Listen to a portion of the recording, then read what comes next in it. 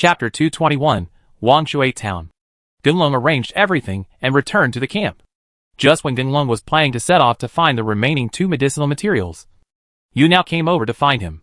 Seeing Yunyao's sad face and full of worries, Gunlong chuckled and said, "What's wrong? Do you need help with anything?" Yunyao hesitated for a while, but finally she decided to speak out, forced a smile on her face, and slowly said, "Gunlong, I'm here to say goodbye to you. Farewell? Isn't life here pretty good? Besides, you can't go home, so where can you go alone?" Gunlong was a little confused as to why Yunyao was determined to leave her stable life. He was about to dissuade her, but Yunyao just laughed and said, "Well, the life here is quite good, but I still want to go out for a walk. I didn't have this opportunity before. Now that the Li family is gone, there is no threat, so I want to walk around and have a look." Fan. Seeing that Yunyao had made up her mind, Gunlong didn't know what to say. He turned over and found nothing valuable. The black stone card could only be cashed out at the auction house. So Gunlong took out a few inner elixirs and handed them to Yunyao, asking her to keep them for the road. Yunyao did not accept Gunlong's gift. She waved her hand and turned to leave. Gunlong watched Yunyao go away, and he smiled. He couldn't tell how he felt about Yunyao. Perhaps because Yunyao was alone. Gunlong was a little uneasy, worried that something might happen to Yunyao. Longrong didn't know when she came to Gunlong. She looked at Yunyao's figure in the distance, nestled next to Gunlong, and whispered softly, "Gunlong, you are so stupid. You can't even see it. That Yunyao is waiting for you to say something to keep her." "Huh? What do you mean?" Gunlong didn't know why, so he turned to look at Longrong. Seeing that Longrong was silent, Gunlong scratched his head and was too embarrassed to ask again. "By the way, I have to go out for a while soon, and we only have 2 sets of medicinal materials left. You don't have much time left, so I'll hurry up and get the medicinal materials together. You and Longing will stay here and have a good time practicing. Strength is paramount in this world, and we may encounter powerful enemies one day. Only by improving your strength can you have a guarantee of survival." Longrong knew that with her current strength, following Gunlong would be a burden. She nodded and agreed. Gunlong didn't want to delay for too long. After all, no one could guarantee that there would be no accidents. He sent Longrong home and went to see Old Lizard and the others. "Oh, you guys are all together." Gunlong came to the Old Lizard's residence and saw the Old Lizard and the Blind Wolf studying the map. Gunlong stepped forward and saw that they were determining the location of the Turtle King. Gunlong was a little moved and looked at the 2 old men. "Man, I was speechless. Well, we think we have obtained the Dragon Snake Gallbladder, but we are just missing the last medicinal ingredient. We don't have much time left, and it will take time to boil the medicinal ingredients. Based on the information we got, we can roughly determine the location of the medicinal ingredients. In this way, we can avoid taking some detours." The Old Lizard looked at Gunlong stunned, and then he expressed his thoughts. Gunlong looked at the map. The 2 circled dots, almost covering the entire map. He knew that this was not an easy task. He turned around and hugged the Old Lizard and the Blind Wolf and said, "You too. I, Gunlong, have remembered your kindness." After a brief greeting, Gunlong and his companions did not delay and gathered in front of the map. After seeing that Old Lizard and his companions had finally determined their target as Maple Leaf Town next to the Haiha River, Gunlong was just about to discuss the time of departure with Blind Wolf and his companions when the dragon soul on his arm appeared. He looked at the map and said, "You little brat, what you're looking for isn't there. If you want to know the exact location, give me 10 inner pills. You've been ignoring me for so long, and if I want to level up, I'll have to wait forever." Gunlong didn't like Dragon Soul at all, so how could he believe Dragon Soul's words? He snorted coldly and ignored it at all. When Dragon Soul saw that Gunlong ignored him, he became a little anxious and said directly, "There are giant turtles in the Haiha River, but during a war 100 years ago, the Haiha River changed its course. At this time, the Haiha River had already dried up. The giant turtles and the others had moved to Wangshui Town as the Haiha River changed its course. If you don't believe it, go and see for yourself. Look. If I lie to you, I will strike you with thunder." Well, Gunlong, I think what he said makes sense. We have heard about the diversion of the Haiha River. If it is true as he said, I am afraid that the direction we chose in the first place was wrong. Gunlong thought for a while, and saw that Maple Leaf Town and Wangshui Town were very similar, only separated by a river. He nodded and finally decided to visit Wangshui town. I just believe you. Let's go take a look first. If it's true as you said, the giant turtle is there. Let alone 10. I will bring out 20 inner elixirs for you. Gunlong patted the dragon's soul and told it to get back quickly. Time waited for no one. Gunlong put away the map, asked the old lizard and the blind wolf to summon a dozen brothers, and rushed towards Wangshui town. Wangshui town is not far away, only half a day's journey from where Gunlong and the others are. Since it is an almost abandoned town, there is no teleportation array there. Gunlong and the others rode on the brothers of the giant wolf clan and quickly rushed towards Wangshui town. It is rare for so many people to visit the dilapidated Wangshui town, and they are also members of the 7-Star Legion. The only remaining people in the town came out to greet him, thinking that Gunlong and the others could take care of the town's business. Gunlong and the others were also a little tired after running all this way. Seeing that there was a tea shop at the entrance of the town, a group of people walked in directly. Boss, make us a pot of good tea. There were no other customers in the simple shop, so Gunlong and the others immediately filled up the shop. The boss had never seen so many people before. He was so busy that it took half an hour before everyone was settled. Gunlong has always been in the habit of drinking tea, especially after arriving on this mecha planet. He found that the tea they brewed here had a refreshing fragrance, which was better than Longjing on Earth. Gunlong held a bowl in his arms and drank 2 large bowls in succession before he asked the boss. Boss, I want to ask you something. Is there a giant turtle here near you? The boss was stunned when he heard this, and it took him a while to react. He filled Gunlong's cup with tea and asked doubtfully, What? Are you here to get rid of that giant turtle? Gunlong couldn't see the boss's intention. He was stunned and didn't know how to answer for a moment. Well, little brother, tell me the truth. Are you here to get rid of that giant turtle? You don't know. That giant turtle has caused us so much trouble. Chapter 222, Conspiracy.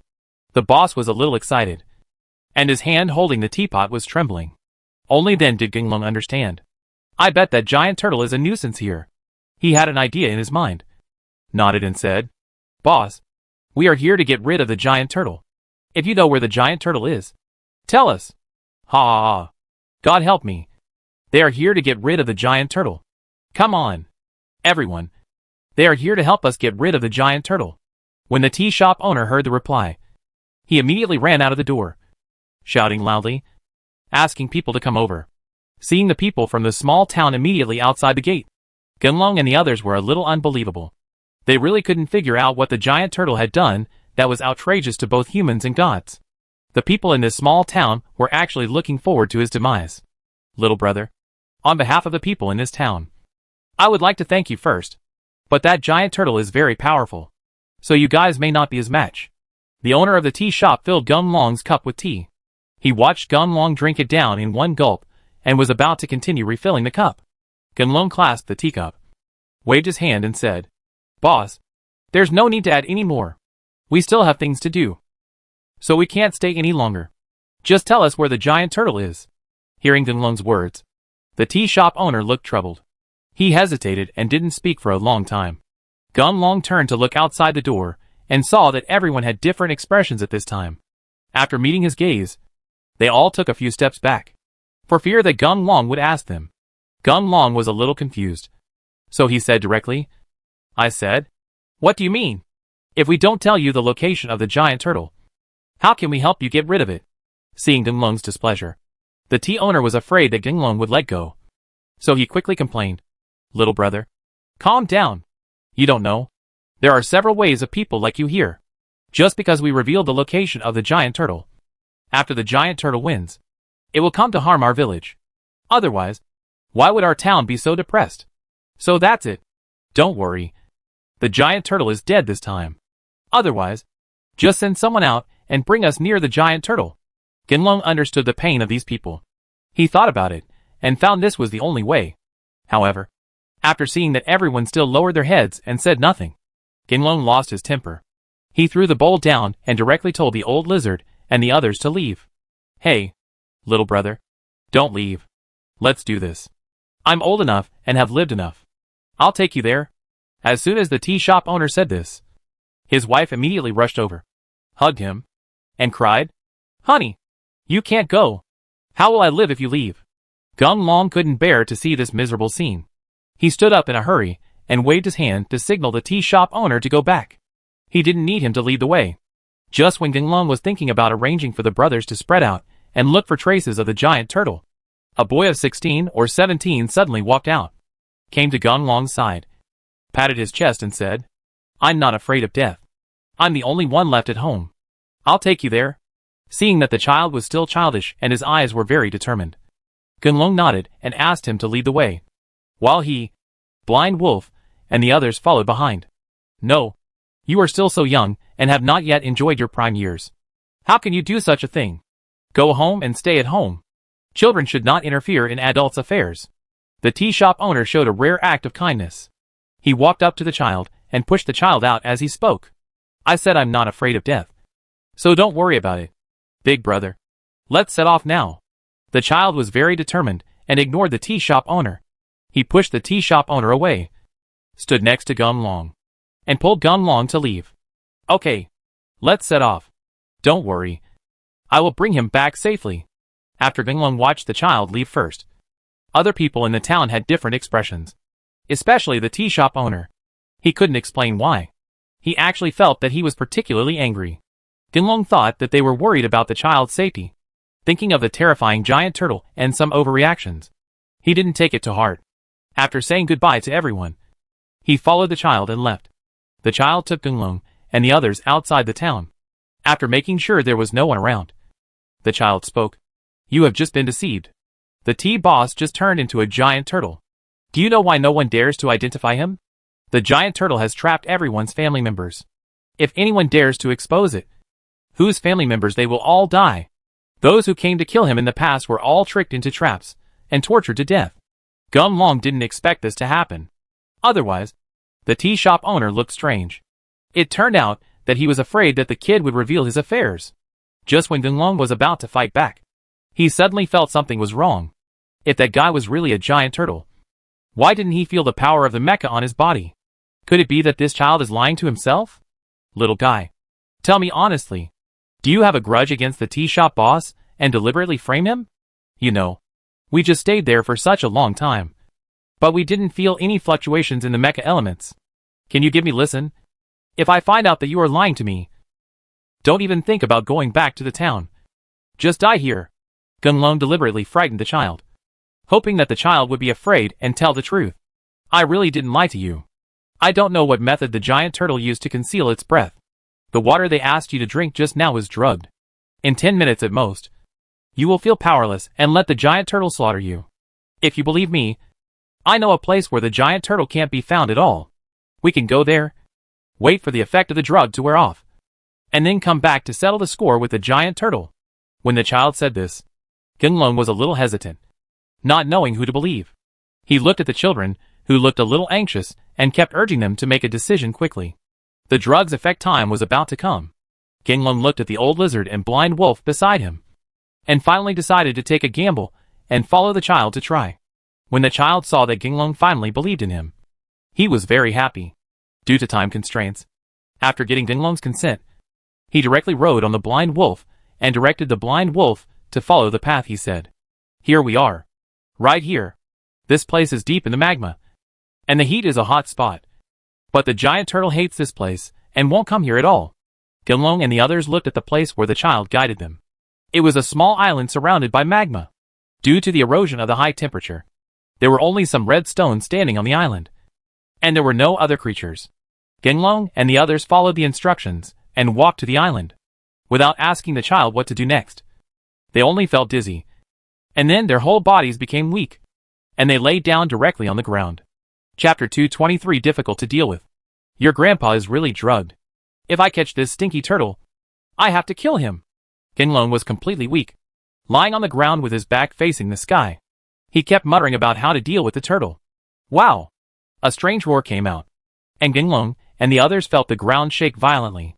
They turned around and saw a large turtle more than 10 meters high crawling over. Gung Long knew that it was the giant turtle he was looking for. What should we do? If it finds us, it will be over. Gung Long looked at everyone lying on the ground, unable to move at all. He was a little worried, seeing that only the child was fine. Then Gung Long asked the child, asking him to find a solution. Brother. Don't worry. The giant turtle can't handle the flames. With the magma blocking the outside, his perception ability is very poor, and he can't detect us at all. The child was very confident. He was not afraid at all, and signaled Ginglong and the others to continue resting. Wow! The giant turtle failed to notice Ginglong and the others, and was obviously very angry. He stepped on heavy steps, bumped around, and left here. I'll go. It really works. Little guy. You have done a great job this time. After we take care of that giant turtle, we will reward you well. Gunlong was relieved when he confirmed that it was safe, probably due to the effect of the drug. Gunlong felt his eyelids twitching constantly, but he couldn't hold on any longer, so he just closed his eyes and took a rest. When Ginglong woke up after waiting, he saw that it was already evening. He got up and moved around for a while to make sure that his body had recovered. The old lizard and the blind wolf were already waiting for him. Gunlong laughed and invited everyone to head towards the town. The giant turtle in the town changed back into the T-boss, and he gathered everyone together. Seeing those guys lowering their heads and not daring to look at themselves at all, the giant turtle chuckled and said, "You guys, I'm not going to treat you poorly. I'll give you food and shelter. I didn't expect you to dare to betray me. That kid must have betrayed me today. As punishment, I'm going to kill 10 of you. Here you go. You have 1 minute to think about who will die." The people in the small town were very desperate at this time, and they had expected such an ending. It seems that today's test is difficult to pass. Everyone, look at me and I look at you. In the end, we still follow the old rules. The older ones take the initiative to stand up and stand in a row. Don't blame me. You brought this on yourself. Listen to the rest. I hope this is the last time. If there is a next time, I will kill them all without leaving anyone behind. Who knows? Let you always like to find trouble. The giant turtle said as he came to one of them and saw that the man was trembling with fear and did not dare to look at him at all. The giant turtle was very happy. He opened his mouth and swallowed the man whole, although the remaining people knew that this would be the outcome. But seeing that it was their turn soon, they were all a little scared and collapsed on the ground, their bodies trembling non-stop. He closed his eyes tightly, praying that this moment would end soon. Whoosh! The sound of a sharp sword cutting through the sky appeared, and the giant turtle became alert. Seeing that something was wrong, he immediately stepped aside. The whistling sword grazed his face. With a stabbing sound, a scar appeared, and blood flowed out directly. Bold, whoever attacked me, stand up. The giant turtle, which is rarely attacked by people, feels a little embarrassed on its face. He changed back to his original form and wandered back and forth, trying to determine the direction of his attack. Gunlong and the others were hiding in a nearby dilapidated house. In order to prevent the giant turtle from killing people again, they were forced to take the initiative to attack. Seeing that there was no chance of a sneak attack, Gunlong and the others stopped hiding and appeared directly, charging toward the giant turtle. Asshole. You're looking for death. The giant turtle didn't take Gunlong's attack seriously. He snorted coldly, raised his foot, and stepped hard on the ground. A crack appeared directly and spread to Gunlong's feet. Gunlong, who had been prepared for a long time, immediately called on his brothers to jump aside when he saw the attack coming. After making sure that everyone was safe, Gunlong got up and continued to attack the giant turtle. Clang, clang, clang. Gunlong's attack hit the giant turtle, making a heavy impact sound. But the giant turtle was fine. It's not going to work if this continues. If they can't break the giant turtle's defense, they will be dragged to death sooner or later. Gunlong no longer attacked blindly, but tried his best to get close to the giant turtle, thinking that as the distance gets closer, there will naturally be more opportunities to attack.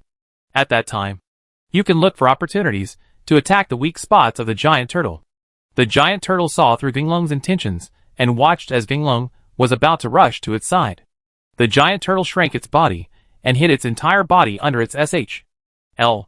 It turned over and hit Gunlong and the others, knocking Gunlong aside, who could not dodge in time. Xiaoqiang, is there any way to deal with that giant turtle? This guy is really tough. Gunlong had no choice but to seek Xiaoqiang's opinion. However, after some investigation, Xiaoqiang didn't have any better suggestions. After all, as long as the giant turtle can hold on, with its thick and strong SHL, it is truly invincible. The old lizard fought with the blind wolf for a while, and saw that he could not cause any damage to the giant turtle. but was shocked to the point of vomiting blood. They did not dare to attack blindly, but scattered, looking for other opportunities to attack. Your grandpa. This guy is really difficult to deal with. Ginlong and the others struggled with the giant turtle for almost an hour. After seeing that the giant turtle had some slight cracks on its SHL, there were no other injuries. Ginlong was completely speechless. He only asked everyone to surround the giant turtle, conserve his energy, and no longer take the initiative to attack. Brother, that giant turtle is afraid of fire. You can attack with fire. Hearing the child's cry, Ginlong secretly sighed that he was stupid. Not long ago, they had just escaped from being hunted by a giant turtle with the help of magma. Now that he had completely forgotten about this thing, Ginlong took out the fire seal from his pocket, lit it directly, and threw it at the hole under the giant turtle's SHL. Wow! With a cry, Ginlong and the others saw that the giant turtle was obviously reacting to the fire attack, and moved its body quickly, shaking out the fire break. Ginlong was overjoyed. He called everyone together, lit anything he could reach, and threw it towards the giant turtle. Assholes! You despicable guys! If you have the ability, fight me legitimately. The giant turtle could not bear this. He swung his body back and forth to avoid the attack of the flames. He kept shouting and scolding Ginlong and the others. Chapter 224 Success. Humph. You are such a scourge, and you still want to treat us with fairness. Just go to HL. Ginlong shouted loudly, and saw the giant turtle's head sticking out because it was afraid of the heat. He immediately rushed over, raised his knife, and slashed towards the giant turtle's neck. Wow! The giant turtle was in pain and dared not stay here. He endured the severe pain, retracted his body into the turtle SHL, jumped out of the encirclement with a flip, and ran towards the distance without looking back. Your grandpa's. Stop it! When the giant turtle heard the shouts of Ginlong and the others, he stepped even faster. Before Ginlong and the others could reach him, he had already rolled several times and was several miles away. Come on! Didn't you say that even tortoises are slow? Why is this guy so weird? He can run faster than a rabbit. The old lizard and the blind wolf couldn't help but feel a little disbelief as they watched the giant turtle move forward. But it was faster than them. They couldn't help but sigh. Brother, please work harder. That giant turtle is running into the river. Once he gets into the river, it will be difficult to deal with. Hearing the child's reminder, Ginlong secretly thought something was wrong. He called on the old lizard and the others to speed up, while he himself slipped to the side. When there was no one around, he used the Shifanga directly to summon the ghost warrior. The ghost soldiers were at the same level as Gunlong, but they moved much faster. Gunlong was held by the two men, and without leaving the ground, he moved forward quickly.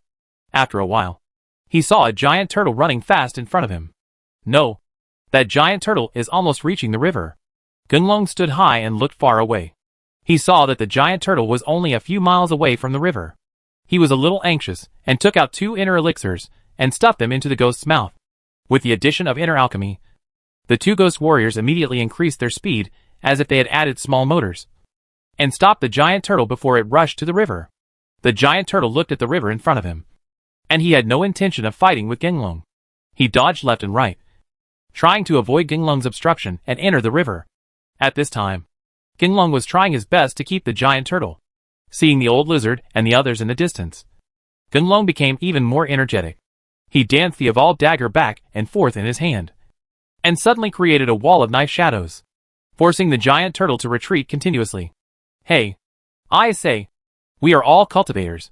Why do you have to help those ordinary people? As long as you let me go, I can give you all the treasures I have accumulated for many years. The giant turtle didn't expect that Ginlong would be so difficult to deal with. After several attacks with no results, he saw that Ginlong's helpers were about to arrive. The giant turtle was a little anxious and immediately begged for mercy. Ginlong had nothing to say to the giant turtle. Seeing that the ghost warriors could penetrate the giant turtle's hard SHL, he immediately became interested and summoned the ghost warriors to attack the giant turtle indiscriminately. This was very painful for the giant turtle, who was trying to escape. The turtle SHL barrier that he was originally proud of was now like air in the hands of the ghost, and had no effect.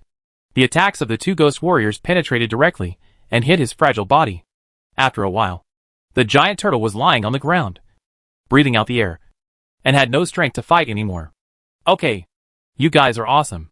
My old ghost fell into trouble here today, but don't be complacent. I will support you even if I die.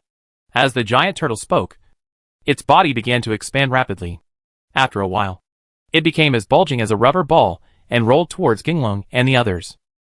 Seeing that the giant turtle was going to die together, Ginglong controlled the ghost warrior to step forward, grabbed the giant turtle's body and ran away. In just 3 or 2 minutes, there was only a bang sound, and the giant turtle's entire body exploded. The huge shock wave, even though Ginglong was far away, was still affected and was directly knocked to the ground. Fortunately, Ginglong and the others were well prepared, and the organic armor elemental body protection did not cause any fatal damage. Woo! The ghost warriors were the first to bear the brunt of the explosion. The 2 of them were holding Turtle LS in their hands, and half of their bodies were blown away. They made a sound similar to howling in their mouths and walked towards Ginglong. When Ginglong saw that his 2 treasures were injured, he felt very distressed. He quickly took out a few inner elixirs and distributed them evenly between them.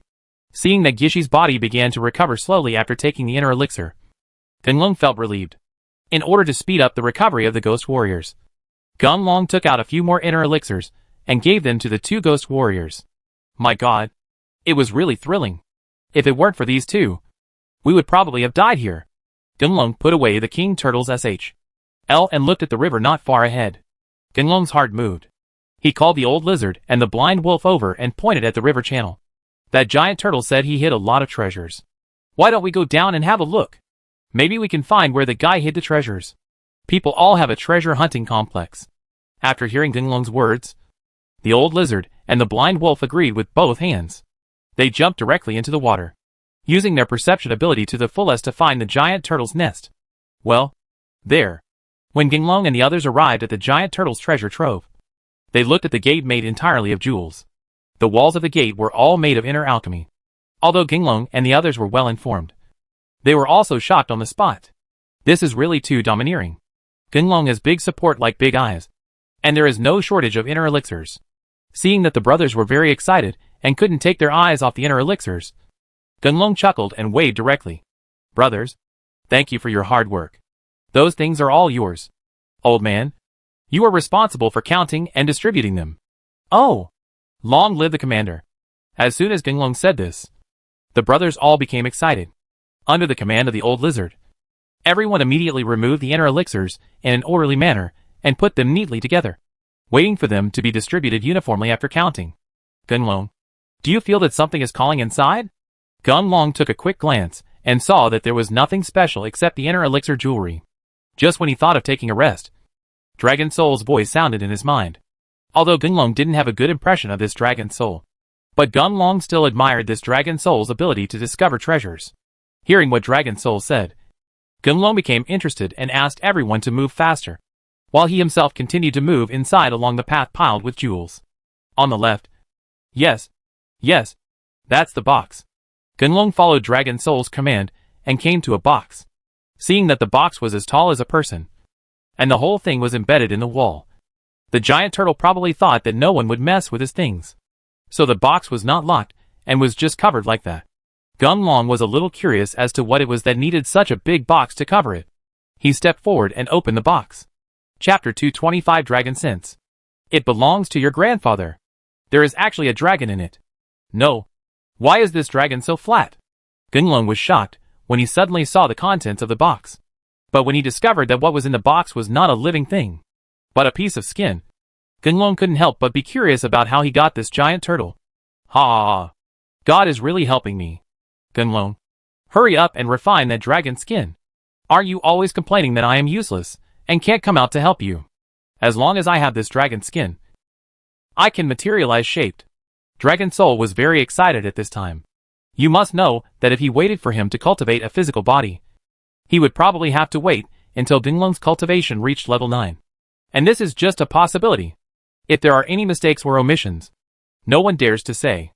Now I see that there is a dragon skin coming out of this treasure chest. As long as Gunlong refines the dragon skin and absorbs the power of the dragon skin, with the unique energy on this dragon skin, he can at least save a lot of money. With a little effort. It will take a long time for you to form your own entity. When Gunlong heard that it had such benefits, he immediately took out the dragon skin. The dragon skin, which was 100 meters long, was not very heavy due to its dryness. coupled with the influence of the buoyancy of the river. Dinglong spread it out casually, and placed them according to Dragon Soul's instructions. On the ground. Okay. Gunlong. Let's see what happens next. By the way, I don't have physical energy yet. So I'm afraid I need to borrow your body to use it first. Don't resist later. Otherwise I won't have the power. Do it a second time. Dinglong didn't expect such a thing to happen. He just wanted to ask what was going on. I just felt that the Dragon Soul suddenly penetrated into my mind. And then my body was completely out of my control. Wandering around the dragon's skin. I'll go. That's okay too. Dinglong was a little uncomfortable with watching his body movements from an outsider's perspective. He was just about to take back control of his body. But when he thought of Dragon Soul's words, Dinglong made no move. Just quietly watching how Dragon Soul operates. This dragon skin was at least a great god when he was alive. With it here, my practice will be much easier in the future. Dinglong, relax. I'm going to use the power of your mecha. As soon as Dragon Soul finished speaking, Dinglong felt as if his body had been hollowed out, and the mecha elements were rapidly drained away. In the blink of an eye, the remaining mecha elements in his body were all crowded outside his body. Under the control of the Dragon Soul, they were discharged against the dragon skin, just like a giant dragon composed of mecha elements. Rise! As the Dragon Soul roared loudly, the dragon skin filled with mecha elements slowly rose up. At first glance, it looked like a real giant dragon. Gather! Dragon Soul did not stop. He shouted another mantra immediately afterwards. But this time it didn't seem to be going well. The dragon skin suspended in front of him just floated with the water and made no other movements. Oh my god! This thing actually still has dragon consciousness. This is troublesome. Dinglong couldn't understand what Dragon Soul was saying. He only knew that his current body couldn't last long in this state, because Dinglong had already felt that his soul was also implicated, and cracks were slowly appearing. It is estimated that after a while, I am afraid it will directly break into pieces. Will your grandpa's work? If it's really difficult, let's put the dragon skin away first and study it later. If you don't stop, I will be killed by you. Dinglong had no choice but to shout directly. Dragon Soul was also very helpless at this time. He did not expect that there was consciousness on such a dragon skin that had been sealed for a long time.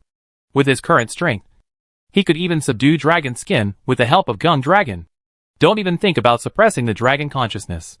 Dragon Soul didn't dare to ask for help at this time. He returned the control of his body to Gunlong and said with some embarrassment, I said, I'm sorry. I didn't expect this thing to be in this thing. I can't beat it. It's up to you whether you live or die.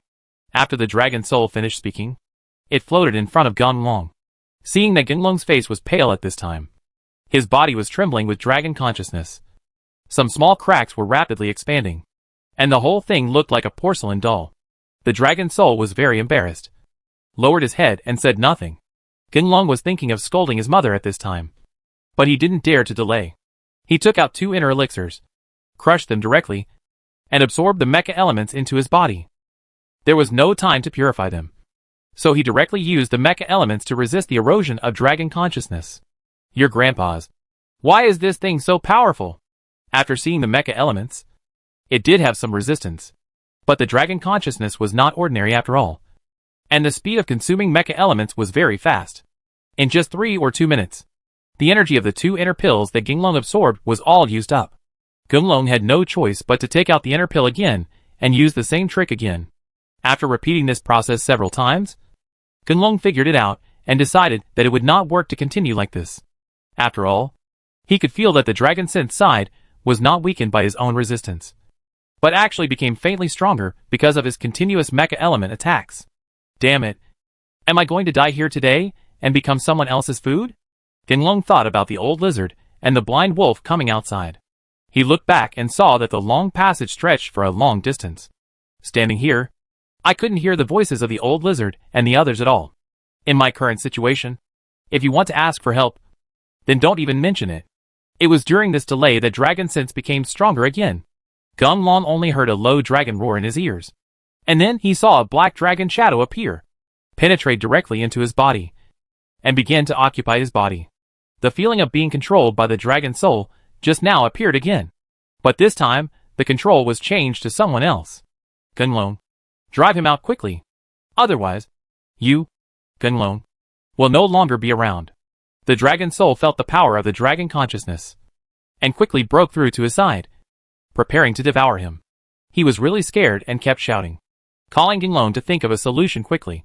Your grandpa. That's easy to say. You can do it. Let me go. How can this guy be so evil? Even after death, he can be so powerful with only a piece of skin. Dragon soul. Think about it quickly and see if there is any other way. Ginglong had no move at this time. Seeing the dragon-shaped marks were beginning to appear on his soul, he knew that the dragon consciousness had penetrated into his entire body and began to engulf his consciousness. He hurriedly called to the dragon soul and asked him to think of a solution. Chapter 226 Devouring. What can I do? Oh, by the way, your little dragon. That guy is a natural dragon. He will definitely be able to defeat this dragon consciousness. You should let him out quickly. Dragon Soul's words reminded Ginglong. But Xiaolong had not responded since that time when his energy exploded and he entered the upgraded state. Ginglong was worried about disturbing Xiaolong and affecting Xiaolong's cultivation, so he didn't ask. The situation is urgent now. If I burp, there is nothing to talk about.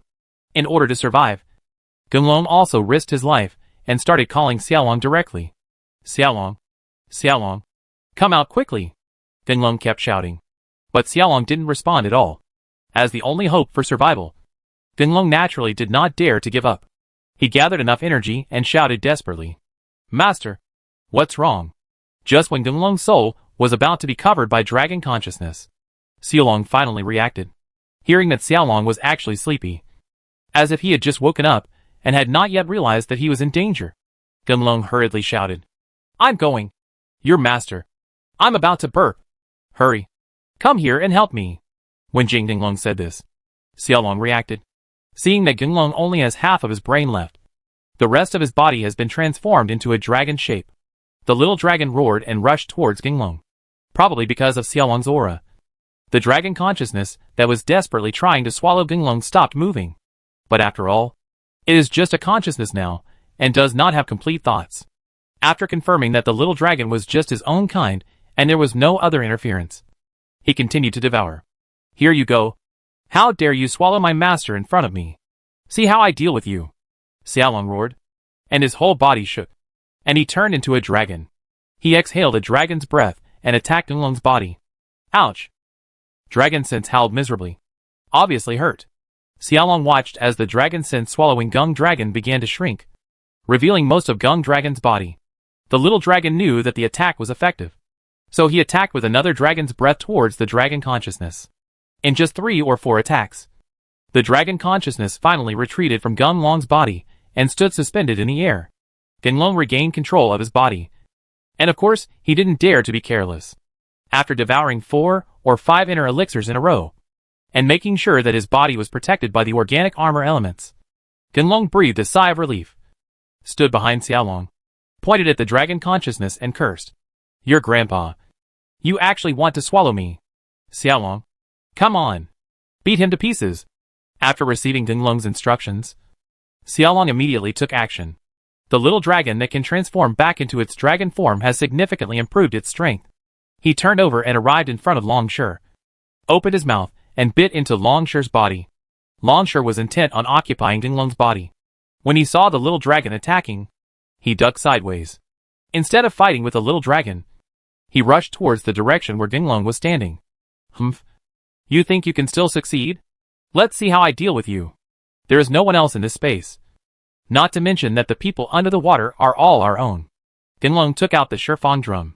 Originally, I wanted to let the ghost warriors go into battle. However, considering that the ghost warriors had not recovered from their injuries at this time, Ginglong just used the sound of the Shifang drum to frighten the dragon consciousness. Ouch! There was another miserable cry, and Long Shi quickly retreated away from Ginglong. Ginglong knew that the sound of the Shifang drum had an effect. He snorted coldly and said to himself that it was really fun for you to bully me just now. Things are changing. And since I know that you are also afraid of these 10 square drums, your doom has come. Dong dong dong. The rapid drum beat sounded, and attack waves formed under the water, attacking towards Long Shi. The already soul-stirring drum sound, coupled with Xiaolong's attack, made the dragon sense unable to resist, and turned around to escape. Where to run? Xiaolong had been attacking Long Shi all along. And when he saw that Longshir's momentum was not right, he shouted, opened his mouth and bit Longshir's tail, refusing to let go no matter how Longshir struggled. Ha ha ha. Master, this guy is actually a great tonic. I have the same breath with him and can eat it. In this case, I won't be polite. Go ahead. You little dragon. You must not do that. This thing is what I use to reshape my body. What will I do if you eat it? The dragon soul watched the little dragon stretch out its claws, hold down the dragon consciousness, and start from the tail, opening and closing its big mouth to devour. He was anxious and immediately spoke out to stop Xiaolong. Come on. We are no match for that dragon. I think you should stop talking about it this time. When you become stronger, I will help you find the dragon's skin. Genlong breathed a sigh of relief when he saw that Xiaolong had successfully suppressed the dragon consciousness. Hearing what Dragon Soul said, Genlong rolled his eyes at Dragon Soul and said he would no longer listen to what Dragon Soul said. The Dragon Soul is just a soul body. Without Genlong's attachment, he can't do anything. He wanted to control Genlong's body, but Genlong was well prepared and his defense was tight, not giving him a chance at all. The Dragon Soul had no choice but to circle around the little dragon and Longshir, watching the little dragon eat. And he was very happy. Dragon Soul was not happy at all. He pouted and had tears in his eyes. He glanced at Genlong from time to time, hoping that Genlong would change his mind. Although Genlong felt a little soft-hearted, thinking of the horrific scene just now, he dared not let go and let the Dragon Soul try again. Seeing that Xiaolong finally swallowed the dragon consciousness, Genlong stood up and came to Xiaolong's side. Xiaolong, your cultivation has improved a lot this time. You can actually transform into a dragon shape, but your dragon body is too small. I don't have room to sit at all. Upon hearing that Genlong actually wanted to use him as a mount, Xiaolong snorted coldly and ran to the big box where the dragon skin had been stored. After looking up and down, the little dragon stretched out his claws and struck hard, breaking the box into pieces. Master, I am a noble dragon. If you try to take advantage of me again. Huh? Xiaolong said, pointing to the fragments of the box on the ground with his paw, clearly demonstrating to Genlong. Genlong was a little depressed. He didn't expect that he would be threatened by his pet, the Dragon Soul, which had a grudge against Xiaolong because its dragon consciousness was swallowed up. Saw an opportunity and immediately came to Genlong, pointed at the little dragon and said, Genlong, look, how spoiled this little thing has become to you. He even dares to threaten you. I remember telling you before that this little dragon and I can also be fused. As long as you say a word, the two of us can join forces and deal with this little dragon immediately. Chapter 227 Dragon Pattern. Well, you said, you and Xiaolong can be fused. I don't mind. I will help Xiaolong get rid of you. Genlong was very angry at Dragon Soul's words. He glared at Dragon Soul, not as if he was joking. Xiaolong also came to Genlong at this time. He patted Dragon Soul on the head, gave Dragon Soul a blank look and said, Stinky dragon, who do you think you are? You want to sow discord between me and the master? I tell you, there is no way. The brief interlude did not attract everyone's attention. Genlong was sure that there was no other valuable thing here. He asked Xiaolong to follow him and walked out together to fight the blind wolf and the others. As for the Dragon Soul, after seeing that he had no chance, he hid back in Genlong's arm dejectedly and said nothing. Genlong, you are back. Seeing the panic on the old lizards and others' faces, Genlong was a little puzzled. He stepped forward and asked what was going on. Look around. Where are we now? Hearing the voice of the old lizard, Genlong walked out of the cave and looked around. When you look at them, they are still in the sea, and there is nothing special about them. Genlong just wanted to ask the old lizard if they had gotten so many treasures that they were hallucinating. There was a rumble above their heads, and when they looked up, they were actually underneath a small town. Do you think this river can move? Genlong only had this thought in his mind at this time. Apart from this explanation, he really couldn't figure out how they, who were still in the suburbs just now, could appear below the small town. We also finished cleaning up and didn't see your shadow, thinking that you were waiting outside. We came out to look for you. Who would have thought that we would see this scene? Genlong, do you think it's because the giant turtle is not dead? Toru deliberately set a trap to trap us here? The old lizard didn't dare to move, for fear of touching any restrictions. He looked at Genlong, waiting for Genlong to make up his mind. Genlong didn't believe that it was the giant turtle that was responsible, let alone the giant turtle. Even Big Moo himself wouldn't be able to create such a big battle. Looking at the people walking above him, Dinglong felt that they should be under the town's moat. He motioned to the old lizard and them not to move, and swam to the river alone. After confirming that it was next to the town, Dinglong had an idea in his mind and dived to the bottom of the river, following the old lizard, and they stood together again. When did you notice the river moving? About half an hour. Upon hearing Dinglong's inquiry, the old lizard knew that Dinglong must have discovered something, and he immediately responded, "Well, let's wait here to see if the river will still move." Dinglong insisted that the movement of the river water was not accidental. He asked everyone to calm down and sit at the bottom of the river to wait. 10 minutes. 20 minutes. After more than an hour, when Dinglong was about to lose his patience, they heard a crunching sound at the bottom of the river. Then Dinglong and the others felt that the water around them suddenly became colder. When they looked up again, they saw that the top of their heads had been replaced by ice block-covered polar rivers. Well, it seems that there is something wrong with this place. The giant turtle discovered this secret and placed his residence here. Otherwise, the giant turtle is elusive. I guess it's not him who keeps going back and forth. But the reason for this blessed land, Dinglong was sure it was because of the movement of the ground under his feet. And he became energetic. After all, the ground won't move, so something should be controlling him. After telling everyone his thoughts, Dinglong arranged for everyone to search separately to see if there was anything special discovered.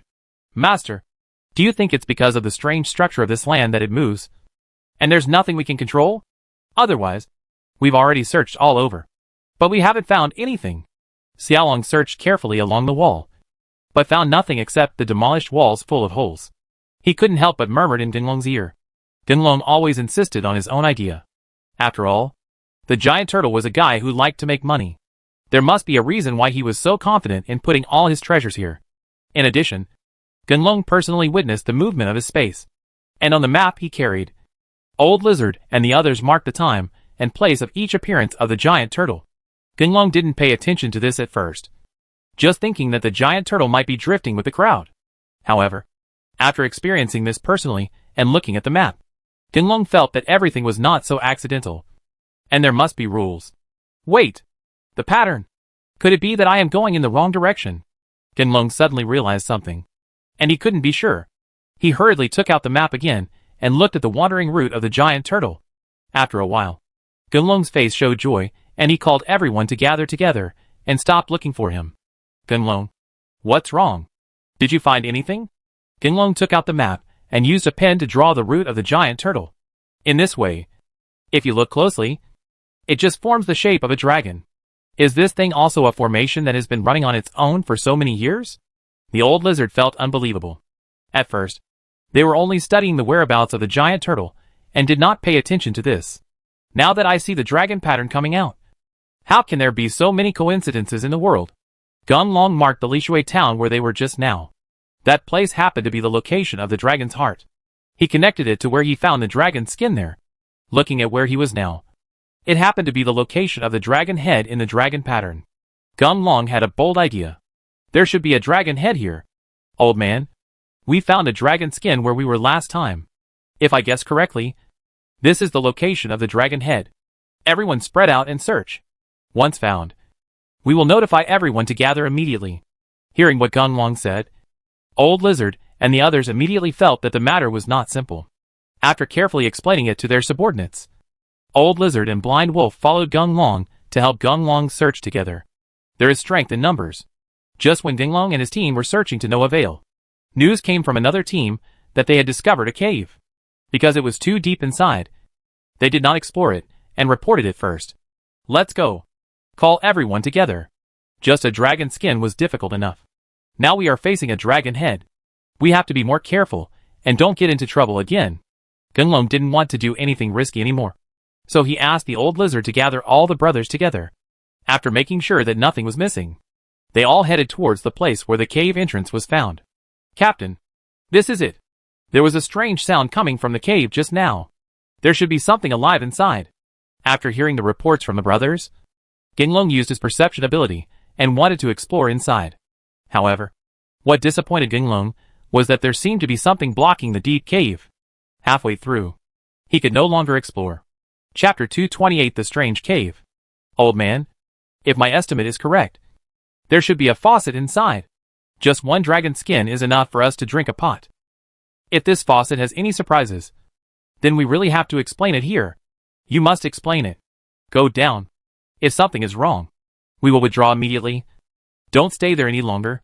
Gung Long didn't want everyone to lose their lives for this unnecessary adventure. So he told the old lizard and the blind wolf to explain clearly to their brothers. After making sure that everyone was ready, Gung Long took the lead and led the way into the cave. To say that the cave is not too deep. Gung Long and the others did not go far before they reached the depths of the cave. Seeing that the inside was covered by a layer of black mist, they thought the cave was very deep. Gung Long stopped Xiaolong, who was about to enter the black mist, picked up a stone, and threw it towards the black mist. There was no sound of pebbles falling in the silent cave. Gung Long thought it was because he didn't pay attention. He repeated his old trick, picked up another stone and threw it. Quiet. Very quiet. This time Gung Long held his breath and listened carefully. After discovering that there was indeed no sound of stones falling to the ground, Gung Long squinted his eyes and looked through the places where the black mist occasionally showed up. When he saw that there was a stone wall inside the black mist, Gung Long was a little confused. What on earth was going on? One thing. Brother, lend me your spear. Gung Long called to the brothers beside him, took his weapon over, pointed it at the black mist and stabbed it. Buzz. This time the test did produce a response, but only a sound was heard. Gung Long watched the spear in his hand completely sink into the wall. In a moment, the other end of the spear stretched out not far from Gung Long and his men. Gung Long felt a little unbelievable and asked the brother to grab the spear, while he ran to the place where the spear was exposed and observed it. Gung Long, what on earth is going on? Hearing the old lizard's question, Gung Long also shook his head. He had consulted Xu Qiang just now, but it was a pity that Xu Qiang couldn't tell him anything. Boom! A stone suddenly jumped out of the black mist and hit Gung Long on the head. Before Gung Long could get up, another stone flew out. But this time Gung Long was prepared, and he reached out and grabbed the stone in the palm of his hand.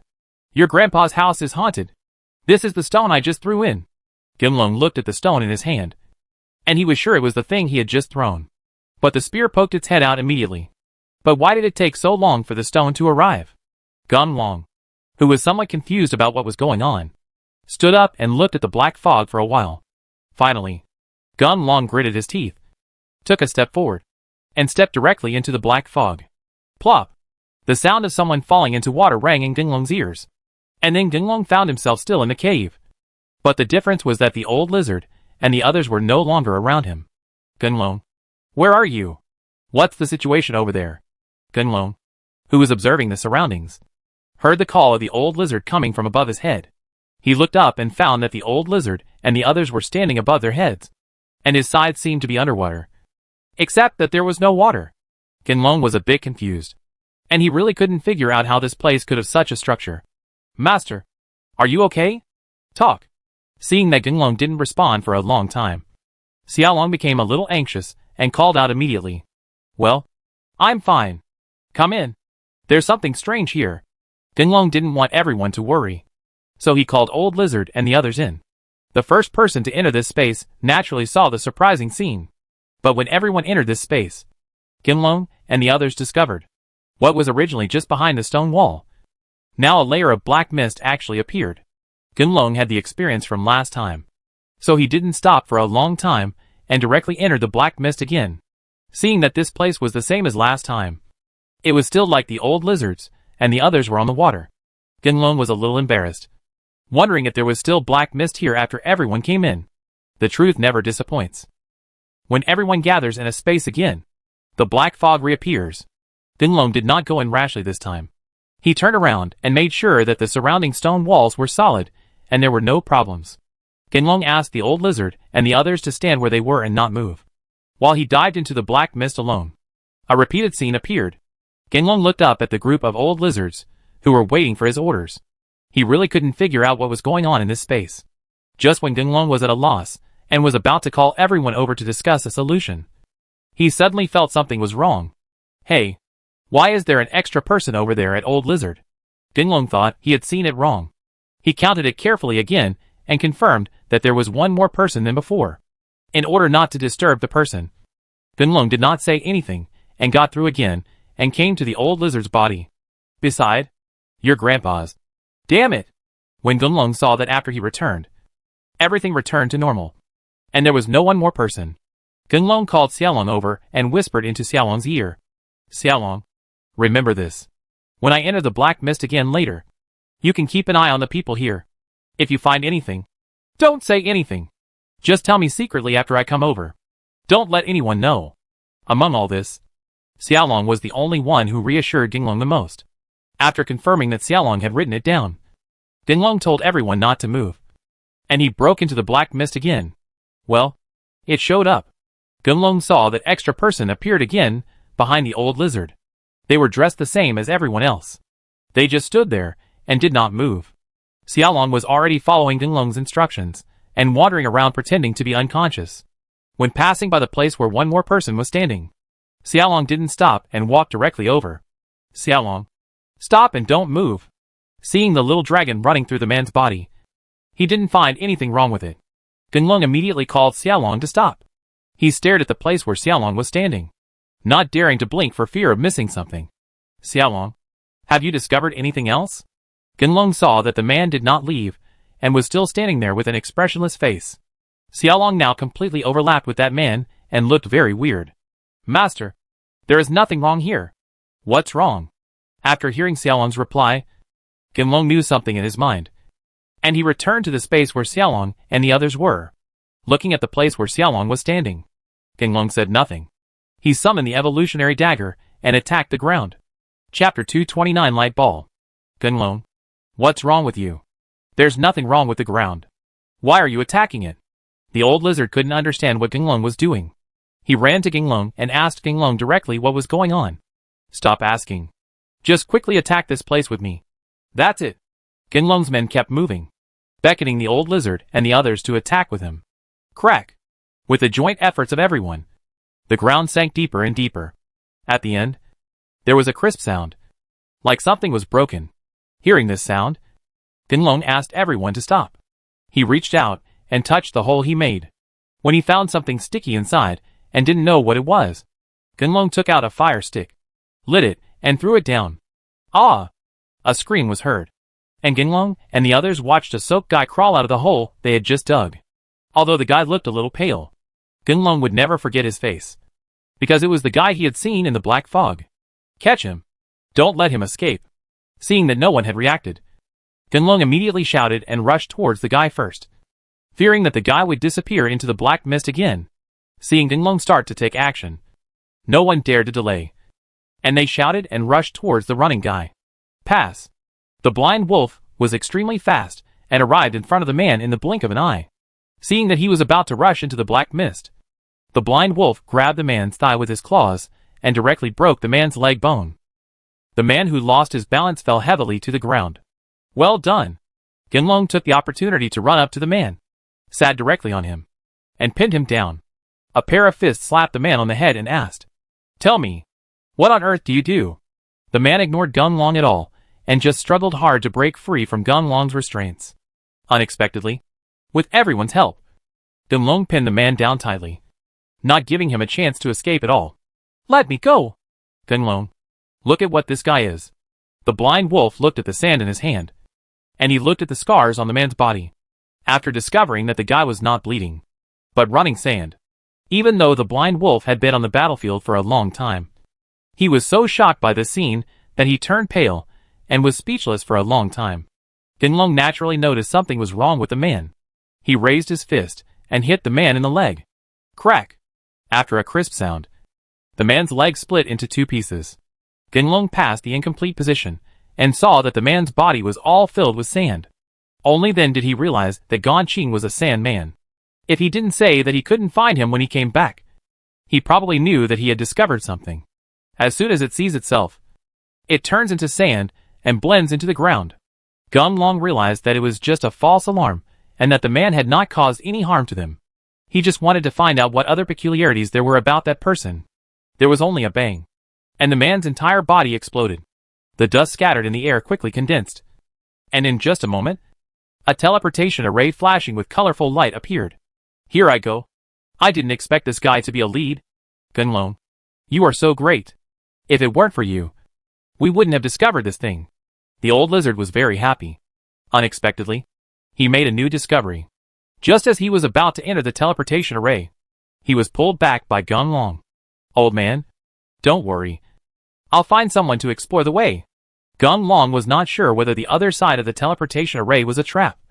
So he stopped the old lizard and slapped his arm and said, "What's the matter? I just want to pick up something ready-made. Come out and do some activities." Dragon Soul felt a little embarrassed when Gunlong said this. He appeared and took a look at the teleportation array. He originally wanted to discuss it with Gunlong, but he couldn't go through. But when he saw Gunlong's livid face, Dragon Soul didn't know what to say and just got into the teleportation array. "Let me go!" "Gunlong, you guys, hurry up. That dragon head really exists. I just don't have enough strength. Otherwise, I will definitely surrender the dragon head." The Dragon Soul quickly came back, with an excited look on his face. He called Gunlong to take people over quickly, for fear that the teleportation array would disappear in the next second. Gunlong knew there was no problem, so he let the Dragon Soul return to his arm. With a wave of his hand, he rushed into the teleportation array first. Ouch! Just when Gunlong and the others stood firm, a dragon roar reached their ears. Looking for the sound, Gunlong and the others saw not far away in front of them a dragon head as tall as a man, hanging in the air, staring at Gunlong and the others with blood-red eyes. "Master, this guy is really awesome. Looking at him like that, he can compete with Bile." Xiaolong also came over. When he saw the dragon head, he was very shocked. His mouth opened wide, and he kept shouting. It is probably because the dragon skin was absorbed by the little dragon, and the dragon head could sense it. That is, when Xiaolong entered this space, the dragon head's eyes focused on Xiaolong, and could not move away at all. Gunlong also noticed this detail, and he signaled Xiaolong to stand where he was and not move. A man cautiously came to the faucet, and saw that the faucet didn't react at all. Just when Gunlong was about to stretch out his hand to test the strength of the dragon's head, the dragon's head became alert, whined and turned around, biting towards Gunlong. "Yeah, this guy reacts very quickly. Old man, tell the brothers to hit me. Aim at the guy's head and hit him." Although Gunlong didn't succeed in the sneak attack, when the dragon's head opened its mouth just now, he clearly saw that everything in the dragon's mouth was empty except for Shenren's fangs. And at the core of the faucet, a transparent ball of light is suspended. It must be that thing that controls the movement of the faucet. The huge dragon head moved much slower. The old lizard and the others took advantage of the opportunity, and they were all happy and relaxed, and separated a few people to attract the dragon head's attention. The others, using all their tricks, attacked the dragon's head. Boom, boom, boom. The sound of weapons colliding with skulls echoed into space, and Gunlong and the others were shocked and upset, seeing that the dragon's skull was extremely hard. There were no cracks at all after this attack. Gunlong thought that this was not going to work. He looked at the dragon's open mouth when it attacked, ran to Xiaolong and said, "Xiaolong, if this continues, we will be exhausted sooner or later. If you see the light ball inside the dragon head, we will attract firepower later. You can find an opportunity to get in and take down the light ball." Xiaolong looked towards the place pointed by Gunlong. When he saw the light ball, he immediately became interested. He nodded, transformed into a dragon shape, and charged towards the dragon's head. Gunlong didn't know if this would be useful, but it was their only solution now. Seeing that Xiaolong was about to reach the dragon's head, he immediately jumped on top of it, pressed the evolved dagger hard, and stabbed toward the center of the dragon's head. How could Long Tu tolerate Gunlong standing on his head? He opened his mouth wide and vibrated hard, trying to throw Gunlong off. Xiaolong had been prepared for a long time.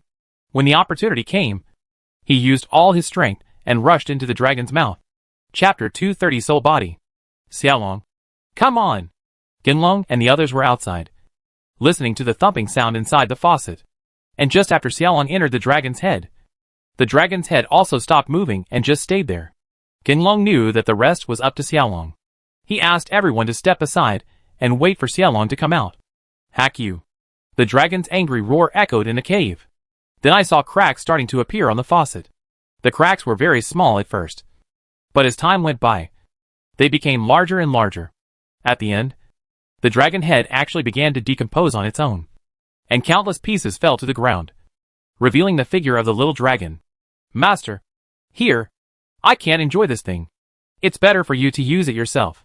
Gunlong took the ball of light thrown by Xiaolong.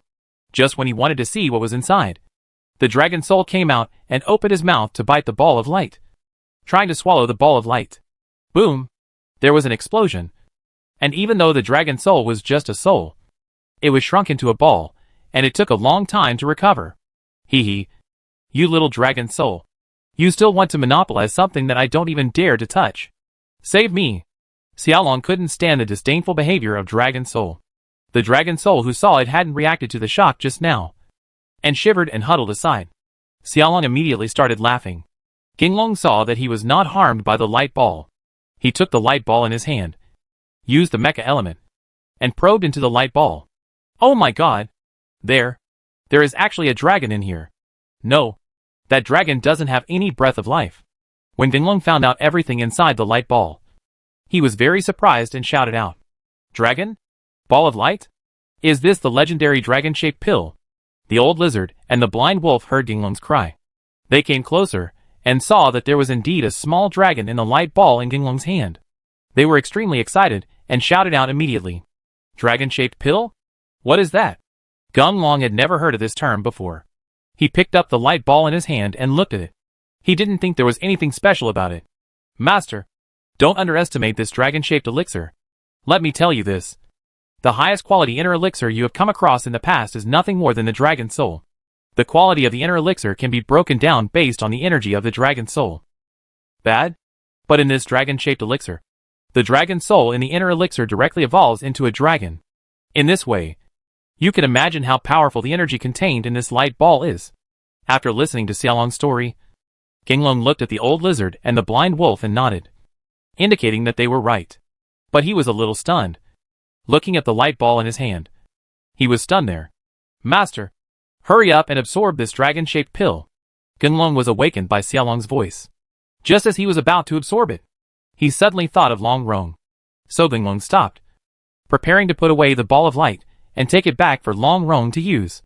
"Ginglong, there is another reason why this dragon-shaped elixir is rare. That is, if it cannot be absorbed quickly after leaving the host body, the energy inside it will be lost quickly. Don't delay.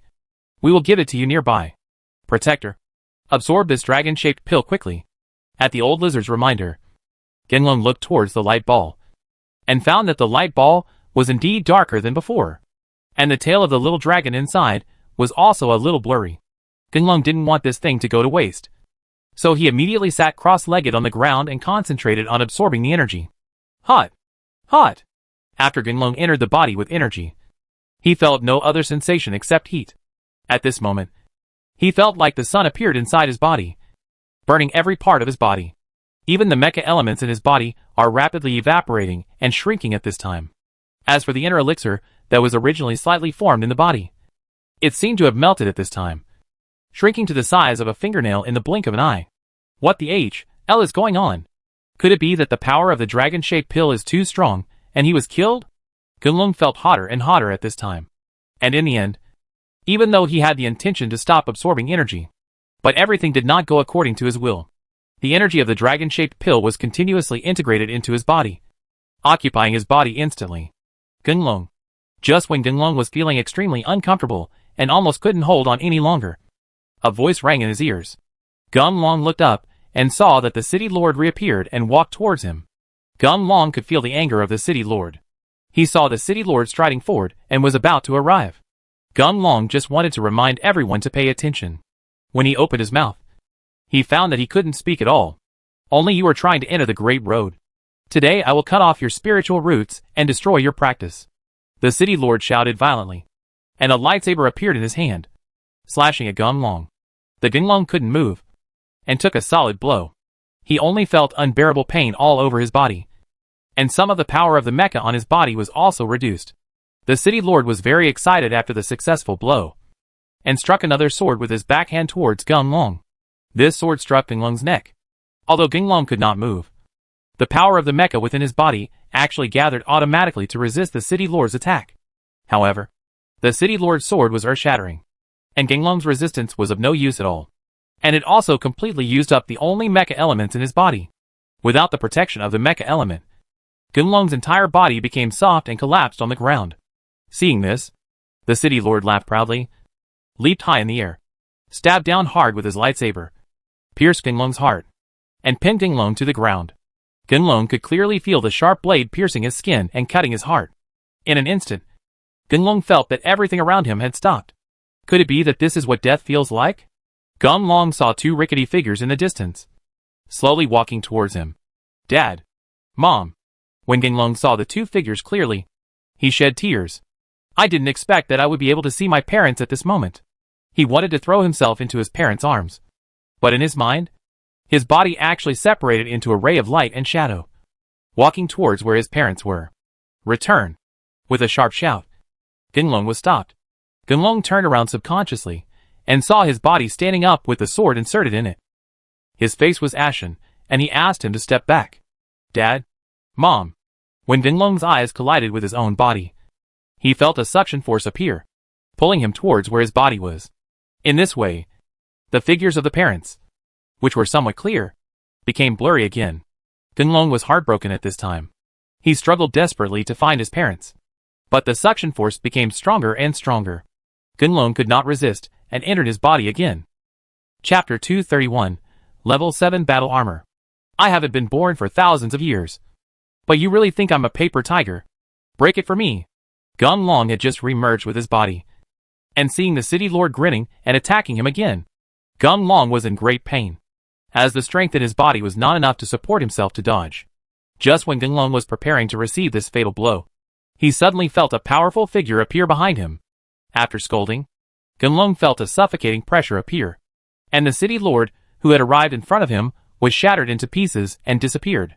Ginglong wanted to turn back, but his body couldn't move at all. He could feel the figure walking forward slowly, coming behind him, and scanning his body with sharp eyes. This silent pressure also made Ginglong a little overwhelmed, and the sweat on his forehead fell like raindrops. Perhaps feeling the pressure he was exerting on Ginglong, the figure immediately moved his gaze elsewhere. After a sigh, he disappeared. Ginglong didn't know who the other party was, but when he saw him knocking the city lord away with just a loud shout, one look almost killed him. The masters Ginglong knew in his heart flashed one by one.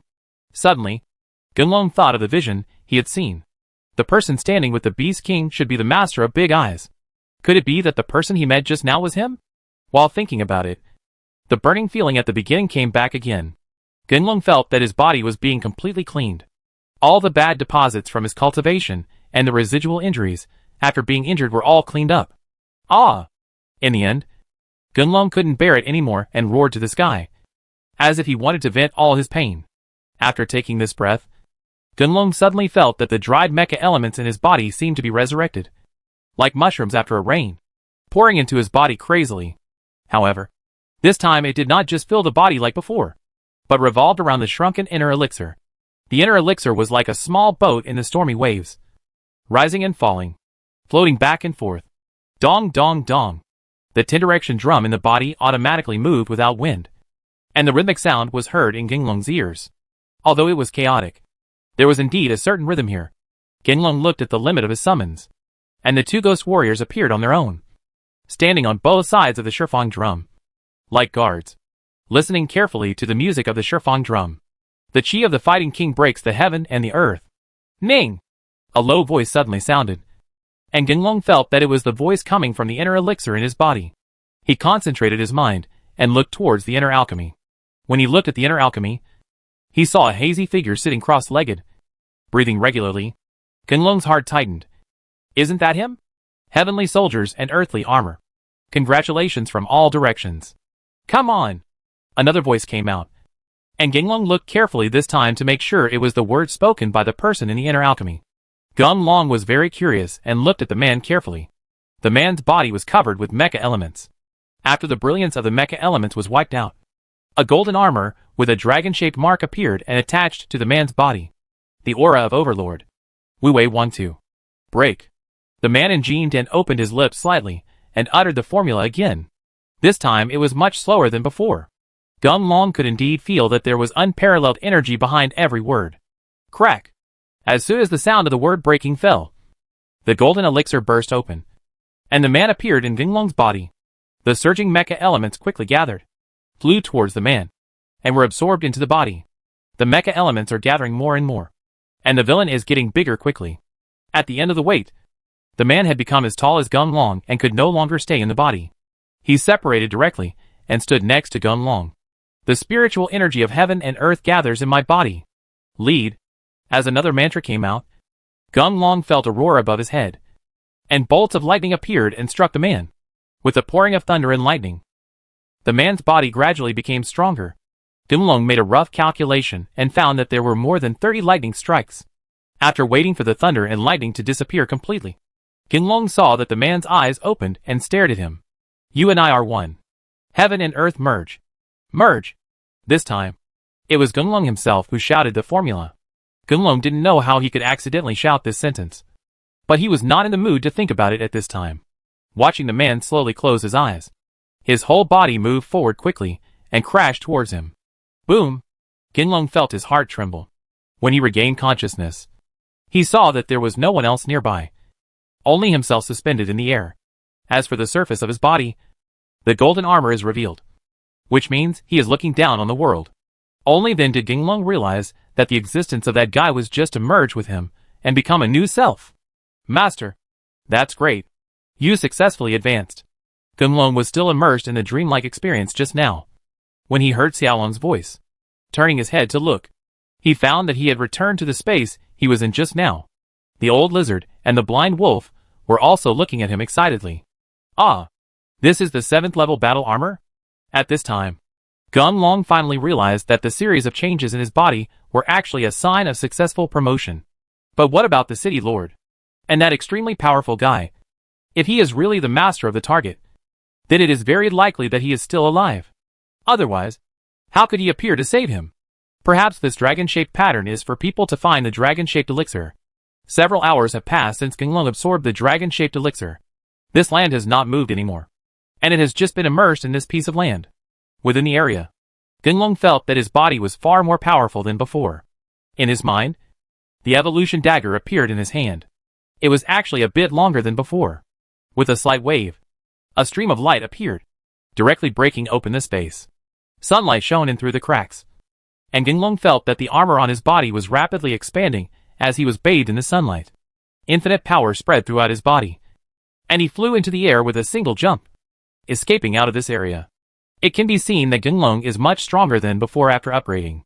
The old lizard and the blind wolf were also very happy, and their efforts were not in vain. In any case, they are one step closer to their grand ambition. Gunlong stood on the ground, carefully feeling the fluctuations of the mecha elements in the air. Now he feels that he no longer needs to train deliberately. As long as he walks and comprehends, the mecha elements in his body will converge and merge. This miraculous reaction made Gunlong very happy. Seeing everyone walking out, Gunlong laughed and called everyone to go to where Haxingsha was. Chapter 232, Refining Medicine. Gunlong. The starfish sand has been found. The starfish sand is not like other things. It has a certain provenance. Gunlong looked at the map and was thinking about where to look first when the old lizard arrived and spoke to Gunlong. Well, our brother sent a message saying that Lao Mu suddenly remembered that there was starfish sand in their secret medicine cabinet. Let's go back and meet him for a walk. Gunlong was extremely happy to hear that there was such a good thing. In this way, all the medicines are gathered, and there is no need to worry about Long Rong's illness. Along the way, Gunlong walked very fast. When they returned to the campsite, Gunlong asked everyone to prepare and take a rest while he went to look for Big Moo. Haha. This experience is good. I didn't expect to be promoted to the 7th level of fighting armor. Gunlong, your training speed is pretty good. I think breaking through to the 9th level is just around the corner. Baimo looked at Gunlong with delight. He was happier than anyone else about Gunlong's progress. Baimo, can you tell me about your master? Hearing Gunlong's words, Baimo was stunned. After a long while, Baimo finally spoke. Gunlong, now is not the time. And as you know, the battle pet and its master are spiritually connected. If the master really appears, I will feel it. I think someone else should have appeared to help you. Seeing that Baimo was unwilling to dwell on this topic, Gunlong was about to say goodbye and leave. Baimo remembered something, took out a pill and handed it to Gunlong. Gunlong, although it is very difficult, I still have to say it. You are now a 7th level battle armor, and the fusion of your battle pets is imminent. This fusion pill allows you to choose the awareness of your battle pets. Who should you choose to keep? Think it over yourself.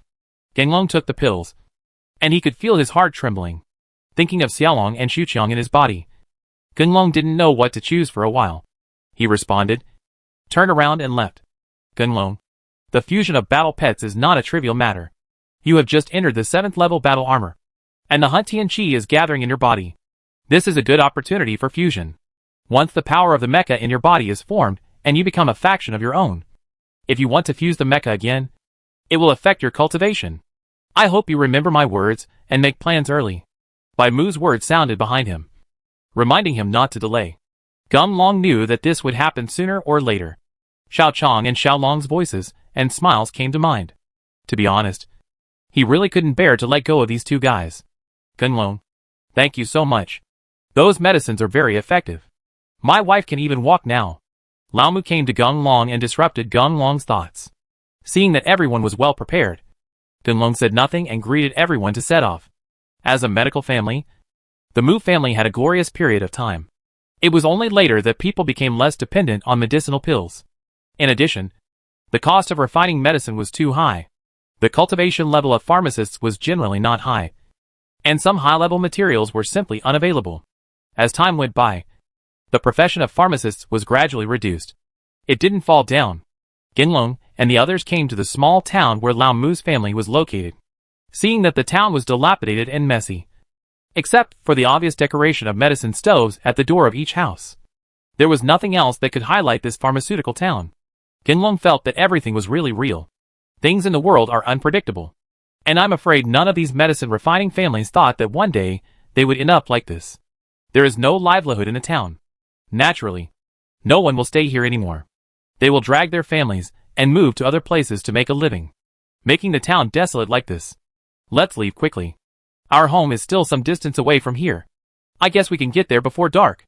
Everyone followed Lao Mu and watched as Lao Mu left the town and headed up the mountain along a path. Gunlong looked up and saw that there were several houses faintly exposed at the foot of the mountain in the distance. He estimated that they should be Lao Mu's home. Gunlong walked a few steps quickly, thinking of getting to Lao Mu's house quickly and throwing the starfish into the sand. Get it? We're here. Right here. As Lao Mu shouted, everyone stopped, looking at the 3 or 4 houses in front of him built close to the rocks. The door of one of the rooms opened and Gunlong looked inside. Gunlong and the others were shocked when they discovered that the rocks were directly cut through, following the trend of the rocks, extending inward and opening up several caves. The pharmacy is over here. Lao Mu asked everyone to follow him. Seeing that the thick stone door of the pharmacy was not damaged in any way, Lao Mu nodded with relief. He touched along the wall and finally stopped in front of a protruding stone. He twisted the stone back and forth. In just a moment, he heard the sound of chains, and the heavy stone door moved left and right and slowly opened. Let me go! Lao Mu, your family is so awesome. This place where you put medicine is so big. Gunlong looked at the medicine warehouse, which covered an area of 100 square meters. There were rows of tables inside the cave. There were many bamboo baskets on the tables. They were covered with dust. You can imagine that the medicine warehouse was filled with medicinal materials. Scene. What's so awesome? In the end, the family will be in ruins and have nothing. Lao Mu smiled and walked directly to the stone wall on the side. He opened a stone drawer and saw that it was empty. Then he continued to open other drawers. After a dozen drawers, Lao Mu finally showed a smile. When I left, all the valuable things were sold. Only the starfish sand was left here, thinking that no one would use it. I didn't expect that it would be useful now. Gunlong stepped forward to take a look and saw that the bag inside was full of starfish and sand. He was very happy. Before Gunlong could say anything, Lao Mu led the way and asked everyone to go to the alchemy. When the door of the alchemy room was opened, it looked clean and tidy, and there was still the fragrance of medicine coming from the medicine furnace. Gunlong and the others were just about to ask, when Old Mu chuckled and said, as a family refining medicine, I naturally don't want to lose my skills in refining medicine. Occasionally I will go home and refine some pills. Firstly, to supplement the household income, and secondly, to hone my skills so that I won't feel rusty. Gunlong watched Lao Mu start to clean the medicine furnace, and he took out the formula and potions. Lao Mu took a closer look, noted down the time when the medicinal materials were put into the furnace and the cooking steps. He picked up a piece of flint and ignited the flame of the medicine furnace. He then waited for the medicine furnace to heat up and began to refine the medicine. After Lao Mu came into contact with the medicine furnace, his appearance completely changed. With a serious look on his face, he knelt down to the medicine stove from time to time. After everything was done, Lao Mu stood up and threw the medicine prepared by Gun Long into the stove according to the prescription. Not long after, a faint medicinal fragrance floated out, smelling in people's nose. But the fragrance overflowed. Chapter 233 Agreement. Well, trouble. These medicines are fused together and are extremely powerful. The flame alone cannot do it. It didn't take long for Lao Mu to be sweating profusely, seeing the boiling of the herbs in the medicine furnace.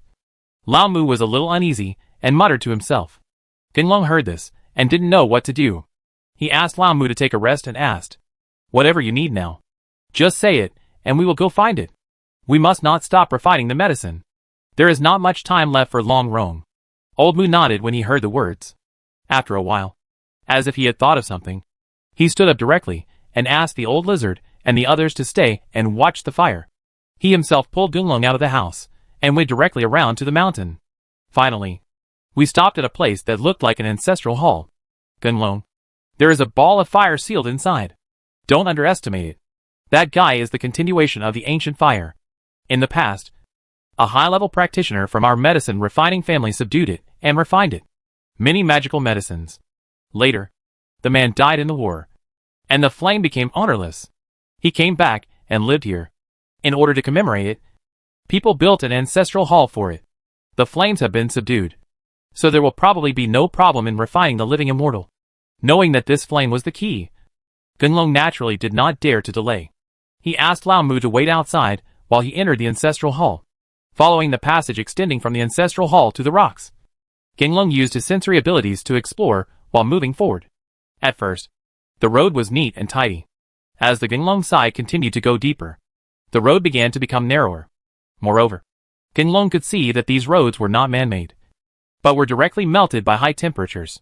The stones in some places have been mirrored, reflecting the appearance of Gun Long.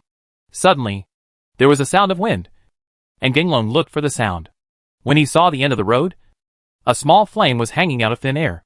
Looking at him, Gun Long knew that this was what he needed to find, and he raised his fist towards the flame and said, "Well, we need help refining the medicinal materials. I hope you will condescend and help." The flames remained motionless, as if they had not heard Gun Long's words. Seeing this, Gun Long tiptoed to the flames.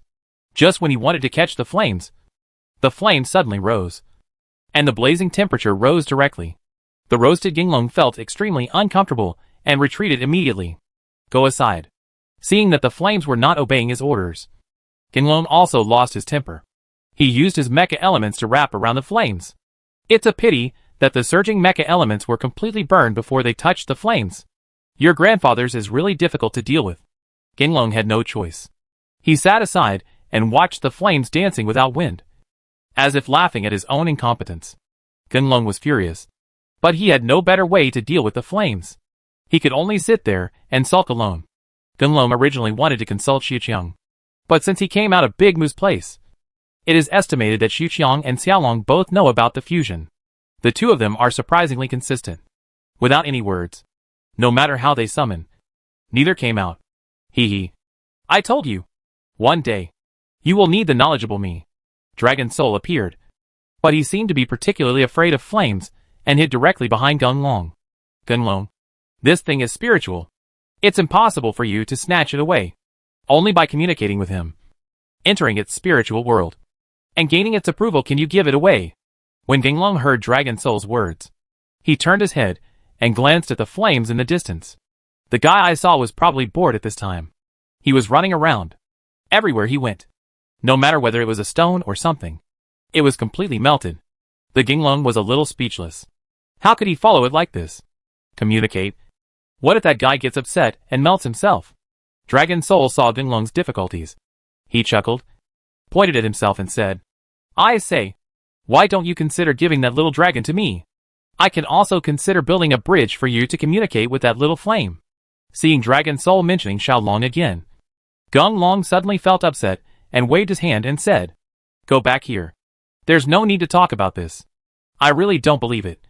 Just because I can't control this little flame." Seeing Gun Long rushing toward Xiao Huimiao, The dragon soul immediately rushed in front of Gunlong, stopped Gunlong and said, "I said, why are you so hot-tempered at such a young age? Okay, 10 inner elixirs. No more. As long as you give me the inner elixirs, I will help you." When Gunlong heard that this was enough, he casually took out a few inner elixirs and threw them to Dragon Soul. After watching the Dragon Soul swallow the inner elixir, he burped with satisfaction. Gunlong waved his hand and asked the Dragon Soul to work. Watching Dragon Soul cautiously come to the flames, he didn't know what he said to the flames. After a while, Dragon Soul came back and said, "Come on. That little guy said that his previous master was killed. He will only be willing to help you if you avenge his master." Oh my god. That happened so many years ago. Even if his enemy is still alive, he is still an old monster. Asking me to take revenge is just asking me to die. Gunlong didn't expect that there was such a request, so he immediately started to bang. The small flame seemed to be able to understand Gunlong's words. It suddenly rose high, and the temperature of the nearby space increased accordingly. It made Gunlong and the others feel very uncomfortable and could not stand at all. Upon seeing this, the dragon soul immediately muttered to the flame again, and the flame then returned to its original state, hanging there quietly. "Gunlong, don't be excited. It's been so many years. His enemy must be dead. That little flame is not a messy person. He asked you to kill the descendants of that enemy." When Dragon Soul said this, Gunlong felt better. He secretly thought that this was enough. If he was asked to find the old monster, he wouldn't dare to seek his own death. "Well, you should communicate with that guy. I don't know where his descendants are. I'm in a hurry to brew the medicine. Let him help me refine the medicine first, and then we can go find his descendants." The Dragon Soul conveyed Gunlong's meaning according to his words, and the space was silent for a while. Just when Gunlong felt a little bored, Xiao Huomu actually moved and came to his side. Gunlong didn't know what Xiao Huomu was going to do. Just as he was about to get out of the way, Dragon Soul rushed over, held Gunlong down and said, "Don't move. This little guy wants to establish a contract with you. You must remember your words. If you don't fulfill Little Flame's wish, you will be burned by the fire of the soul and completely annihilated." Chapter 234. The flames show their power. When Gunlong heard Long Hun's words, he didn't dare to move. He just felt a burning sensation on his forehead, as if something had slipped into it, and then a face appeared in his mind. "I'll go. It can't be such a coincidence." Gunlong was worried that he had recognized the wrong person. He looked carefully again and confirmed that the guy looked exactly like Yuan Jie, the young master of the Yuan family. Gunlong chuckled. He was worried that if he randomly found someone, he would be too embarrassed to do anything. It's good now. Enemies are extremely jealous when they meet. "Little Flame, don't worry. Even if others don't tell others, I will definitely be able to help you get rid of the people from the Yuan family." Yuan Jie's arrogant look appeared in Gunlong's mind. For such a guy, even if Xiao Huimiao didn't ask, he would still find an opportunity to deal with that guy. After all, he was provoking his beloved. Little Huimiao felt Gunlong's feelings. It was very happy and jumped back and forth in the cave. Gunlong looked at the caves that were already full of holes. They were so tormented by the small flames, but some of them couldn't bear it and almost collapsed. He waved his hands hurriedly and said, "My little ancestor, please calm down for a while. Otherwise, I'm afraid we haven't avenged your master yet, and we will have to explain everything here." Because of the contract, Xiaolong could understand Gunlong's words. Seeing that he had really struggled hard enough, the little flame immediately calmed down and followed Gunlong obediently. When Gunlong saw that Xiao Huimiao had been successfully tamed, he naturally didn't stay long and ran out with Xiao Huimiao, for fear of delaying the time for making medicine. "Gunlong, you are back. These open flames are not good at all, and the bottom of the medicine stove is all burnt." Old Lizard and the others didn't know where Gunlong had gone. Now that they saw Gunlong and the others coming back, they naturally reported it immediately for fear of wasting the medicinal materials. "What?" When Gunlong entered the cave, he smelled a mushy smell, and he felt something was wrong. Now listening to the old lizard's words, Gunlong was a little anxious. He ran to the medicine stove and looked at the hodgepodge inside. It was impossible to tell which medicinal materials were broken. Gunlong turned to Laomu and asked for his help. "Well, this is a common thing when refining medicinal materials. Our main potion has not been put in yet, so the impact will not be big. It is just that the effect time of the medicine is shortened, and the effect of the medicine itself has no effect." Looking at the pot of medicinal materials, Ginlong still felt a little distressed. After all, these are used to save lives. It was very difficult to collect them in the first place. Now that the output has dropped again, Ginlong really doesn't know what to say. Well, Ginlong, your sweet little flame said it has a way. Dragon Soul came out at the right time. But this time, he didn't waste any words and directly gave Ginlong good news. Really? Then hurry up and let him start refining the medicinal materials. Otherwise, all the medicinal materials will be wasted in a while. Ginlong was very impatient. He didn't want to work hard for a long time. But in the end, it was all in vain. Call. A hot wind blew by. And Ginlong looked at the small flame and jumped directly into the fire. The originally weak flames, like divine help, instantly enveloped the medicine furnace. Even Ginlong and his party standing in the distance could feel the heat wave of the flames. They all took a few steps back and stayed away from the medicine stove. Gulp. The juice mixed with the medicinal materials in the medicine furnace is boiling, and a scent of medicine comes out, suppressing the smell of the paste just now. Awesome. This divine fire is extraordinary. Just wait here. I'll come as soon as I go. Lao Mu didn't expect that he could refine elixirs with the help of divine fire in this life. He strode forward, ignoring the scalding heat. He quickly threw the remaining medicinal materials in his hand into the medicine furnace, according to the formula. Boom, boom, boom. Explosions sounded one after another. Ginlong was worried that something might happen, and he just wanted to step forward. Lao Mu noticed something. Without looking back, he waved his hand and said, Ginlong, don't come quickly. We just need the last medicine to condense. One comes and disturbs the spirit of the medicine. Upon hearing Lao Mu's words, Ginlong stepped aside obediently. A pair of eyes stared at the medicine stove intently, for fear that something would go wrong. Success or failure depends on this last moment. Haxingshaw. Go! Lao Mu pushed with his palm, and the starfish sand evenly fell into the medicine stove. There was a loud crackling sound, and the juice in the medicine stove began to boil. The temperature of the flame dropped in time, and a light and shadow appeared in the center of the furnace. Ginlong watched the light and shadow swaying back and forth, as if people were dancing. He was so fascinated that he couldn't help but ask, is that light and shadow the medicine soul? Seeing that the overall situation was decided, Lao Mu stepped back, nodded, and said with tenderness in his eyes, people have souls, and trees have shadows. This medicine also has a soul. Look how happy this little guy is. But it's a pity that he will be eaten by people soon and be used to save lives. Ginlong had never been exposed to these things before, and they were very new to him. After watching for a while, the flames disappeared, and the medicine furnace hung there out of thin air. With Lao Mu's instruction, Ginlong stepped forward and looked at the furnace of medicines. He was very excited and wanted to find something to put the medicines in for me. Call! The small flame suddenly burst out, and it fainted, frightening Ginlong and the others so that they stepped back. Just when Ginlong was thinking about what the little flame was going to do, the little flame jumped into the medicine furnace with a swish. The originally calm medicine furnace was suddenly filled with flames, and the liquid in the medicine furnace quickly evaporated and disappeared. Let me go! What are you doing? Stop it immediately. Don't waste my medicine. Ginlong didn't expect that Xiaohongyu would come out like this, so he rushed over to collect the liquid. However, the temperature of the flame in the medicine furnace was too high, and Ginlong could not touch it. Dragon Soul. Tell him quickly. Let me get that damn flame out.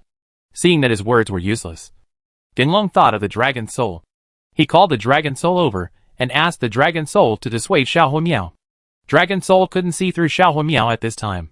He knew that this was something Ginlong used to save his life. He didn't dare to neglect it at all and immediately communicated with Xiaohongyu. But what left Dragon Soul speechless was that the little flame didn't bother him at all. It just activated the flame with all its strength and burned the medicine in the medicine furnace. Ginlong. Don't worry. Maybe that little flame knows some other tricks. Why don't we wait and see? Dragon Soul, who had failed to communicate, looked at Ginlong's face with a dark look on his face. He trembled and muttered in a low voice. Damn it! If I wait any longer, there will be no hair left. Smash it! Smash the medicine furnace open. Ginlong glanced at the medicine stove and saw that the liquid in the medicine stove was evaporating faster. Seeing that it was about to bottom out, he became completely angry. He gritted his teeth and called for everyone to come forward and take down the medicine stove. Chapter 235 Castlevania. Boom! Just when Ginlong and the others were about to take action, The medicine stove exploded. The swirling smoke and dust filled the cave, and Ginglong and the others were choked with tears. After waiting for a while, after the smoke and dust dissipated, Ginglong and the others finally got used to it. Your grandfather's little flames are in my medicine. Ginglong looked at the little flame floating in front of him. It was probably because he had used too much force just now. The flames were a little dim at this time. If Ginglong wasn't worried that his hands would be burned, he would directly go to pinch the little flame. Shelf. Clang. The little flame came to Ginglong, and a pill spit out from the flame and fell into Ginglong's hand. Before Ginglong could react, another pill came out. Ginglong subconsciously caught it with his hands. Xiao Miao probably saw that Ginglong was getting ready. It started to spit out pills like crazy. After a while, it spit out dozens of pills. Ginglong couldn't catch it and called the old lizard general. He opened his pocket and stuffed all the pills into it. Ginglong. That little flame said that. He specially extracted the essence of the medicinal solution. Even though the pill is small, it is hundreds of times more effective than your medicinal solution. And that little flame said, the material of your medicine refining furnace is too poor. When you find a good medicine refining furnace, it can help you refine pills with higher purity. Hearing Dragon Soul's words, Ginglong took out the pills and felt the breath of the pills. When he discovered that the properties of this pill were the same as that of the living immortal, and that the energy contained in it was indeed much stronger than that of the living immortal, Ginglong knew that he had wrongly blamed Xiao Miao, and he asked Dragon Soul to convey his apology. Ginglong was naturally very excited when he got the medicinal materials. From the looks of it, this bag of medicine is enough for Long Rong to use for a while. Ginglong then greeted everyone to set off back to the camp. Xiao Miao established a contract with Ginglong, so naturally he wanted to go with Ginglong. But with the flame showing like this, it was obviously not possible. Just when Ginglong was worrying about where the flame was hiding, the little flame saw the dragon soul sinking into Ginglong's shoulder. With a swish, it penetrated into Ginglong's arm and turned into a fireball tattoo on the dragon soul tattoo's mouth, which looked particularly suitable for the occasion. Romro. Look! These pills are much better than your living immortal. Try one of them. Ginglong returned to the camp, and after arranging the arrangements for his brothers, he went directly back to the place where Long Rong settled and brought those pills to Long Rong. Seeing that Ginglong had been so busy these days, and was looking a little thin, Long Rong felt a little distressed.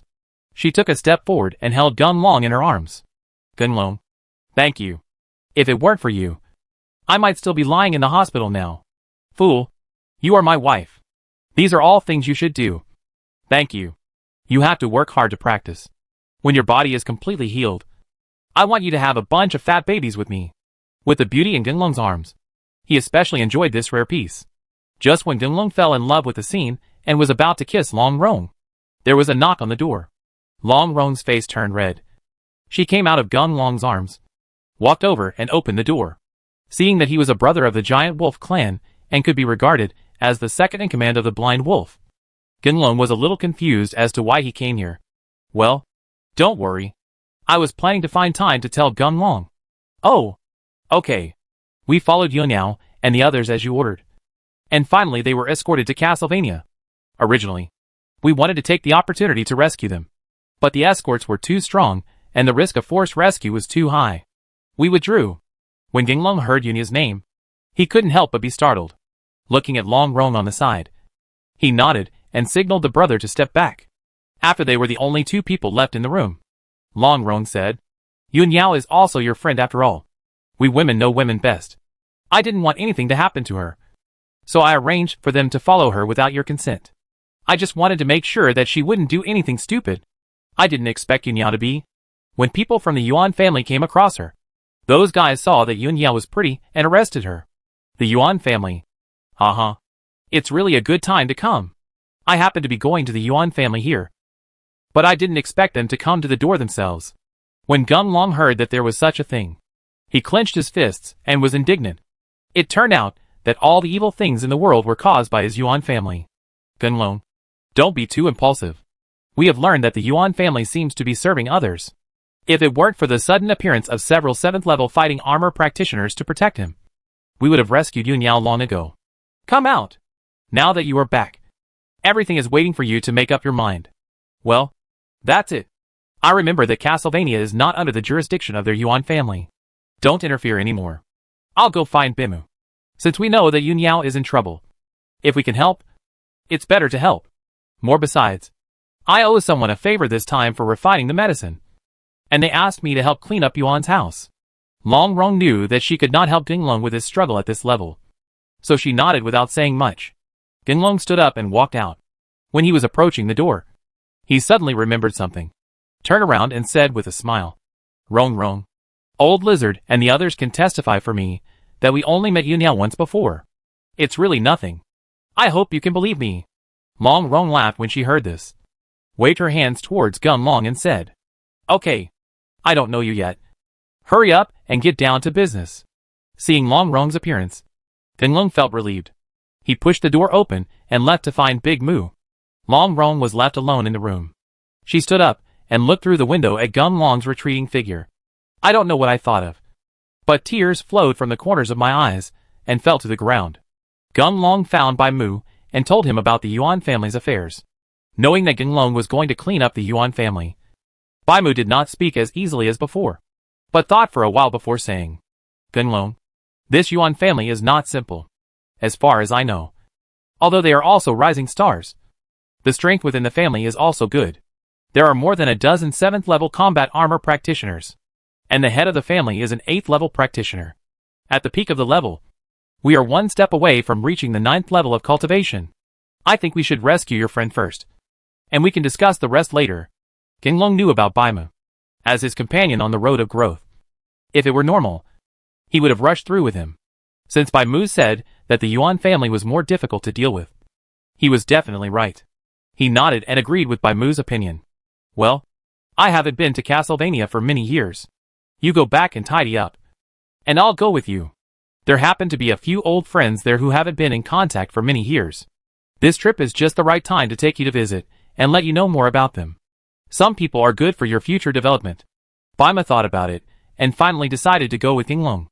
After all, Castlevania was a mixed bag of fish and snakes, and the situation was complicated. He was really worried that Ginglong would go alone and something might happen if he was not careful.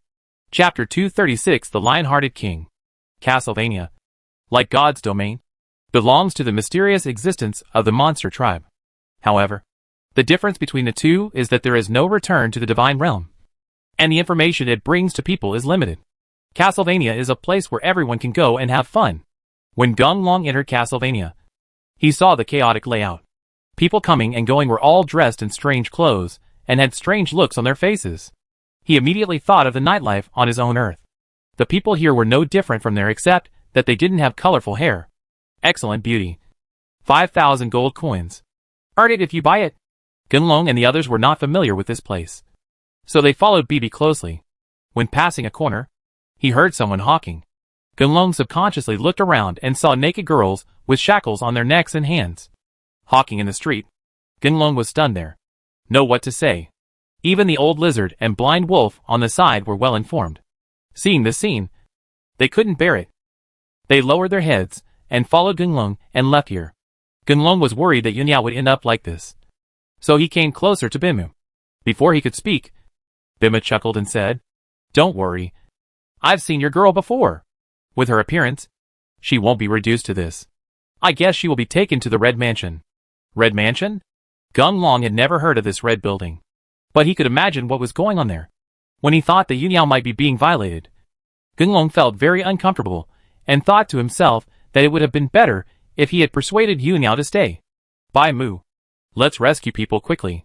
If such a good girl like Yun Yao is destroyed by those people, her life will be over.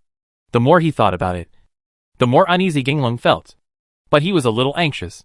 He urged Bimu to walk faster, thinking of rushing to the Red Mansion to save Yun Yao. Calm down. I know you will panic. If something happens, it will be her life. Crouching tigers, hidden dragons in the Red Mansion are not under the jurisdiction of any of the monster tribes. If we want to rescue people from there, we must meet someone. Don't cause any trouble. Just come with me. Biga gave Ginglong a rare lesson. After seeing that Ginglong finally calmed down, Biga felt relieved and asked Ginglong to follow him closely as they walked toward the east of the city. Gunlong watched as there were fewer and fewer people around him as they walked, and finally they stopped at the entrance of a small alley. Big Moo asked everyone to wait aside, while he himself took a step forward, took out a gold coin in his hand, and threw it at a lion head decoration on the wall. Ouch! A lion roared, and the decoration came to life and swallowed the gold coins into its belly. After a while, an old voice said, "Bai Mu, after all these years, you still haven't changed your methods of making ends meet. As for your little treasury, just a few of them will be enough for me to use for decades." After the words fell, the lion decoration split into two halves, and a door appeared and opened with a creak. An old man with gray hair and a stooped waist was waiting at the door, holding the arm of a beautiful woman. "Uh-huh, Lionheart King. You are also going strong and strong. At such an age, you still have a beautiful woman as your company. I admire you." Bai Mu walked up to the beautiful woman and touched her face, not taking the old man seriously at all. The old man was not happy with this, so he took the beautiful woman back a few steps, distanced himself from Bai Mu and said, "There are a lot of beauties on Central Street. If you want to find them yourself, don't pay attention to a beauty like me. You are an old and dishonest person. If you have something to say, hurry up and get out of here." Bai Mu pulled his hand back, somewhat unfinished, seeing that the old man was a little angry. Bai Mu then said, "Finding you, Lionheart King, must be no small matter. Nothing else. A friend of mine was taken into the Red Mansion. I hope you can help and rescue him." "Let me go." "Bai Mu, where did you get so many friends every day? Tell me, is it another girl you have fallen in love with and don't want to spend money to buy her? Why are you so stingy? You don't even have such a little money? Give it up." Gunlong watched from the side, and his face turned red as he thought that all of this was not groundless. He laughed out loud. He didn't expect that Bai Mu would have such a romantic affair. Go. Go. There is a junior here. You can save some face for me. You make a price, as long as it is not outrageous. The business will be done." "Humph. Your kid is here too. The price is 100,000 gold coins. Not even a penny less." The old man turned his 5 fingers back and forth with a firm look on his face, indicating his position and leaving no room for maneuver. 100,000 gold coins. Why don't you go and grab it? You know what the heck. This matter is not simple. Your kid hasn't been out for a long time. I'm afraid you don't know that the kid next to you has been blackmailed. The person you want me to save must be related to this kid. It's really not true. It just so happens that someone happened to be interested in that girl, and she will enjoy endless wealth and wealth in the future. Do you think it will be easy to rescue her?"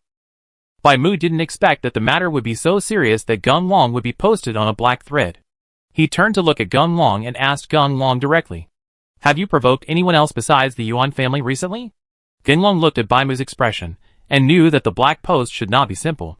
He recalled carefully and found that no one else had any problems with him. So he shook his head and said that he didn't know what was going on. "Hack it. 100,000 is 100,000. We'll wait outside the city and pay as soon as we get the person." After saying this, Bai Mu took Gunlong and walked out of the city, not daring to stop at all along the way. I asked, "What's going on with that black post? Is it troublesome?" Gunlong wanted to find out what was going on, so he asked Bai Mu directly. "Well, it's not just trouble. It's also a fatal thing. Once you are posted on a black thread, not only you, but also all your relatives and friends around you will be in trouble. Because as long as someone among them is killed or caught, the black thread will be those who post will be given corresponding rewards. The more you kill, the richer the rewards will be. So you should understand." Hearing that the black post was so troublesome, Gunlong felt a chill go down his back. He really couldn't figure out who had such a big hatred against him, and he must kill them all. Oops. That damn old man didn't ask me for money directly this time. Could it be that that old boy was playing a trick on both sides of us?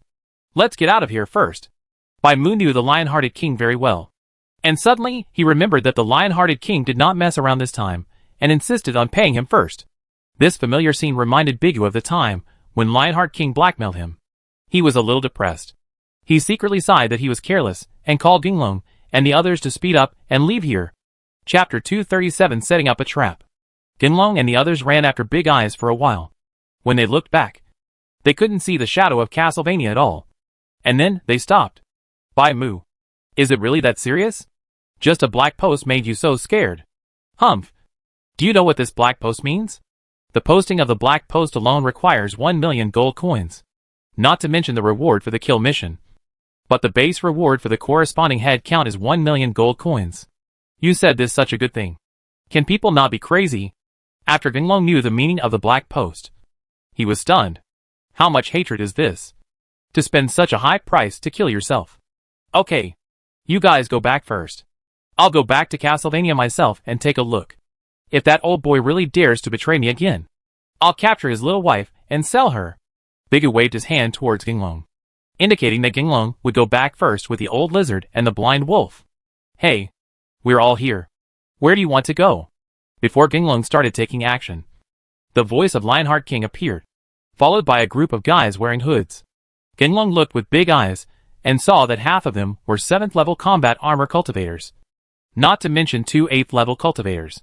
When Bimu saw that the lion-hearted king had really betrayed him again, he became so angry that he jumped up and cursed. You old boy. You're such a thief. You've already got one leg in the grave. Why do you need so much money? How dare you betray your own brother for that little money? Damn. Now I know we are brothers. Why didn't you say brothers when you were trying to make an idea of my wife? You must admit your mistake to me quickly, or I will be the first to teach you a lesson. The group of guys who came to deal with Ginglong and the others were obviously very disgusted with the yelling and scolding of Baimu and the others. One of the leading guys took out a bag and gave it to King Lionheart. Old guy, your mission has been completed.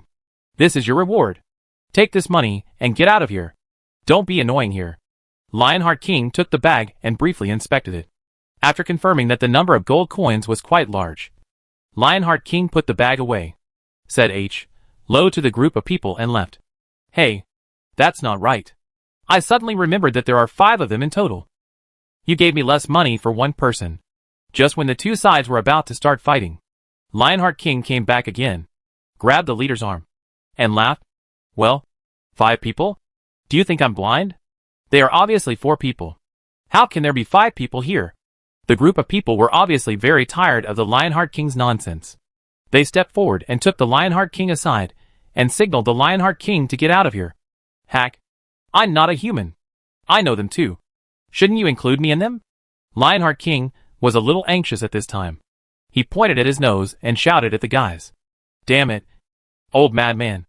If you don't get out, don't blame us for taking care of you too. This move of Lionheart King completely angered the group of people. They directly pointed their weapons at Lionheart King and asked him to get out immediately. Damn. You dare to call me crazy? Come on. I won't make any more money from you. Today I must teach you a lesson and let you know that respecting the elderly and caring for the young is not just talk. The Lionheart King said that a scepter appeared in his hand, and he waved it casually. 2 giant lions appeared and rushed towards the group of guys. They just met each other and killed the 2 of them. Asshole. You're looking for death. When they saw that they themselves were actually being attacked, the guys with hoods realized that they had been tricked. One by one, they immediately took out their weapons and started to counterattack. Thumu was already prepared. As soon as he saw Lionheart King taking action, he immediately transformed into a dragon shape and grabbed the group of people with a pair of huge claws. Those guys with low strength suffered a disaster and were directly caught by Bigu and stuffed into their mouths. It seems that even before the war started, they suffered huge losses. Where did the hooded group dare to stay? They fled one by one, thinking that they could escape from here. However, the Lionheart King and Big Eyes never gave them a chance. The 2 of them rushed directly in front of those people, and a hungry wolf pounced on the food, scaring those guys back.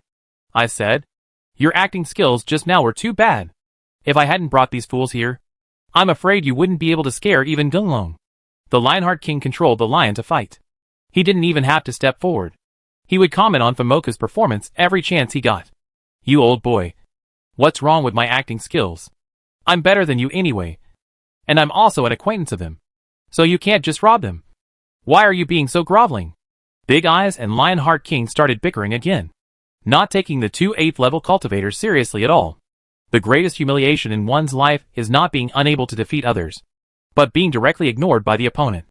The 2 people surviving on the field were furious at this moment, wanting to kill Bigu and Lionheart King to pieces immediately. Who made those 2 people come and go and fight indifferently? They really didn't take them seriously. Asshole. You have to kill faster? Isn't it fun to play tricks like this? One of the 8th level cultivators couldn't bear it anymore and started shouting. I got the news today that Ginglong came with a few guys. They all knew Ginglong's strength, and they thought that this was an opportunity to make a fortune. But they never thought that there were two unreliable factors such as Big Eyes and Lionheart King. Hearing the man's cry, Lionheart King controlled two lions to stride forward and surrounded the man. After giving the order, the two lions attacked directly and bit the guy. Naturally, an 8th level cultivator would not be dealt with so easily. But no matter how strong he was, he could not withstand the Lionheart King's constant summoning of lions. Once a lion dies, Lionheart King will summon another one at will. After a few rounds of this, the 8th level cultivator was finally defeated and swallowed by the lion. The battle was over in the blink of an eye. Seeing that there was only one 8th level cultivator left on the field, Big Eyes and Lionheart King were delighted. The two of them didn't care about the man's life or death at all. Instead, they decided to use rock paper scissors at the side. Who will take care of this last guy? Come on. Let's not waste time. Otherwise, the little girl you are looking for will be harmed. Let's work together to get rid of this guy and go rescue him immediately.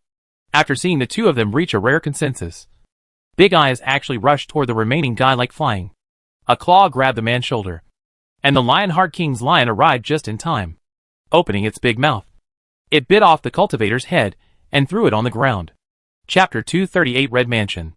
I'm telling you, old boy Baima, how come you haven't made any progress after all these years? You keep beating me with the same tricks. Without any intention at all, the Lionheart King dismissed the two lions. He looked at Big Eyes and scolded them directly. You know what the heck. It'll be over later. Remember to give me half of the money. If it weren't for us, how would you have had this opportunity to make money? Baima walked towards Castlevania first, without looking back, and just said a word. I'm going. I'm not risking my life. How could you have a chance to meet these people? That's all. You will bully us old guys. Don't come to me if you have any trouble in the future. But then again, how many years have passed? The black posts have not appeared. Little baby, do you know who has such a big hatred against you? Gunlung watched the lion-hearted king come to him, looked him up and down, and asked him about related matters.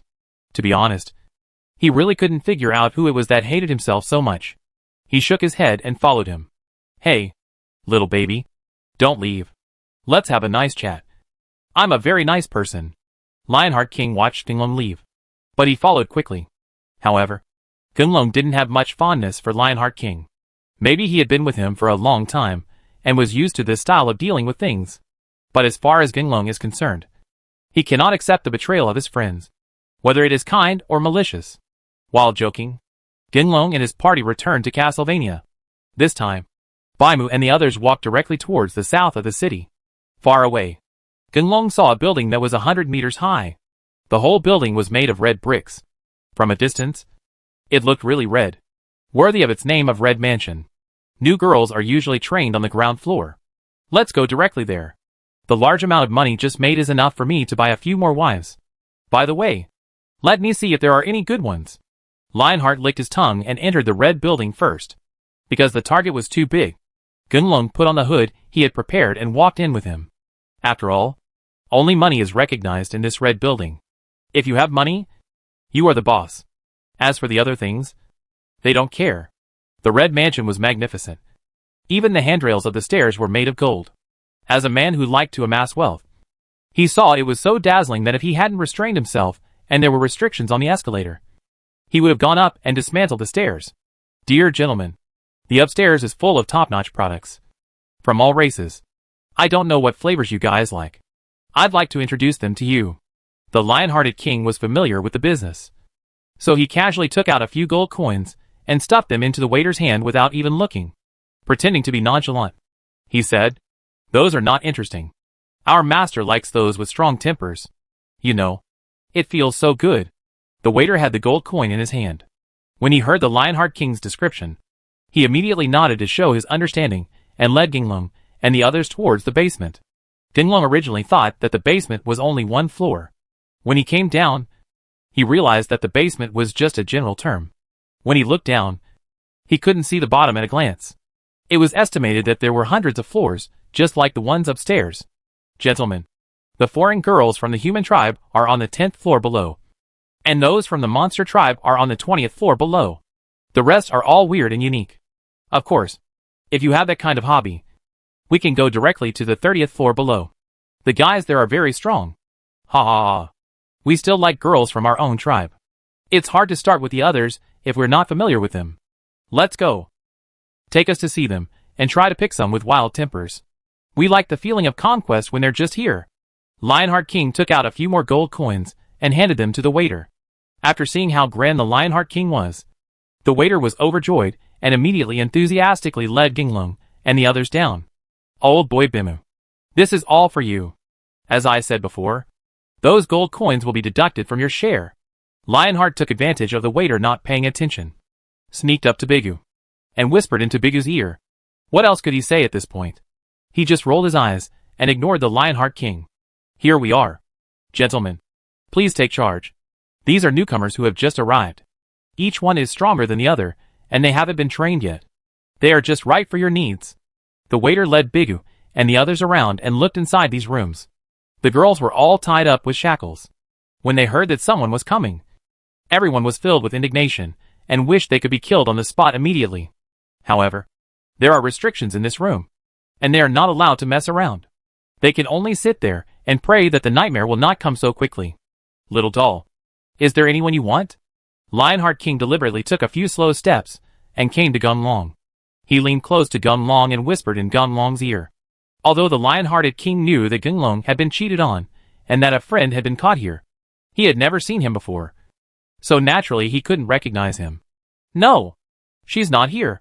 After hearing Gunlong's answer, Lionheart King nodded, strode forward, put his arm around the waiter's neck and said, I said, little brother, the quality of the goods you have here is too bad, and our friends don't like it. Forget it. Let's stop here today. We will come back another day. Seeing that the big benefactor was about to leave, the waiter became anxious.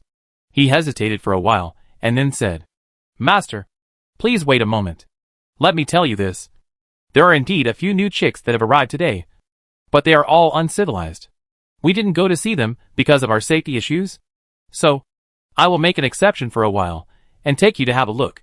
If there is any that you like, I will arrange it for you. But the price is naturally higher. When Lionheart King saw that there was something going on, he winked at Gunlong and motioned for them to follow, while he himself started chatting with the waiter. We're here. That's it. The chicks are all here. Look. The waiter led them into a large room, where they saw 7 or 8 women with their hands and feet bound and their mouths sealed with cloth strips.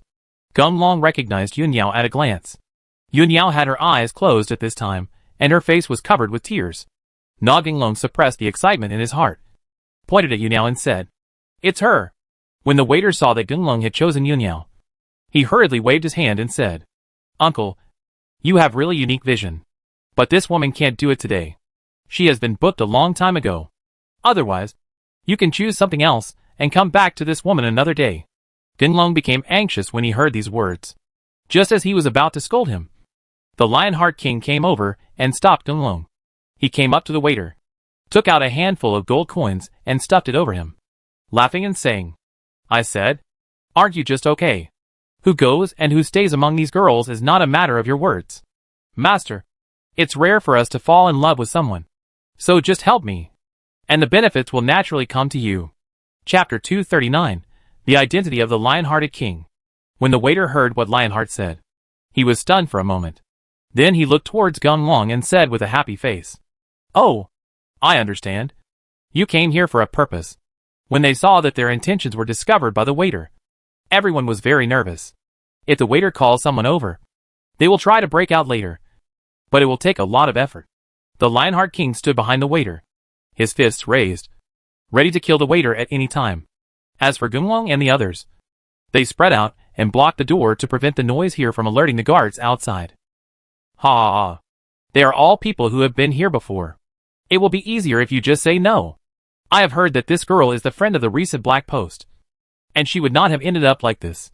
But the person who posted the Black Post specifically named her.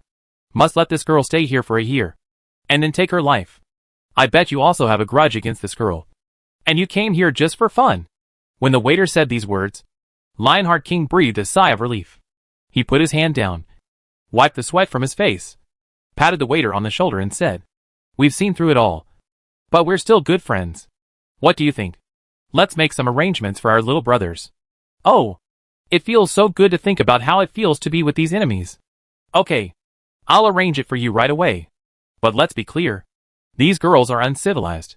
If your little brother doesn't have the strength and fails, we won't refund a single cent. Lionheart King naturally knew the rules here. He gestured okay to the waiter, then asked Gunlong and the others to wait while he went to go through the formalities with the waiter. The efficiency of the Red Mansion was still very fast.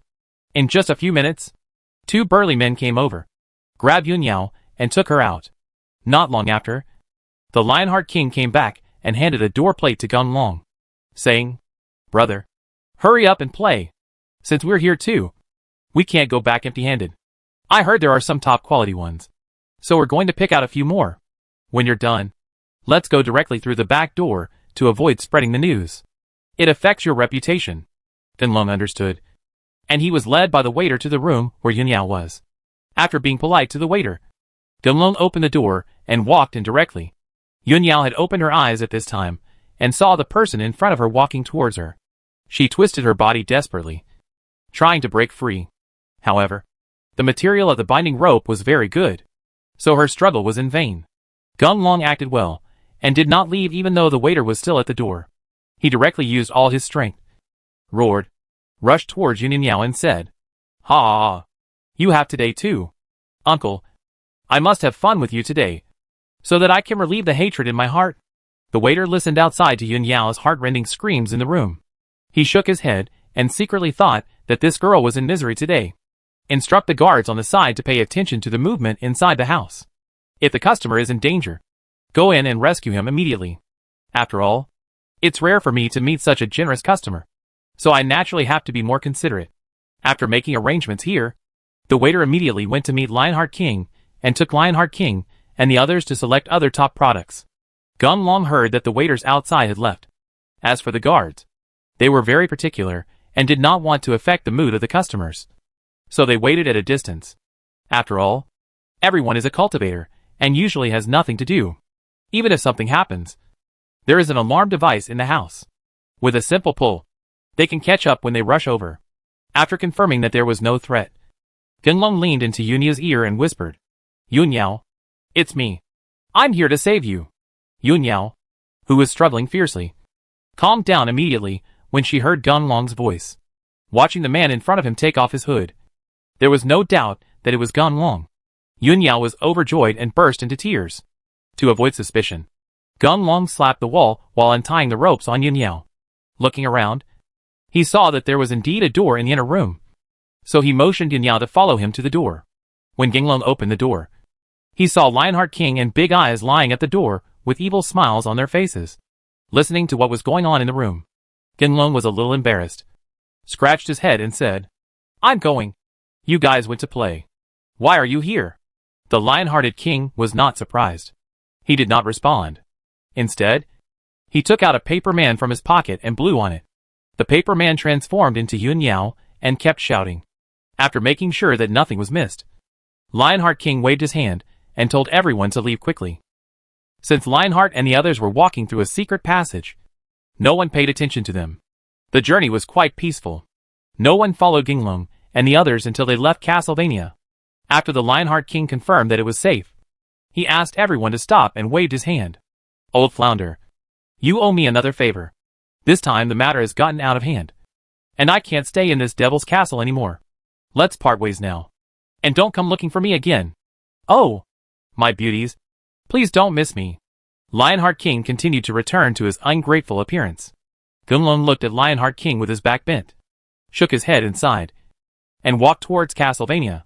He couldn't bear it and said directly, "Bai Mu, that lion-hearted king is so pitiful. Why don't we take him back too?" Bai Mu, who was looking to see if anyone was following him, laughed when he heard Ginglong's words, pointed at the Lionheart King who was walking away and said, "Ginglong, you can't tell a person by his appearance. In that old immortal book, he was afraid that I would ask him for money, so he left with an excuse. You know his true identity. If you tell me, you won't pity him." The old lizard and the blind wolf followed Big Moo the whole time. Looking at their expressions, Ginglong knew that they already knew.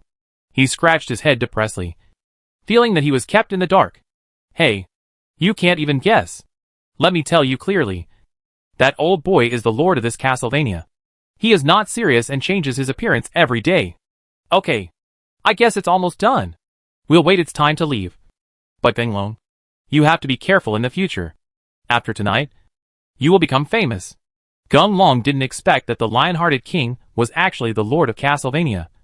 So what else were they bothering with today? However, seeing that no one in the Red Mansion recognized the lion-hearted king, Ginglong knew vaguely that it was probably the lion-hearted king who did this on purpose. After all, Big Brother said that Castlevania is a mixed bag. And this may be the way Lionheart lives. As for Baima saying that he was going to be famous tonight, Ginglong couldn't figure out what was going on. Chapter 240 Xiaolong's Farewell. A rapid siren sounded, and flames shot into the sky in the direction of Castlevania. When Baimu saw the scene, he knew that there was no problem. So he called Ginglong and the others to set off and return to the camp. Oh my god! What happened to the Castlevania? Could it be that the Lionheart destroyed the Castlevania? Ginglong felt a little speechless. This Lionheart king was really acting out of common sense. His own city is just a few words. But he doesn't look like a city lord. Oh! He ordered it well. But after tonight, everyone will only know that it was you, Ginglong, who used tricks to save people and ordered Castlevania. Okay. Your name will be sung in the monster tribe. We still hurry up and get on your way. As soon as Baima finished speaking, there was a loud bang from the demon castle, and a lion that was 100 feet tall appeared, roaring angrily. Ginglong, destroy my city, and I will destroy you forever. Hearing this angry roar, Ginglong looked back. When he found that the lion-hearted king was staring at him with bright eyes and blinking, Ginglong was completely confused. He could actually do such an operation. After Ginglong and the others left, a figure suddenly appeared, hanging in the air. The figure watching Ginglong and the others go away was none other than the Nether Messenger. Humph. You, Ginglong. You're doing this again. It seems like you're really enjoying it. That's all. I'll let you take this person back. And let's have some fun later. The Nether Messenger chuckled. Just as she was about to leave, a strong wind hit her, forcing her to step back and step out of the Castlevania. Disgusting reptile. Stay away from my Castlevania. If it happens again, I will kill you. The lion-hearted king appeared again. But this time he had the face of a young man. His face was cold. And he didn't look like a playboy at all. He looked like a king. The Netherworld Messenger knew she was no match for her opponent. So she did not dare to fight head-on. She dodged and jumped far away, leaving without looking back. Lionheart King didn't bother to pay attention to the Nether Messenger at all. He looked in the direction where Big Eyes and the others left. After a while, as if he thought of something, he sighed for no reason, returned to his old man appearance, and walked slowly towards Castlevania. After Baimu and his gang returned to the camp, Long Rong came out immediately after receiving the news. Seeing Yun Yao's appearance, Long Rong immediately took Yun Yao away. She knew that Yun Yao had not yet recovered from the events of the past few days and needed some time to recover. Ginglong did not leave. He followed Baimu back to the palace. There were only two of them in Nuota's palace. After a while, Baimu spoke first. Why? You still plan to destroy the Yuan family. Now you have been targeted by an unknown person and are blindly making enemies. I'm afraid you won't live long. Uh-huh. Everyone is destined to die. The Yuan family went too far to bully others and actually wanted to kill Yun Yao. If I don't fight back, they may catch Long Rong next time. I will never allow such a thing to happen. Ginglong clenched his fists, and the scene in the red building appeared in his mind. When he thought that Long Rong might be caught there, Ginglong was furious and wanted to kill all the Yuan family immediately. Well, now that you have made up your mind, I can only support you without hesitation, because you are the one chosen by my master. But I want to remind you that fusion is not a trivial matter.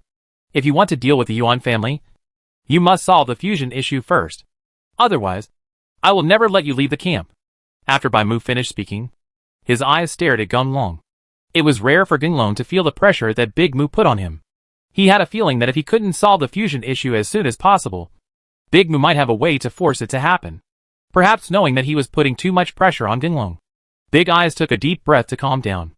After watching Ginglong's condition stabilize, Bima said, Ginglong, I'm not scaring you. It's just that the best time for fusion is fleeting. In fact, you still have time, because your strength has not reached level 9. But the adventures you have along the way, Xiaolong has gained the energy in his body, has completely reached its bottleneck. If he doesn't find a new body, he may explode and die. As for Xuqiang, he is the master's pet. For your fusion, his strength will increase. It's been suppressing. Now that all the conditions are met, you have to move forward. Halfway through his words, he watched Dinglong lower his head and said nothing. He sighed and continued. Dual combat pets are rare, and it is difficult to train them. Fusion is even more risky. You are a person who was born with the will of heaven. Don't hesitate and linger on this love affair. Moreover, if you keep delaying and wait until the best time has passed, it will not only be of no benefit to you, but there will also be constant accidents when Xiaoqiang and Xiaolong merge, and it is possible that neither of them can survive. I have said what I should say, and the rest is up to you. When you figure it out, come to me. I will be waiting for you here. Genlong knew that what Baima said was reasonable, because he could also feel that since Xiaolong absorbed the energy of the dragon skin, the energy of Xiaolong's body had far exceeded his own. Xiaolong hasn't appeared in recent times, partly because he was upset about the fusion. On the other hand, with his current strength, once he appears, it may come back to bite him. Because of the growth of the Dragon Clan's strength, it can be said that practicing on one's own is far away. The really quick way is to devour continuously. It's okay to say that Xiaolong's strength was low before, but now his strength is much higher than his own. Although Xiaolong didn't want to, due to his body's instinct, it would still have an impact on Genlong. Once a war breaks out, Genlong will be really in trouble. Master, thank you for your company. My little dragon is entrusted with your care today. The fusion of battle pets is the only way for you to become powerful. And this is not absolute. When you become stronger, you can still help me regaining consciousness. Xuqiang is a smart pet. If it takes the lead, your cultivation will improve faster. Master, you have too many things on your shoulders. If my temporary sacrifice can be exchanged for your speed, growth is all worth it. After Xiaolong finished speaking, his figure appeared directly and hovered in front of Genlong.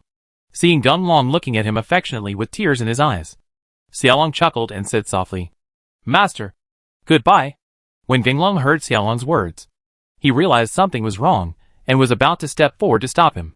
There was only a bang, and Xiaolong's body exploded, leaving only a shadow of his soul suspended in front of Genlong. Chapter 241, 100% Integration. Little Dragon. Genlong cried out sadly. He wanted Xiaolong back. Unexpectedly, the little dragon was just an unconscious soul at this time, and had no reaction at all. Genlong, Xiaolong is trying to help you. I hope you won't let down Xiaolong's heart. Xiaoqiang, please come out too. The fusion must start immediately. Otherwise, once Xiaolong's soul body leaves, everything will be in vain.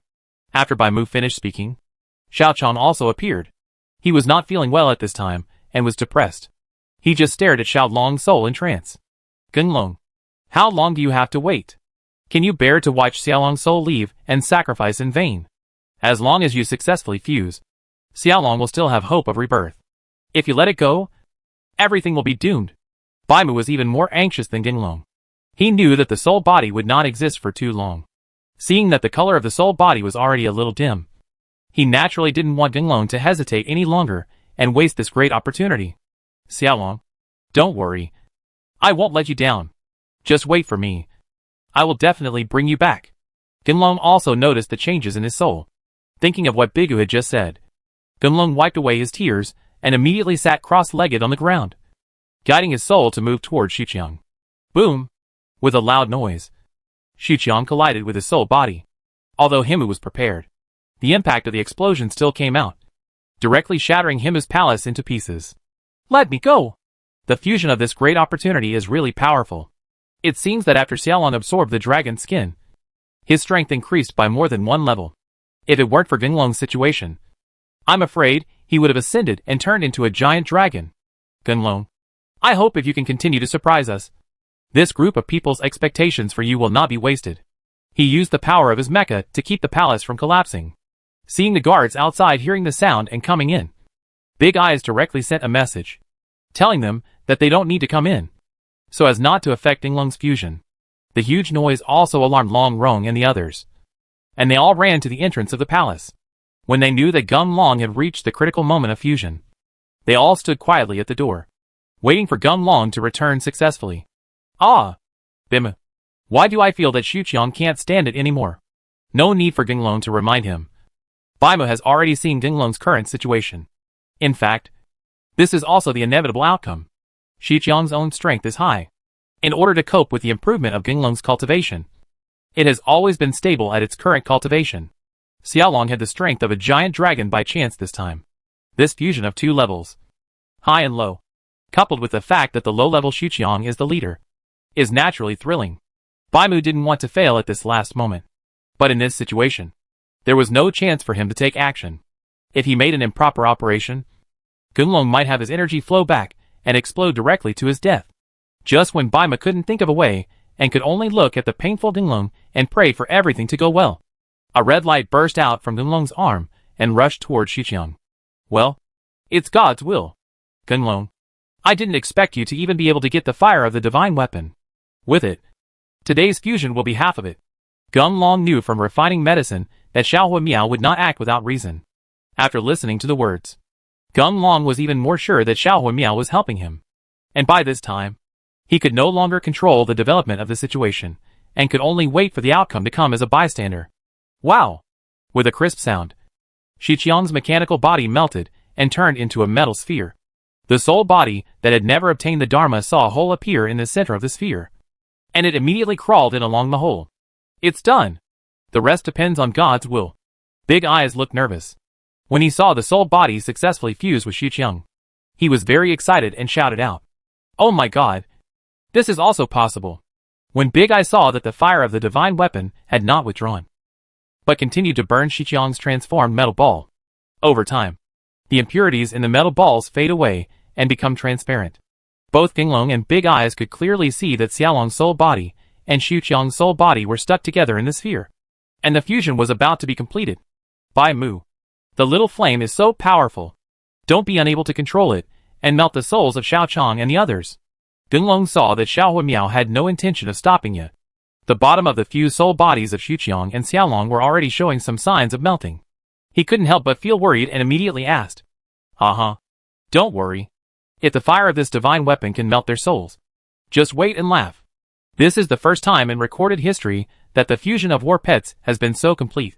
Not only because it is rare to have two battle pets, but also because this divine weapon fire is extremely difficult to encounter.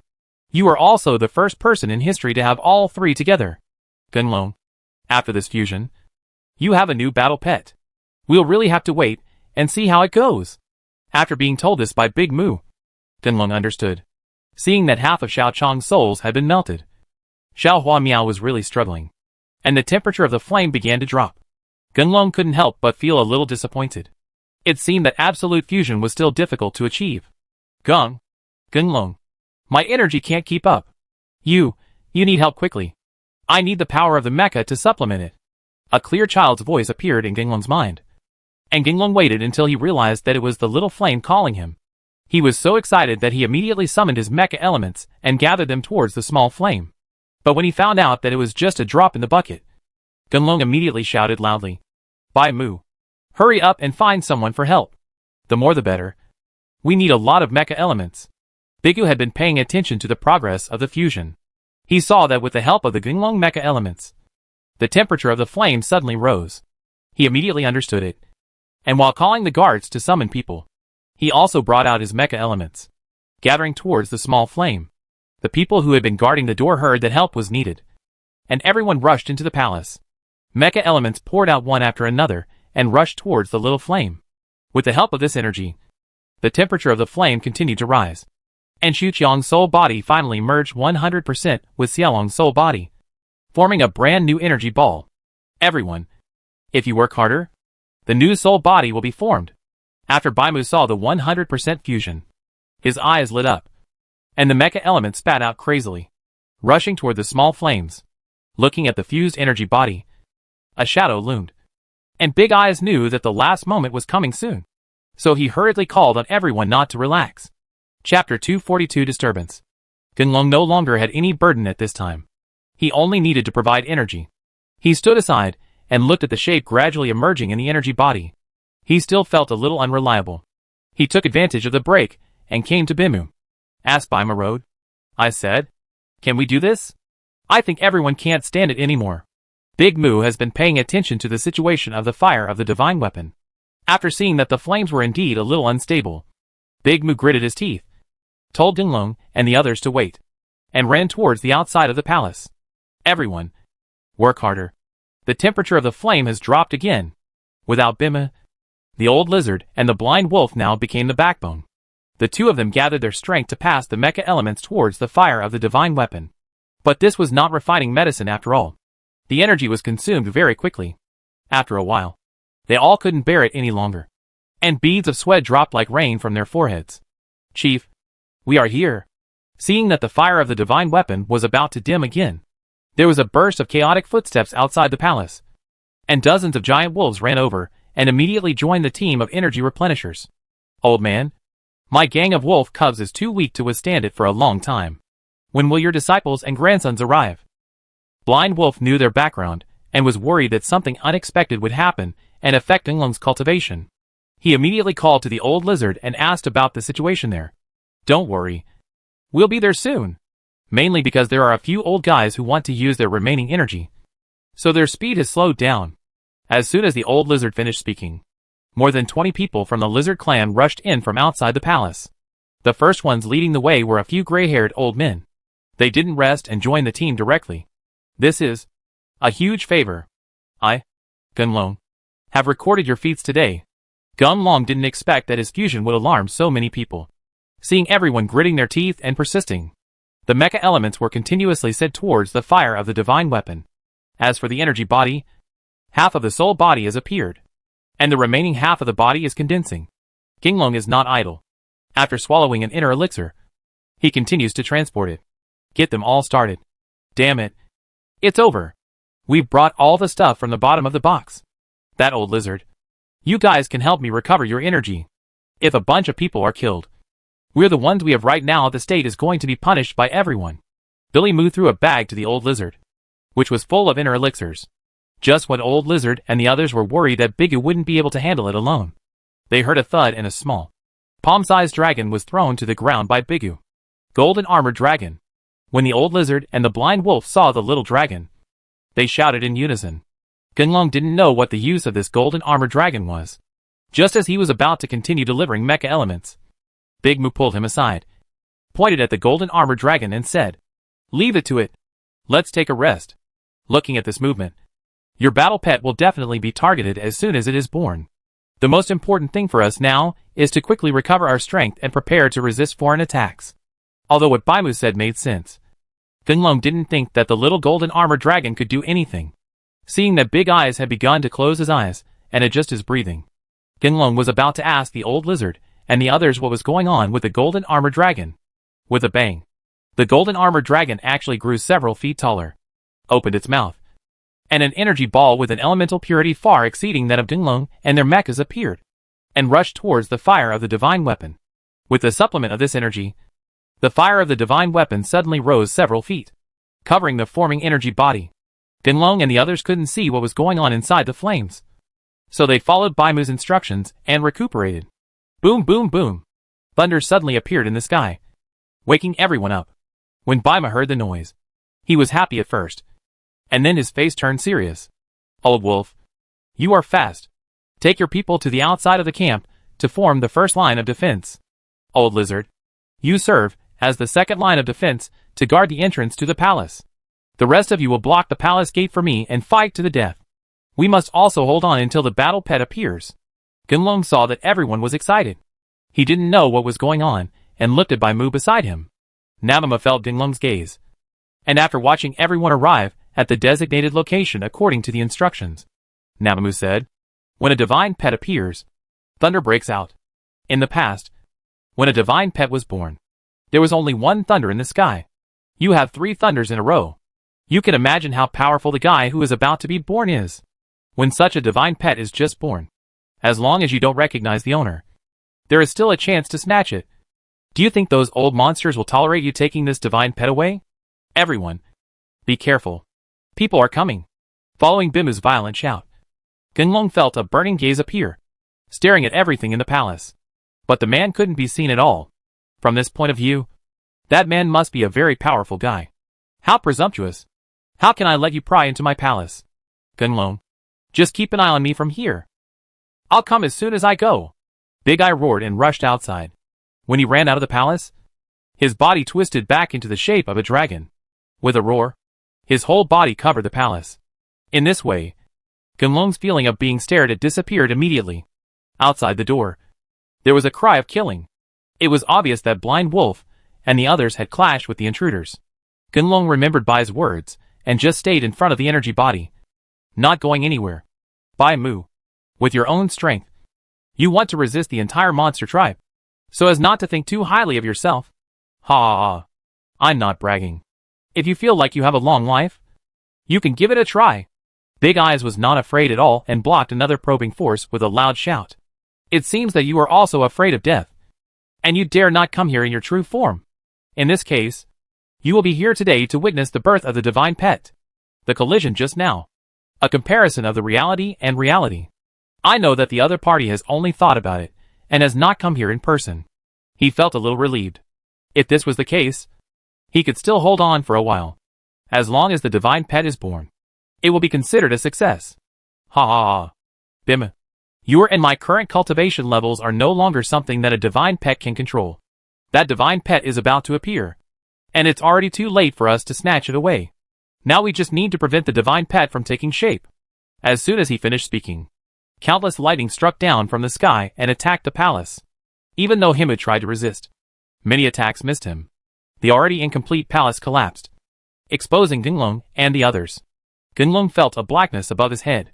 When he looked up, he saw a big hand composed of mecha elements, slapping towards their location.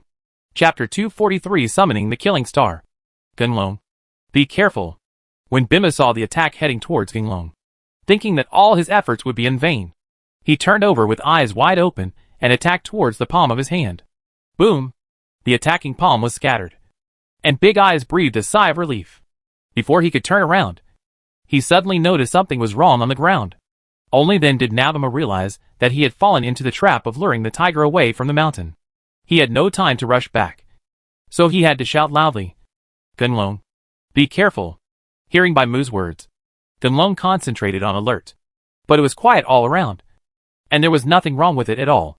Seeing Big Eyes rushing toward him in a hurry, Gunlong was about to ask what was going on when his feet suddenly shook violently, and a giant hand appeared directly, grabbing Gunlong and the energy ball. Ah! Watching Gunlong being caught instantly, he didn't know whether he was alive or dead. Big Eye spit out a mouthful of blood, roared, and attacked the giant hand, trying to rescue Gunlong. Unexpectedly, before Big Eye could rush forward, a giant hand appeared again and blocked him aside, making it impossible for Big Eye to get close. Long Rong and others who were not far away from Gunlong and the others panicked when they saw Gunlong being caught. They quickly attacked the giant hand with their weapons regardless of their moves. It's a pity that the power of their attacks is too small and has no effect on the giant hand. Ha ha ha. Bima, this is the person you have devoted all your efforts to cultivate, and it is nothing more than that. He died with just a slight squeeze. I thought you could make such a big wave. But it seems that everything is just self-deception. There was a mocking sound in the sky, and the distance between Baimu and Gunlong that was being fought by the giant hands was getting farther and farther. At this time, he was too busy taking care of himself that he couldn't find out Gunlong's situation at all. Baimu, stop struggling. That's it for today. Another voice appeared, but this one obviously had some friendship with Big Eyes, and his words actually meant to mediate. Boom! A loud noise was deafening, causing everyone in the entire space to become silent. Everyone's eyes were focused on the place where the sound came from. When they realized that it was Gunlong covered by a giant hand, everyone did not dare to come out and waited in anticipation. Miracles happen. Boom boom! There were two more loud noises, which penetrated the heaven and earth. The giant hand that was originally preparing to sneak attack by shattered into pieces and disappeared into powder. This is 10. The voice in the sky trembled, obviously feeling unbelievable. Just when he was about to say the word Shifangu, he suddenly remembered something and kept silent. However, there was no chance for him to speak at this time. The sound of drums filled the space one after another. Rise! As Gunlong roared loudly, the arm covering him broke directly and broke to the side. Two black shadows surged out and attacked the enemies at the door who were preparing to attack the palace. Z Chief, little guy, you are so surprised that you actually have this thing. Listen to the orders from all directions and be sure to kill the Gung Dragon. The sound in the sky sounded again, this time with a tinge of fear. To be honest, he was worried about Gunlong growing up. I originally thought that Gunlong was just lucky enough to have a divine pet. Now it seems that Gunlong has the Shifangu in his hand. And he can also summon the Corpse King. If Gunlong continues to grow, there will be no way for them to live their lives in the future. Let me see who of you dares. Big Moo freed up his hands and rushed to Gunlong's side, holding Gunlong up when he almost fell to the ground. Due to excessive consumption, Big returned to his human form, stared around with his eyes, and shouted sternly, I'm telling you, if you want to kill Gunlong, you'd better kill me too. Don't think that if you hide the information, I don't know who you are.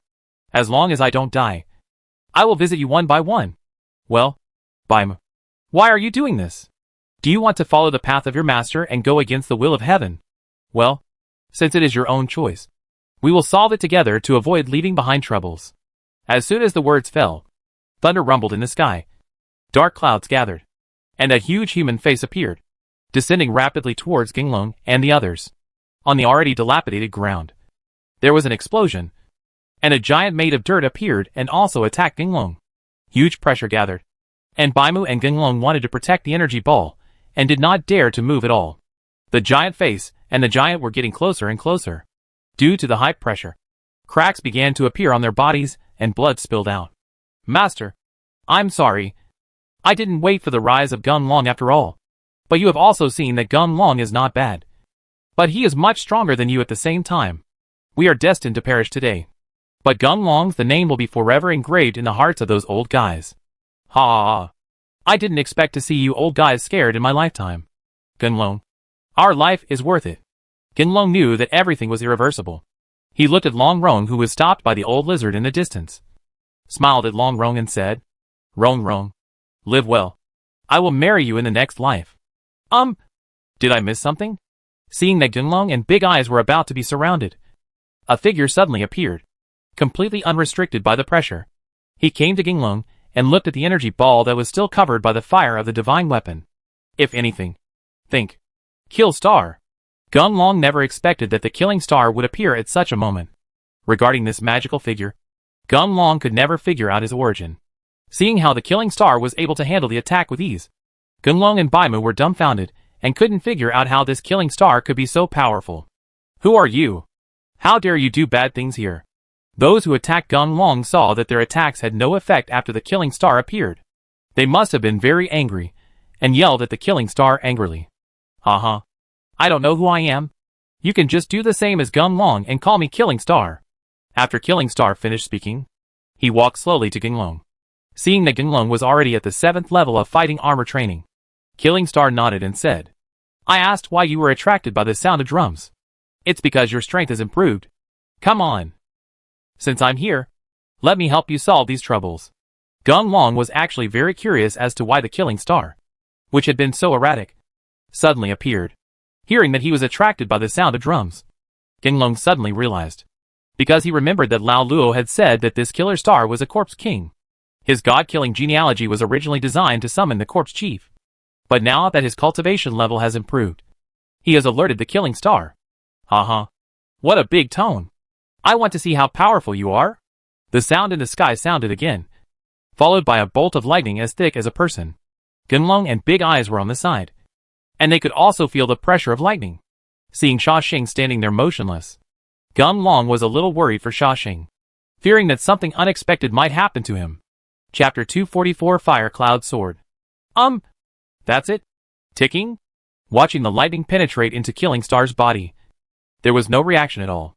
On the contrary, the Killing Star yawned and muttered indifferently. There was silence in the sky, and I was speechless at this sudden figure. It's broken. Gunlong, there's something wrong with your pet. Killing Star's unreasonable words made Gunlong and the others immediately look towards the energy ball. When he saw the fire of the divine weapon gradually disappearing, where the energy ball was originally, a long black sword was hanging. Before Gunlong could speak, Bimu spoke first. Let me go. What the hell is this? Gunlong, I bet your little guy is using Xuqiang and the others as weapons. Ha ha ha. It's God's will. Baima, this is your divine pet. That's all. You have helpers here today. Let's fight again tomorrow. Seeing that Gunlong and the others just made such a rubbish thing in the end, no strange phenomena appeared in the sky again, and those who attacked Gunlong did not intend to stay any longer. After all, with the unknown figure of the killing star. They couldn't get any advantage. As long as Gunlong didn't refine the divine pet, they would be considered successful. Oh! You hit me, and I wanted to run away. You think so beautifully. Killing Star was unwilling to do so. After he finished speaking, he turned over and jumped into the air, punching the air violently. He only heard a rumble, followed by a howl, and the sky instantly returned to clarity. Where to run? After dealing with the guy in the sky, he saw the ground rising rapidly and a human figure speeding towards the distance. Killer Star shouted loudly, aimed at the path that the figure must pass, stepped over it, and directly broke up the human figure. Seeing the two main forces collapse, the others dared not stay. They immediately ran away, fearing that the killing star would find them again. After confirming that there was no threat, Gunlong and Big Eyes both collapsed on the ground, staring blankly at the long sword in midair. Gunlong, I have something to do, and I need to leave here. You must be careful. You are a rare commodity now, and those guys won't let you go easily. After Sha Xing finished speaking, he turned his head and glanced at the long sword suspended in midair, smiled inexplicably, and left here. Gunlong. As soon as they saw what was happening, Long Rong and her gang, who had been waiting outside anxiously, rushed over immediately and helped Gunlong and Bai Mu up. It seemed that Gunlong only suffered some superficial injuries and began to recover on his own without external pressure. Long Rong breathed a sigh of relief, hugged Gunlong into her arms, and shed tears. Bai Mu still refused to give up. He asked the old lizard to help him to the sword. After some tests, he confirmed that there was nothing special about the sword and Shiqiang's consciousness was not retained. Bai Mu sighed and said no more. After Gunlong recovered some of his strength, he came to the long sword. No matter what, this long sword was something Xiao Chang and Xiao Long left for him. He reached out and took the long sword, put it behind him, and with the help of Long Rong, he went back to their room to rest. Gunlong, don't be deceived by appearance. I can feel that your sword is special, and I believe that little flame is not a deceiver. Let's find a safe place and study the sword carefully. When Gunlong was lying on the bed, the voice of Dragon Soul sounded at the right time. After hearing what Dragon Soul said made sense, Gunlong saw that there was nothing serious about his body. He said H, low to Long Rong, then ran out of the camp and found a place where no one was around to stop. The little flame probably sensed that it was safe here, so it jumped out of Gunlong's body and signaled Gunlong to take out the sword. Seeing what Xiao Huimiao did, Gunlong was secretly happy. It seemed like there was something going on. He watched the small flames flying back and forth around the long sword. After a while, the small flame stopped, chirped at the Dragon Soul, and then hung in the air. Dragon Soul, what is that little flame talking about? Gunlong looked not very good after seeing Dragon Soul communicating with Xiao Huimiao, and he hurriedly asked. Well, Xiao Huimiao said, he is the key to the core of the long sword. It's just that after he merges with the long sword, he will lose consciousness. He asked me to remind you. Don't forget what you promised him. Gunlong was stunned when he heard this. Looking at the little flame facing him, Gunlong nodded and swore to the sky. Xiao Huimiao, don't worry. I, Gunlong, swear to God that I will help you take revenge and destroy the Yuan family. After receiving Gunlong's promise, the little flame circled around Gunlong, and finally got directly into the sword. Kakaka. With the addition of small flames, the long sword immediately reacted. But what made Gunlong depressed was that the long sword only had numerous cracks on its body, and it looked like it was going to shatter. And those cracks were filled with fiery red flames. After all the cracks were filled with flames, the long sword regained its tranquility. That's it?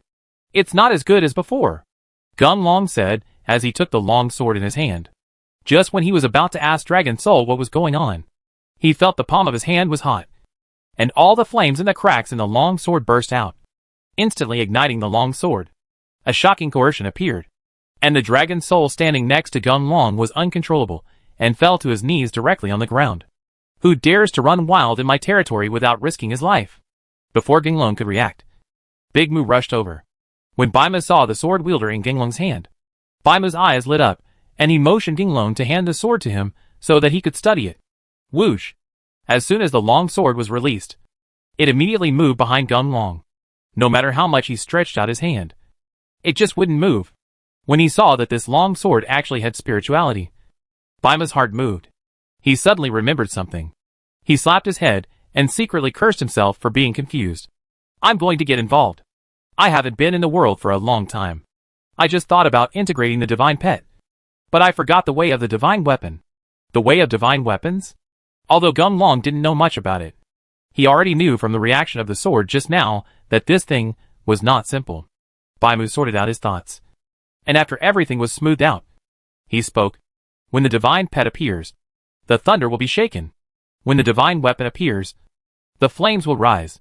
The path of divine pet and divine weapon that we have been taking has only been walked by the previous Beast King throughout the ages. The main reason is that there is so little relevant information that we almost dismiss this divine weapon. Forget about it. Gunlong, your divine weapon is covered in flames. It's much stronger than the Beast King's divine weapon. Damn it. Give this divine weapon a name. Hearing what Bai Mu said, Gunlong was stunned. He didn't expect that this magic weapon was so powerful. Seeing the flames rising all over the body after the long sword exerted force, rolling like clouds, Gunlong's heart moved and he spoke directly. Fire Cloud Sword. Well, that's it. I'll call you Fire Cloud Sword from now on. The long sword must be very satisfied with this name. It flew out with a swish and flew back and forth around Gunlong, congratulating itself on having a name. Chapter 245 Yuanfen. Bai Mu. The fusion of this battle pet has been completed. Since I also promised Xiao Huimiao, I will help him avenge him. I must go to the Yuan family. Gunlong watched the fire cloud sword flying back and forth. He remembered the oath he had made with Xiao Huimiao, and directly expressed his thoughts to Big Mu. Now that you have made up your mind, I won't say anything more. The campground was destroyed, and I need to find a new place to live. Besides, with the fire cloud sword in hand, I don't have to worry too much about your safety. This trip, go ahead. You just need to practice. If you are defeated, you should withdraw immediately. When my affairs are over, I will move forward with you. Although Bai Mu wanted to be with Gun Long, there were too many things at home, and the losses this time were not small. Food and accommodation for hundreds of people were problems. He couldn't leave, so he could only remind Gun Long to be careful. Gun Long had his own ideas. He did not take the old lizard and the blind wolf with him this time, but went forward alone with his sword behind him. Considering that someone would recognize him if he wore the Legion badge, he put the badge away, dressed normally, and headed towards the Yuan family's base camp, Taoyuan Town. As the base camp of the Yuan family has only 100 households in the town, and after many years of rule by the Yuan family, only direct relatives of the Yuan family can live in Taoyuan Town, and outsiders are not allowed to enter at all. Gun Long came to the gate of Taoyuan Town and saw that Nuada's iron gate closed the town entrance. Without the Yuan family's token, there was no way to go in or out. Gunlong stayed at the door for a while. After making sure that there was no loophole to exploit, he left the place and found a resting place nearby to sit down. Brother, are you here to sign up for the Yuan family's treasure hunt? Gunlong had just rested for a while when a voice rang in his ears. Gunlong opened his eyes and saw a man dressed similar to himself, but slightly older than himself. He was dusty and tired, and he sat down next to him. When he thought that this was really an opportunity to enter the Yuan family, he immediately stood up and asked the man, "Treasure hunt? What's that for?" Seeing that Gun Long didn't know, the man glanced left and right. After confirming that no one was nearby, he leaned into Gun Long's ear and whispered, "Our family is a distant relative of the Yuan family. I heard from the clan leaders that the Yuan family discovered an ancient secret cave, and it is said that there are treasures of ancient gods in it. The Yuan family has sent people there twice, but the secret cave is quite dangerous, and they lost many masters. This is no other way. So they began to recruit us, the side branches. Brother, I see that you are quite strong. Why don't you come with me? I don't have any other requirements. Just give me a share of the treasures you get, so that I can have an explanation when I go home." When Gunlong heard that there was such a good thing, he hurriedly led himself into Yuan's house. He hurriedly nodded in agreement. Seeing that the guy was very happy to join him, Gunlong was a little confused about his thoughts and asked directly, "Brothers, since you are relatives of the Yuan family, how can the Yuan family treat you badly? Why do you still take yourselves to snatch treasures?" Gunlong's question must have brought back the man's unbearable memory. He just heard the man spit and said, "Humph. The people of the Yuan family don't care about the lives of us side branches. They think we don't know. They deliberately let us be scapegoats to help them explore the way. By the way, my name is Yuanfen. If they ask you, just say you are my follower. Yuan Fun. Hearing that guy's lovely name, Gunlong was completely speechless. In fact, when Gunlong came into contact with the Yuan family, he had been thinking about whether there would be someone named this name. Now it seems that I am really destined to be with the Yuan family. And I have encountered such a strange name. Yuan Fun seemed to be used to other people's reactions after hearing his name, so he remained silent. After seeing Gunlong agree to follow him, Yuan Fun didn't waste any time and directly invited Gunlong to join him and walked into the Yuan family courtyard. Yuan Fun, why are you here? With your three-legged cat skills, you will die in vain if you go. I really don't know what Dad is thinking. Let all dogs and cats come here. Gunlong followed Yuan Fun closely, and suddenly heard a familiar voice. He turned around and saw that it was Yuan Jia, who he wanted to kill. However, Yuan Jia did not recognize Gunlong, who had specially put on makeup. He walked past Yuan Fun and the others without hiding his disgust. Gunlong was so happy that he wasn't discovered. Seeing Yuan Fun's face turn red with anger, he wanted to slap Yuan Jia right away. Gunlong pulled Yuan Fun aside and told him not to take it to heart, since all members of the Yuan family are superior to others. And this Yuan's cultivation level is really not high. It is only the 4th level of cultivation level. So Gunlong and the others stood in the courtyard for a long time, but no one came to receive them. When Yuan Fun saw that such a thing happened, he was completely furious. He ran directly to the door of the inner courtyard and patted the doorway. What's going on with you?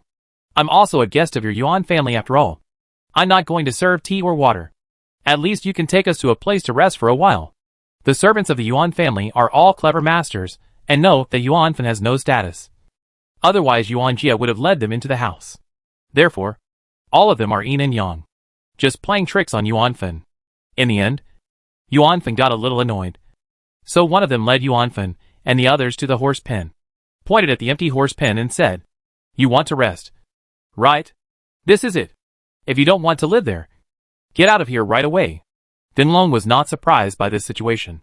He went directly to the horse pen and rested on the spot. This is a hardship for Yuan Fun.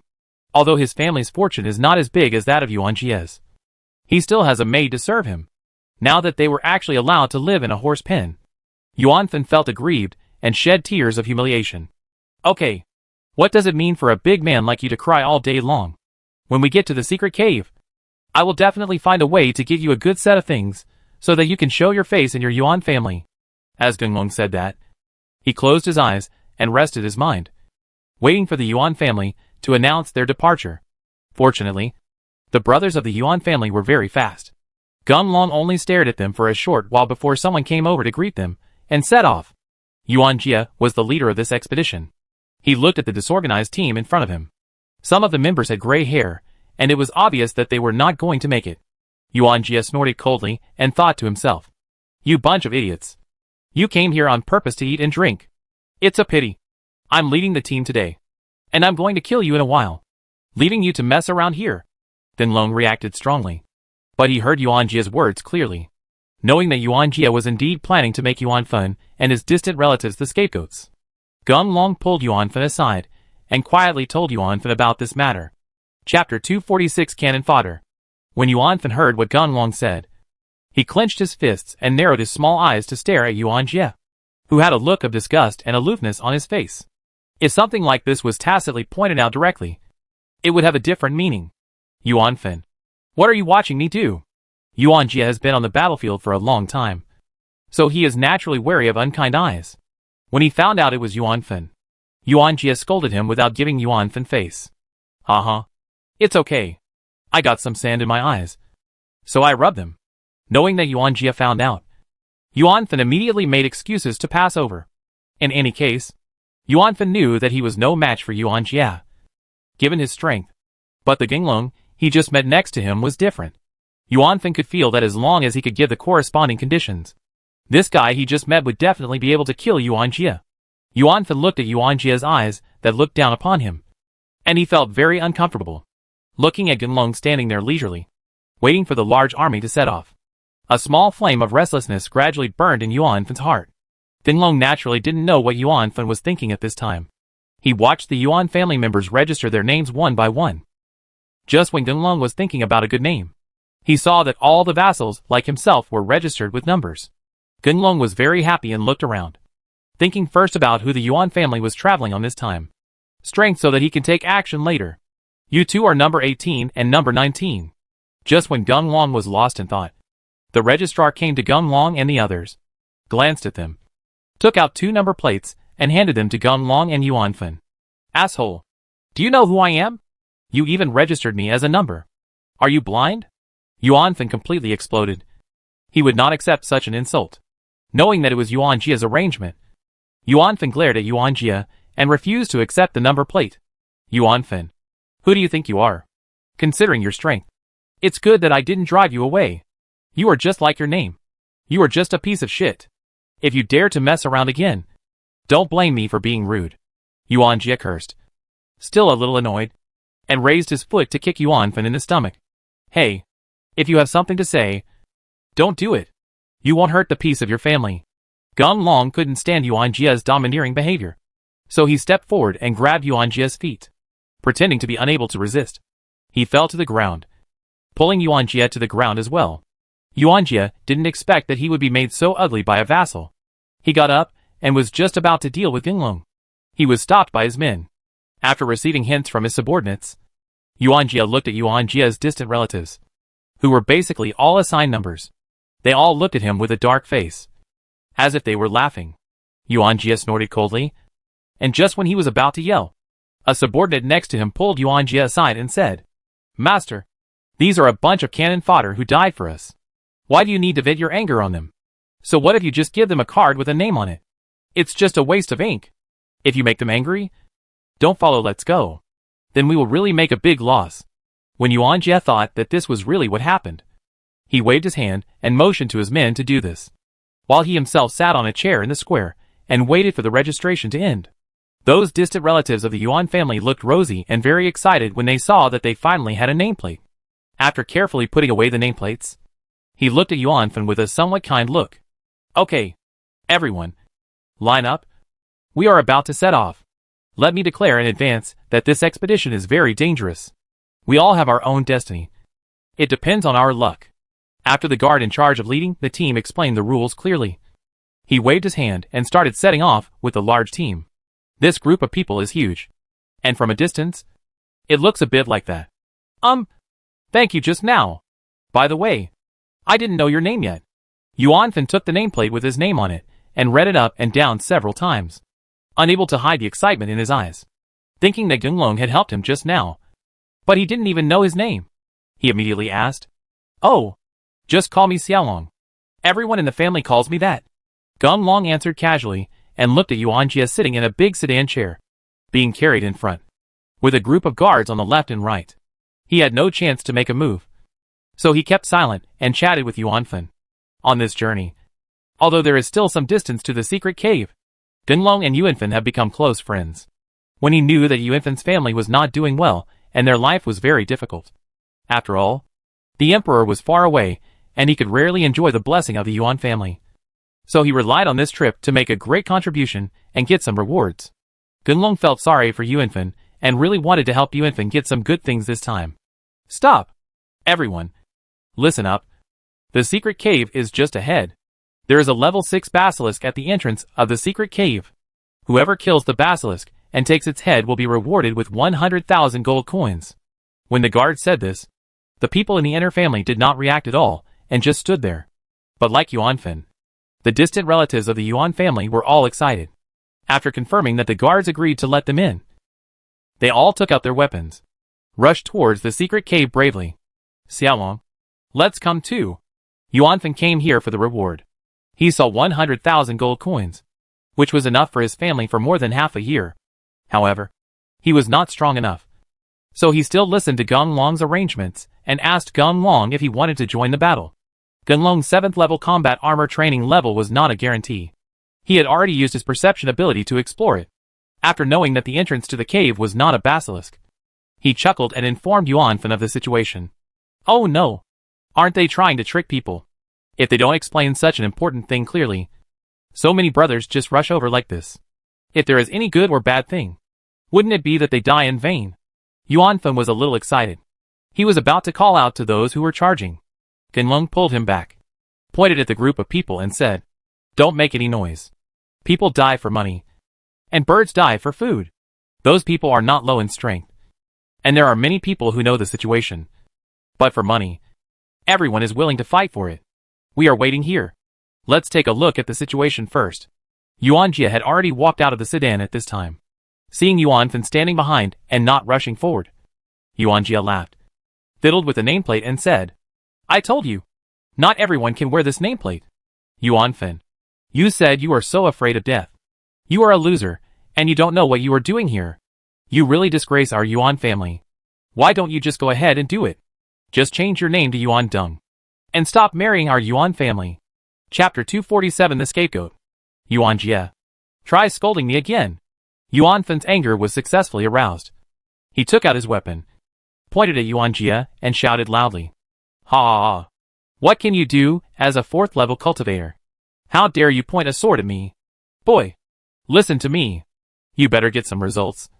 Otherwise, when the adventure is over, I will definitely let father cross out your lineage from the family tree. Yuan Fan didn't expect Yuan Jia to be so despicable. He just wanted to argue with Yuan Jia.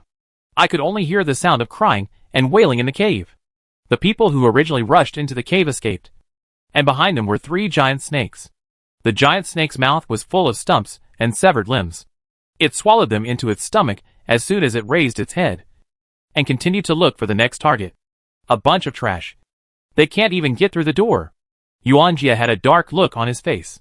He snorted coldly and called his guards to come forward and stop those who were escaping. Yuan Jia, what are you doing? Hurry up and ask the guards to make way for us. Those snake demons are about to catch up with us. Seeing that the escape route was blocked, the distant relatives of the Yuan family became anxious. They shouted hoarsely and questioned Yuan Jia.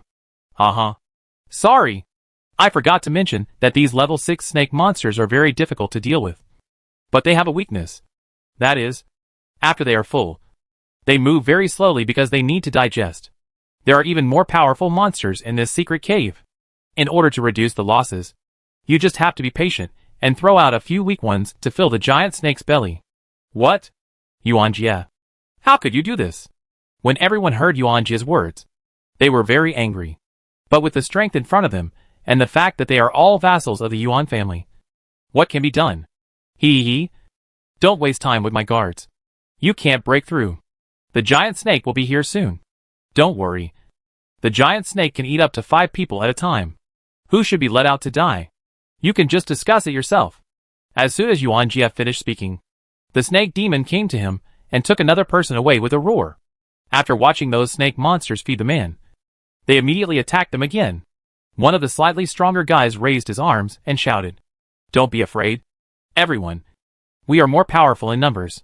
As long as we unite, those snake monsters are not invincible. On the way here, Gun Long had a clear understanding of the strength of this group of people. As for the extraordinary masters among them, as long as they unite, this snake demon is not invincible. Seeing that someone finally came forward, Gun Long was relieved. He pulled Yuan Fan back a few steps and waited for those guys to get rid of the giant snake. Unite your mother and die. Something unexpected happened. A guy standing behind the man pointed his weapon directly at the man's heart and stabbed him in the heart. Before the man could react, he united with the people around him and threw the guy out. After watching the giant snake swallow this man, its body movement speed really slowed down. Everyone was excited. At this time, they did not actually think about taking the opportunity to kill the giant snake, but looked at each other, thinking about who to push out. Yuan Jia could see clearly from outside. He clapped his hands and laughed happily. After seeing one of the guys with low strength, Yuan Jia pointed directly at that person and said, The 4th son of the Dongshan Yuan family. That guy is only at the 5th level of cultivation. He is hiding there. Push him out. After hearing Yuan Jia's words, everyone immediately looked towards the 4th child of the Yuan family. The 4th son of the Yuan family did not expect that it would be his turn so soon. He knelt down on the ground, not caring about his own face, and said with tears in his eyes, Please let me go. My child is still young and I can't live without my father. The people around them were crazy at this time, and they did anything to survive. Ignoring the cry of the 4th child of the Yuan family, they stepped forward and chopped him randomly. After confirming that the 4th child of the Yuan family was unable to move, they directly carried the 4th child of the Yuan family and threw him out. Yuan Jia hasn't had enough fun yet. He just wanted to pick someone out. The guard beside him came to him and reminded Yuan Jie. Young master, you will lead others to die in the future. How about we do this? Oh, you almost forgot about it after reminding me. Okay. The giant snake is no longer good. Brothers, come on. When the guard said this, Yuan Jie immediately thought of the next level. Seeing that the giant snake was now moving much slower than at the beginning, Yuan Jie immediately called his men to attack. Human nature is always fragile. After the distant relatives of the Yuan family made sacrifices, they took it for granted that this was what they were here to do. When the real attack began, they all stood aside with joyful faces, watching the guards knock down the giant snake easily. At this time, they no longer had the temptation of gold coins in their minds. The only thing left was the joy of being alive, and the hope that this would let Yuan Jie know that they were obedient and would not push themselves out to die if they encountered such a thing again. Yuan Jie's guards are all very strong, and it is easy to defeat those giant snakes. Seeing the guards returning happily with the snake heads, Yuan Jie laughed loudly, clapped his hands and said, Okay. You guys are awesome. Don't worry. I'll write them down one by one, and I'll reward you handsomely when I get back. Okay. The cave entrance has been cleared. Let's go! Yuan Jie asked his men to hang the snake heads around the sedan chair. Watching the distant relatives still gloating about the misfortune, Yuan Jie laughed, pointed at the entrance of the cave, and waved them forward.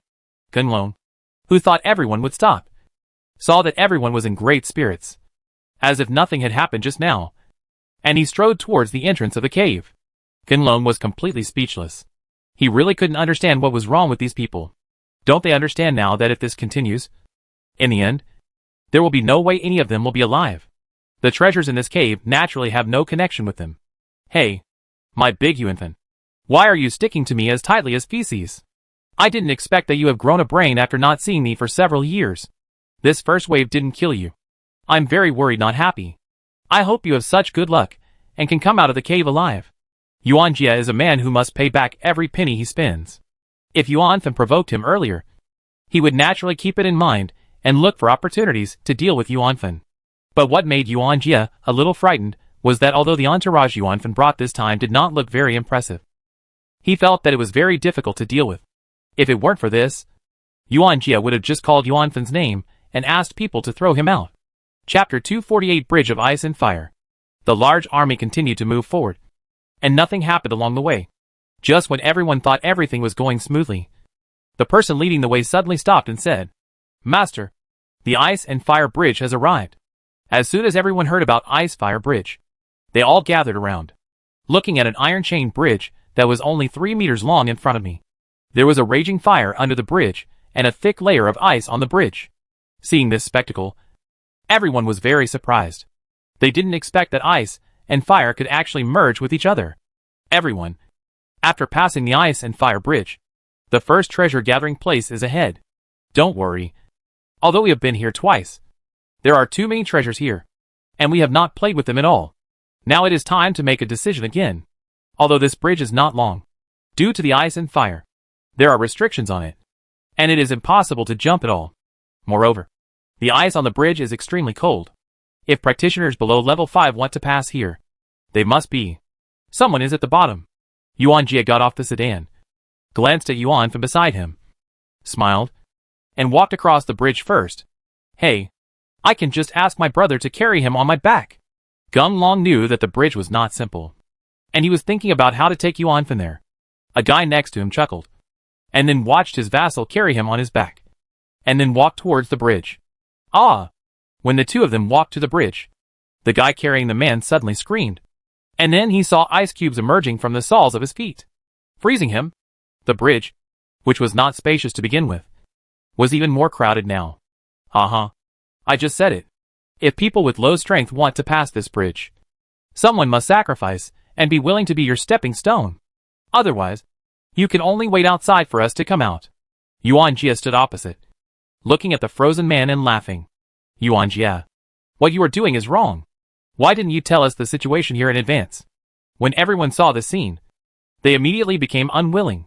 They scolded Yuan Jie and complained that he did not inform him in advance. Humph. We said it when we gathered the manpower. Don't come here to embarrass yourself if you are not strong enough. It's because you are so impatient. When you hear that there is a treasure, You have to rush here. What can I say? When everyone heard Yuanjia's words, they looked at me and I looked at you. And they were all speechless. There are about 10 practitioners below level 5 on the field. Except for the one on the bridge. They looked at the bridge deck and based on the length of the bridge, they estimated that 4 or 5 people would be enough to pass. Knowing that it was useless to say anything at this time, those with low strength looked at me, thinking about who should be operated on first. Hey, Yuanfen. If I remember correctly, you should stay at the 4th level of cultivation. Otherwise, don't come here. When I go back, I will bring you 2 treasures. Yuanjia deliberately acted mischievously. Seeing that everyone was in a stalemate, he immediately shouted to Yuanfen. 4th level of training. After being reminded by Yuanjia, everyone turned their attention to Yuanfen. Without anyone giving orders, they surrounded Yuanfen. Gunlong glanced around and saw that the guys he saw were at least 5th level cultivators. And there were no vassals following them. He was not afraid and stood directly with his hands behind his back, waiting for them to take action. It might be because of Gunlong's strong aura that none of the guys dared to attack. Seeing this, Gunlong didn't want to waste time. Not to mention that he had no friendship with the Yuan family. So he picked a few guys who looked fierce and threw them onto the bridge. After watching them being frozen by the ice, just enough to reach the bridge head, Gunlong signaled Yuanfen to go up the bridge and leave. Seeing that his plan failed, Yuanjia was so angry that he wanted to kill someone. He snorted coldly, turned around and walked towards the cave. After everyone was waiting to cross the bridge, Gunlong looked at the frozen people on the bridge. Due to the high temperature of the flames, their bodies melted directly when they were hot and cold, and disappeared completely. The bridge deck became tidy again. Appearance. Gunlong's heart tightened, and he secretly wondered who designed this cave, and how could it be so sinister. Ha! Treasure. There really is a treasure. Come and get it. Everyone. Gunlong and the others followed the large army. After hearing someone shouting in front, everyone quickly ran forward. When they looked at the large cave in front of them, with gold and silver jewelry scattered on the ground, and some accessories of ancient weapons scattered there, people immediately became excited and rushed forward to snatch it. When Yuanfen saw the treasure, he was also very excited. Just as he was about to follow him, Gunlong pulled him back. What's wrong? Don't you see they are all fighting for the treasure? If it's too late, we will have nothing. Yuanfen didn't understand why Gunlong wanted to stop him, so he struggled hard, trying to break free from Gunlong's restraints. However, Gunlong held him down tightly, making him unable to move at all. I said, are you really stupid or are you pretending to be stupid? As for that vicious boy Yuanjia, if he could really take it away, he would leave so many things there for you guys. If you haven't seen them, they don't have any move. When Gunlong said this, Yuanfen understood it no matter how stupid he was. He turned to look at Yuanjia in the distance, and saw Yuanjia with a wicked smile on his face, looking at the people snatching the treasure. Before Yuanfen could tell the group to retreat, those who had grabbed the treasure suddenly stood still, with many black spots appearing on their bodies. After the black spots completely covered their bodies, the bodies of those people suddenly caught fire and instantly burned them to ashes, leaving nothing behind. Seeing this terrifying appearance, those people didn't dare to take these treasures. They threw the treasures to the ground and immediately returned to Yuanjia. Hey, look at my memory. I forgot to remind you that there are some problems with the treasures here. They seem to be cursed. Anyone who takes the treasures away will die in the fire. No. I'm sorry. I was a little late because of something, and I forgot to remind you. Yuanjia's hypocritical behavior is really disgusting. Although everyone is very angry, but Yuanjia is the eldest young master of the Yuan family, and Yuanjia's men are all guards with 7th level fighting armor training level, so they can only swallow their anger, pretending that nothing happened, and continued walking forward with Yuanjia. Xiaolong, thank you so much. If it weren't for you, I would probably be dead now. Hey, why don't you leave? They've all gone far away. After this incident, Yuanfen was completely convinced of Gunlong. If it weren't for Gunlong, he would probably have died again. Seeing Gunlong standing there, looking carefully at the walls around him, Yuanfen was a little confused. What was so good about these bare walls? He asked directly. Chapter 249 Winning Over. Well, something just feels wrong. Yuanfen, have you ever thought that this might be a place for sacrifice? Gunlong didn't dare to confirm his guess, and he didn't have any evidence to prove it now. Just speaking based on my feeling. Even if the cave where the treasure is hidden is very dangerous, it won't be hairless. There are only so many restrictions. Just look at the 2 levels at the cave entrance and here. They are basically defensive. Gunlong had a vague feeling that this cave was not simple. It must be guarding something powerful. Forget it. Let's follow them first. Let's take a walk and see if my own brain is disconnected. I'm overthinking it. Gunlong couldn't find a clue. Seeing that the large army was far away, he immediately called Yuanfen to follow. What's more, the main purpose of coming here is to find an opportunity to kill Yuanjie. If it is really a place of sacrifice, then I really don't need to think of any way to hide myself. I can just take advantage of the chaos and kill him. Yuanjie received a report from his subordinates, saying that Yuanfen and the others were staying behind. Yuanjie thought that the experts around Yuanfen had discovered the secret of the secret cave, so he hurriedly called on the troops to stop and rest for a while. After Yuanfen and Gunlong were waiting to catch up, Yuanjie kept staring at them. After seeing nothing wrong with him, Yuanjie snorted coldly, stood up and announced, "Everyone, listen to me. Since I brought you here to hunt for treasure, I must be responsible for you." The 2 Yuanfens just joined the team. This is the first and last time.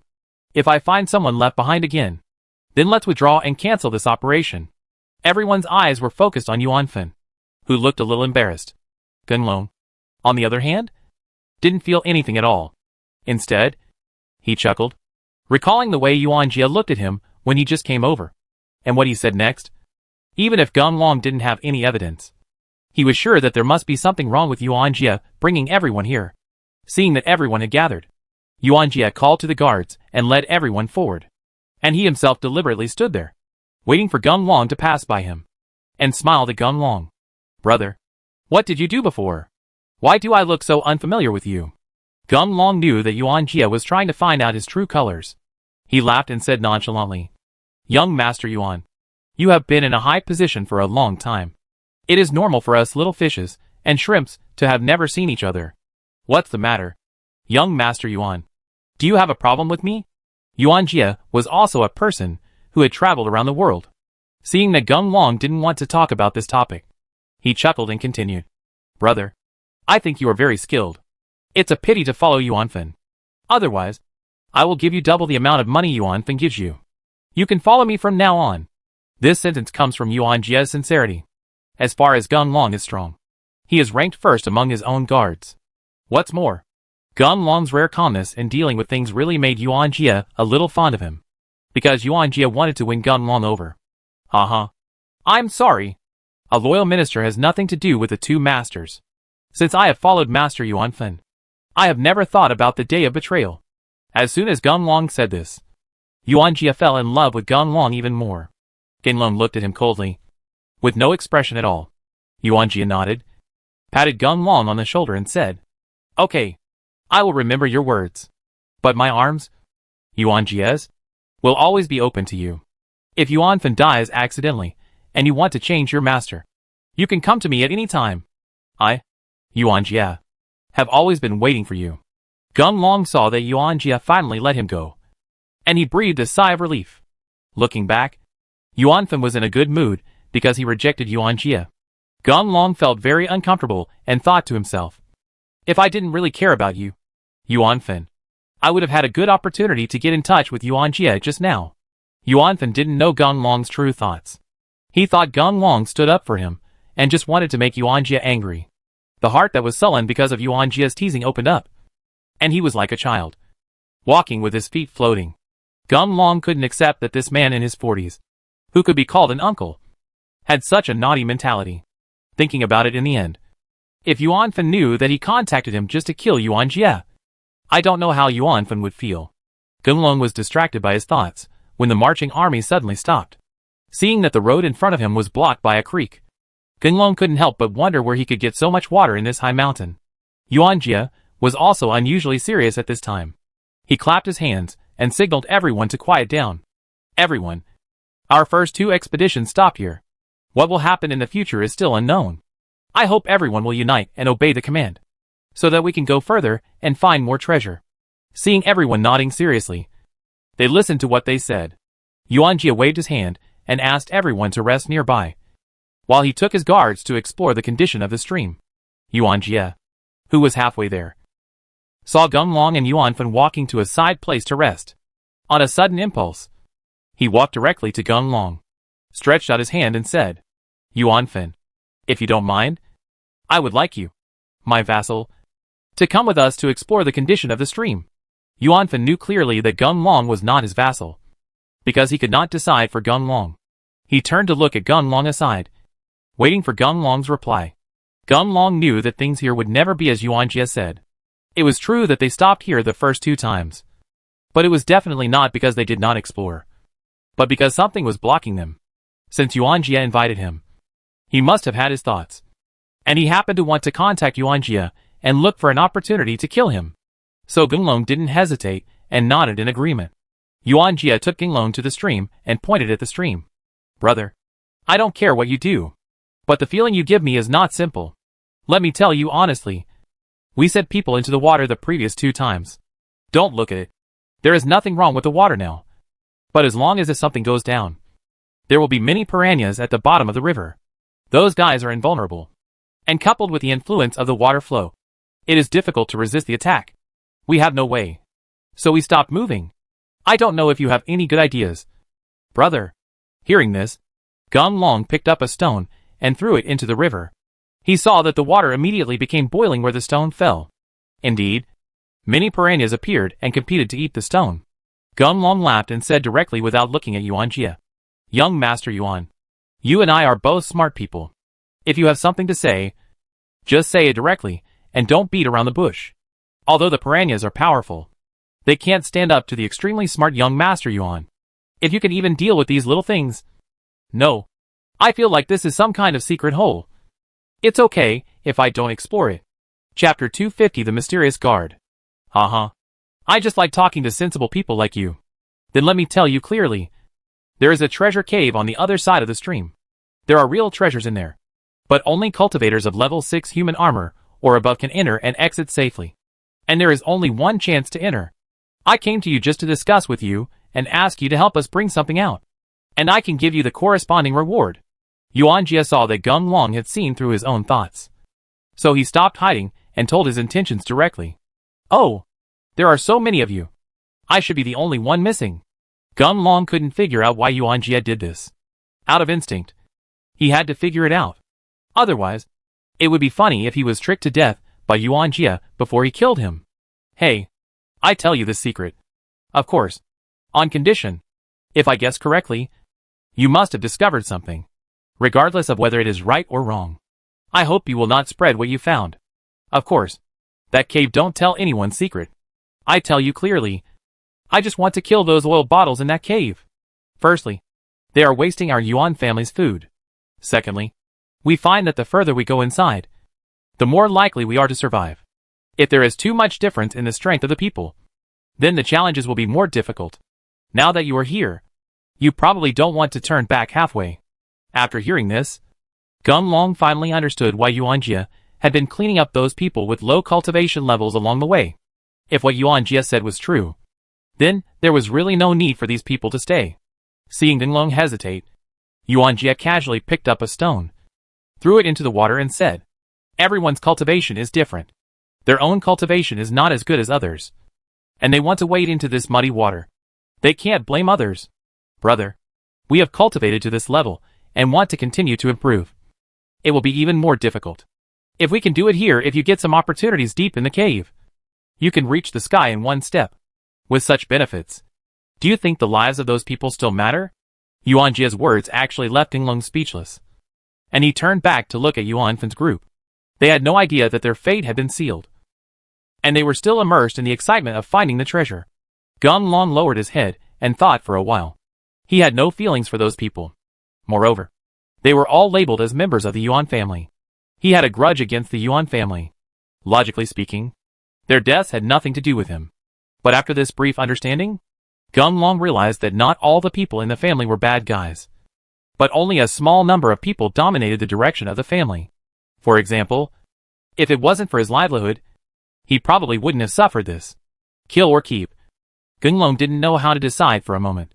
Just when Yuan Jie was a little impatient and was about to urge Gung Long, Gun Long actually stood up, his eyes clear, and he said directly, Master Yuan, I have thought about it. I can help you, but you have to deal with Yuan Fen and his gang in my way. Your way. Yuan Jie didn't know what tricks the kid in front of him was playing. No one dared to negotiate terms with him when he was so old. Just when Yuan Jie was about to get angry, the guard beside him coughed lightly. Yuan Jie suppressed his anger and shouted coldly, Tell me, what are you going to do with those people? Gun Long saw the actions of the guard in his eyes. And when Yuan Jie asked him to speak, he chuckled and said, What I mean is that we don't need to kill them, but let them wait here, or even drive them out directly, so as not to let them affect us here. What? What are you doing? Are you trying to fight against me? Yuan Jie didn't expect Gun Long to let those people go. He was so angry that he jumped up, seeing those resting people looking over at the sound. Yuan Jie immediately lowered his voice and said to Gun Long, Do you have a pig brain? What good will it do you if you save them? When Gun Long saw that there was nothing to talk about, he stopped talking and stood up to leave. There is a pretense that if you don't do what he wants, there will be no need to talk about this matter. Brother, wait a minute. Yuan Jie didn't say anything, but the guard who kept reminding him couldn't sit still and came directly to Gun Long and pulled him back. Gun Long actually felt that the guard was unusual from the beginning, judging from the attitude of the other guards towards Yuan Jie. They were afraid of blind obedience. But this guard has an extraordinary bearing, and if Yuan Jie does something inappropriate, the guy will remind him in time. Thinking about it, he must not be from the Yuan family. And even if he is not a simple guard. All Yuan Jie's ideas should be given by that guy. Now that the boy couldn't help it anymore, the fox's tail was exposed. Gun Long chuckled and turned around without saying a word, waiting for someone to speak. We have something to talk about, and the solution you just mentioned is not impossible. But everyone is here to ask for money. Brother, do you know that doing this may bring you endless trouble in the future? After all, those people are not. I must think that you are doing them good. And you may also think that you are afraid that they will snatch the treasure from you. Having said this, brother, do you still want to stick to your choice? Gun Long naturally thought of this, but he felt that everything depends on human nature. As long as he thinks it is right, why should he care about what others think of him? He nodded to express his thoughts. Okay, brother, you look young, but you have such a broad mind. I admire you very much. In this case, let's do as you say, the guard said, took out a box from his sleeve, and poured the contents of the box into the stream while no one was paying attention. After that thing merged into the calm stream, the originally silent piranhas became violent. At first, they just writhed in the river water. At the end, the divine power that came from nowhere actually jumped to the shore and rushed towards those who were resting. Everyone, run! The piranhas are rioting. The guard controlled the armor to protect himself from the piranha. And while running, he called on everyone to retreat. Those who didn't react in time were ruined and were directly covered by the piranhas, turning into bones in an instant. Seeing this horrific scene, no one dared to stay here. They all hurriedly got up and ran outside. Xiaolong, run! I'll pick you up. Yuan Fen was some distance away from the stream. He saw people being chased by piranhas, and Ginglong was probably being bitten by piranhas because he was next to the stream at the beginning. Yuan Fen gritted his teeth and turned towards Ginglong. The dragon rushed over. Chapter 251 Hallucination. Ginglong didn't take the piranha's painless attack seriously, but he had to do his best to resist the piranha's attack. Seeing Yuan Fen running over, Ginglong felt nervous and thought to himself, You only have so much strength, so you don't know what you are doing here. Just when Ginglong had a headache, how could he drive Yuan Fen away? One of Yuan Jie's guards got Yuan Jie's instruction and immediately rushed over, carrying Yuan Fen and rushing out. After watching those low-strength guys go out, the guard who was talking to Ginglong took action. A bolt of lightning appeared and attacked the top of the stone wall. There was a loud bang and countless stones fell, blocking the cave. Without the interference of outsiders, everyone no longer needed to cover up. The fighting armor came out and directly knocked the piranhas to the ground. This piranha can also scare those with low strength, but it has no effect on us at all. Brother, this sudden attack didn't scare you, did it?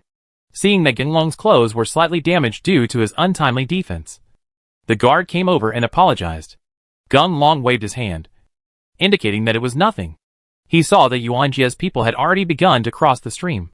Ginglong also delayed, signaling to the guards to go ahead, and he followed closely behind him. Brother. My name is Lian Hong. I don't know what to call brother. Gun Long had never heard of this surname before, and he didn't take it to heart. He nodded towards Lian Hong and said, "Just call me Xiaolong." Hearing Gun Long's reply, Lian Hong was thoughtful. He glanced at Gun Long and wondered what he was thinking of. In the end, he just smiled and didn't say much. "Mr. Lian, we are here. What should we do this time?" Yuan Jia shouted.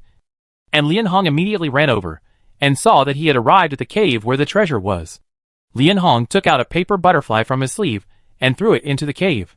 He watched the butterfly fly for a while, but there was nothing strange about it. Lian Hong nodded and said, "Well, it's safe for the time being. After everyone goes in, no matter what you find, pick it up and go out directly from the exit. Don't be like last time. Some people hesitated, and some made second choices. Otherwise, let's do it this time. All the previous efforts have been wasted. By then, it will not be easy to find more cannon fodder." Gun Long took note of Lian Hong's words, looked at Lian Hong, and waved to everyone to come in. Gun Long immediately followed everyone into the cave. Buzz! The cave that was originally empty was immediately surrounded by golden light after people entered, and countless treasures appeared. Gun Long kept Lian Hong's words in mind, picked up a vase that was relatively close to him, and saw a teleportation array appearing in the distance in front of him. He immediately ran towards the teleportation array. Just when Gun Long was about to reach the teleportation array, he suddenly felt something was wrong. He came in the middle. Even if the people in front had experience and could run fast, there wouldn't be anyone behind him. Because of Gun Long's hesitation, the vase in his hand slipped and fell to the ground. There was a crisp click and the vase broke. The surrounding space was also affected and actually shattered. Gun Long didn't know what was going on. Seeing that the teleportation array in front of him was also broken, he immediately stepped forward and entered the teleportation array. It's just that the teleportation array at this time has no effect at all. Gun Long is still in the same place, with no change at all. Gun Long. Gun Long. Yuan Fan's voice sounded suddenly. Gun Long looked for the sound and found that Yuan Fan appeared in the distance at some point and called Gun Long over. Behind Yuan Fan, there was obviously an exit. As soon as Gun Long saw that there was a way to escape, he immediately became energetic and ran towards Yuan Fan quickly, shouting as he ran, "Yuan Fan, run quickly. This space is going to be destroyed." Just when Gun Long was about to reach Yuan Fan, he suddenly felt something was wrong. "Just now, I was a little confused and my brain was a little short-circuited. You know, Yuan Fan saw him being taken out by the guards himself. Moreover, the most important thing is that Yuan Fan doesn't know his real name at all. In this case, who is this guy in front of me?" Gun Long stopped, holding the fire cloud sword in his hand. The blazing flames burned the surroundings, and the reflected Gun Long's face was also red, looking very scary. "Gun Long, what's wrong with you? Come here quickly." Yuan Fan over there didn't notice anything strange about Gun Long, and still waved his hand, calling Gun Long over. At this time, Gun Long was 100% sure that there was something wrong with the opponent. He stretched out his fire cloud sword and attacked the fake Yuan Fan directly. "Ah!" With a cry of pain, the fake Yuan Fan collapsed to the ground, and the hot breath of the fire cloud sword directly turned his body into ashes. "Xiaolong, calm down. We are all our own people here." Gun Long's head was dizzy, and he suddenly heard another voice, and a figure appeared in front of him. Just when Gun Long was about to continue attacking, he suddenly felt something was wrong. Since the other party called himself Xiaolong, he should be the one who came in with him. And the voice was very unique. It was obviously Lian Hong's voice. In order to avoid hurting innocent people, Gun Long put the fire cloud sword behind him and walked towards the figure alone. Right in front of the figure he arrived. Before he could speak, the figure suddenly took out a small bottle and threw it towards Gun Long. Clang! After the crisp sound, the bottle broke and a strange fragrance appeared. Gun Long woke up immediately after smelling the fragrance. He saw himself standing in front of a stone door. A guard's clothes were burned by the flames, and there was a smell of burnt flesh and blood in the space. Gun Long immediately realized that he was just hallucinating and killed one of his own people. Lian Hong watched Gun Long wake up. He was relieved and asked Gun Long to rest aside while he went to save the others.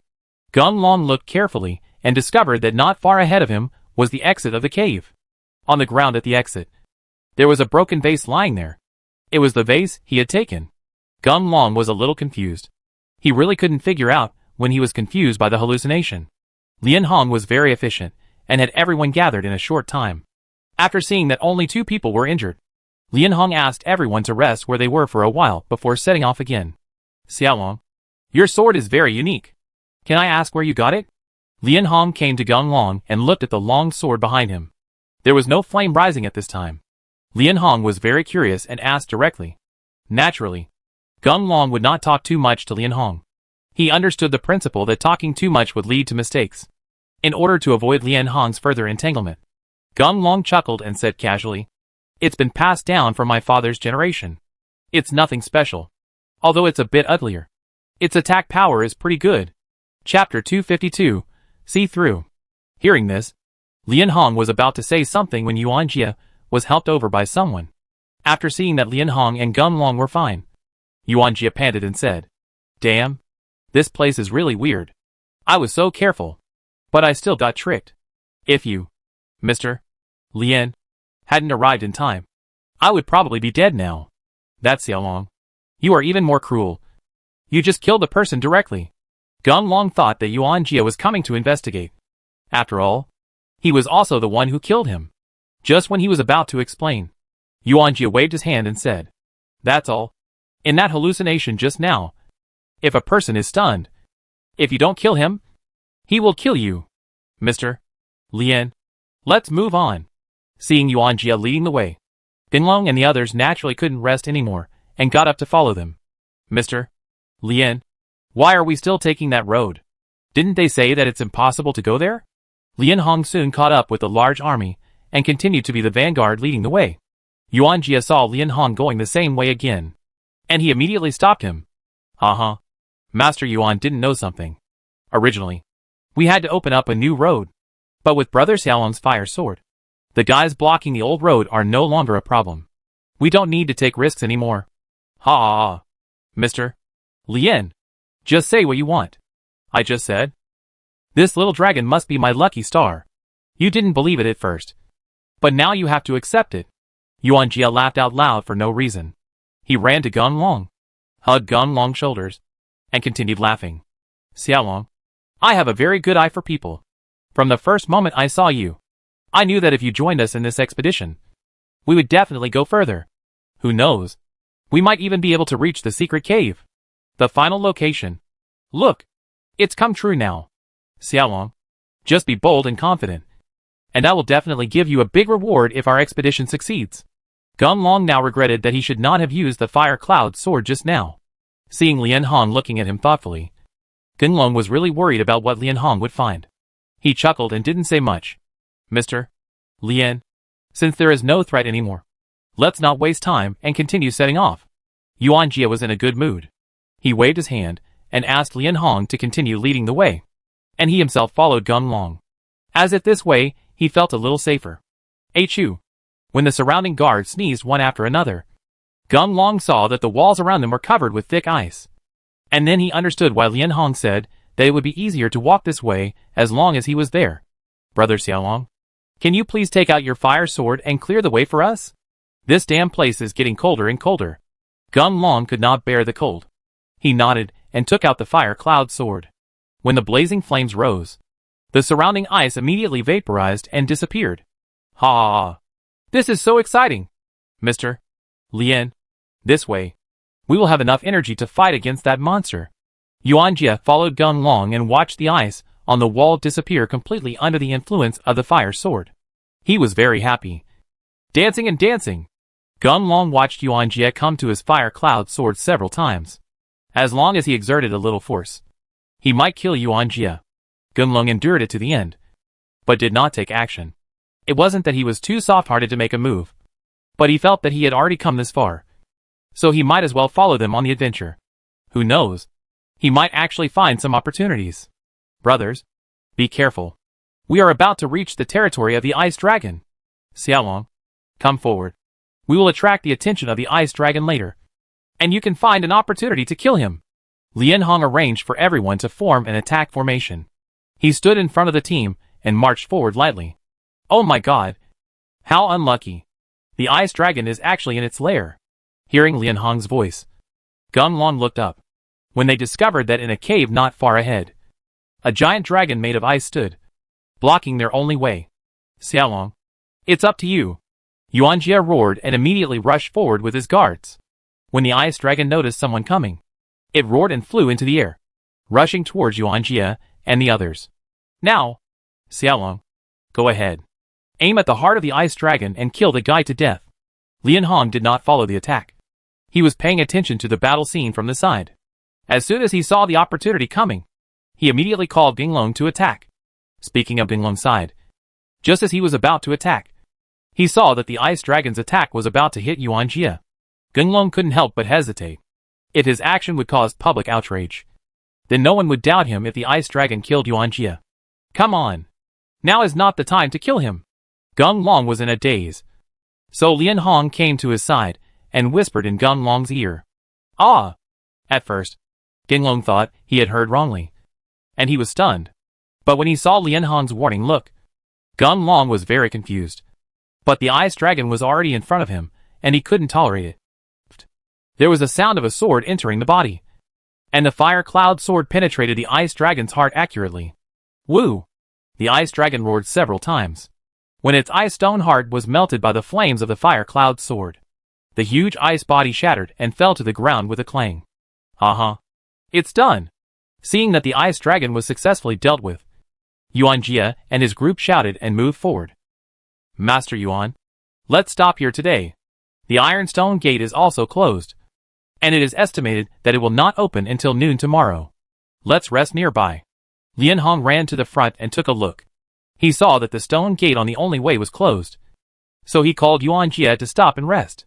Yuan Jie knew how powerful this stone gate was, and there was no use in attacking it forcefully.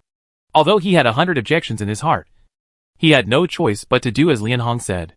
Hey, what did you mean just now? Ginglong saw Lian Hong resting alone in the distance. He came over and sat down beside him. Seeing that no one noticed them, he asked Lian Hong directly.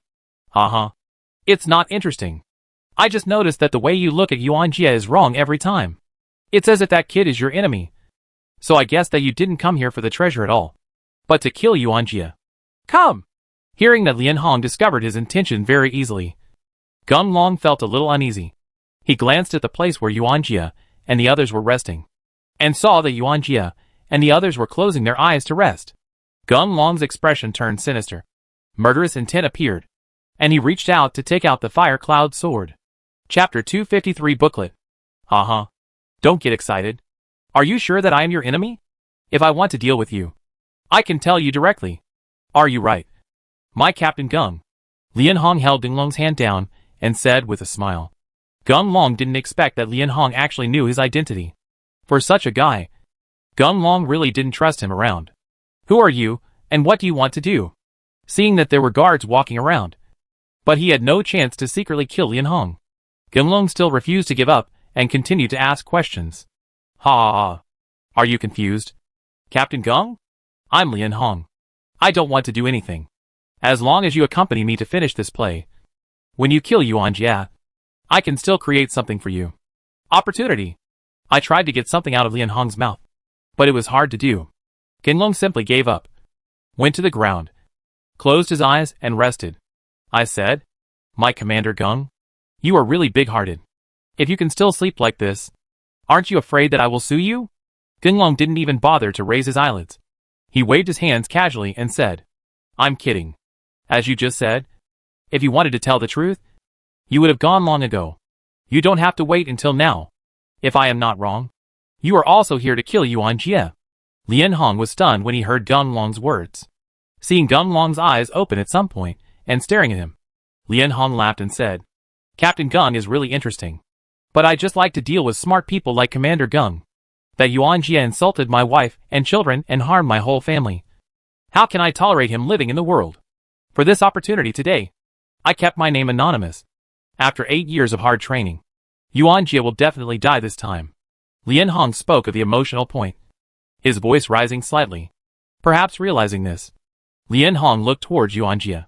Lian Hong felt relieved when he discovered that Yuan Jie had fallen asleep and was still snoring. Brother, let me remind you, Yuan Jie is not a fool. He is afraid that after a lot of trouble, we will find out in the end that we are the ones in the dream. Gunlong didn't want to say anything more, although it was nice to have someone with a common goal around him. Due to habit, Gunlong couldn't convince Na Lianhong. What's more, for such secret matters as murder and revenge, it's better to do it yourself, so that nothing goes wrong. By the way, I really can't figure it out. After all, I have changed my appearance. How can you be sure that I am Gunlong? Well, this is simple. You said so yourself.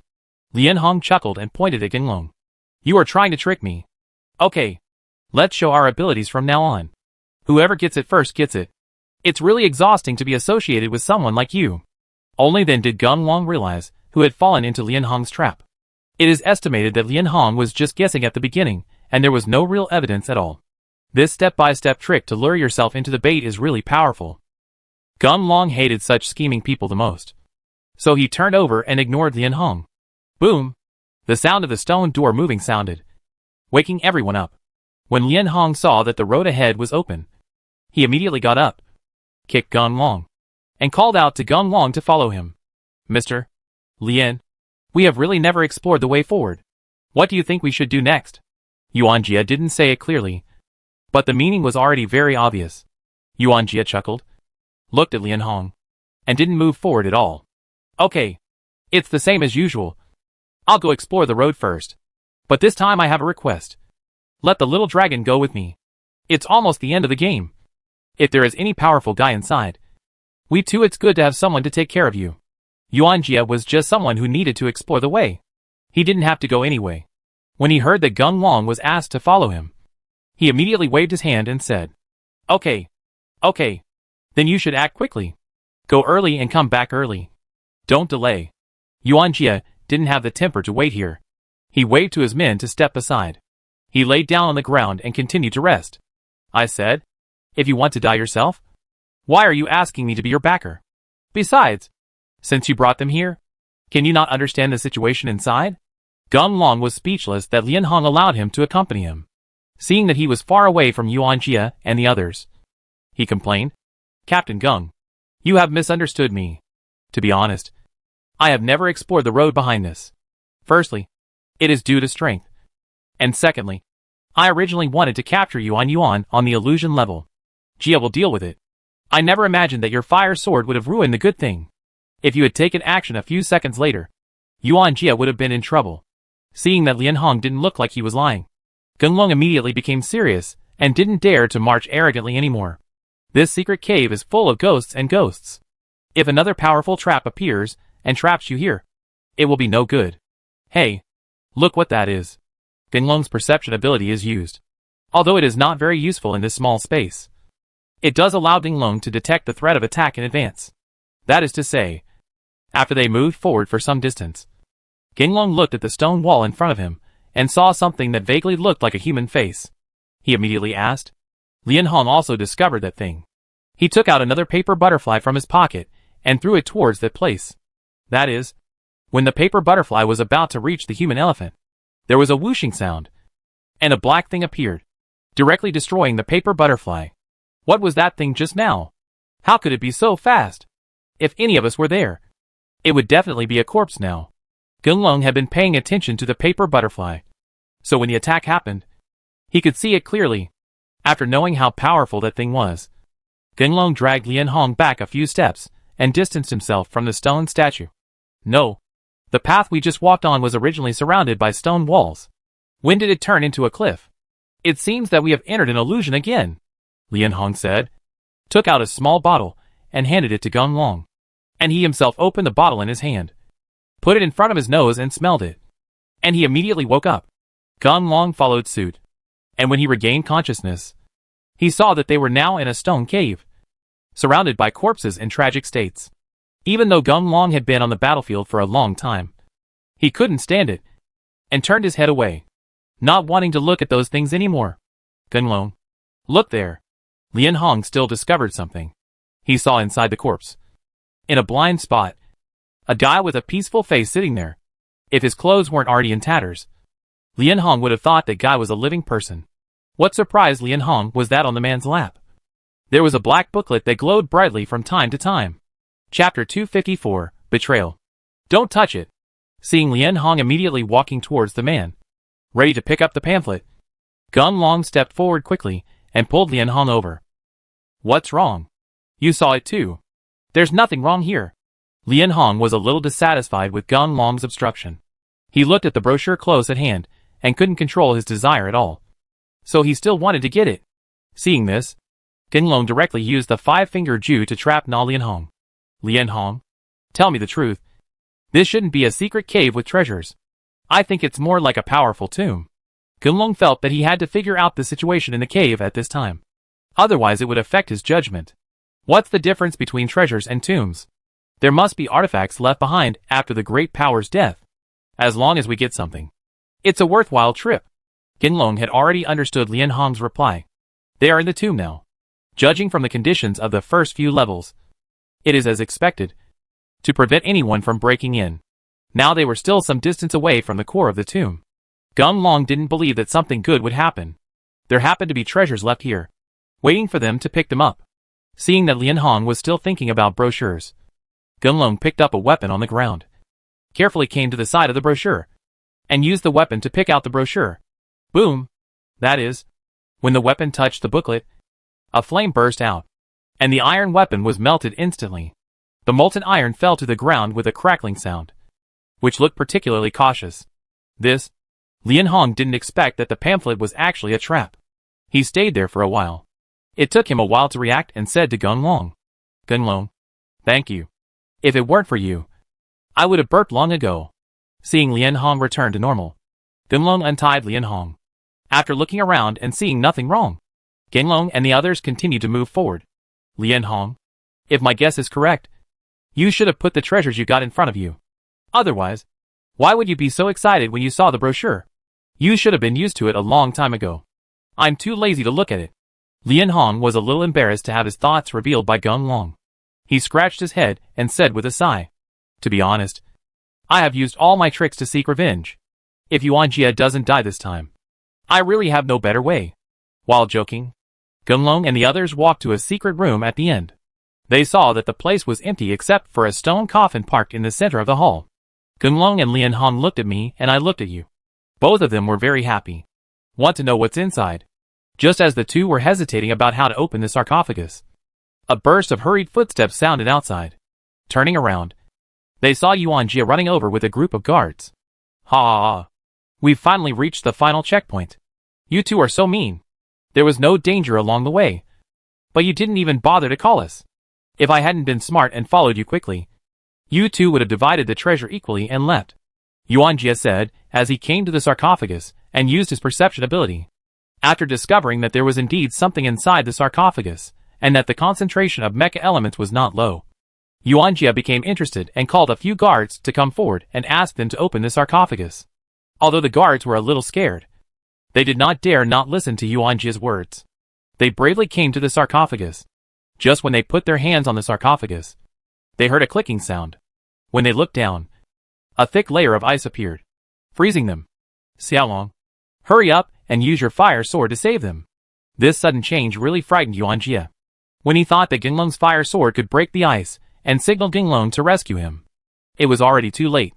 The bodies of the guards were completely frozen, and with a buzzing sound, they all shattered into small pieces and fell to the ground. Oh no! What the H.L. is this? I don't believe it. You guys come here. Xiaolong, your fire sword is standing next to you, ready to take action at any time. Seeing that the treasure was right in front of him, but he really couldn't get it, Yuan Jia was a little angry. He called the remaining guards to come to the sarcophagus and asked Gun Long to obey orders at any time. The guards naturally cherished their lives. Seeing the miserable state of their companions, they still dared to step forward. When Yuan Jia saw that the guards could not be summoned, he flew into a rage, raised his sword and stabbed one of the guards to death. Seeing the guard lying on the ground without a breath, Yuan Jia hacked at him frantically while shouting, "Watch me, everyone. If anyone disobeys, this will be the outcome." The people who were shocked by Yuan Jia's actions looked at the word death everywhere. They looked at each other and understood what the other was thinking. He roared and attacked Yuan Jia. Damn it. You actually want to kill me. Xiaolong, Lian Hong, come here quickly and get rid of them. Although Yuan Jia is very skilled, he can't stand against the opponent's large number of people. He didn't want to die here like this. When he saw Gunlong and Lian Hong beside him, he immediately called them over to help. Two eldest brothers. If you kill us, then Yuan Jia will definitely ask you to open the coffin. It means death anyway. So why not join us in the rebellion? The guards saw the strength of Gunlong and Lian Hong. Knowing that the two of them were not to be dealt with, he attacked Yuan Jia while using psychological tactics to lure Gunlong and Lian Hong into the water.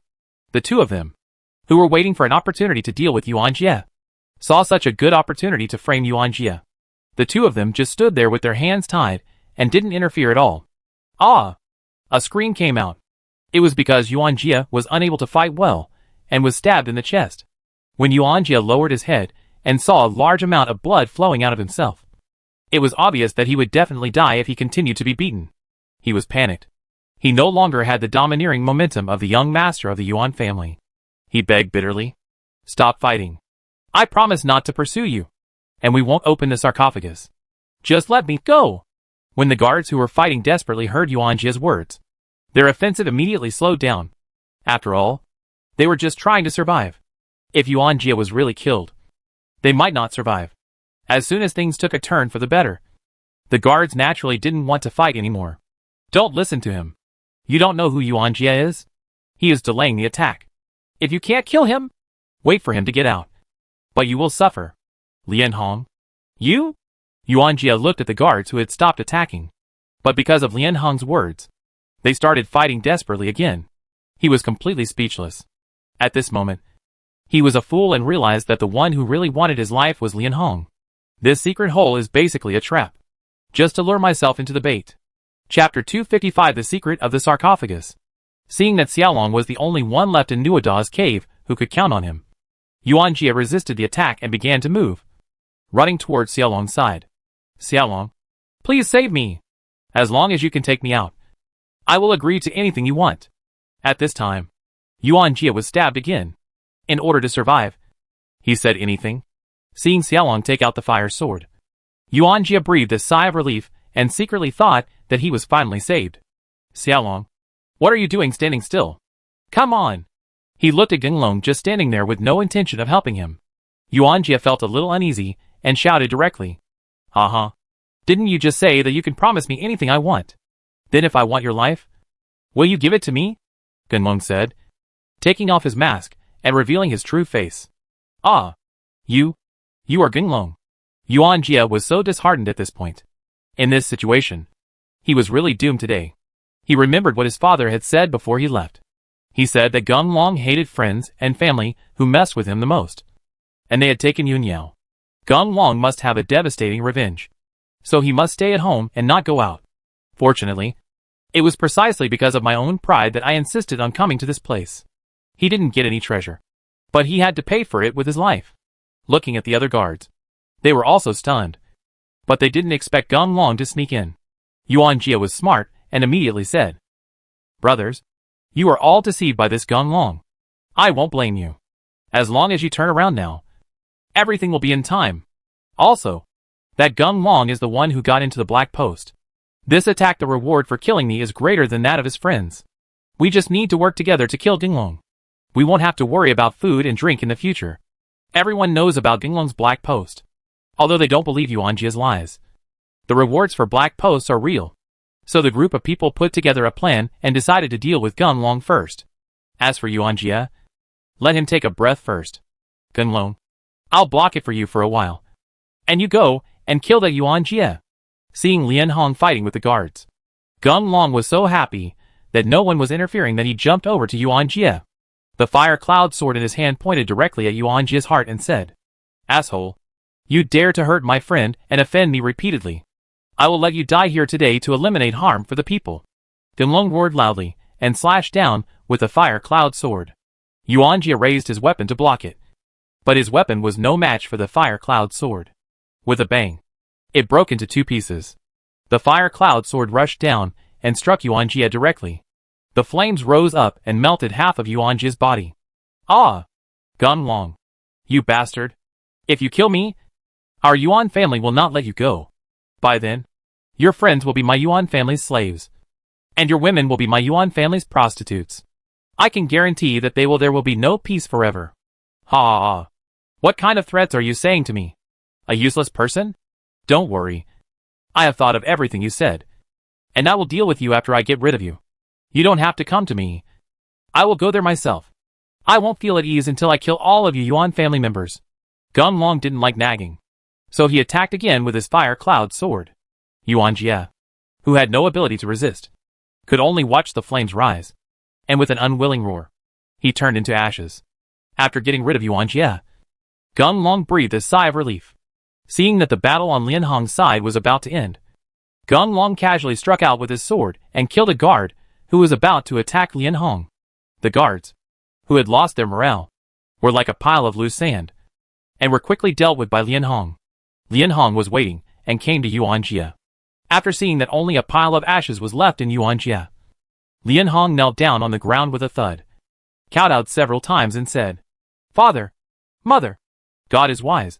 Then Yuan Jie is finally dead. You souls in heaven can rest in peace." Gunlong understood Lian Hong's mood. After all, he had experienced this kind of scene before. When Lian Hong recovered and stood up again, Gunlong stepped forward and said, "Brother, the big deal has been decided. Since we have arrived at this place, and the treasure is in front of us, why don't we work together to open the sarcophagus and find out what's going on?" Ha ha ha. Gunlong, everyone in the world is greedy. And I am no exception. But I am different from you. I have no ambition. You helped me today, and my great revenge was avenged. I have no regrets. You have a fire sword in your hand. It is easy for you to open the sarcophagus. I know everything now, and there is nothing I can do with it. I will give this unknown treasure to you as a thank you gift. Lian will leave now to avoid seeing the treasure. If you have bad intentions, what will happen to you? Lian Hong was very determined. After he finished speaking, he took out a few small bottles and threw them to Gunlong, telling Gunlong to remember to use them if he ever enters the illusion again. And he himself turned around and left here directly. Haha. He is such an interesting person. But it feels really weird for a man to wear so many perfume-like things on his body every day. Gunlong was worrying about the distribution of the treasures after they came out. When he saw Lian Hong voluntarily quit, he was naturally very happy.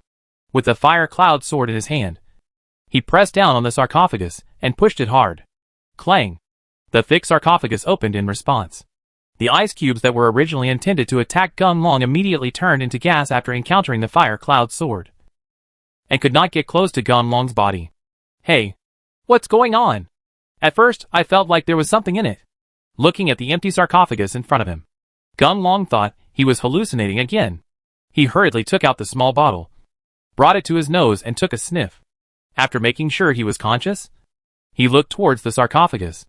Gunlong was confused when he found that the sarcophagus was still empty. Could it be that there was a mechanism inside the sarcophagus? Thinking of this, Gunlong reached out and touched the inside of the sarcophagus. But there was nothing wrong with the bare stone wall. There might be some mechanism somewhere. Just when Gunlong couldn't find the secret and thought that his trip was all in vain, he lowered his head and discovered that there was something wrong with the bottom of the sarcophagus. Gunlong immediately squatted down and carefully studied the stone platform on which the sarcophagus was placed. Kakaka. Several ice blocks attacked one after another, but Gunlong was blocked. Seeing that there was something wrong with the stone platform, Gunlong was full of energy and kicked the sarcophagus to the ground. Seeing a staircase wrapped by a stone platform appearing and extending directly underground, Gunlong understood that he had indeed found the right direction. Chapter 256 Earth Jar. Gunlong took out the fire folder, lit it, and threw it into the cave.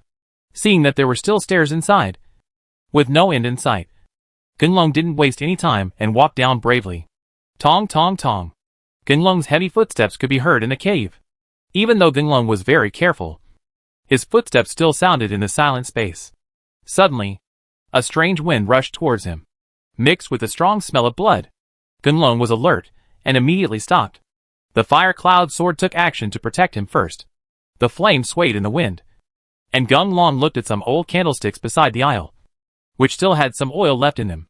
He lit them one by one, and when everything was illuminated by the candlelight, Gunlong could see clearly that he was actually on a high platform. The high platform stretches all the way forward, stretching for hundreds of meters. Under the high platform is a square surrounded by huge walls. If you look closely, it looks like a coliseum. The smell of blood just now came from the square. And what made Gunlong feel incredible was that although the corpses of the monsters with no names in the square had been completely decomposed and only their bones were left, the blood on the bones was indeed bright red and fresh. It's like dying just now. Your grandfather's. What on earth is this place? Why is it so evil? Genlong felt a little creepy. He continued walking along the high platform, wondering if there was any other way out. As for the square, Genlong was unwilling to go down there. After all, it was all too unacceptable.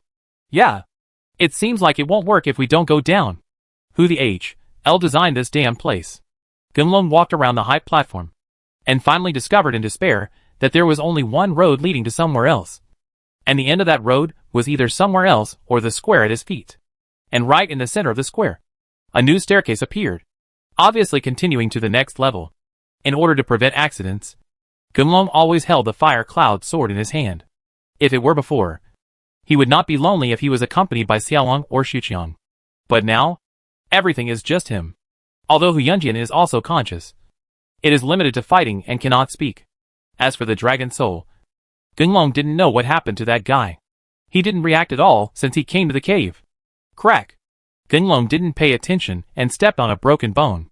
The rotten bone immediately turned into powder and dissipated in the wind. I'm sorry. I didn't mean it. Every injustice has its own owner. And if you want to find it, go find the person who killed you. This sudden movement startled Genlong. He immediately clasped his hands together and prayed non-stop. Hiss! Just when Genlong got used to it and was ready to continue moving, suddenly, he heard a hissing sound in the distance, as if something was staying in the dark, observing him. Who? Come out! Genlong didn't dare to be careless. He looked toward the place where the sound came from, but because the candlelight couldn't illuminate that place, he couldn't see anything in the dim space. Genlong felt that it was better to leave here as soon as possible. He stared at the place where the sound came from, held the fire cloud sword tightly in his hand, and retreated step by step towards the place where the steps were. Hiss! Hiss! As Genlong got closer and closer to the steps, the neighing sound became more intense. Genlong was already a little confused at this time. He felt that there were things coming from all directions. Glancing to see that he was only about 10 steps away from the steps, Genlong gritted his teeth and ran directly towards the steps. Ouch! The roaring sound of the monster came out, and when Genlong stepped onto the steps, he finally saw many guys with human bodies and animal heads rushing out. The leader was a huge lizard. Half of its body was gone, and it was exposed. The dense white bones, at first glance, are impressive. Genlong did not have the courage to fight against so many of them. At this time, he did not bother to light the oil lamp in the passage. With the dim light of the fire cloud sword, he quickly ran down the steps. Brother, what should I do? That human is down. I went. And it wasn't all because of you that you said something unexpected and scared him away. This is great. I really scared him away. But he just ran down below. The leading lizard monster fixed his nearly broken bones, looked at the steps where Genlong left with some depression, sighed, asked his brothers to sit down and said, That's all. It's been so many years. And it's only a few days. Let's just wait here. I guess that boy will come up soon. Oh, by the way, you saw the sword that boy was holding just now. No. I feel so familiar. The lizard monster talked to himself, but none of his men responded to him. They all sat aside with their heads down. The lizard monster himself was bored, so he sat on the steps, staring at the passage with his only remaining eye, expecting Genlong to come up by himself. It is true that Genlong didn't dare to look back and ran all the way away in one breath. Looking back at the entrance, where the steps could no longer be seen, he stopped. Your grandpa. This stupid place is hiding so many monsters. It's so damn scary. Especially the leader. He's really ugly. I said. It's impolite to speak ill of someone behind their back. Genlong's voice echoed in the passage. After his voice fell, a deep voice suddenly appeared. This startled Genlong. He waved the fire cloud sword back and forth, trying to find the person who spoke. Stop fussing. I'm in the jar in front of you. Hearing the prompt from the voice, Genlong fire cloud sword took the lead and followed the direction of the voice. After walking about 100 meters, Genlong saw a black earthen jar over 10 meters high appear in front of him. Okay. Your magic weapon's fire can only defeat this big earthen jar like mine. Hurry up and move it farther away from me. Hearing the guy's words, Gunlong immediately put away the fire cloud sword. Without the illumination of the fire cloud sword, the entire space returned to darkness. Sorry. I forgot. It's very dark here. I hate dark places too. The dark space made Gunlong feel insecure. Just when Gunlong was about to take out the fire cloud sword again, a ball of light appeared with a bang, illuminating the entire space. Kid, does this make you feel better? Gunlong nodded when he heard this and looked around. Seeing that there was only this earthen jar in the large space, he couldn't help but be curious about what was going on. Contacted by the group of monsters he had just seen, Gunlong's mind recalled for no reason the reports of royal families on Earth being buried. Chapter 257, Funny Battle. No one has been here for many years, and we are almost forgetting our mission. Come on, little guy. Defeat me quickly. Take the treasure here, and let us leave here. The guy in the earthen jar became more and more excited as he talked. If he hadn't been unable to move, he might have flown up on his own. Got close to Gunlong, and let Gunlong attack him. In your situation, I'm afraid I can win without fighting. Gunlong was a little speechless. He looked at the earthen pot sitting there, unable to move at all. He waved his hand and said that there was no need to compete at all, and the result was achieved. Oh, I'm sorry. It's been so long that I'm a little confused. You're not fighting me. You're fighting those guys in the duel field. By the way, how did you get down? Could it be said that you won the fight? That's not right. No one from them came to report. Tu-Wan talked to himself, not considering Gunlong's feelings at all. After a while, just when Gunlong thought that the earthen pot had finally stopped, he heard the earthen pot suddenly shouting at the top of his voice. Fatty! Fatty! Come here quickly! After the shouting subsided, the earthen jar returned to silence. Gunlong turned around and looked at the only step leading here. About half an hour passed, and there was no sound at all from the steps. No one came at all. That's really embarrassing. Well, I wonder if you can help me. I guess it's because I haven't practiced martial arts for many years, so the sound can't be transmitted to the top. Why don't you just take me up there and let me confirm it? Gunlong was completely speechless for such a bizarre reason. Seeing a black light appear on the earthen jar and shrinking in size for no reason, Gunlong had no choice but to hold the earthen jar in his arms and walk along the steps to the arena. Along the way, Gunlong was quite fast because he was already familiar with the terrain. After a while, we arrived at the entrance of the arena. Seeing the lizard with half-drawn bones sitting at the door, Gunlong immediately stopped. Ha! Brothers, I told you, he will come back. Hurry up! After the lizard monster shouted, all the monsters gathered together and blocked the door. Gunlong regretted what he had just thought, bringing the earthen jar up and letting the monsters attack him. Damn, fat man. You haven't responded to my calls for a long time, which makes me need to come up and ask questions in person. From the looks of it, this kid probably hasn't passed the test yet. So let's get started. The lizard monster didn't notice the earthen pot, and was startled when he heard the familiar voice. After waiting to see the earthen pot in Gunlong's arms, the lizard monster immediately nodded and leaned over, laughing and saying, Brother, I'm sorry. Before the war begins, I'll give my eldest brother some time to settle down. By the way, don't try to blackmail us by controlling my eldest brother. After you pass the trial, you can take my eldest brother with you to get the treasure. As soon as the lizard monster finished speaking, the earthen jar immediately rose into the sky, hit the lizard monster directly on its head, and shouted angrily, You damn fat man. You can't afford to be here for a long time, and your brain is so funny. How can you tell him like this? That old monster is dead, and no one can care about us. Now someone finally comes over. If he's threatening my life, we can just give him the treasure. He can take the treasure and get out of here. We don't have to watch the treasure leave here. It's such an easy thing. Why do you, a fat man, make it so complicated? Do you still want to leave here? Brother, I was wrong. That kid is still standing nearby.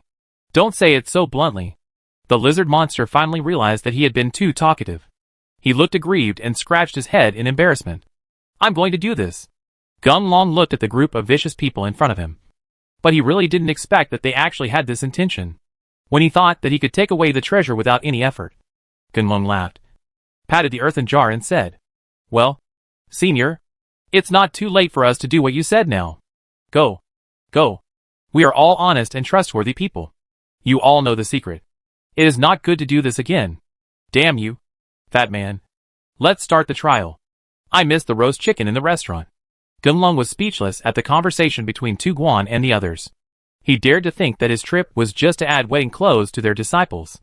Little brother, let's get started. The lizard monster is not polite. To put it bluntly, he just works. The boss has said that the fight must begin. But he still can't hold on.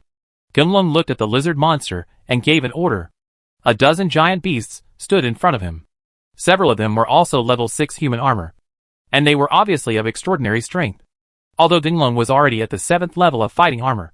Looking at the countless monsters in front of him, Gunlong was under great pressure and did not dare to move at all. Little brother, fight! Even though we look fierce on the surface, we are actually very weak in strength. Otherwise, for the sake of fairness, none of our people are allowed to use the power of mechas. You can attack boldly without any worries. As long as this happens, if you can break our defense, you win. Looking at the lizard monster, he chuckled and directly stated the terms of the battle. Gunlong thought that this was much better than suffering harm from practitioners of the same level. He walked up to one of the monsters, and after making sure that the guy was not using the power of the mecha, Gunlong punched the monster. Call. Ah. It hurts. This punch actually hurt my heart. Forget it. Since I can't live anymore, what's the point of continuing to fight? Little brother, from now on, please take care. My brothers and children. Halfway through the sentence, the monster lay down on the ground, exhaling, obviously trying to get through the shameless state. By this time, Gunlong, even a fool, could see that the monsters on the opposite side didn't want to fight him at all. I just wanted to end it quickly so that their years of restriction could be lifted. Seeing that everyone was looking at this place with a serious face, and they were not joking at all, Gunlong walked to the second monster, and before he could make a move, the monster fell to the ground, holding his leg and said, Ah, did you see it? Oh my god. The aftermath of his attack was so powerful. It just reached me. My legs are no longer working. Brothers, I leave it to you. You must defeat him. Chapter 258 Treasure Chest. I'll go. You're too exaggerated. Gunlong really couldn't stand it. It was just a lie. This was too fake. Naturally, Gunlong was unwilling to perform such a soulless performance. Brother, look at my ears. Oh my god. Did that kid just use a sonic attack? Why can't I hear anything? Ah. My head hurts. No. I can't stand it. No one paid attention to Gunlong, and the remaining monsters continued their performances. Perhaps because there were no other moves. The last few guys actually followed him and lay down on the ground, saying they were affected by the sonic attack. Well, little guy, I didn't expect you to pass the trial so quickly. Now you can follow us to receive the reward. Tu Guan couldn't wait for a long time. As soon as he saw his brothers fell down, he immediately laughed and asked the lizard monster to lead the way and walk down the steps. Wait, are you kidding me? Damn it. I quit. I don't want any reward. Gunlong had never seen this kind of trick before, although he really wanted to get the reward. But by doing this, these guys in front of them seemed a bit useless. Gunlong is also a stubborn person. Although there are many monsters on the opposite side, he is determined to die here and is not willing to be teased by those monsters. Hey, little guy, why are you still angry? Look how good this is. You can get the rewards you deserve without having to worry about anything. Seriously? Such a good thing can't happen so easily. Gunlong didn't buy it. He stood there and didn't pay attention to the earthen pot or move forward. Hey, let me tell you. Is your brain rusty? Why don't you appreciate such a good thing? You are really unreasonable. The lizard monster turned around, puzzled by Gunlong's reaction. Seeing the Gung dragon fuming, the lizard monster felt that the Gung dragon in front of him was really a lunatic. Ahem. Fat man. Don't be rude to the children. I understand. He may be unable to adapt to the sudden happiness that comes to him. Let's give him some time and let him adapt slowly. Tu Guan stopped the lizard monster that was about to continue to embarrass Gunlong, and asked everyone to sit in a row and wait quietly for Gunlong to reflect on himself. Gunlong saw that no one was paying attention to him. After a while, he thought that he was indeed a little excited. With all the benefits in front of him, he was still picky and made so many troubles. Gunlong, who had figured it out, laughed and scratched his head and said, Well, can I ask? What is the reward? Hearing Gunlong's question and knowing that Gunlong had changed his mind, Tu Guan chuckled and called the lizard monster to stand up and said, "Kids, we don't know what the reward is. But I remember the person who asked us to guard here said that sooner or later, a man with a flaming sword will come over and take this thing away." Looking at the world. "Only the person with the fire sword can exert the full strength of this thing. I think he is talking about you." The lizard monster moved quickly, as he thought about being liberated immediately. When Ginglong heard Tu Guan's words, he was a little confused. According to this, someone actually had a foresight, and knew that he would come here many years later. And that guy can even describe the fire cloud sword. But in terms of strength, he should be an extremely powerful guy. Who is the person who predicted that I will appear? Can you tell me? Ginglong was particularly curious about that person's identity. And he couldn't help but ask. We really don't know this. But that guy is very powerful. You saw the stream when you came. It was made by him. For many years, the water of that stream has never been cut off. I really can't figure it out. How did he do it? Upon hearing that the stream was actually made by man, Ginglong immediately thought of God. Only God has the power to split the sky and split the earth. But how could such a being leave such a thing to himself? While thinking, Ginglong and the others came to the place where the earthen jar was first found. Looking at the place where the earthen pot used to be, I didn't know when a treasure chest appeared. Ginglong stepped forward and opened the treasure box directly. Hey, kid. How is it? This treasure is pretty good. Right? Come on. Let me open my eyes. To be honest, I have been guarding it for so many years. But I really didn't dare to open it, for fear that there was a restriction inside. Now it seems that we were too cautious before. Ginglong looked at the empty treasure box and looked around. There was nothing. He looked at the earthen pot that had just been carried by the lizard monster, pointed at the treasure box and said, "Are you sure there is a treasure in here?" Tu Guan did not see what was going on inside the treasure box. Seeing that Ginglong looked wrong, he motioned to the lizard monster to raise himself a little higher. When he saw that the inside of the treasure box was clean, the earthen jar immediately jumped to the ground, circled around the treasure box and said, "Skinny man, you're out of your hacking mind. Why did you take out my box? Hurry up and get the treasure box that the man left behind." The sound of the earthen jar fell, and a mantis monster ran out quickly dragging an identical box. Oh my god. Brother. I'm mainly too excited. This is a rare occurrence. I'm sorry. It was my mistake just now. I won't make a mistake this time. Ginglong had a new understanding of this group of monsters this time, looking at them all with excited expressions. He thought they had been here for too long.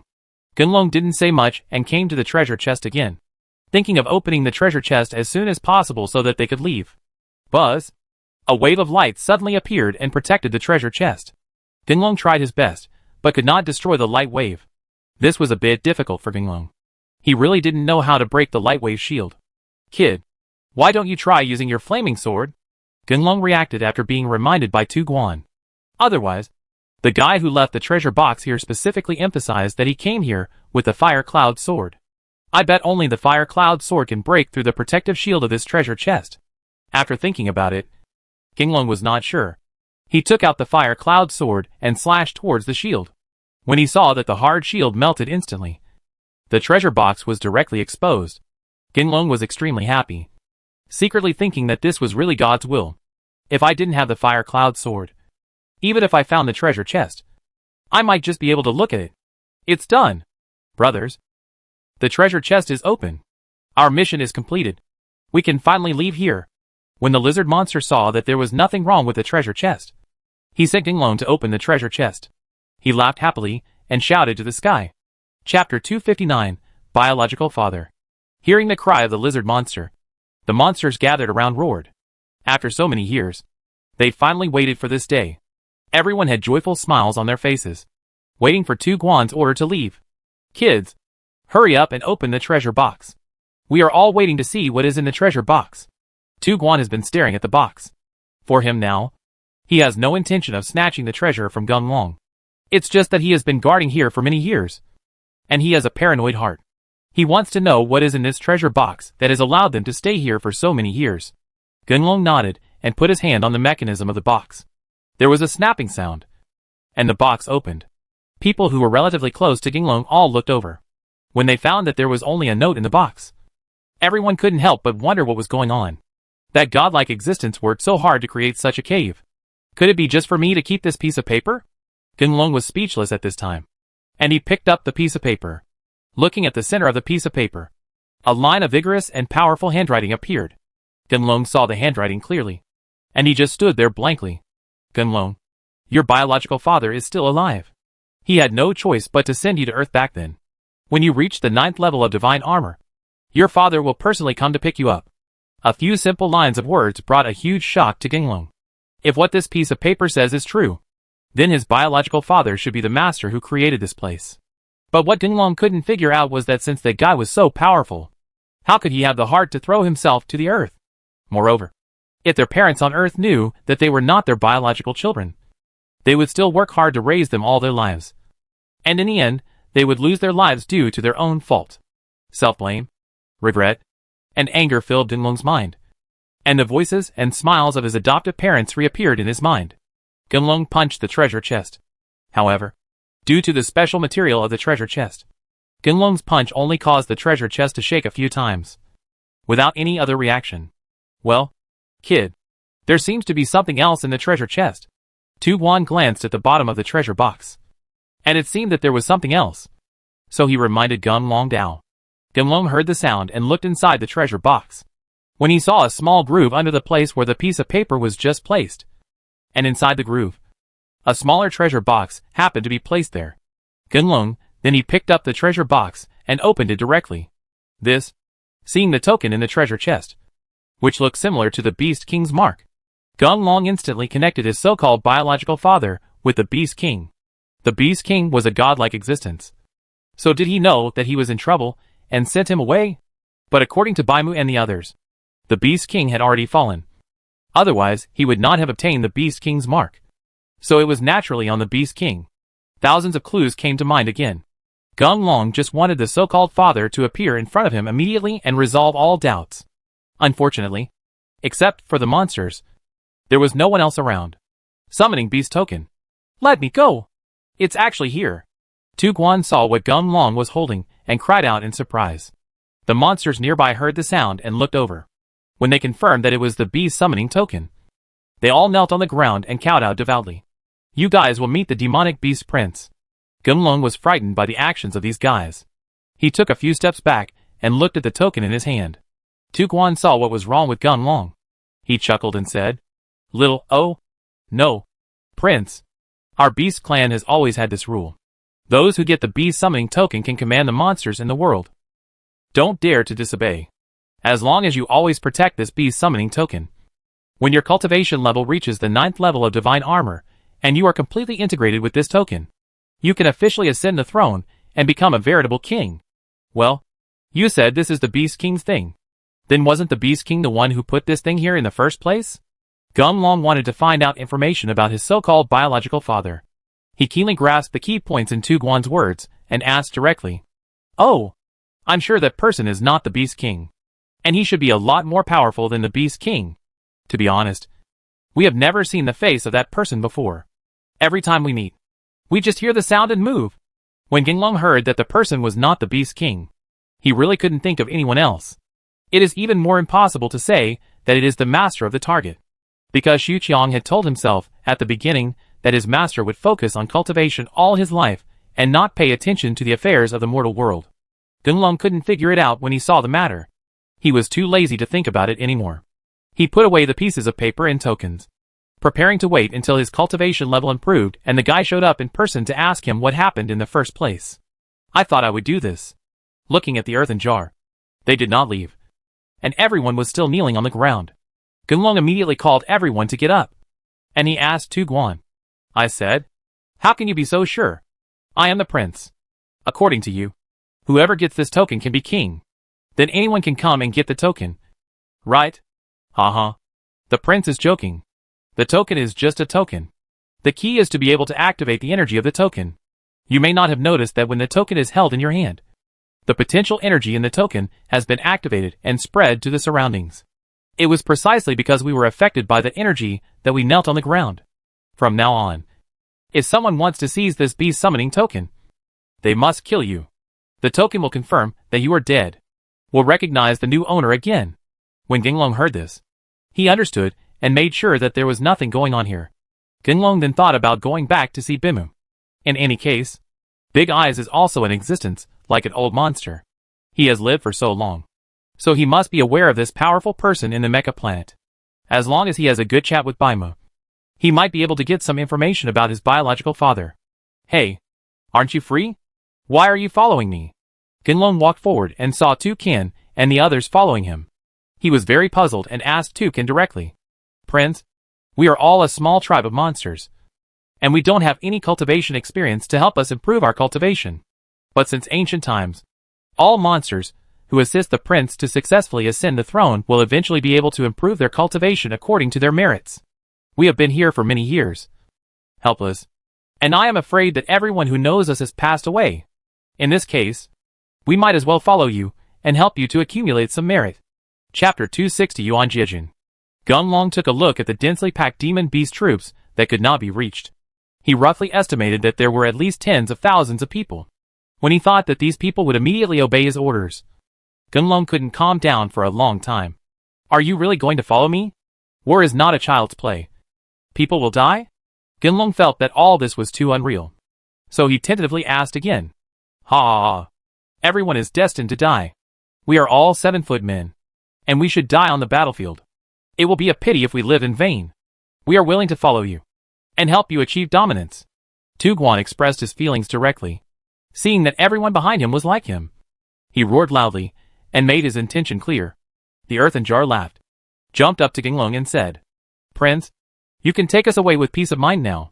Gunlong nodded. Since everything was said, if he refused again, it would be a bit pretentious. Outside the cave, other members of the Yuan family have already left. Yuanfen was the only one who stayed there, thinking that nothing would happen to Ginglong, and he would come out of the cave sooner or later. Boom! With a loud noise, the rocks surrounding the cave were blown out. When Yuanfen saw some movement, he ignored the danger and hurriedly moved to the entrance of the cave, looking toward the open entrance to see if Ginglong had come out. Xiaolong, you are really alive. When Yuanfen saw Gunlong appear, he was so excited that he rushed to Gunlong and looked him up and down to make sure that Gunlong had no other injuries. Yuanfen, why are you still here? Where are the others? Gunlong didn't expect that Yuanfen was still waiting for him here, looking at Yuanfen's eyes with dark circles. He obviously didn't sleep well. Gunlong waved his hand, signaling to Guan and the others who were still in the cave to retreat first. Oh, those unloyal guys. They have left long ago. You said there are so many of them. Even if everyone works together, these stones can be cleared. It's just a shame. They are all unwilling to save them. You guys are afraid that something will happen to you, so you won't rescue him at all? Hey, Yuan Jie, why didn't he come out with you? Gunlong pulled Yuanfen to a distance, thinking about how to persuade Yuanfen to leave. After hearing Yuanfen's question, Gunlong sighed and said, Yuan Jie and the others all had accidents, and I was the only one who managed to escape. Gunlong said and looked around. When he found that Lian Hong was not there, Gunlong thought that Lian Hong probably knew that there was another way out. What? Yuan Jie is dead. Xiaolong, please leave quickly. The Yuan family regards Yuan Jie as the apple of their eye. If they know that you are the only one alive, then you have no reason to explain. They will definitely not let you go. Yuanfen shivered in shock and saw that there was no one around except Gunlong and him. He immediately grabbed Ginglong and told Ginglong to run away quickly. Gunlong did not expect that although Yuanfen was not strong enough at this juncture, he was still worried about his own safety. But he was indeed still deceiving him. Ginglong couldn't bear it. He was about to have a showdown with Yuanfen when he saw the fat man coming behind Yuanfen. Just as Gunlong was about to drink the fat man away, the fat man raised his hand and punched Yuanfen directly, knocking him unconscious. Let me go! What are you doing? How did you knock him out? Well, Prince, the boss said that he feels that a large group of people are coming towards this direction. But we don't have time to follow him. So let's go quickly. Hearing Fatty's words, Ginlong knew that things were not simple. Maybe they were from the Yuan family. But seeing that Yuan Jie never showed up, they sent someone over. Although Gunlong wanted to destroy the Yuan family as soon as possible, he had just obtained this monster legion and had no fundamental understanding of their strength. Furthermore, starting a war without preparation would only increase casualties. Gunlong thought about it and decided to lead everyone in retreat. So he put Yuanfen in a clean place, and he retreated with his brothers. Not long after Ginglong and his men left, A solemn and orderly troop came charging over. The leading flag had the word Yuan written on it. They were the Yuan family army that were rushing over. General, we found a fainted man at the door. Look at the nameplate, and it's our distant relative Yuan Fun. After hearing the report from his men, the leading general immediately dismounted and ran to Yuan Fun. Seeing that Yuan Fun was still unconscious, he raised his hand and slapped him to wake him up. Asshole. Master Yuan. Yuan Fun was confused when he saw that the person in front of him was Yuan Kong, the #1 general of the Yuan family. Yuan Fun immediately stood up and said, General Yuan. Master Yuan Jia. He was unfortunately killed. I have been waiting outside the door and listened to what the vassal who just ran out of the cave said. Subordinate? Where is he? Whose name is he? I think you were the one who deliberately killed Master Yuan because of your wealth. Yuan Kong glanced around and found no one else. He snorted coldly, drew out his long sword, and placed it on Yuan Fun's neck. General. It is clear that my strength is low. I am no match for Master Yuan.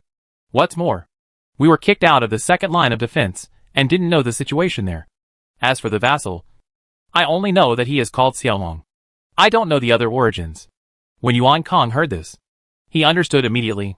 He slapped Yuan Fun to the ground and called his men to catch Yuan Fun and said, the bastards are all distant relatives like you, for the sake of trivial interests, without checking the identity of the outsiders. They just brought them in as vassals. Yuan Fun, this time the matter is serious. Don't expect that the family will let you go. Let's go find out the whole story. Once we find out that this matter has anything to do with you, your whole family will be wiped out. Yuan Fun was so frightened that he peed his pants whenever he passed by such a battle. He thought about it carefully. Wasn't it? When he recruited Xiaolong, he really didn't ask too much about his situation. And just now when I was talking to Xiaolong, I was knocked unconscious for no reason. When I woke up, Xiaolong was still there. Could it be that this matter is really related to Xiaolong? When Yuan Fun thought that his entire family might be wiped out because of Xiaolong, he was stunned. His mouth was slightly open, but he couldn't utter a word. Report to the general. The cave has been searched and no trace of Master Yuan has been found. How is that possible? Could it be possible that he can still fly? Yuan Kong didn't believe that such a big person would have no trace at all. He told his men to keep an eye on Yuan Fun, while he himself quickly ran into the cave with his escort. Damn. That's so weird. Even if the body is destroyed and all traces are wiped out, it won't be so clean. Could it be that those gangsters kidnapped the young master? Yuan Kong turned around and found nothing else except the corpses of a few guards. He frowned, but had no clue. General, this is a serious matter. In order to prevent the head of the family from being blamed, do you think we should report this matter to the head of the family? Yuan Kang's personal guard knew that this matter could not be covered up. To avoid getting into trouble, he directly asked Yuan Kong for his opinion. Well, there is no other way now. I would like to remind the brothers to keep this place as it is. I will go back and report to the head of the family, since the incident involved Yuan Jia. Yuan Kong naturally did not dare to be careless. He explained a few words and immediately ran outside to the Yuan family's residence. Chapter 261, A False Alarm. Yuan Qing, the head of the Yuan family, who was waiting for news about Yuan Kong in the Yuan family meeting hall, felt bad when he saw Yuan Kong returning alone. So he pretended to be calm and waited for Yuan Kang's reply. Master. His whereabouts are unknown. Yuan Kang's words were like needles, piercing Yuan Qing's heart. Yuan Qing stood up, and just as he was about to say something, a mouthful of blood spurted out, and he collapsed on the chair. Seeing Yuan Qing's appearance, Yuan Kong became anxious and hurriedly called the guards to call a doctor. He himself took a few steps forward, came to Yuan Qing, and helped Yuan Qing up. Take me to the scene and leave immediately. Looking at Yuan Qing's face, there was no blood, and his hair, which was originally dark and thick, was now completely white, where there was still the majesty of a family head. He was obviously a father who had just lost his child. Yuan Kong was speechless and called the guards to help Yuan Qing up and rushed towards the place where Yuan Jia was doing his job. The family leader's personal arrival really surprised the soldiers. However, after thinking of the bad news that Yuan Jia was dead, none of the soldiers stepped forward. Instead, they watched Yuan Qing step by step, enduring the severe pain in their hearts, as they entered the cave. Seeing that all the mechanisms in the cave had been cracked, It is obvious that the people who explored the cave have completed their mission and left. But looking around, I really found nothing else. Yuan Qing sighed and took out a flag from his chest with shaking hands. The soul-calling flag. Yuan Kong naturally knew this thing. And he exclaimed, "You must know that this thing is said to be able to summon the souls of the dead. But it actually feeds on the souls. In the end, it will definitely swallow the souls and never stand up again. Jia, don't blame your father for being cruel. It's just that my father must find your murderer so that he can avenge you." Yuan Qing felt sad and put the soul-calling flag on the ground, urging the soul-calling flag to work. After a while, a soul figure appeared in the cave. Looking carefully, it was Yuan Jia. "Father, you must avenge your child." Seeing Yuan Qing, Yuan Jia immediately fell to his knees and burst into tears. When father and son met in this way, Yuan Qing felt even more uncomfortable. He covered his heart and said, "Jia, tell the truth about the matter. No matter who he is, I will definitely seek justice for you." Yuan Jia was waiting to finish telling the story, and watched Yuan Jia being slowly swallowed by the soul-calling flag. Yuan Qing slapped the stone wall hard, and the broken rocks buried the soul-calling flag. Yuan Qing smiled and said, "Don't worry, Jia. As a father, I will definitely avenge you. This place is quite clean. Let this be your tomb." After settling these matters, Yuan Qing walked out of the cave with the support of Yuan Kong. When he saw Yuan Fan being escorted aside, Yuan Qing's eyes were cold, and he said without looking back, "Capture all of Yuan Fan's lineage and make them into iron men. Let them guard my son's tomb forever." Yuan Fan did not expect such an ending. He struggled hard to get Yuan Qing to take back his life. Unexpectedly, Yuan Qing didn't look back, stepped on the prepared car, and left here. The guards who stayed behind were very upset when they saw Yuan Fan making a lot of noise. He knocked out Yuan Fan's teeth with his fists, tied them aside, set up a large pot to boil the cast iron, and waited for the rest of Yuan Fan's lineage to be brought in to cast iron together. Gunlong and the others were moving forward without even daring to stop. Seeing that he finally left the Yuan family's territory, Gunlong breathed a sigh of relief and asked everyone to stop and rest. "It's so Gunlong, where are we going? Why does it feel a bit familiar to me?" The fat man looked at the increasingly familiar scenes around him. He was very curious and asked Gunlong. But as soon as he opened his mouth, he remembered that Gunlong had told him to call him by his first name from now on, and not to call him any prince. So he immediately changed his tune. "Oh, we are going to our base camp. By the way, there are also people from the Lizard Clan there. You can have a good chat when we meet." The Lizard Clan? What a familiar name.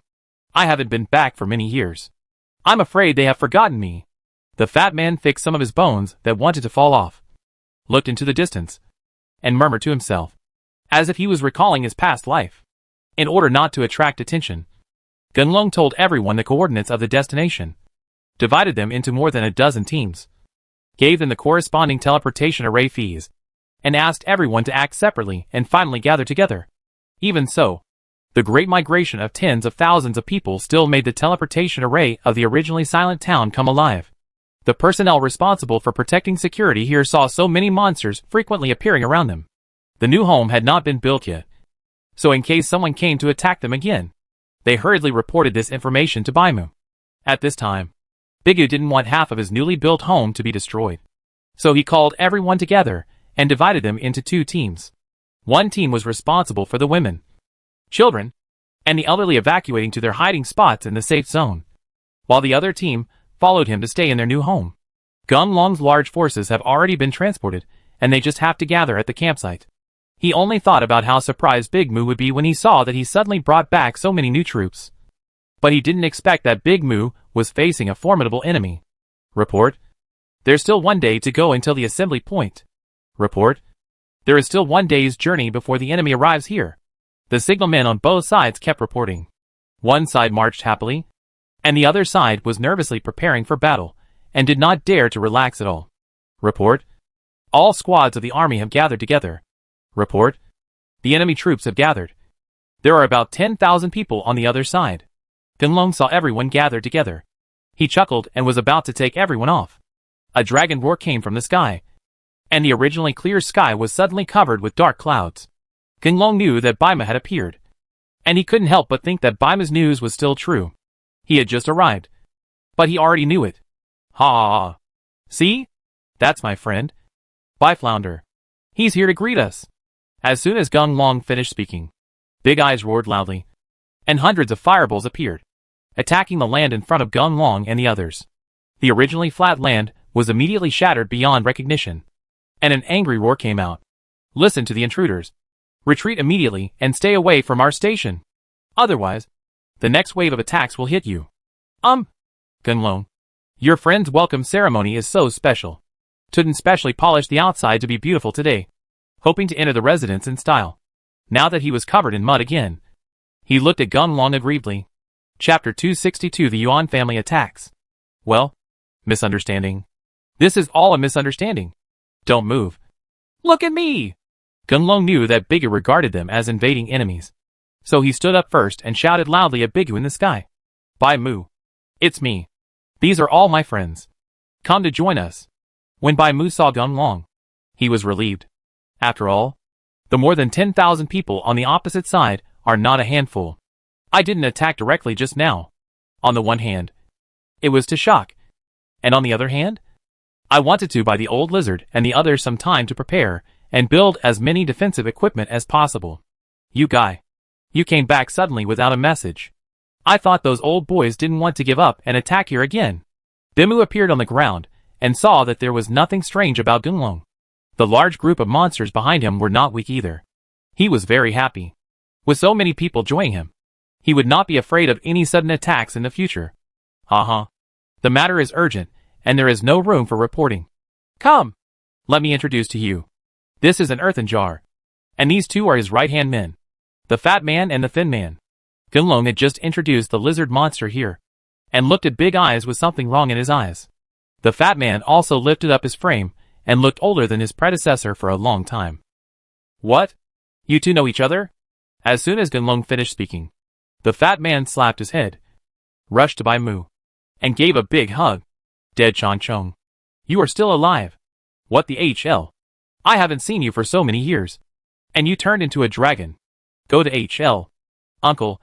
You perverted lizard. I'm a dragon now. So don't call me by my old name. By the way, your brother is still in the camp. We won't come back until we get drunk tonight. It looked like these two guys were old acquaintances. And the fat man was still the older lizard's brother. Gung Long felt that this was really a trick of fate. But he didn't expect that a bunch of relatives would be brought back by a strange combination of circumstances. There are many people in the Monster Legion who cannot be named. But they all recognize Bimu. They all miss this former comrade very much. In this way, Gung Long and Earthen Pot were put aside. The earthen jar said somewhat sourly. I said, if we had known this was the case, we shouldn't have brought them here. Now, we are treated like nothing. As soon as Tu Guan finished speaking, Long Rong and the others ran out immediately when they knew it was Gung Long coming back. As a result, only Tugu stood there alone. Okay, everyone, please stop standing outside the door. Let's go in right away. We'll take care of him with good wine and food. Let's drink him for 3 days and 3 nights. It was only at this time that Big Eyes reacted.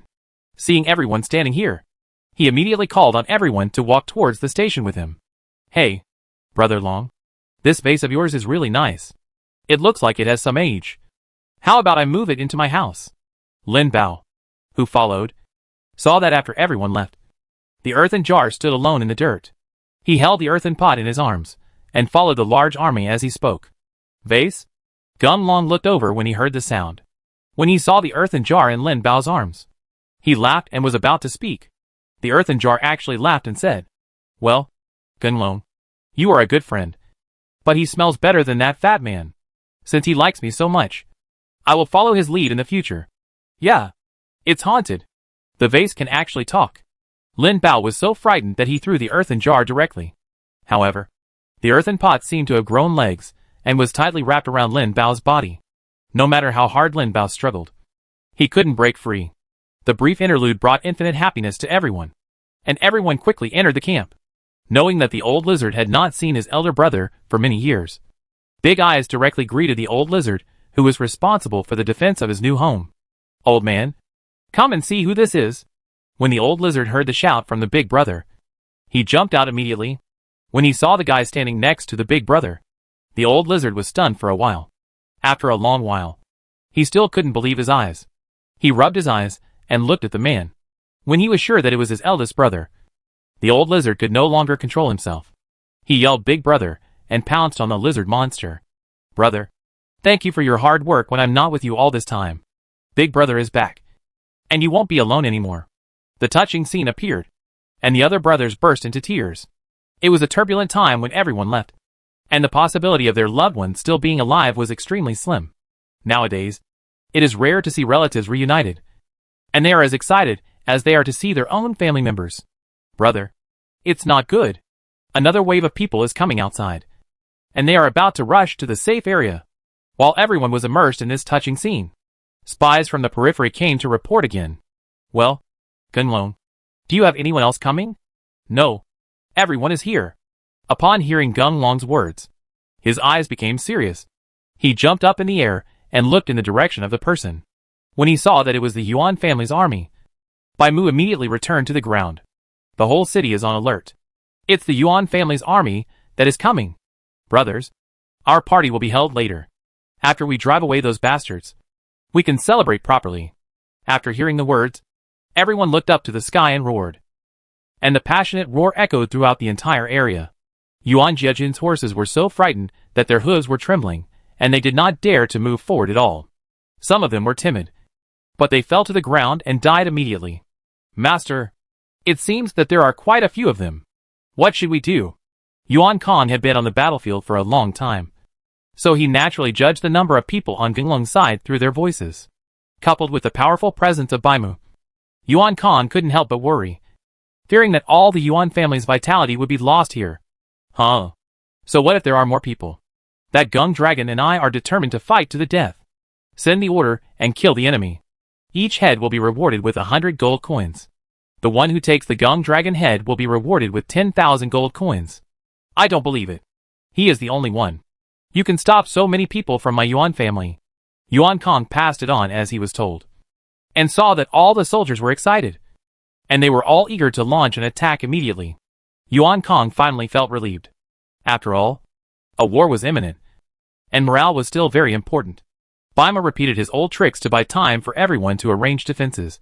But he stood in the air, pointed at Yuan Qing and said, "Old man of the Yuan family, you are so brave.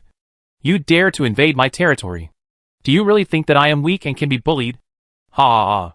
Lord Baimu, I have admired your name for a long time. But the main reason I came here today is to ask you for Gunlong.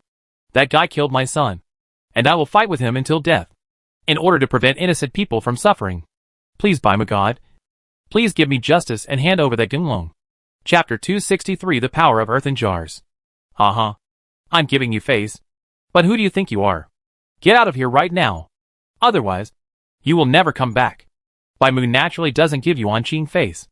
Not to mention that as far as he is concerned, this Yuan Qing is who knows how many generations behind him. So he naturally doesn't need to pay attention to it. Humph. You old guys. You don't know that your time has passed long ago. You are so shameless. Right? Come on. Bring those wild beasts up to me. Baimu already felt bad when he saw that Yuan Qing didn't buy it. Now I saw that the Yuan family actually had wild beasts. Only then did I understand why Yuan Qing dared to challenge me. He was well prepared. Ouch. The beast roared angrily and stood up. Gunlong looked at the three gorilla-like creatures, and could feel the strong aura emanating from them. Looking at the ugly face of the flounder, it was obvious that it was difficult to deal with. Gunlong's heart tightened, thinking that he had really met a tough opponent this time. Gunlong, what he wants mainly is you. If we fight later, you can find an opportunity to escape. No matter what happens here, don't look back. A single spark can start a prairie fire. As long as we retain our strength, we can still come back for revenge. Baima returned to the ground and walked to Gunlong's side. He put on a rare cautious look and let Gunlong lead directly. Without waiting for Gunlong's reply, Baima turned around and looked at the brothers beside him. He cupped his fists and said, "Everyone, I'm so sorry. This battle is probably very difficult. Everyone must have heard of the wild beasts. They are very ferocious. They will not stop fighting until the last drop of blood is shed. So now there are if you want to leave. I won't blame you. You can just leave. His grandma. There are rare fights, and we haven't moved our muscles for a long time. Besides, I have nothing to worry about now, and I can live day by day. If I fight with them, I still don't believe it. Just a few of them. He can still destroy us all. Someone in the crowd shouted something first, and everyone responded. For a while, there was a lot of excitement in the camp, and everyone was waiting for him's order to start the attack. Bim. Since all the brothers want to fight, don't chase me away. I will fight with everyone no matter what I say. Remember you told me that only by constantly fighting can I level up faster. Now, it's rare to have such a good opponent. How could I miss it? Seeing that everyone was determined to fight against the Yuan family, Baimu was no longer vague and directly ordered everyone to arrange their troops. Hey, what are you looking at? You great master. You've pulled down such a powerful person like me. Hurry up. Let me be the vanguard and smash them to death. Lin Bao, under Tu Guan's instruction, carried Tu Guan over. Seeing that Big Mu didn't care about him at all, Tu Guan was a little angry and started scolding him. To be honest, I really can't see how useful this guy, who could only move within an effective range by relying on his own abilities, is.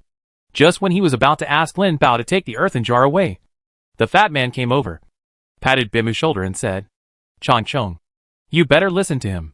This guy will definitely not let you down. Seeing that the lizard monster said this, Big Eyes looked at the earthen pot with admiration, because Big Mu knew that due to the lizard monster's personality, few people could catch his eye. Even though he had won several competitions back then, the lizard monster refused to bow his head in front of him. Big Eye couldn't help but be a little curious. What kind of ability does this earthen pot have? It can even convince the lizard monster. They're coming. After hearing the guard's reminder, everyone performed their duties and arrived at their attack positions according to the plan. Genlong and Baima ran to the top of the wall together, watching the three wild beasts leading the way, followed by a large group of Yuan family soldiers. Thoma was just about to signal the first echelon to come forward to harass and attack, destroying their offensive formation. The earthen jar roared loudly, and all the soil on the ground rose into the air, condensing itself into the shape of the earthen jar. Hey, hey, hey. Let you try my earthen jar bomb array. After the earthen jars were arranged, it became a little bigger and stood on the city wall, watching the people of the Yuan family enter their formation. At the beginning, the Yuan family was cautious, but when they discovered that those earthen jars were just for decoration, they had no function at all. If they kicked them casually, the earthen jars would turn into pieces. The Yuan family's troops became emboldened, and they quickly charged towards Genlong and the others. I'm going to get rid of you. You big earthen pot is a swindler. These things you made are of no use at all. Now, the best time to harass has passed, and it's hard for us to fight. Genlong saw that the vanguard of the Yuan army had arrived at the city gate and was about to enter the attack range of the second echelon. The first echelon that was originally in front had long since retreated because they had no chance. He couldn't help but start complaining about the earthen jar. Tukan ignored Genlong and kept staring at the situation on the battlefield. Seeing that everyone in the Yuan family was already behind their own formation, the earthen jar's body suddenly grew a few inches taller, and at first glance it looked like a turret. This strange change alarmed the soldiers of the Yuan family. They all looked up at the big jar that suddenly appeared. Hey, it's too late if you don't run away yet. The earthen jars laughed proudly. Just when everyone didn't understand what was going on, they heard a rumble on the ground, and all the earthen jars exploded. The aftermath of the explosion quickly hit the surrounding soldiers. Many of them had no time to escape, and some with low strength were directly blown into pulp.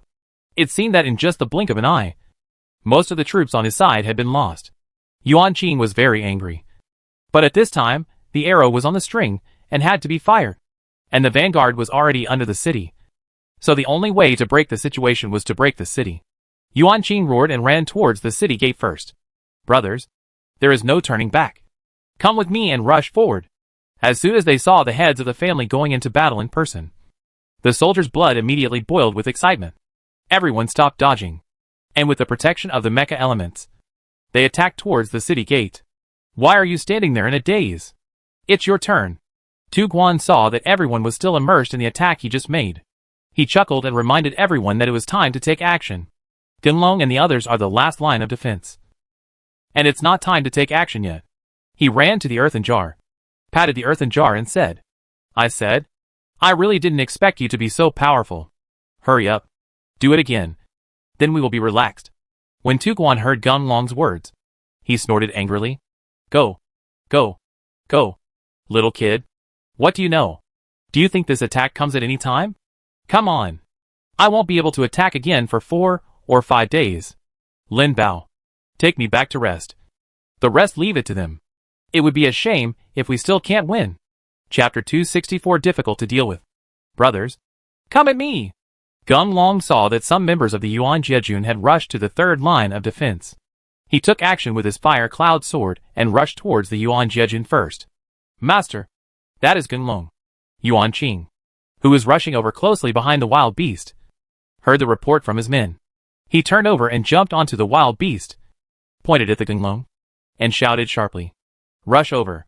After receiving the order, the wild giant beast raised its head and roared, and with a fierce movement, it knocked away the people blocking the way and rushed towards Gun Long. Gun Long, be careful. Baimu has been paying attention to the movements of the wild beasts.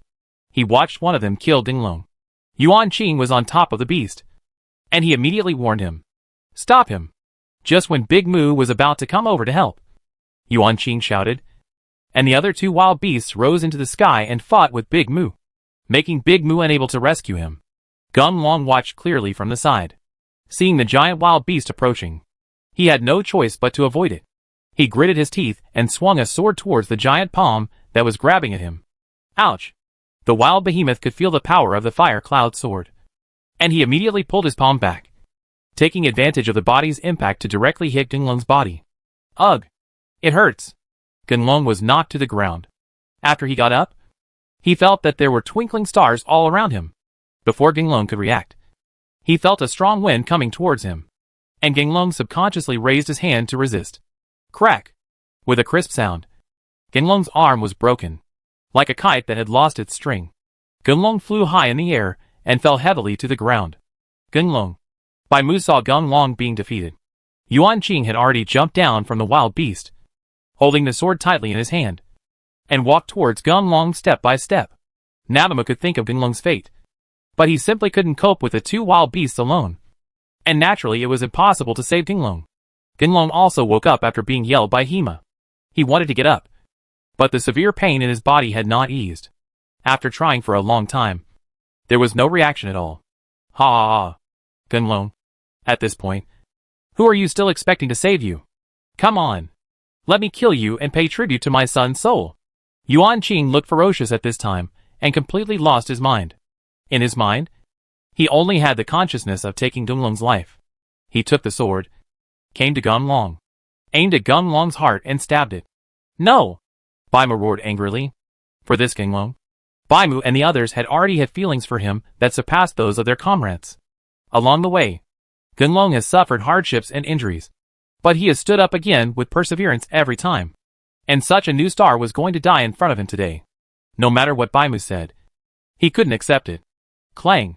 There was a crisp sound of a bottle breaking, and the earthen jar rushed over at some point, blocking the killing sword for Gun Long.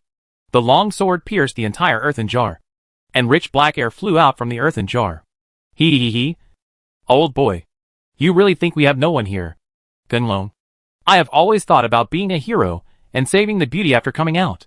I didn't expect that I actually saved you. That's all. I am also the one who wants to leave. If this battle is over, and you are still alive, please take my bones back to Shuanglong Town, which is my former home. The black air dissipated, and the earthen jar no longer contained any words. It seemed that the earthen pot had become very ordinary at this time, and the luster on the surface was gone. Knowing that the earthen jar was dead, Gun Long shouted loudly, stood up, and punched Yuan Qing in the head. Yuan Qing might as well have done this. He received a solid punch. Seeing Gun Long attacking him again, Yuan Qing hurriedly took a few steps back and signaled the wild beast to come forward and attack. Boom! Before Gun Long's fire cloud sword could attack, the wild beast turned around and knocked Gun Long down again. Seeing that the wild beast had rough skin and thick flesh, and its reflexes were very sensitive, Gun Long really had no move. He took a few steps back, distanced himself from the wild beast, and used the 10-direction drum to summon the corpse leader. Gun Long. No! This wild giant beast is the enemy of the corpse king. Even if you summon it, you are still providing nourishment to those guys. Baimu knew what Gun Long was going to do, so he hurriedly warned him. Gun Long didn't expect this wild beast to be so difficult to deal with, so he put the Shifangu away as he was told. Seeing that the wild beast continued to attack him under the control of Yuan Qing, Gunlong had no choice but to dodge back and forth. Bai Mu. This can't continue like this. Sooner or later we will be dragged to death. Old Lizard and Blind Wolf fought and retreated. After all, the Yuan family also had experts. In addition, the members of the Demon Beast Legion had not participated in the war for many years, and their skills were somewhat rusty. Although they had an advantage in numbers, there were signs of being suppressed in the battle situation. The fat man and the thin man came all the way, and when they got closer, they discovered the death of the earthen jar. When they thought that their comrades for many years were gone like this, the two of them were so angry that they simply tore the Yuan soldiers to pieces without using weapons. This crazy attack is really shocking. Gunlong and his team were affected, and each of them became extremely powerful, gradually suppressing the morale of the Yuan family army. Gunlong, find an opportunity to retreat. This wild beast is too powerful. We simply can't hold on for too long. Bai Mu knew that this was just a counterattack before his death. With those 3 wild beasts in the Yuan family, victory would be a matter of time. He then asked Gunlong to make plans and leave here as soon as possible. After Gunlong failed in 2 collisions with wild beasts, he naturally had no intention of continuing to fight. But he couldn't do it if he was asked to abandon his brothers and leave. Seeing that if he couldn't find a solution, he would be eaten alive. Gunlong panicked. He was not afraid of death, but he was afraid that after he died, Yuan Qing would hate him so much that he would take action against Long Rong and the others. Hey, you still don't believe me? Why? Now that you don't have a battle pet to advise you, can you not remember me? A familiar voice appeared, and Gunlong thought of Dragon Soul. Judging from that guy's tone, there must be a solution. Gunlong immediately felt as if he had grasped a life-saving straw. He looked excited and asked Dragon Soul, "Hurry up and tell me how to deal with this wild beast. As long as we can get rid of these things, you can have anything you want. Hey, 3 wild beasts. I won't take advantage of you. 30 inner elixirs. If one is missing, let's not talk about anything." Dragon Soul was not afraid that the wild beast would beat Gunlong to death. He still bargained with Gunlong as before. Seeing that Dragon Soul was so confident, Gunlong believed that Dragon Soul must know how to deal with this wild beast. He did not hesitate and took out 30 inner elixirs and threw them to Dragon Soul. Chapter 265 Easy to Handle.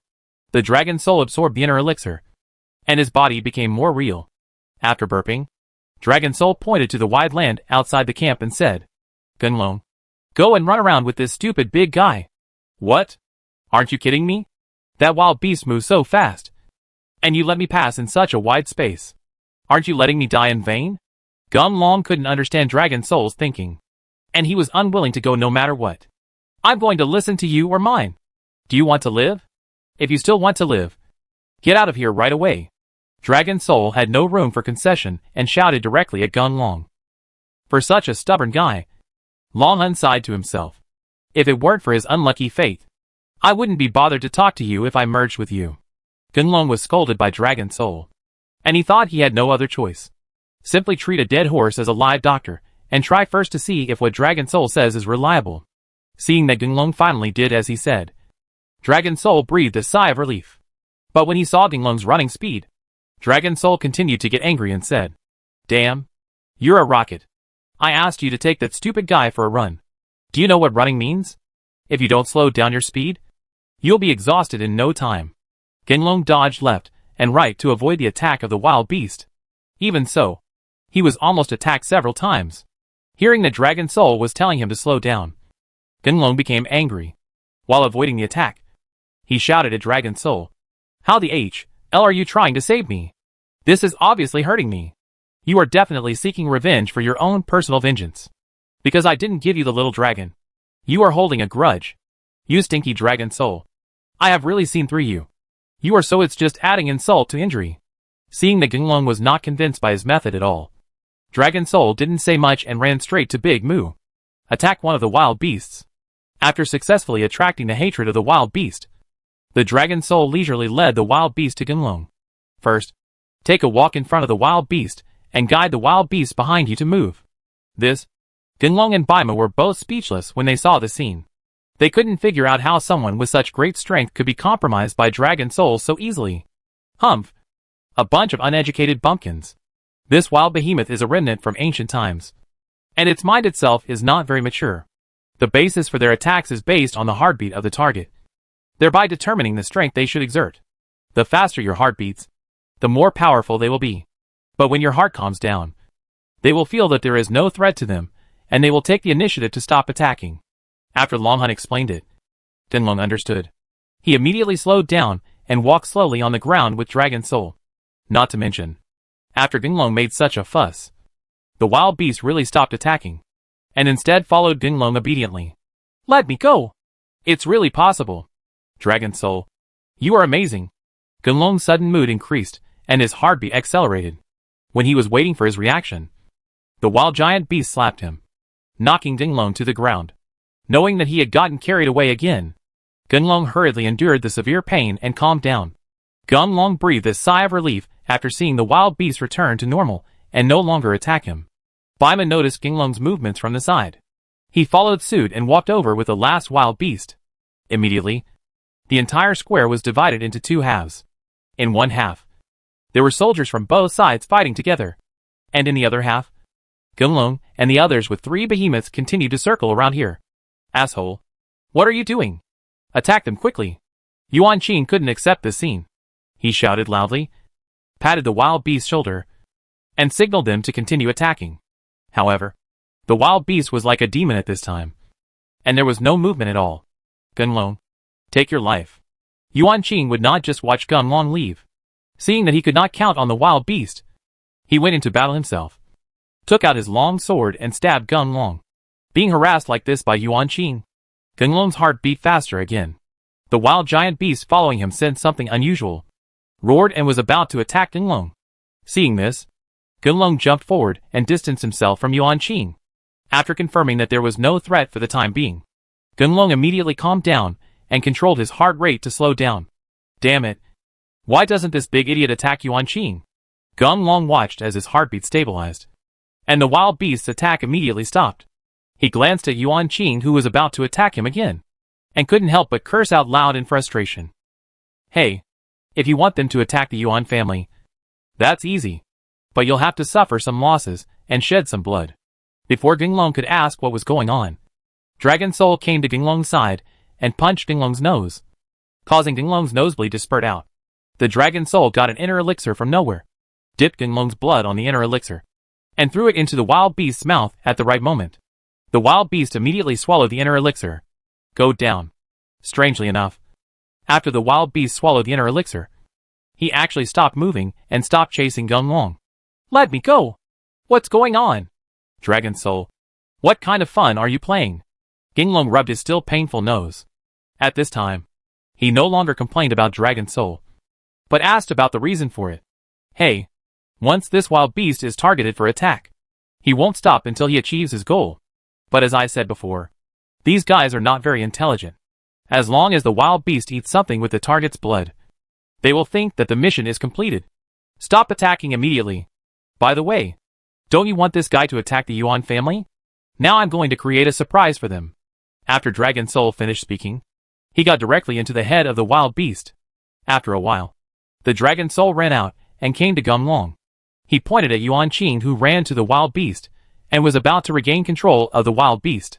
He laughed and said, "Just wait. There's something interesting to watch." As soon as the Dragon Soul finished speaking, the wild giant beast that had been motionless suddenly sat up. It lowered its head and sniffed Yuan Qing beside it. He watched Yuan Qing punch and kick him, scolding him for not attacking Dinglong. The wild beast suddenly roared and raised its palm to attack Yuan Qing. Chapter 266. Defeat the younger brother. Damn it. You stupid beast. You even attacked me. Yuan Qing took out the blood ball that he had prepared and stuffed it into the mouth of the wild beast. After watching the wild beast swallow the blood ball, Yuan Qing intensified and started beating the body of the wild beast. What the HL? I asked you to hit me. I have to destroy you today. I'm talking about Dragon Soul. We spent a lot of time, but that Yuan Qing was able to bring us back to our original form so quickly. Dragon Soul chuckled and said nothing. He pointed to Yuan Qing and signaled Dinglong to stop talking and continue reading. Ouch! The wild giant beast that had been silent all this time suddenly shook its body. This sudden movement startled Yuan Qing. Yuan Qing looked at the giant wild beast and found nothing out of the ordinary. He couldn't help but muttered, "That's not right. I haven't given it an attack command yet. So why is it moving?" Just when Yuan Qing was thinking about stepping forward to investigate, the wild beast stood up completely and stared at Yuan Qing with a pair of red eyes. Without waiting for Yuan Qing to react, he threw Yuan Qing to the ground. What a reversal from your grandfather. Something is wrong. Didn't you say that eating bloody things can defeat the attack of that wild beast? Why does this guy still attack? Gung Long guessed that Long Hun must have used some means. He was very curious and asked Long Hun immediately. It's very simple. This wild beast is the king of battle. Even the ancient powerful ones like it very much as a bodyguard. I just helped the wild beast and opened his mind. It knows that it has been treated unfairly by the Yuan family. Do you think it will let Yuan Qing go? Oh my god. That's awesome. Dragon Soul. I never knew you were so powerful. Gung Long didn't expect such an operation. He gave Dragon Soul a thumbs up and kept praising Dragon Soul. When he saw that the other two wild giant beasts were still following Big Moo, Genlong signaled Dragon Soul to open the minds of those two guys. Come on. With my current strength, the operation just now has exhausted the power of the mecha. If I forcefully use it again, I'm afraid I will be like your friend in the earthen pot. And I will burp. I'm taking you to rest now. You can rest assured that this wild beast will deal with its two friends personally. By the way, don't say I didn't remind you that the wild beast is an ownerless thing now. If you do, if you can convince it to join your camp, at least you will have an awesome person to look after it. After Long Hun finished speaking, he might have been really tired. So he immediately slipped back into Gung Long's arm. And there was no more movement. Gung Long turned to look at the battlefield. Wherever there was Yuan Qing's shadow at this time, he had long been swallowed by the wild beast. The wild beast had taken its revenge. It looked at its two companions on the ground and yelled at them for a long time. Seeing that they had no reaction at all, the wild beast looked towards Gung Long. Its eyes lit up, and it came directly to Gung Long. Gung Long thought that the wild beast was going to attack him. So he guarded the fire cloud sword in front of him, ready to launch a counterattack at any time. However, when he saw the wild giant beast waving its hand towards him and pointing to the fire cloud sword in his hand, Gung Long somewhat understood what he meant and asked tentatively, What? You mean you want me to use this fire cloud sword to help you? Looking at the wild giant beast, he nodded with a happy smile on his face. Gung Long pointed at the two wild beasts and said, They are too strong. We can't fight them. Tell me your method first, and I'll see if it works. The wild giant beast could understand Gung Long's words. It pointed at itself, then at its companions, and made a gesture of throwing themselves down. Then he pointed at his head and signaled Gung Long to stab him with the fire cloud sword. Gung Long watched the wild beast demonstrate it several times, and he finally understood. I bet that wild beast wants to control its companions and create opportunities for itself to pierce the heads of those guys. Well, if you do this, will your companions die? Gung Long had never seen anyone alive after his head was destroyed. He felt a little sorry and asked tentatively. The wild beast knew that Gung Long understood what he meant. When he heard Gung Long's inquiry, the wild beast shook his head and pointed to his heart. This means that their Achilles heel is at the heart, and the head is not affected. After Gung Long knew that his life would not be harmed, he felt somewhat comfortable, seeing that the wild giant beast was already controlling his companions. Gung Long didn't waste any time and followed him with the fire cloud sword in hand. With the help of the wild beast, Gung Long felt much more relaxed. Seeing that the wild giant beast successfully trapped his companion, he immediately jumped on his companion's head, held the fire cloud sword tightly with both hands, and stabbed it with all his strength according to the guidance of the wild giant beast. Crack! Gung Long felt something was blocked. And then, the wild beast that had been struggling stopped unexpectedly.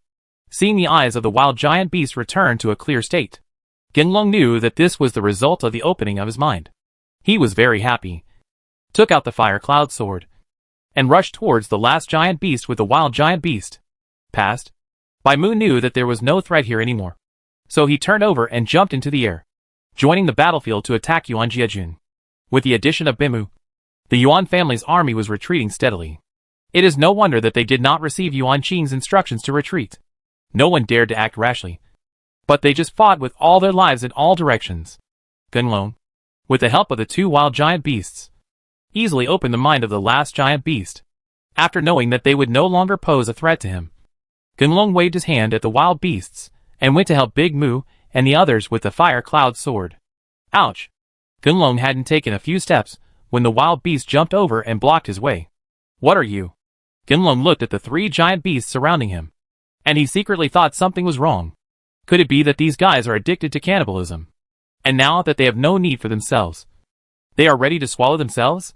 Just when Genlong was about to call for Bigot to come to the rescue, the leading wild beast suddenly crawled on the ground, bowed to Genlong, pointed at his other two companions, and said in an unclear voice, "You, Master, we go with you."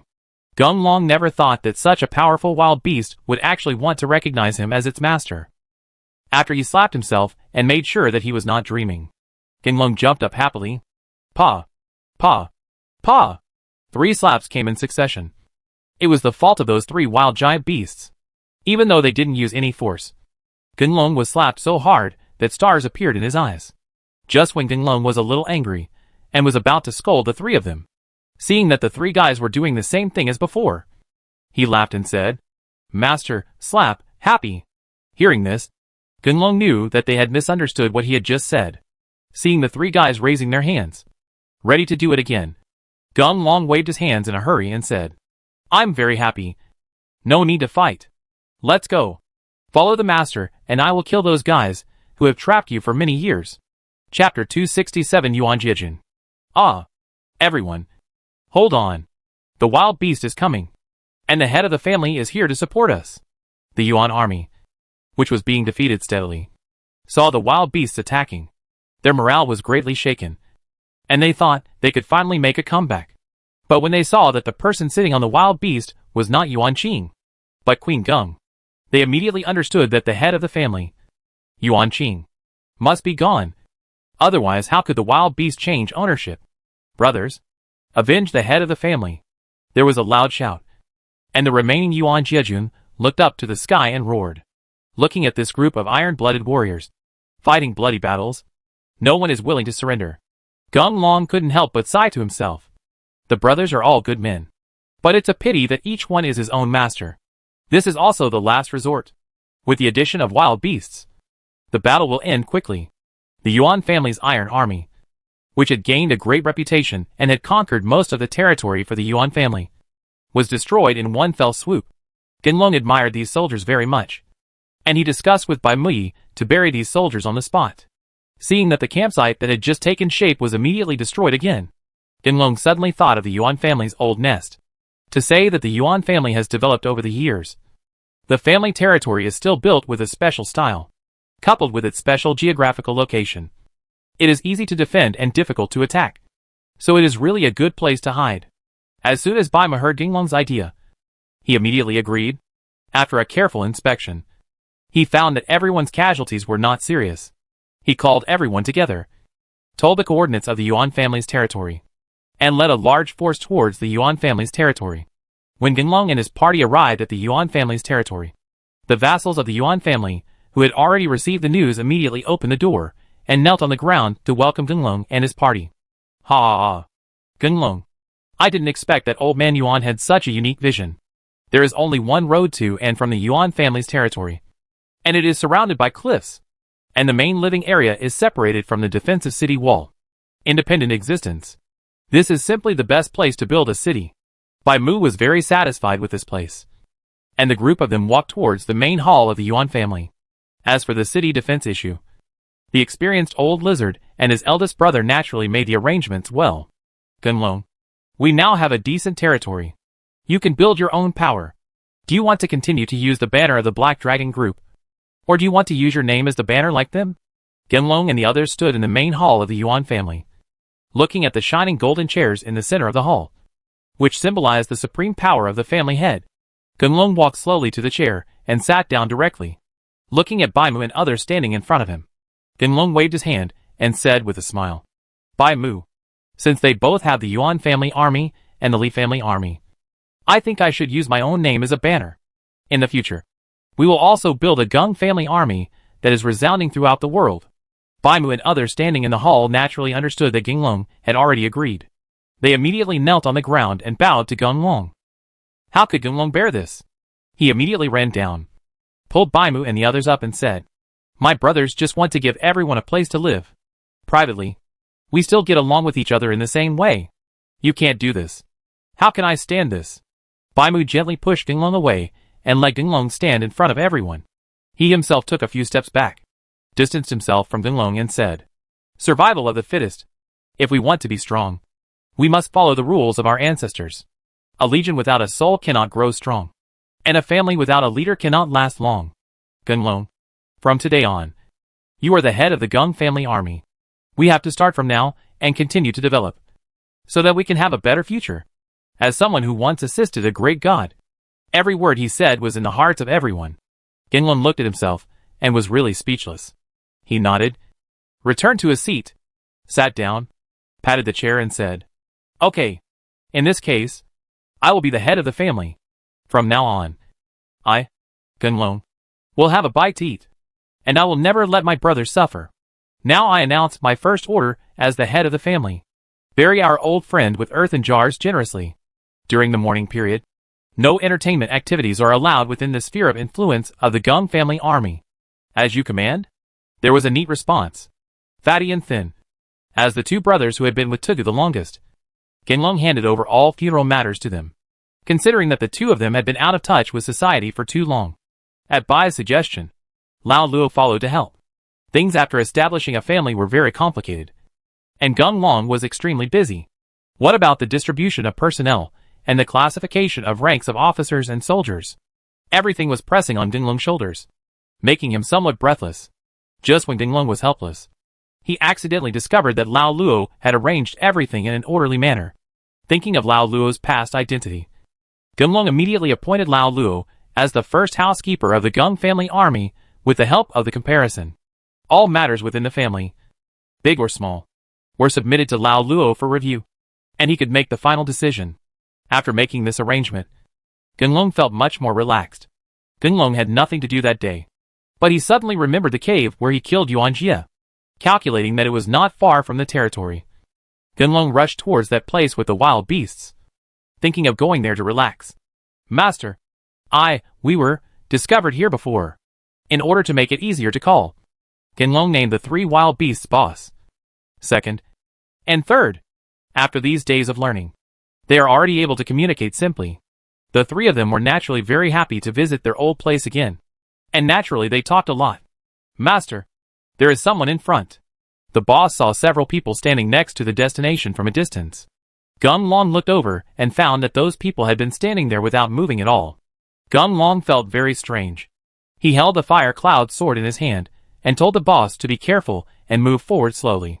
Assholes. Those vicious guys. They actually made Yuanfen and the others look like this. As the distance got closer, Gunlong finally saw clearly, when he found that those standing people were cast into models by molten iron, and the first one standing was Yuanfen. Gunlong immediately understood that Yuan Qing must have thought that Yuanfen had colluded with him to kill his son, so he did such a heartless thing. Gunlong felt an unbearable pain in his heart. He did not expect that his vendetta journey would actually harm a member of his family, especially after seeing Yuanfen, the model who was estimated to be only 15 or 16 years old. Gunlong could not forgive himself. He walked up to Yuanfen, bowed to Yuanfen and said, "Brother, I'm sorry for you." Chapter 268. Yuanfen is still alive. "Well, master, this guy is still moving." The boss lay in front of Yuanfen and listened for a long time before he nodded firmly. Hearing the boss's words, Gunlong was stunned. He laid down in front of the Iron Man cast by Yuanfen, and the mecha element stretched out. God is really wise. Yuanfen is really still alive. After Gunlong confirmed that Yuanfen was indeed still alive, he immediately took out the Fire Cloud Sword and carefully peeled Yuanfen out with the power of the Fire Cloud Sword. "Call!" He let out a long gasp, and after a while, Yuanfen's pale face regained its vitality. "Son! Mother!" Yuanfen, who recovered immediately, saw the Iron Men behind him. He let out a shrill scream and threw himself in front of the Iron Men, trying to rescue them, but his strength was of no use at all. Gunlong felt uncomfortable. If it weren't for him, the Yuanfen family would not have been punished so cruelly. He wanted to go up to help, but Yuanfen pushed him away and said, "Gunlong, I treated you with kindness. I never thought that you would bring disaster to my Yuan family and cause the tragic death of my wife and children. I will never forgive you. If you still want to live, you'd better kill me now. Otherwise, you will be harassed by me forever." Yuanfen no longer looked like a kind uncle at this time. He exhaled and stared at Gunlong like a wild beast. If there wasn't a wild beast standing next to Gunlong, he would have attacked him long ago. Gunlong couldn't do anything. So he waved his hand and said, Yuan Fin, I am very sad that something like this happened. You can leave. If you want revenge, I welcome you at any time. Seeing that Gunlong let him go, Yuan Fin did not delay. He knew that his current strength was too low. He wanted to practice until he reached a very high level, and then come to seek revenge from Gunlong. Looking at Yuan Fin's retreating figure, the boss tapped Gunlong's shoulder and said, Master, he has so much resentment and keeps harm. Well, I know. But this is what I owe him. So just let it go. Because of Yuan Fin's incident, Gunlong no longer felt like wandering around here anymore. He rode on the boss and called everyone back. With Lao Luo, a top butler, the family's affairs quickly got on track. Watching the family prosper and develop rapidly, Gunlong had nothing to do. But he thought about cultivation again. On this day, when Gunlong was discussing with Baima where he should go to explore for treasures and practice, Lao Luo ran over with a few injured brothers. Master, our brothers in the mine were beaten up. I couldn't stop the fat man and the old lizard, and I led my men to kill them first. Mine? Are you talking about the mine in Taizan? I remember you said that you have already made connections and obtained the mining permit. How come someone would still come to cause trouble? As soon as Gunlong was mentioned by Lao Luo, he immediately remembered it. When they were sorting out the Yuan family's information, they discovered that the Yuan family actually had the mining rights to the Taizan mine. The Taizan mine is rich in crystals, and due to their wide range of uses, the crystals are of high value. Gunlong asked Lao Luo to try his best to get the mining rights of the mine. Hey, don't mention it. The main reason is that we recently dug out high-grade crystals, and the veins are not small. The other families are jealous and are deliberately looking for trouble. They want to drive us out of the mine. No, I think they are looking for death. In this case, Lao Luo, you take the boss, second, and third to support them. And Bimu and I will arrive soon. When Gunlong heard this, his temper flared up immediately. He called on Lao Luo to set off immediately, and he also started packing his things, ready to go and help. Gunlong, please wait. Biga took action to stop Gunlong. Seeing that Gunlong was still angry, Biga waved his hand and motioned for Lao Luo to go out first, while he himself pulled Gunlong to sit down and said, Gunlong, have you thought about it carefully? We now occupy one side, with a large number of people and a cloud of masters. Besides, I am here to support the facade, and whoever is blind will come to provoke us. Their sudden attack and provocation, I'm afraid it was premeditated. Well, even so, we are afraid of him. We will kill anyone who disobeys. I still don't believe it. They really don't fear death. Gunlong was still furious and slammed the table. If he hadn't considered that the person sitting in front of him was a friend, he would have walked away long ago. Haha. Those who govern people do not necessarily have to kill to solve it. What's more, I feel that this matter is not simple. It seems that we have developed too fast and threatened the interests of some families. They have united together for the survival of the family. Prepare to deal with us. When Bai Mu first communicated with Gunlong realized this. The wages of avarice is death. Those guys who were looking for trouble must have lost their livelihood. So they came up with this strategy. However, Gunlong couldn't get angry at seeing him being beaten passively. Seeing that Gunlong still didn't let go, Bai Mu smiled and continued. Gunlong, when a person reaches a certain position, his way of thinking needs to change. A cruel and murderous monarch will not have famous officials join him. In order to strengthen our Gung family army, sometimes we need to make a gesture show it to others. That is our heart that is compatible with the world. When Baima said this, Gunlong seemed to understand something and nodded. After a while, Gunlong raised his head, thanked Bai Mu, and rushed towards the mine with the boss, the second, and the third. In the grand meeting hall, Baima stood alone, looking at Gunlong's retreating figure. Lao Luo walked in again at some point, and the two stood together.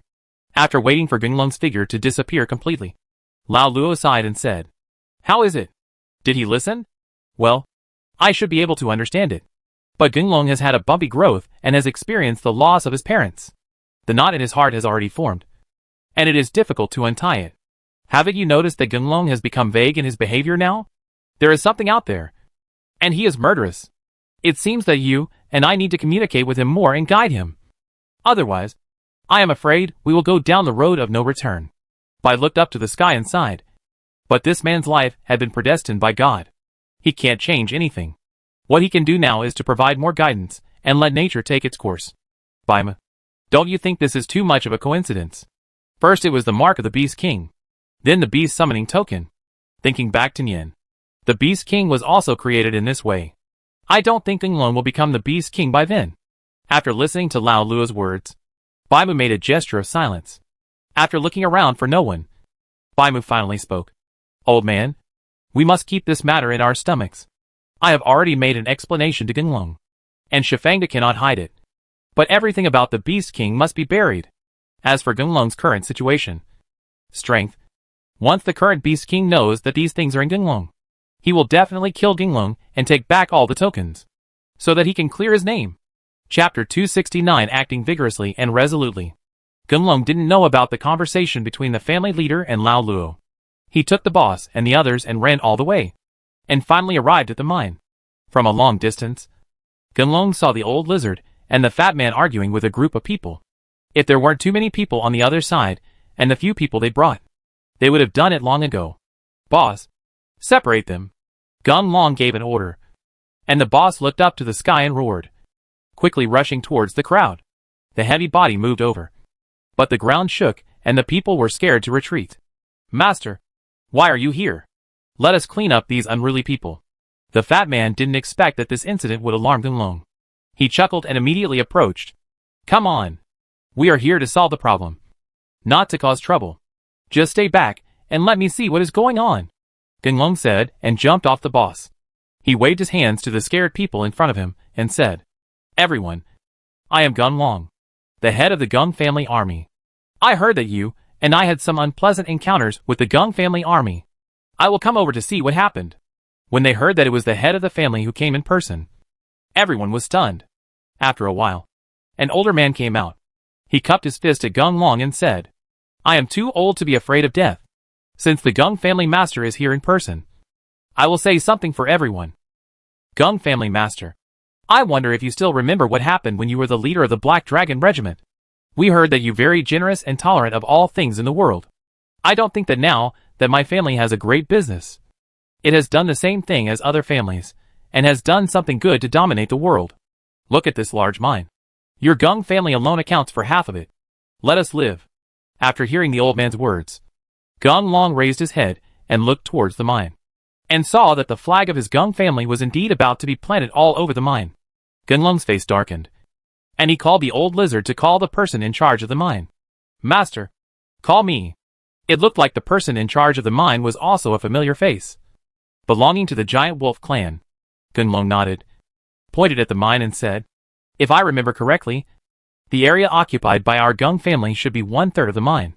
Was it your idea to occupy most of the area now? Hey, Patriarch. It was me who made the decision. The main reason is that we have too many people, and the collection speed is very fast. They are all old, weak, sick and disabled, so they cannot collect it at all. Great resources cannot be wasted in vain. Besides, we are not robbing them. As long as they pay some money, we can still sell the crystals to them. The old man who had just communicated with Genglong heard the words of the giant wolf foreman. He was heartbroken and pointed to the place where crystals were sold in the distance and said, You're selling crystals. I think you're robbing them. Crystals in the market only cost 100 gold coins each. So you asked us for 80 gold coins each. How can we make a living? How can we not do the same? Ouch. Old man, if you dare to say more, I will give you an increase of 90 gold coins. The giant wolf was so angry that he forgot that Genglong was still there. He roared and was about to attack the old man. Presumptuous, Genglong roared, and Fire Cloud Sword took action directly, stopping the giant wolf back. Old man, call the blind wolf over here. I want him to see how he, a member of the wolf clan, manages it. I think we have put in a lot of hard work along the way. It's good now. We've just had a good life. Days later, I learned to bully the people. After hearing Genglong's instructions, the old lizard immediately made arrangements. Genglong knew that the blind wolf was coming and took him with him for a while. He glared at the giant wolf and watched the giant wolf shrink into a ball without speaking. Genglong then turned around and continued to speak to everyone. Don't worry, everyone. I will give you an explanation for this matter. It is because of my negligence in management as the head of the family that such a scum appeared and caused you trouble. In this way, I, Gunlong, am here to say that anyone who buys from us those who bought crystals should be recorded in the ledger. I make the decision now, and everyone's money will be returned in full. If you need to buy crystals again in the future, I don't care about others. Our Gung family army only charges you 20 gold coins for labor. Okay. Okay. Long live Master Gung. As Gunlong finished speaking, the mine was filled with the sound of people cheering and jumping for joy. Looking at those respectful eyes, Gunlong felt the good intentions of the people. He who wins the hearts of the people wins the world. As his cultivation improved, he became a little arrogant. Master, I'm here. Blind Wolf came to the mine in a hurry and happened to see Gunlong's announcement. The Blind Wolf glared at the wolf in charge and immediately went to Gunlong to report. Well, your people did something wrong. For your sake, I'll let you handle it personally. Scum like this doesn't need to stay in the world anymore. When he heard Gunlong say that he wanted to kill that guy, Blind Wolf became anxious. He immediately knelt on the ground and kowtowed to Gunlong. Master, please take back your life and teach me a lesson. That angry boy is my nephew. Uncle, save me. I don't want to die. I won't dare to do it again. The giant wolf, which had been silent all this time, was really scared when it heard that Gunlong was going to kill it, and immediately begged the Blind Wolf to plead for mercy. What? Old wolf. So you knew the crime that kid committed and deliberately covered it up. Gunlong was furious at this time. He really didn't expect that Blind Wolf, an old general who had been with him for so long, would actually do such a thing. Seeing the Blind Wolf lowering his head and saying nothing, just begging Gunlong for forgiveness, Gunlong still couldn't believe it. So he directly approached the Blind Wolf and asked in a low voice, Old wolf, if you have any difficulties, please tell me quickly. I won't believe anything you say. You are such a conniving and sheltering person. Blind Wolf didn't care what Gunlong said. He just kept kowtowing, saying that he was not supervising well, and begging Gunlong for forgiveness. At this time, Gunlong was completely furious. He shouted loudly, Boss, kill that kid. This kind of bully is not worthy of living. Also, take this Blind Wolf back to me and deal with it after we find out the whole story. The boss was very loyal to Gunlong. After hearing Gunlong's words, he immediately stepped forward to grab the giant wolf and put it in his mouth. After settling these matters, Gunlong personally climbed into the mine and pulled down all the flags outside his sphere of influence. The onlookers didn't expect Gunlong to be so vigorous and resolute. They all cheered and shouted Gunlong's name loudly. For a time, the entire mine echoed with people's excited shouts. Chapter 270 Xianling Battlefield. Boom! Just as everyone was paying homage, there was a sudden loud noise in the sky, and a huge fireball appeared, heading towards the depths of the mine. Everyone, be careful! Gunlong shouted loudly, calling the boss and the others to step aside. Before they could prepare, a huge shockwave struck, knocking them to the ground. Your grandfather's? What is that? Gunlong stood up and saw that his clothes were destroyed by the shock wave. He was so shocked that he broke out in a cold sweat, secretly thinking that since they were so far away from the thing, the damage would be so great, let alone the place directly hit by the thing. The damage must be very serious. Boss, let's go there and take a look. Make sure the remnants of the explosion dissipate and there is no longer a threat. Gunlong called to his boss and led him towards the place where the fireball landed. When they saw Gunlong leaving, they were worried that Gunlong would be in danger, so Old Lizard and the others followed them. However, their speed could not keep up with the wild beasts, and in an instant there was no trace of Gunlong. Master, the wild giant beast took Gunlong and the others to the place where the fireball landed. They looked at the place that was burned by the flames and was pitch black. There were no living creatures at all. In the middle of the huge crater that was blown up, there was a huge teleportation array. It's standing there. Before Gunlong and the others could step forward to investigate, a sudden and thick voice came from the sky. Listen carefully. The mecha star has been overdeveloped for many years, and is on the verge of destruction. In 100 years at most, there will be no place for us to stay in the world. For the future of the mecha star, we work together to overcome difficulties, and finally open the passage connecting to the Xianling battlefield. Anyone with a 6th level cultivation base or above can enter. I hope you can get a chance inside, comprehend the mystery of the power of the mecha, and find a way to save the mecha star. The teleportation array will be open for 3 days. if anyone is willing to go. As long as they have the strength, they can enter and exit freely. The passage will be closed after 3 days, and it will be 3 years before it is opened again. I hope all promising people will not miss this great opportunity. Xianling Battlefield? What the hell is that? Gunlong had never heard anyone mention this matter before. He wrote down the name and prepared to go back and ask Baimu. Xianling Battlefield is the place where the first people on the planet lived in ancient times, when the Mecha planet was just formed. In order to compete for the power of life, they fought with each other and turned the world upside down, because they called it a battlefield. Later they discovered that the surging force, the power of the mechas, is rapidly expanding and will destroy the Mecha planet. For the safety of future generations, they seal the Xianling Battlefield and open it every 100 years for the younger generation to seek opportunities. But what they didn't expect was that it's only been a few decades since the space was last opened. How could it be opened again? Baimu didn't know when he appeared behind Gunlong. His sudden words startled Gunlong. After waiting to hear Baimu's introduction, Gunlong was a little excited. After all, what he is looking for is to improve his strength so that he can protect his family. Now Zheng is worried about how to practice to improve quickly. Gunlong is naturally very happy when the Xianling Battlefield appears. Haha. Bim. You are here too. The last time you picked up the lottery, you evolved directly into a dragon. This time, I'm afraid you won't have so much luck. Gunlong and Bigu were chatting when a huge whale appeared.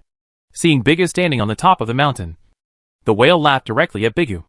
Oh, that's not necessarily the case. Take a walk around the Xianling Battlefield and ask for the opportunity. Old whale, let's all rely on our own abilities, and we'll see. Baimu didn't give the whale a good look. He looked at the big whale and smiled, then directly entered the teleportation array.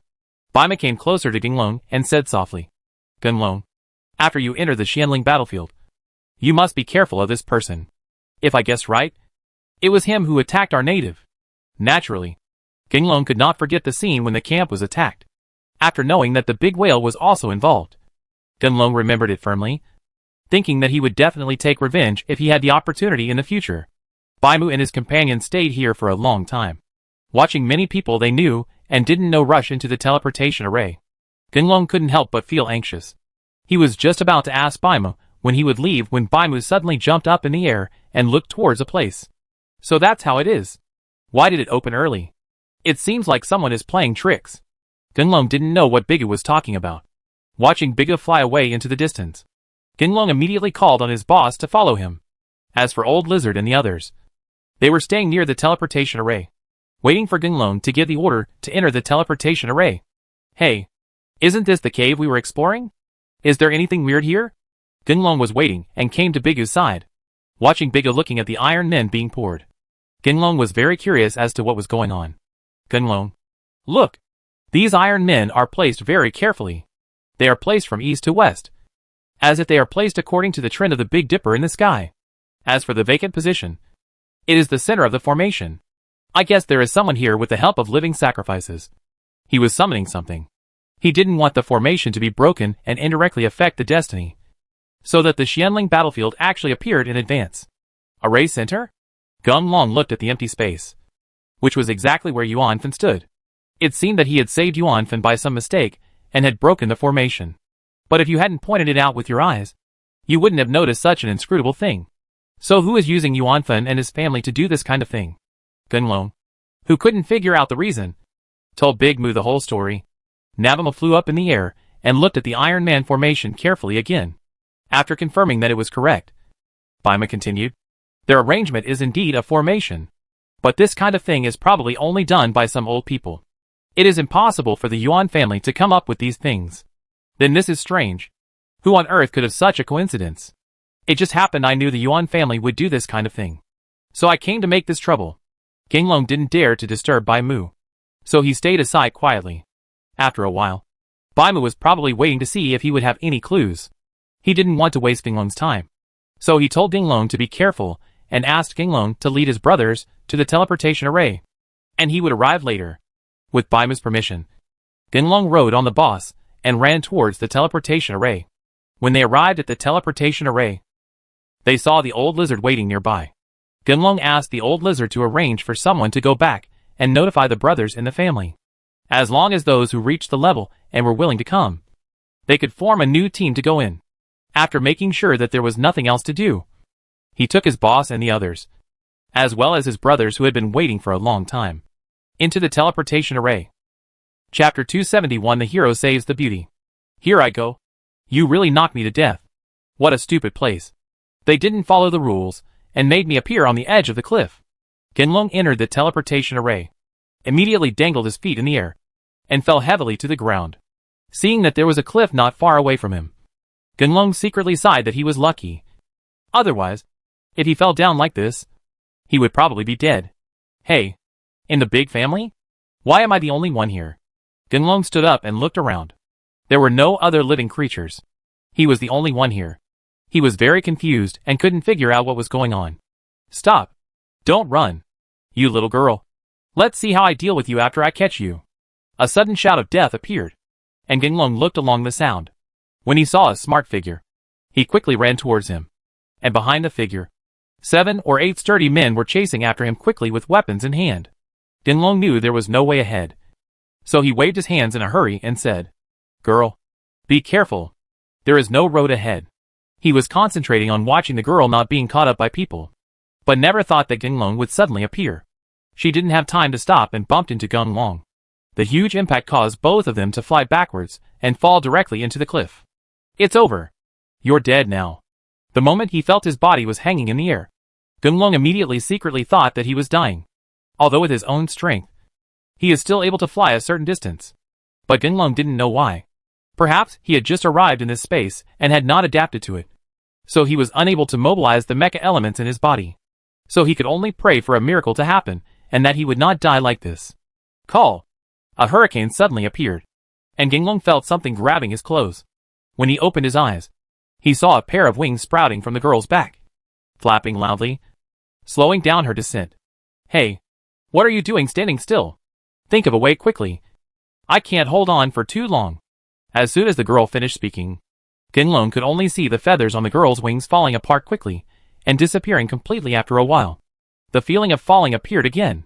He hugged the girl and quickly fell into the depths of the cliff. Plop! Perhaps their fate was not meant to be cut off. But the place where Genlong and the others landed was actually a pool of water. Even so, the impact of falling into the water quickly made Genlong dizzy and almost fainted. The girl in his arms was not as lucky as him, probably because of her frail body.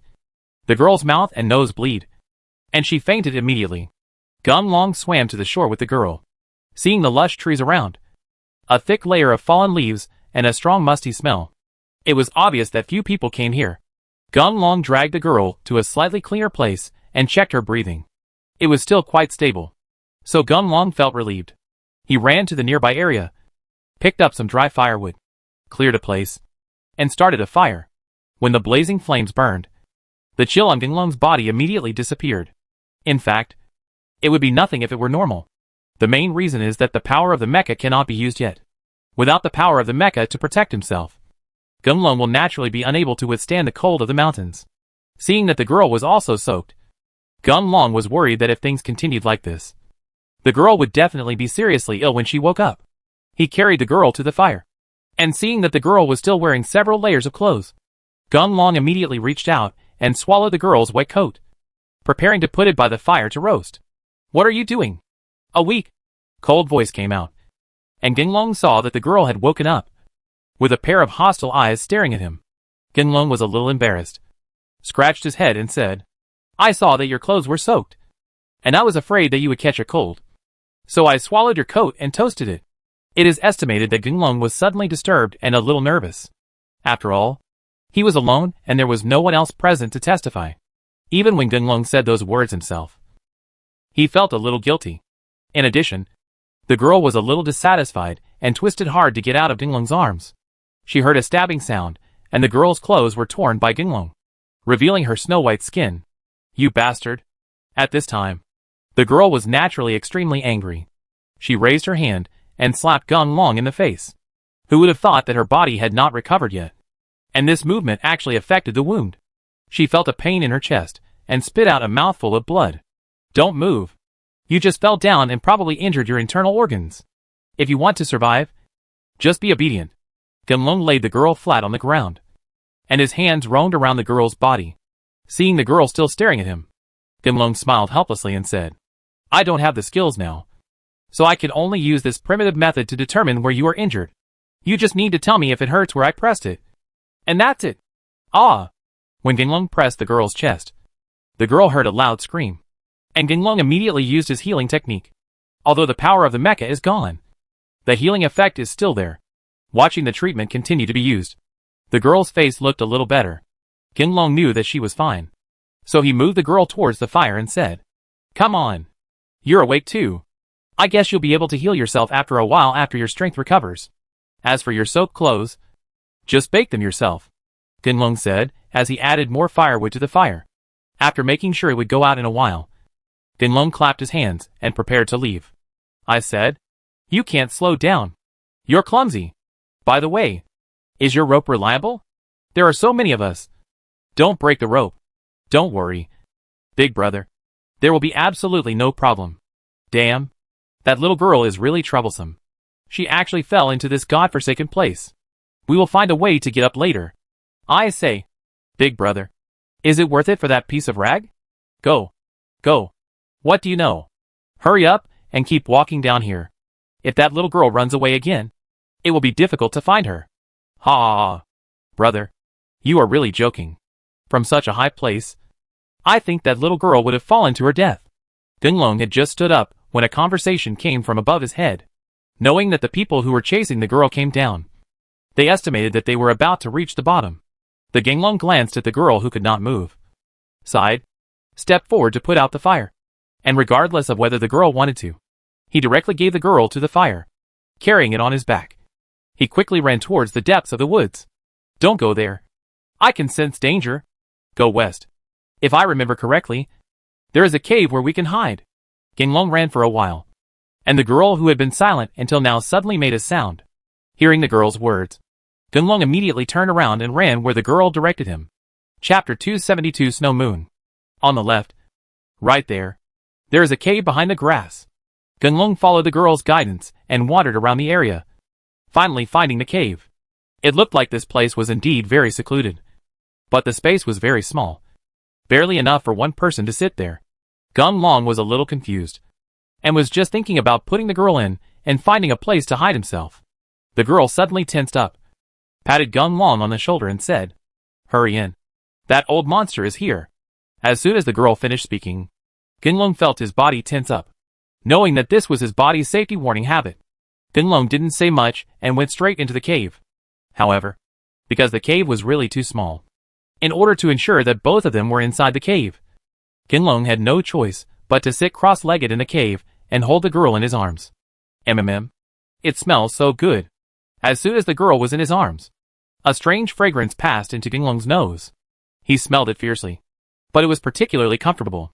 Gunlong subconsciously tightened his arms and pressed tightly against the girl. Sadder. The girl couldn't turn around, and she twisted her little hands hard, causing Gunlong's arm to swell up a lot. Gunlong couldn't bear the pain and screamed out. Be quiet. The girl knew that she had used too much force, so she hurriedly let go of her hand, pushed her arm back, and blocked Gunlong's mouth with the back of her hand. Gunlong felt a little uncomfortable here. He was about to push the girl's hand away when he saw a huge body suddenly appear, slowly moving back and forth outside the cave. Oh no! That little girl is not dead. Hurry up and find her separately. Just when Gunlong was worried that the thing would find them, the people looking for the girl arrived on the ground. When they didn't find the girl again, they immediately started looking for her. The words of that group of people were particularly harsh in the Silent Valley. When the giant beast heard the noise, it immediately rushed towards the place where the sound came from. Not long after, Gunlong heard a tragic cry for help, and the giant beast actually started fighting with those people. Okay. After that thing swallows something, it will have a dormant time of 3 or 4 days. We can rest assured to heal here. When the girl heard the noise outside, she felt relieved and put down her hand. Just when she was about to move, she suddenly remembered that she was still in Gunlong's arms. Her face turned red, and she didn't dare to move anymore. Gunlong didn't mind. After all, he was in the arms of a beautiful woman and had no other losses. What's more, what he is most concerned about now is what the thing was, and how it could be so powerful. So Gunlong asked, what was that thing just now? Well, Its name is the Black Lake Snake Monster. The pool we landed in just now is his lair. Usually that guy is out hunting and rarely comes back. He probably felt that his lair was being invaded. So he came back to kill him. After knowing that the guy was a snake demon, Genlong thought of big eyes. But this guy is a bit bigger than the big head. I just looked out through the hole and saw that the body of the snake demon alone was more than 20 meters tall, making it look like a giant. Well, thank you for helping me just now. If it weren't for you, I'm afraid I would be in their hands now. The girl's unreasonable words made Genlong a little uncomfortable. Na Genlong laughed and responded directly. It's okay. Helping others is the foundation of happiness. As long as you know that I'm not a bad person. By the way, when can we get out of here? There's something wrong with staying like this all the time. When the girl heard Genlong's words, she realized that there was indeed something wrong with her and Genlong's current posture.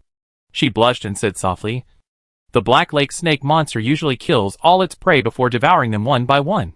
Judging from the movements outside, if we want to go out, we will have to wait until tomorrow morning at the earliest.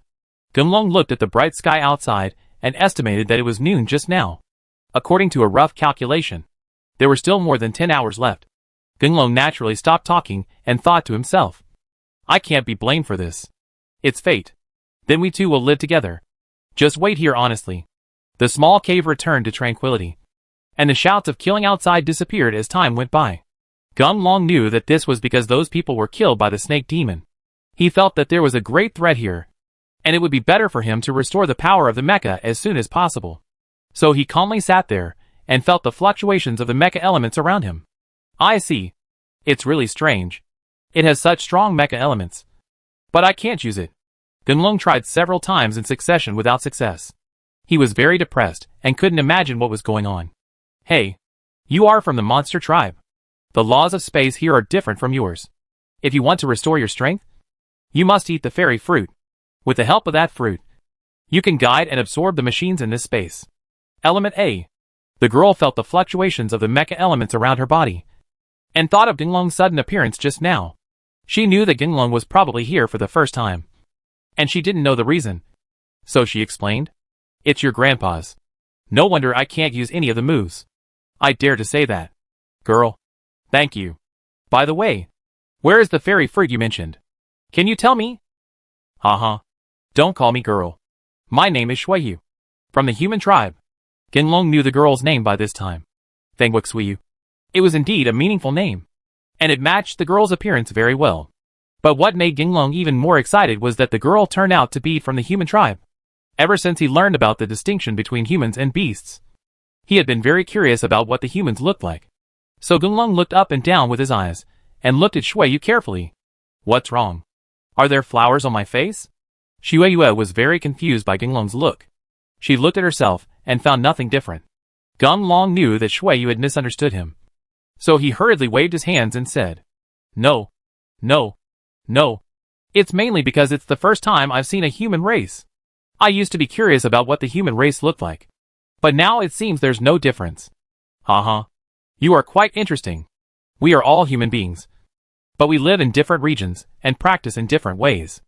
Everything else is the same. Why? According to you, we should have 3 heads and 6 arms.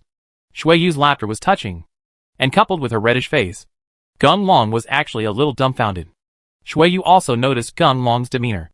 She coughed twice and watched Genlong wake up. Shuiyu became a little shy and lowered her head in silence. The cave regained its tranquility. Chapter 273, Caught. Let's go. That snake demon must be asleep. Shuiyu called out softly, and Genlong realized that it was already the next day. He waited for Shuiyu to go out before getting up. Well, come with me. I will take you to find the fairy fruit. Shuiyu took the lead and asked Genlong to follow her. Together, the two of them headed towards the opposite side of the snake demon. Shuiyu, I think you are quite familiar with this place. How many times have you come here? Well, it's the 3rd time. I'll go. It takes 100 years to open once. This time it's open early. So aren't you almost 300 years old now? Genlong could not imagine that such a stunning beauty was already very old. He felt a little unbelievable and exhaled directly. Ah, what's the matter? The cultivators are all older. Besides, we belong to the elven lineage.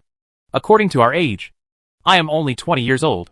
Hearing this, Gunlong reluctantly accepted it.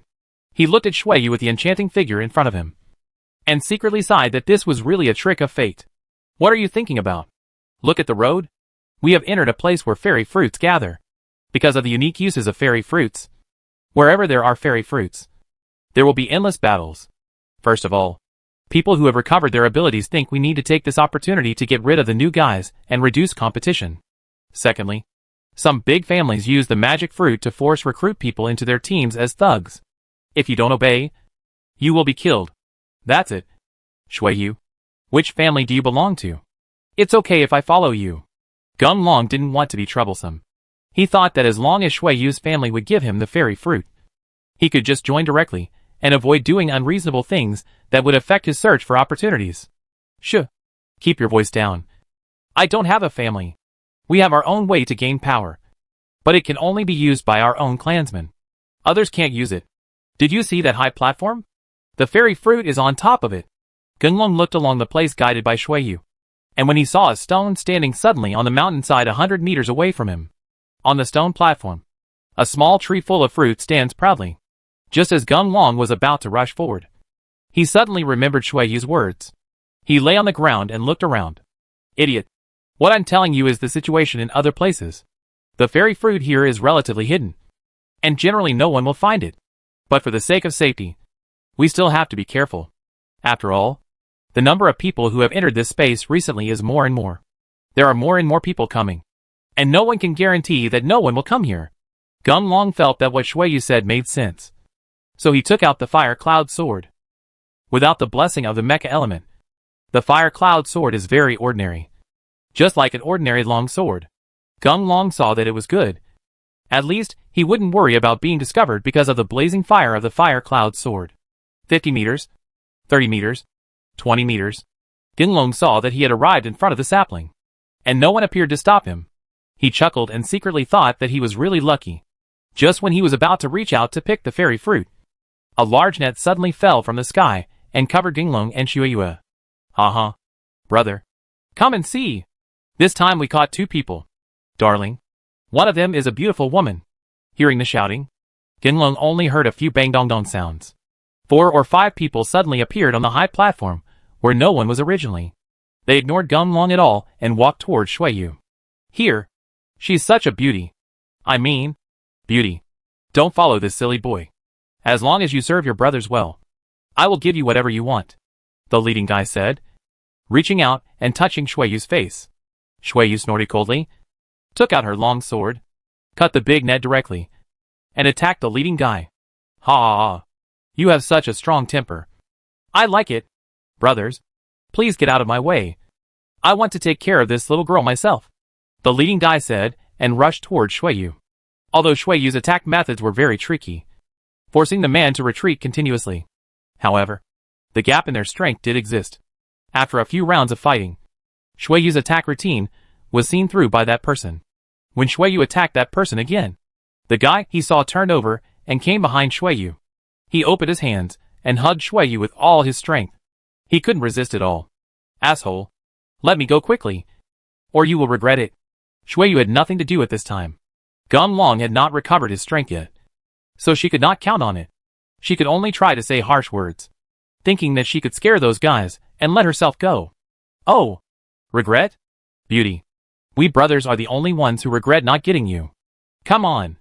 There are no outsiders here, so let the brothers take care of you. I don't know what method the guys holding Shui Yu used, but Shui Yu was unable to move and allowed them to do whatever they wanted. Let him go. Just when those guys were about to succeed, a long sword suddenly appeared and was placed on the leader's neck. Hey, brother. Let's talk carefully. We can't do stupid things for a woman. There are so many of us. Even if you kill me, my brother will not let you go. That's it. As long as you join us. Let you use this girl first. I have been observing you for a long time when you came here. You must not be together. This beauty is so beautiful. I guess you have been thinking about it for a long time. Gunlong knew that he was just a show-off now, and the only one he could count on was Shui Yu. He escorted the guy to the side, without saying much, and just shouted in a cold voice. Stop talking nonsense and release that girl. I have a bad temper, and I never know when I will get angry. Be careful that your name is not protected. The leader who was held hostage by Gun Long was about to ask his men to release the people when he suddenly felt something was wrong. Gun Long and his men came here just for the immortal fruit. The girl was still strong. So Gun Long must be the one whose strength had not recovered. After thinking about this, the guy held hostage by Gun Long laughed, turned over and jumped behind Gun Long, raised his feet, and kicked Gun Long to the ground. Yeah, I was almost fooled by you. It seems that your strength has not recovered. You still dare to pretend to be a hero here. I think you are dying too slowly. In this case, I will help you. But, before you hang up, I want you to see with your own eyes how your little girlfriend is played with by us. Chapter 274 Recovery. After the leader finished speaking, he called his men over and held Gun Long down. And he himself strode toward Shuiyu, looking at Shuiyu's fair skin under her clothes. The leading guy drooled and pounced on her. Asshole. Let me go. You will regret it. Shuiyu couldn't move and could only roar, although she knew that Gun Long had no power. As the only ally at the scene, Shuiyu still looked at Gun Long for help. For Gun Long, he naturally didn't want to see Shuiyu being violated. But now, he was a standard ant versus an elephant. No matter how hard he struggled, it had no effect at all. Seeing those guys tearing Shuiyu's clothes apart, the last line of defense was about to be lost. Gun Long's heart was filled with anger. The image of Long Rong being violated appeared inexplicably in his mind. The blood temperature in his body actually increased along with it, and steam was rising all over his body. Brother, this kid is crazy. The guy who was doing his work was interrupted, and he was a little annoyed. However, when he saw that Gun Long's body was red and steaming out, the leading guy snorted coldly. No, I'm in a bad mood. Let's go and leave this kid here alone. In his current condition, he will definitely explode to death in 5 minutes at most. By the way, take all the fairy fruits away. Don't take any of them. Leave. Gun Long watched as the leader carried Shuiyu on his back and left with his men. Although Gun Long wanted to stop him, his body expanded violently, making him feel as if he was going to explode.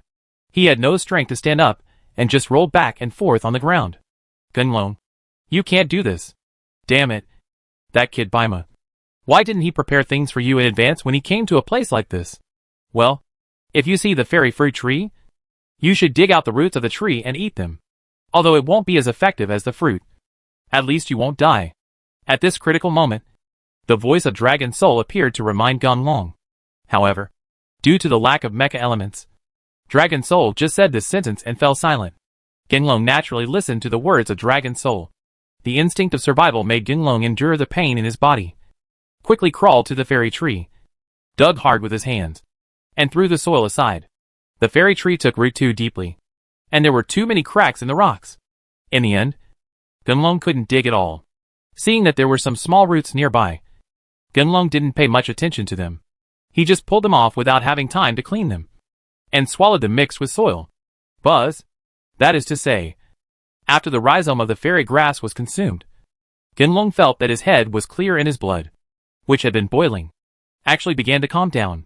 As soon as he saw the effect, Gun Long immediately went to clean up the soil he had just thrown aside, took out the rhizome branches mixed in, and swallowed it in his stomach.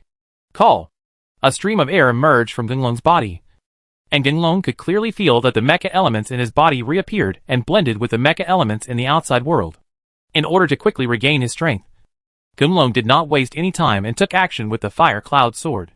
When he saw the blazing flames of the Fire Cloud Sword reappearing, Gun Long laughed loudly and chopped directly towards the bottom of the fairy fruit tree. The Fire Cloud Sword can cut through iron as well as mud, let alone this hard stone. In a matter of seconds, the bottom of the fairy fruit tree was completely exposed. When he saw that it was a fist-sized thing that looked like a sweet potato, Gun Long stepped forward, pulled it off, and put it into his mouth. Stuffed inside? Vomit! The disgusting taste appeared, but Gun Long suppressed his nausea and swallowed the thing. However, this good medicine tasted bitter. That is, when Gun Long finished eating all the stuff, Gun Long only felt that the mecha elements in his body were rapidly expanding, and he actually regained his strength. Thinking that Shuiyu was still in the hands of the bad guys, Gun Long did not hesitate. He used his perception ability and explored the surroundings. When he found that the guys had not gone far, they were a few miles away from here. Gun Long held the fire cloud in his hand. Sword. Several leaps towards the locked position. Boss, that's not right. Ordinarily, That kid should have died. Why is there no sound at all? The leading guy saw that the scenery here was quite good, and no one was disturbing him. He just walked up to Shuiyu and touched her body. The men next to him muttered in confusion. Oh my god. That kid is as skinny as a stick. It's normal that he makes little noise. If you have nothing to do, go and keep watch for me first. Don't ruin my good deeds here. The leader was very impatient with his men's disturbance. He just waved his hand and told his men to get out and stop getting in the way. Clang. Just as the leading guy was getting ready to peel off Shuiyu's clothes, he was hit twice in the head. He was really angry. He turned back and glared at the person who hit him and said, I'll go. Who is it? Before he finished speaking, the guy saw Gunlong appearing in front of him. Before he could react, the fire cloud sword passed directly through his body, and he turned into ashes in an instant. The people guarding nearby realized something was wrong and rushed over immediately. Gunlong could clearly see their strength at this time, seeing that they were all at the 6th level of cultivation. Gunlong laughed, raised his sword and said to them, Die yourself, or be killed by me. Those guys could feel the power of the weapon in Gunlong's hand. They looked at each other and turned around and ran away. Huh? If you want to run away, it's not that easy. Gunlong snorted coldly and threw the fire cloud sword directly. The flying fire cloud sword arrived in front of those guys in the blink of an eye. He raised the sword and killed those guys. Seeing that no one was around anymore, Gunlong came to Shuiyu and directly opened Shuiyu's restrictions. The frightened Shuiyu sat up and threw herself into Gunlong's arms, sobbing loudly. After a while, the tears wet Gunlong's chest. Okay. It's okay. You see, my strength has recovered. No one will bully you again. Gunlong could understand that a little girl suffered such a thing. No matter how high the skill is, it will naturally be uncomfortable due to a woman's instinct. He gently patted Shuiyu's shoulder and whispered comfort. After Shuiyu calmed down, Gunlong collected the fairy fruits left on the ground after those guys died. He didn't know what happened to the brothers who followed him in. He kept these fairy fruits as a spare so that he could take them when he saw them later. Gunlong, your strength has also recovered. After all, your time here is limited. Let's explore this world together. A woman's emotions always come and go quickly. And Shuiyu recovered quickly. She changed into clean clothes, came to Gunlong's side, and directly extended an invitation to Gunlong. Chapter 275 The Boss Returns. Gunlong didn't know much about this place, but there was such a person who was quite familiar with this place.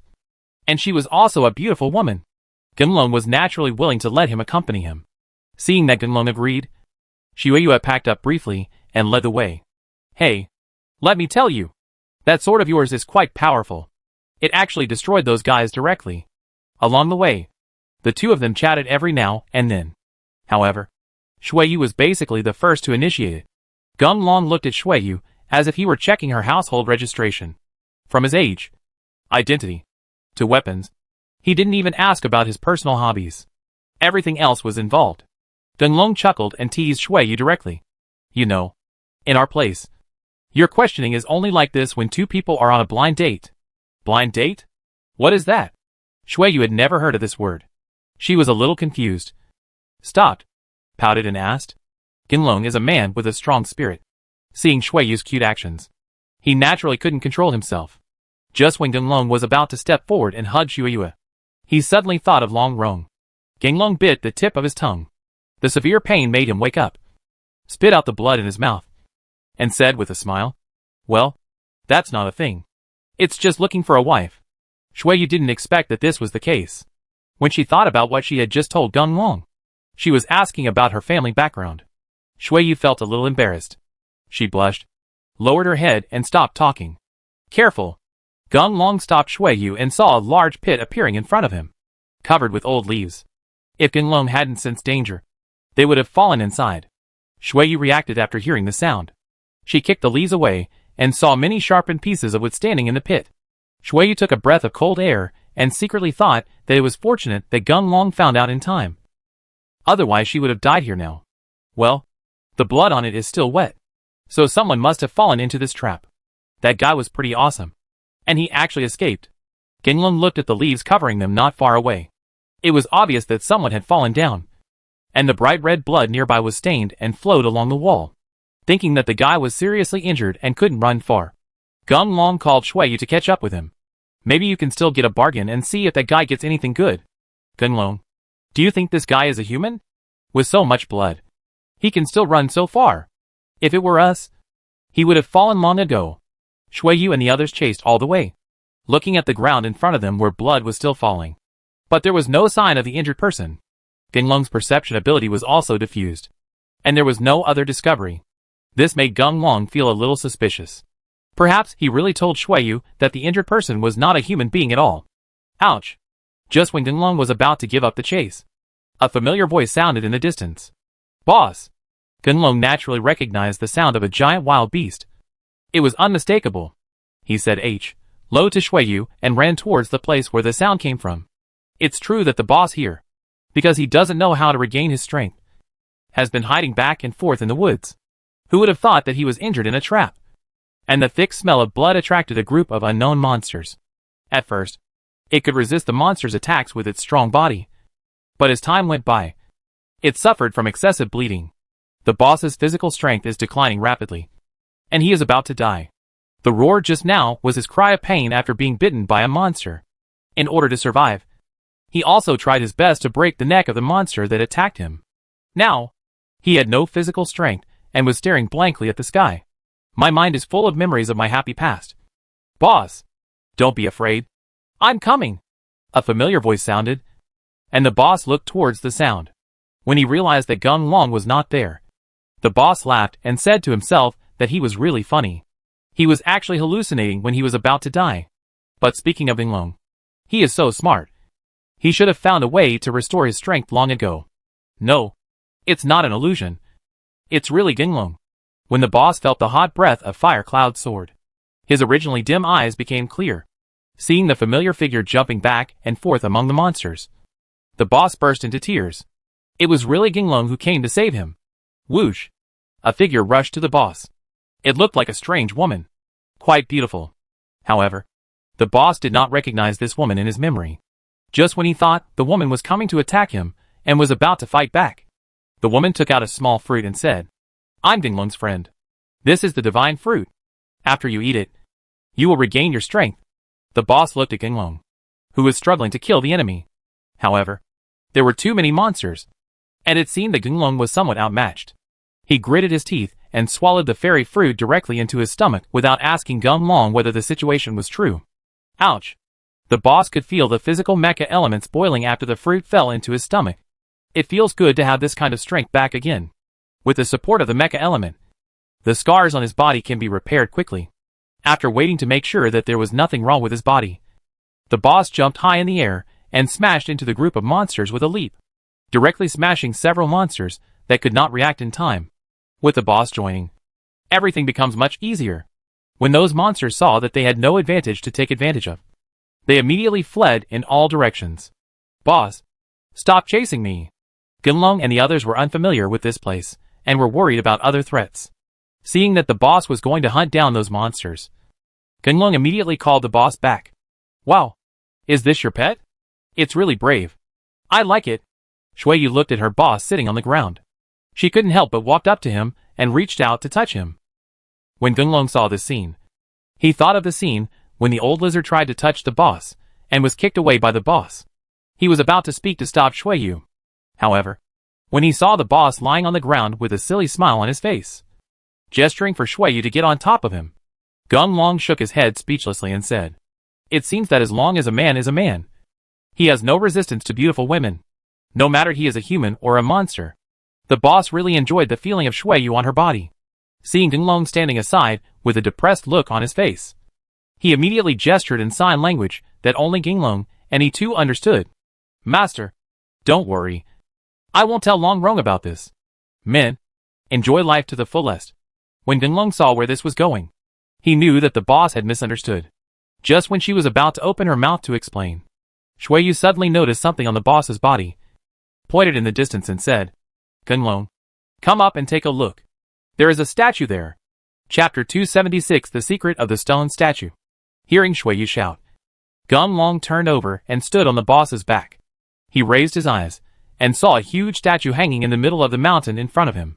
Meeting the gaze of the giant statue, Gunlong felt as uncomfortable as needles piercing his back. He immediately turned his head away and stopped looking at the statue. Master, There is something wrong with that stone statue. The eldest brother climbed up the tree, took only one look, then jumped down, rubbed his eyes, and roared in displeasure. Well, what's wrong with you? Shueyue didn't feel any discomfort at all. Seeing that Genlong and the boss both felt a little uncomfortable, Shueyue was curious about what was going on and asked directly. Genlong looked towards Shueyue. After seeing that Shueyue was indeed not affected, Genlong looked at Shueyue and thought of the figure he just saw. Suddenly, Genlong had a light bulb in his mind. As if he thought of something. I understand. That statue must have been built by the ancestors of your human race. And this opportunity was prepared for you. The human race. Naturally. You are fine with it. We are not from the human race. So we will definitely suffer backlash. After everyone thought about it, Genlong's words made sense. Seeing that there were no other buildings nearby, Genlong and the others did not dare to take the risk to go to the statue. So they told Shueyu to let Shueyu go there to explore by herself. And they would wait here for Shueyu to come back. Shueyu had no better way. So she nodded and agreed. He walked cautiously towards the portrait with his weapon in hand. Without Shueyu by his side, Genlong and his boss lay on the ground to rest. Seeing Genlong's uncertain expression, the boss laughed, touched Genlong and said, Master, have you fallen in love with that little elf? Including Long Rong and Yunyao. There are 3 of you. Master, you are so powerful. But you are so far behind me. I think I had 8 wives back then. Don't talk nonsense. I'm just thinking that this Yanling battlefield should be for everyone to seek opportunities. How can it be targeted? And those sages have worked hard to come up with these things. How can he guarantee that these institutions will it's always there? Oh no. There's a scam. Boss, let's stop Shueyu. Genlong also suddenly discovered the miracle just now. And he was a little excited. But he actually forgot about this relationship. Such a conspicuous place has been open for so many years. And countless people have poured in. If no one discovers this place, nothing makes sense. In this way, there is only one possibility. That is, someone deliberately set up a trap inside, waiting for the adventurous people to fall into the trap. The boss sped up and ran. But when he was about to reach the bottom of the stone statue, there was no trace of Shueyu at all. Genlong and the others knew that Shueyu must have entered the stone statue. So they searched back and forth under the stone statue, and finally found the entrance to the stone statue at its feet. Walk!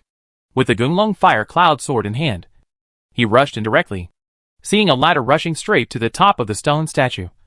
Looking up, he could faintly see a figure from the top running back and forth, rushing towards the top. Genlong knew it was Shueyu, and immediately shouted, Shueyu! Danger! Stop! Seeing that Shueyu didn't react at all and continued to climb up, Genlong was about to shout again. The boss stopped him, pointed to the surrounding walls and said, Boss, there's a problem here. Your voice can't be heard at all. Whoosh! As soon as the boss finished his voice, a sharp arrow attacked. Genlong was alert and attacked with the fire cloud arrow, melting the arrow branch. Who is it? Come out! Genlong shouted sharply, standing back to back with the boss, looking around warily. Whoosh whoosh! What greeted them were 3 sharp arrows. Seeing the unknown substance smeared on the arrows, it was hard stopping even from such a distance. Genlong didn't dare to take it lightly. He pushed the boss away and waved the fire cloud sword continuously to kill those arrows. The branches were blocked. Boss, it's not advisable to stay here for long. Let's rush up quickly. Hearing Genlong's words, the boss nodded and ran towards the stairs. But before the boss and the others could reach the stairs, a wall of fire suddenly appeared and stopped them. Damn it. These gangsters. They are really endless and full of tricks. Genlong and the others could sense that the flame was not simple, and quickly retreated. This time, Genlong and the others were walking close to the wall. Seeing that there was no one around, Genlong couldn't help but wonder. In this case, where did those arrows come from? Master, look, there's someone there. Hearing the boss's words, Genlong turned around and saw a guy in front of him, with his face covered, rushing towards them. The Genlong immediately placed the fire cloud sword in front of him and attacked the man. Genlong, you are crazy. Why are you hitting me? Seeing that the masked man didn't attack at all, he just dodged and even called his name. But Genlong tried his best to find a voice in his memory that could match the person in front of him. Who are you? Genlong stopped attacking, pointed the fire cloud sword at the man, and signaled the man to take off his mask. Huh? Yuan Jie? Gun Long was stunned when he saw that the man's mask turned out to be Yuan Jie's appearance. Yuan Jie was definitely dead and had nothing left. How could he appear here? Moreover, Yuan Jie is not someone with whom he can get along well. Gun Long looked at Yuan Jie in front of him, who looked aggrieved and pitiful. He suddenly remembered the bottle of medicine that Lian Hong had given him to help him get out of the illusion. Could it be that he was in an illusion now? Thinking of this, Gun Long immediately took out the medicine bottle, handed one to the boss, and put it in front of his nose to smell it. You know what?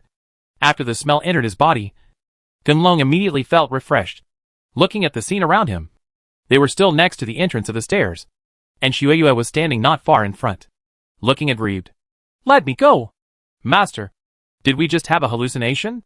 Xueyue saw Gun Long and the others returning to normal, and immediately ran over.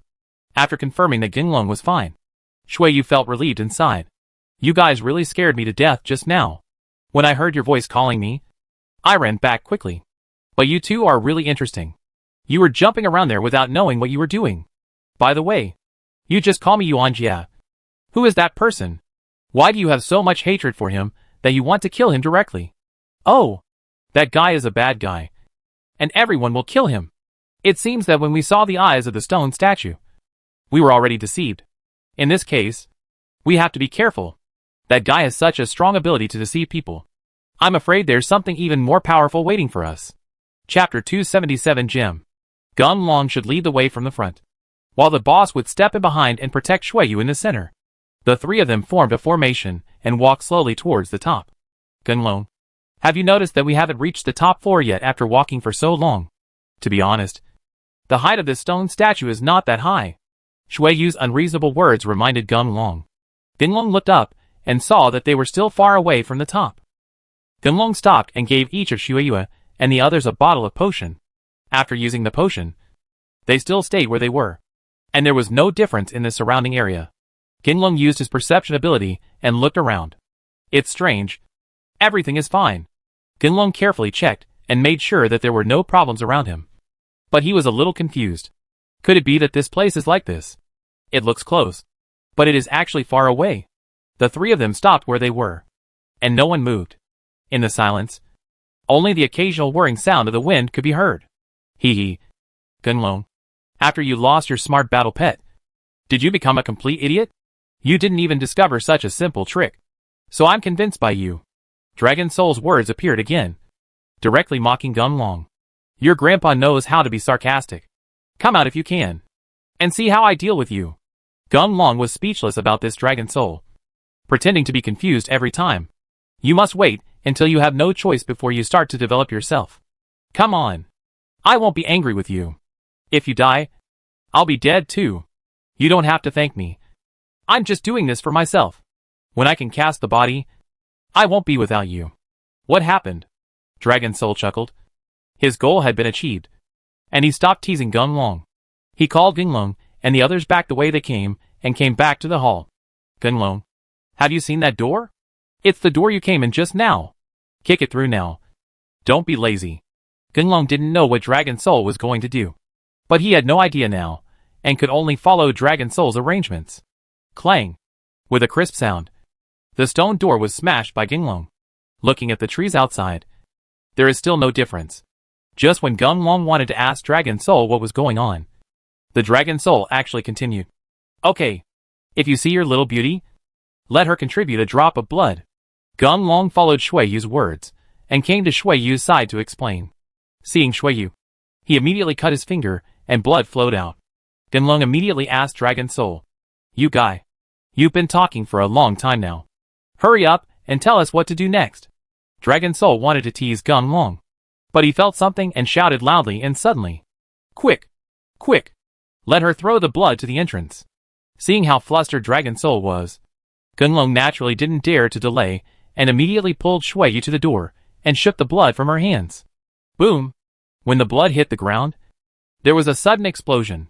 Gun Long and his companions watched the scene. Outside, the door changed dramatically. The lush trees disappeared, replaced by the blue sky. The wind howled and rushed into the hall quickly. It took Gun Long and his companions a long time to stabilize their bodies. Hey, it's still a step too late. Come on. The rest depends on your luck. After Dragon Soul finished speaking, he continued to rest and ignored Gunlong. Gunlong didn't know why, and felt like they were being supported by something. He walked out of the cave, and saw that they were indeed in the sky now. And under their feet was a rock spreading its wings. Gunlong was stunned in shock as he watched the rock spread its wings and fly towards the distance. Wow! We are actually in heaven!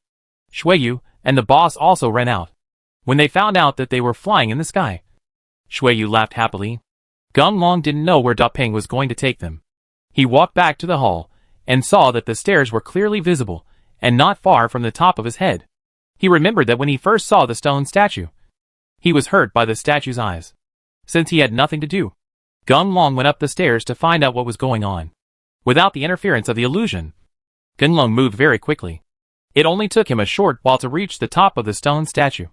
Looking at the position of the stone statue's eyes, a sparkling gem was placed there. Gunlong took a few steps forward and looked at the gem carefully. Maybe it was because Gunlong was inside, but he didn't feel any tingling sensation this time. After confirming that the gem was harmless, Gunlong stepped forward and picked it up. Buzz! That is, when the gem was in hand, Gunlong felt his head was dazed. After regaining consciousness, Gunlong saw that he had appeared in a large hall. Countless soldiers stood around the hall, as if to greet someone. Gunlong walked out of the hall. He wanted to see who it was that made so many people willingly surrender. But the moment Gunlong walked out of the hall, the first thing that caught his eye was the tall stone statue in front of him, which was exactly the same as the stone statue they found. Gunlong just thought of taking a closer look to see if there was a big rock supporting the stone statue. There was a noise behind him, and the people gathered in the hall ran out. They all knelt down and worshipped the stone statue. You rebels! You destroyed my home, killed my wife, and now you expect me to save you. What a wishful thinking. The stone statue made a sound for no reason. But Gunlong was very surprised. Only then did Gunlong realize that the stone statue was actually alive. Master, we don't even know that he is your family member. Please save us. The crowd made pleading sounds, and they kept kowtowing, begging for forgiveness from the stone statue. If I had known this, why bother? You humble humans. Enjoy God's punishment for you. The stone statue roared angrily, rose into the sky, and left here immediately. Without the protection of the stone statues, the rushing floods fell from the sky and hit people directly. Calls for help and cries rang out, and frightened people fled in all directions. But how could they escape the ruthless floods? In an instant, people were submerged in the flood, and everything around them returned to peace. Gunlong was hanging in the air, seeing everything in his eyes. Just when he was lamenting the ruthlessness of water and fire, the scene in front of him changed, and he actually came to the stone statue again. Looking at the stone statue at this time, it appeared where they found him, with a pair of bright eyes looking into the distance. Suddenly, the stone statue stretched out his hands and gouged out one of his eyes. The stone statue without eyes immediately cracked and became hard, and in the end it completely turned into stone, without any aura left. Gunlong looked carefully. After leaving the stone statue, his eyes immediately turned into the appearance of the gem he just saw. Before the stone statue completely stiffened, the gem was thrown far away and disappeared without a trace. Chapter 278, Stone Cave at the Bottom of the Pool. Seeing this, Gunlong somewhat understood that after taking revenge, the stone statue actually mutilated himself and completely destroyed him. In this way, the place where Dapeng took them might be the place where the other eye of the stone statue fell. If the eye is returned to its original position, the stone statue can come to life. Buzz! There was another shock, and Gunlong woke up, seeing that he was holding the gem in his hand. Shuiyu and the boss were standing behind him, looking at him with some worry. Gunlong laughed. What's wrong? If you don't go outside and look at the scenery, what are you doing watching me? Master, you were so scary just now. When we called you, you didn't react at all. To be honest, we were really afraid that your soul would be taken away. The boss has an upright personality and doesn't mince words when speaking. He directly expressed his worries just now. It's okay. According to my understanding, this Dapeng is probably taking us to resurrect this stone statue. The stone statue in front of us is an ancient existence. If we can successfully resurrect him, I'm afraid there will be a lot of good things. Gunlong did not hide anything and told everyone what he knew. Shuiyu jumped for joy when she heard that there was such good news. Boom! There was a dull crashing sound. Gunlong and the others walked down the stairs and stood at the exit, watching as they landed next to a cliff. Under the cliff, a green pool loomed. Hey, why does this place look so familiar? It's like we've been here before. Gunlong and the others got down from Daping. Seeing the nearby scenery, Gunlong couldn't help but wonder and started talking directly. Oh, Gunlong, have you forgotten? This is where we fell in the first place. After Shui Yu reminded him. Gunlong thought about it. He stood on the edge of the cliff, looked at the pool below, and an idea appeared in his mind. Your grandpa's. Could it be what we are looking for? It's in that pool. Oh! As soon as Gunlong finished speaking, Daping, who had been silent for a long time, suddenly nodded and called twice. No. That black pool snake demon is a strong man, with a 9th level of cultivation. There's just 3 of us. How can we possibly defeat him? Shui Yu also felt unbelievable. She just pouted and muttered unhappily. Daping only guided them here, and didn't care about other things. At this time, Daping closed his eyes and concentrated on resting. No matter how Gunlong and the others asked, he didn't say a word. Okay. You guys wait here. I'll go down to explore the way first. I don't believe it. Then the snake monster doesn't have a single weakness, Gunlong said, leaping off the cliff. This time with the help of the mecha element. He clung to the cliff and reached the bottom with a few jumps. Worried that the black pool snake demon was ambushing him in the water, Gunlong picked up a stone and threw it into the pool. After a while, after seeing that the snake demon did not appear, Gunlong became more courageous. He jumped into the pool and walked towards the depths of the pool. God help me. The black pool water monster is not in the water. Gunlong tentatively used his senses to explore, and after confirming that the black pool water demon was not there, he got directly into the water and swam towards the depths of the pool. There were no other creatures in the dark and silent pool. Gunlong thought that it was probably because the black pool snake demon was too domineering. He didn't think much and continued swimming towards the bottom of the pool. The further he went to the bottom, the colder Gunlong felt, coupled with the silence around him. Gunlong felt a little palpitated. He looked down at the depths of the pool. It was so dim that he couldn't see clearly what was going on inside. If you think about it carefully, it looks like a monster with its mouth open, waiting for you to fall into a trap. Your grandpa's family is all here. How dare you retreat? Gunlong encouraged himself secretly, and took out the fire cloud sword. Although the river water was cold, the unique flame of the fire cloud sword was not afraid of the water flow at all. It illuminated the surrounding area brightly, which somewhat comforted Gunlong's heart. Found it. With the help of fire cloud sword, Gunlong's search became much easier. He soon found the gem from which the stone statue's eyes evolved at the bottom of the pool. Hey, why is there a gem there? Gunlong packed up the gem, and just when he was about to leave, he noticed a bright light not far away, which was the same size as the gem in his hand. Out of curiosity, Gunlong swam to the place where the light appeared. When he saw clearly that the so-called bright light was an eye, and that the owner of that eye was the black pool snake demon, Gunlong finally understood why he hadn't seen any other creatures along the way. I bet this real owner has been hiding at the bottom of the river. Hiss! The black pool snake demon saw that it was discovered, and it no longer hid. Its huge body swayed slightly, and directly surrounded Gunlong. A pair of eyes sparkled, looking Gunlong up and down carefully. It's your grandpa's fault. I'm in bad luck. I fell into your hands today. Feel free to kill or chop you. Gunlong knew that he was doomed, and he didn't want to die too cowardly. The fire cloud sword was put away, and he directly met the eyes of the black pool demon, showing a heroic sacrifice. Hiss! The black pool snake demon did not attack Gunlong. It suddenly turned around and swam towards the other side of the pool. Seeing that Gunlong did not follow, the black pool snake demon stretched out its tail and grabbed Gunlong, brought it to him, and signaled Gunlong to follow him closely. Your grandpa. You can find wealth in danger. It seems that the black pool snake demon has no intention of dealing with you. In this case, I will go with the snake demon. Maybe I will make some special discoveries. Gunlong had no other way out at this time. All he could do was follow the steps of the black pool snake demon. Seeing the black pool snake monster walking around, waiting for him to catch up, Gunlong smiled helplessly, stopped looking for a way to escape, and followed the black pool snake monster honestly. Hiss! The black pool snake demon brought Gunlong to a stone door at the bottom of the river. The stone door was quite intact, with no broken parts at all. Gunlong pointed at the stone door and looked at the black pool snake demon. When he was sure that the snake demon wanted to open the stone door himself, Gunlong immediately rushed to the stone door and pulled it with all his strength. Bang! Dang! Dang! The sound of the stone door turning was heard, and it was actually opened by Gunlong's force.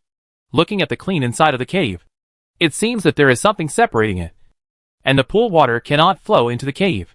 Just when Gunlong was about to ask the black pool snake demon what was going on, the black pool snake demon pushed Gunlong directly into the cave. Chapter 279 The Dragon Soul Takes Shape. Hey, what are you doing? Gunlong didn't want the black pool snake demon to do this. He wanted to get out of the cave and watch the black pool snake demon swim over and block the entrance of the cave. Gunlong had no choice but to walk into the cave. If I were a Buddha, I would save all sentient beings. If I were a demon, I would conquer the world. Gunlong looked at one side of the cave. It was obvious that there were man-made carvings left there. He felt that the person who left these words was really arrogant. But Gunlong liked these words very much.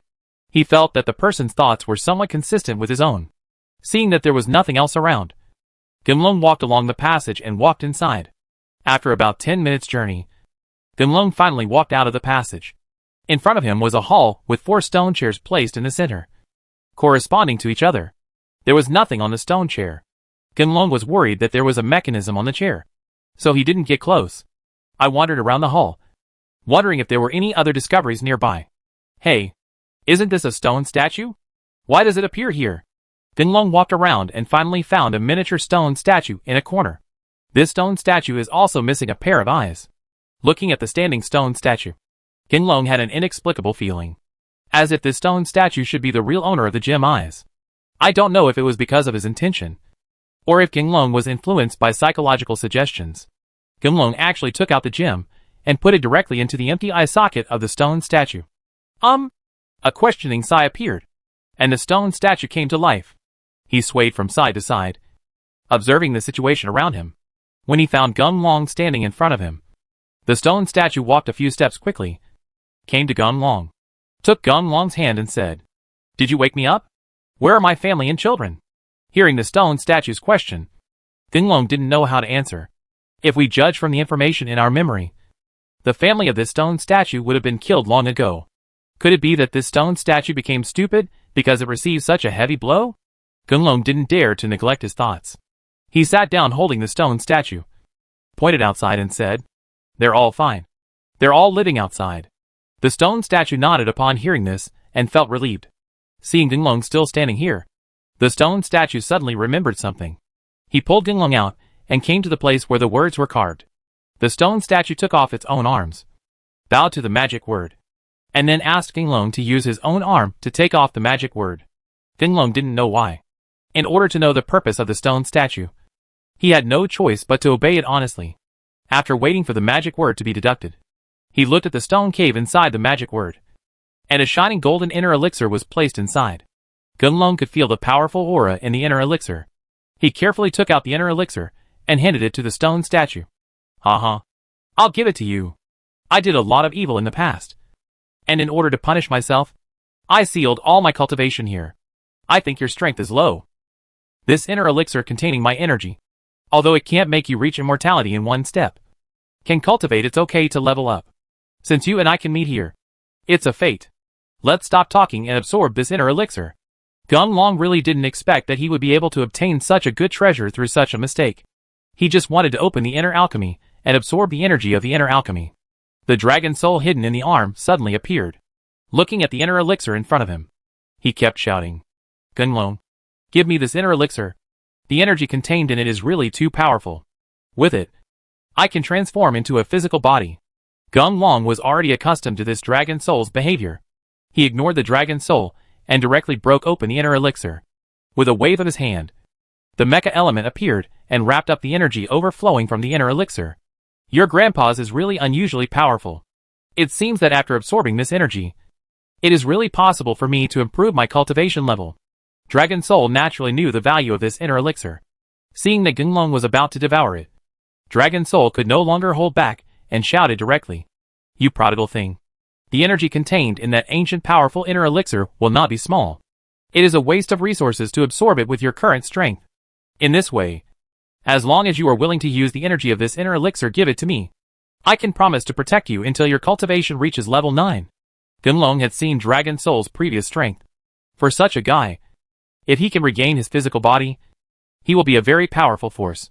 Gunlong didn't know what he wanted for a while. He was stunned there, unable to say a word. Dragon Soul looked at Gunlong and still had no reaction. He gritted his teeth as if he had made a decision, and then said, Gunlong, what I just said is still true. As long as you agree to give me this inner elixir, when we return to the Mecha planet, I will take you to a good place where thousands of elixirs are stored.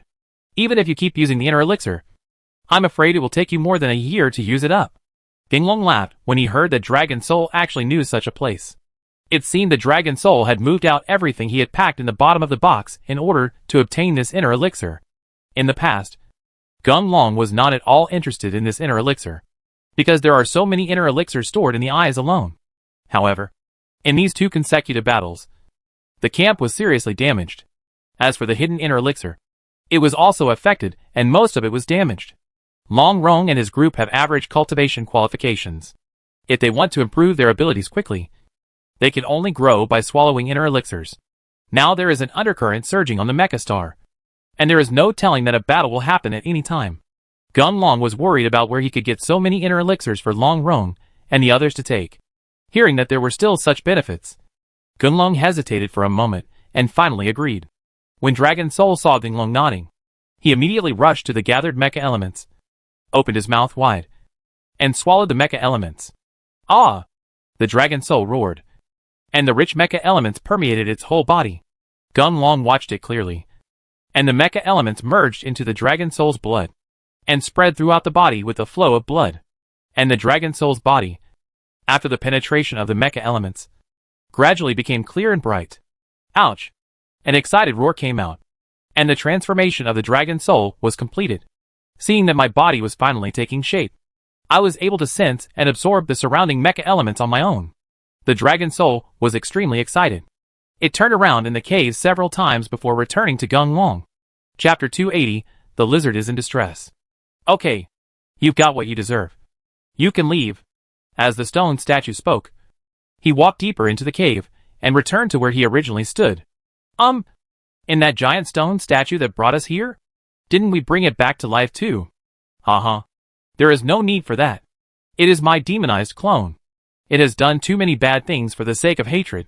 Today I have taught you all my skills, and you will never have any worries in this life. After you go back, just tell the Daping bird that you don't have to be persistent in this life and find another place to live.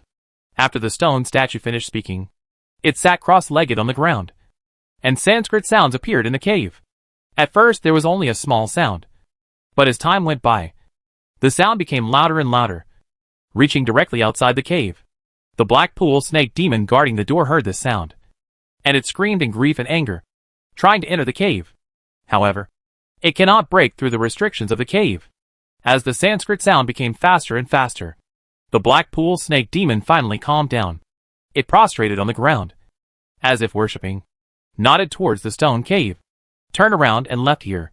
When the Daping on the cliff heard the Sanskrit sound, its closed eyes immediately opened, obviously in disbelief. But gradually, it seemed to understand something, and a tear slipped from the corner of its eye, fell off the cliff, and fell into the pool. This tear did not merge with the water, but flew towards the stone cave along with the sound of the Buddhist chant. In the end, due to the prohibition, it was unable to enter the stone cave. The sitting stone statue felt the tears. He did not open his eyes, but sighed and said softly, "Love, hate, and vengeance. Why bother lingering on them? Since you insist on doing this, you and I will concentrate on practicing here." After finishing speaking, the stone statue clasped his hands together and nodded. Gunlong only heard a roar outside and turned around to see that the terror had turned into a small fish, wandering around the entrance of the cave and never leaving. "Little brother, go! This place will soon be closed. Unless my sins are forgiven, it will never be opened again. I hope you can practice well and realize the great way." As the stone statue spoke, he stretched out his hand and made a pushing gesture, and Gunlong felt a strange force appear and push him out of the cave. Seeing that the door of the cave was about to be completely closed, the swimming little fish finally broke through the restriction and got in. Seeing the little fish happily jumping towards the stone statue, Gunlong felt inexplicably sad. He bowed to the stone cave and left directly. After coming out of the water pool, Gunlong looked at the rock bird on the cliff, which was now lifeless and turned into a stone statue. Thinking of the scene under the cave, Gunlong touched Doping's head and didn't say much. Hey, Gunlong, does this mean you got the treasure? But this guy's strength isn't that great either. Shui watched Gunlong come out with the dragon soul, thinking that the dragon soul was Gunlong's adventure. And she couldn't help but murmur, "Little baby, you know nothing. What kind of treasure am I? I am equal to you, Gunlong. But I am usually busy and don't come out much.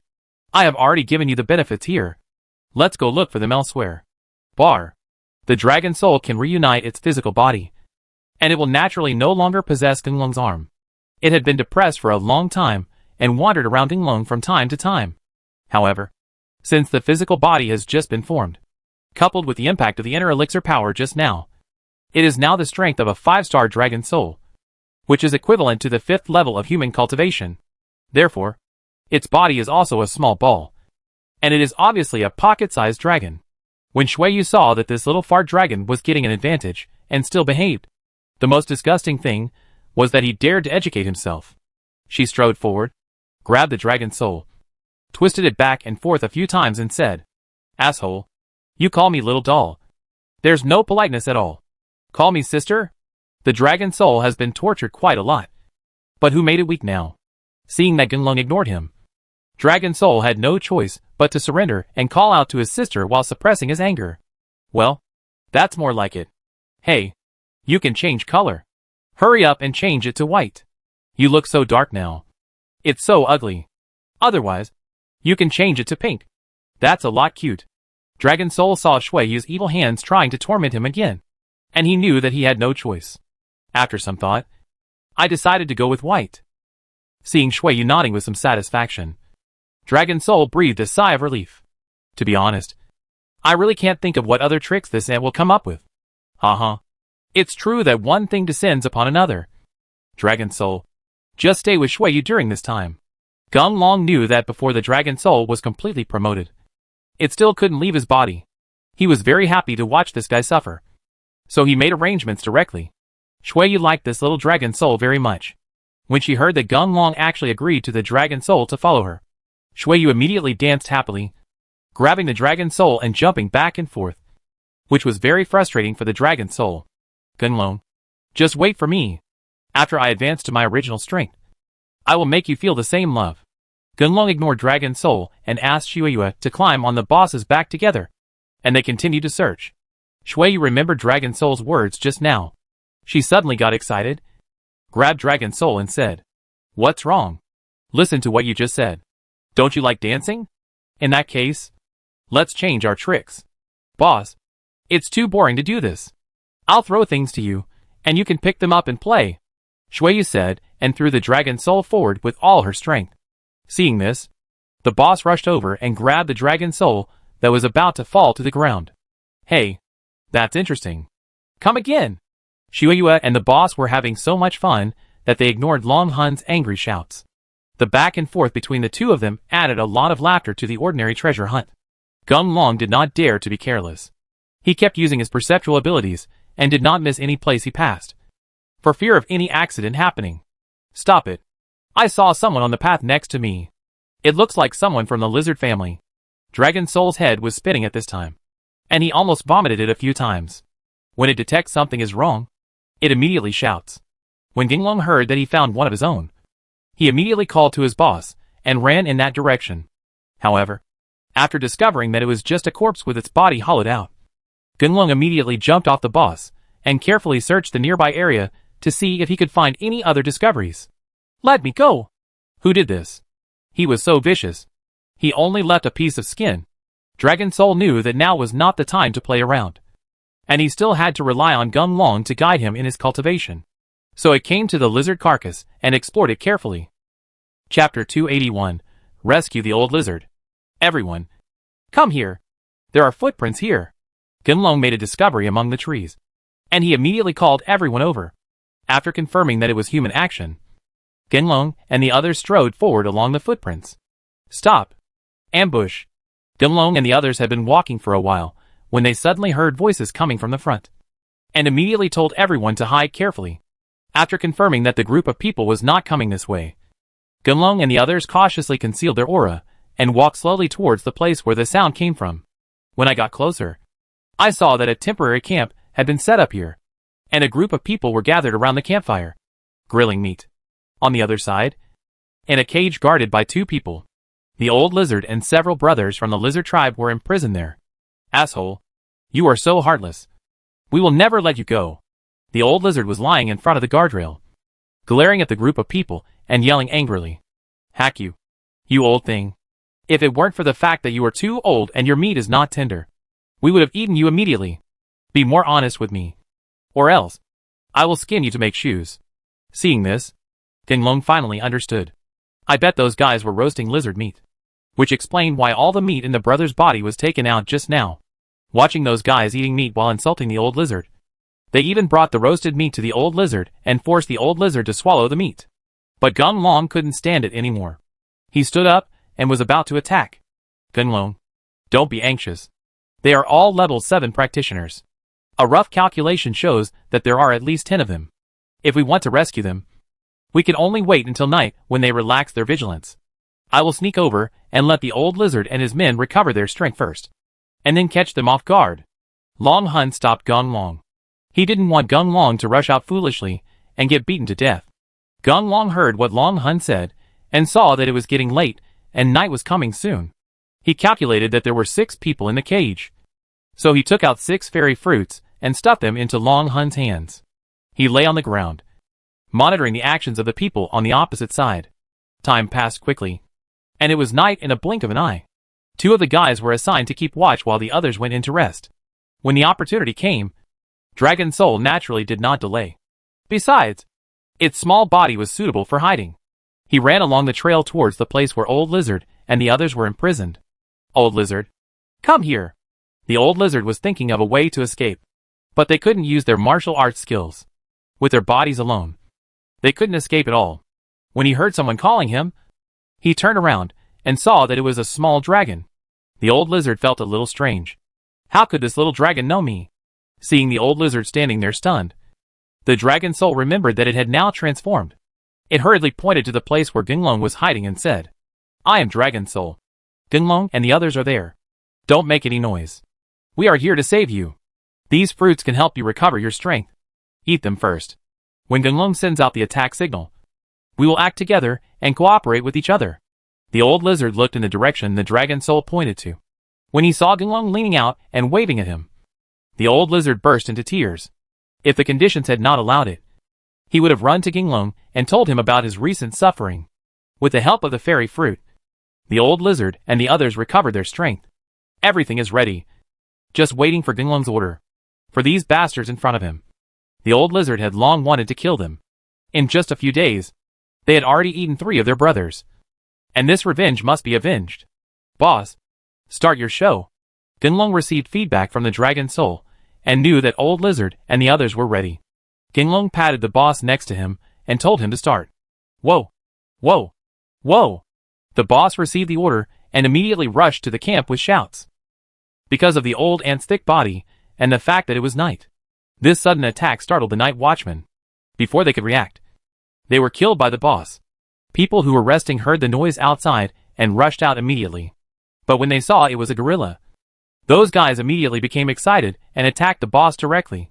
Although the boss is thick-skinned, he can't withstand the attacks of so many people. After a while, several wounds appeared on his body. Seeing that he was no match for him, the boss let out a roar and retreated immediately. In this jungle, escape is the boss's strength. The guys were unfamiliar with the terrain, and it was night again. They chased for a while, but when they didn't see the boss, they retreated to the camp. Due to the trouble they had just made, the group of people strengthened the strength of the guards from 2 to 4. However, because they drank too much at dinner, those guys said they were keeping vigil, and when they got drunk, they fell asleep. The boss had already run back to Gunlong. With the help of Gunlong's healing technique and its own recovery ability, it was particularly strong. After a while, the boss's injuries recovered. Hey, boss, keep going. As long as we kill 2 more this time, We can launch a total attack. After hearing Ginglong's words, the boss responded. It tiptoed to the guards and watched them snore without any reaction. The boss wanted to scare them. With a roar, he raised his fist and smashed the heads of the two guys closest to him. Ah! The guards who woke up from the fright looked at the miserable corpse beside them, and they were so shocked that they broke out in a cold sweat. He actually forgot that he was a cultivator, and without any resistance, he rolled and crawled towards the tent in the center of the camp. Now, brothers, kill! When Ginglong saw the opportunity coming, he jumped out first, holding the fire cloud sword in his hand, and rushed towards the group of guys with a ferocious look. The people who were about to attack the boss heard the shouts and looked back. It was too dark, and Ginglong's clothes were dark in color, so at first glance, there was only a flame suspended in the air. In the middle of the night, they were attacked and harassed continuously. And then, there was this weird scene. How could they bear it? They immediately shouted that they saw a ghost and fled in all directions. Old Lizard and the others broke open the cage when Ginglong attacked, watching someone running towards them. The Old Lizard and the others immediately surrounded them. Without using weapons, they used their teeth and giant claws to bite these hateful people to avenge their dead brothers. Chapter 282 Dong Family. The power of fear is invisible. Although those guys are not weak, Ginglong's sudden attack really left them no time to resist. In just a few face-to-face encounters, those guys were all eliminated, leaving only the leader. Boy, don't you really like to eat our meat? Let you taste your own meat now. The Old Lizard has been tortured so much during this period, and now that he has the opportunity to take revenge, he will naturally not let it go. He called on his brothers to hold the man down, pulled out a long knife, cut out the man's thigh, cut off a large piece of meat, stuffed it into the man's mouth, and forced him to swallow it. Woo! The man's mouth was blocked by meat, and the strong smell of blood was unbearable. He opened his mouth and prepared to spit it out. Yes, swallow it. If you dare to spit it out, I will give you another piece. Seeing that the Old Lizard was about to attack again, the man hurriedly shook his head, suppressed his nausea, and devoured his own flesh. Ginglong watched from the sidelines, although the Old Lizard's method was a bit cruel. However, after thinking that his brother was killed alive in this way, skinned and cut, Ginglong sat aside and did not step forward to stop him. With the Old Lizard supervising from the side, the man didn't dare to slack off. He devoured it with big mouthfuls, and finally swallowed the meat in his mouth into his stomach. Well, please let me go.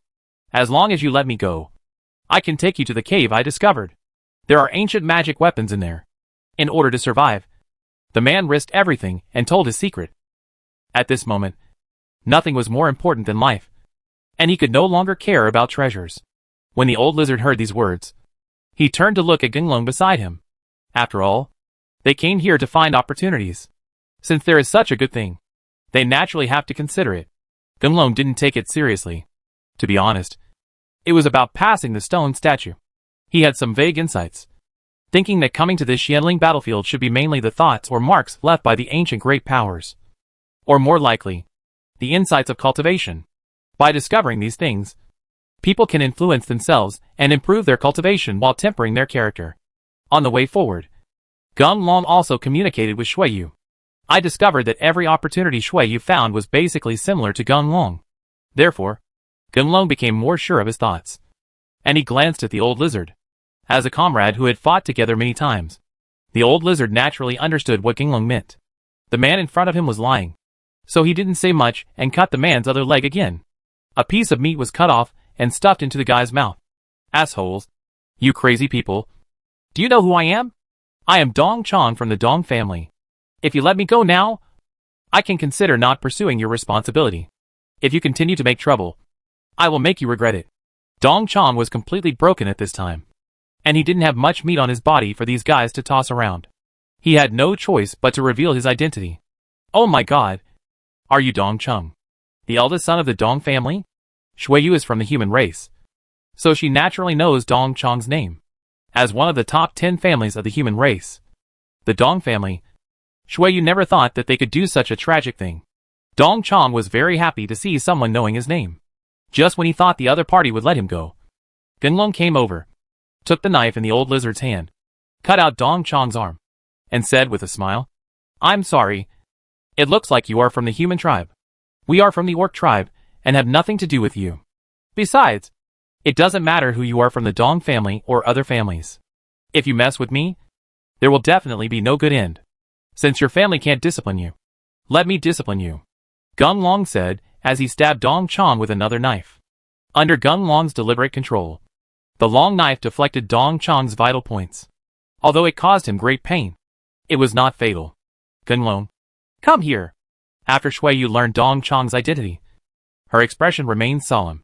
She thought for a while and finally decided, calling Gung Long aside. Well, the Dong family is one of the top 10 famous families in our human tribe. Their family has been to the Mahayana realm, and they are well known in the entire human tribe. Otherwise, we will let this guy go, so that he will not be punished.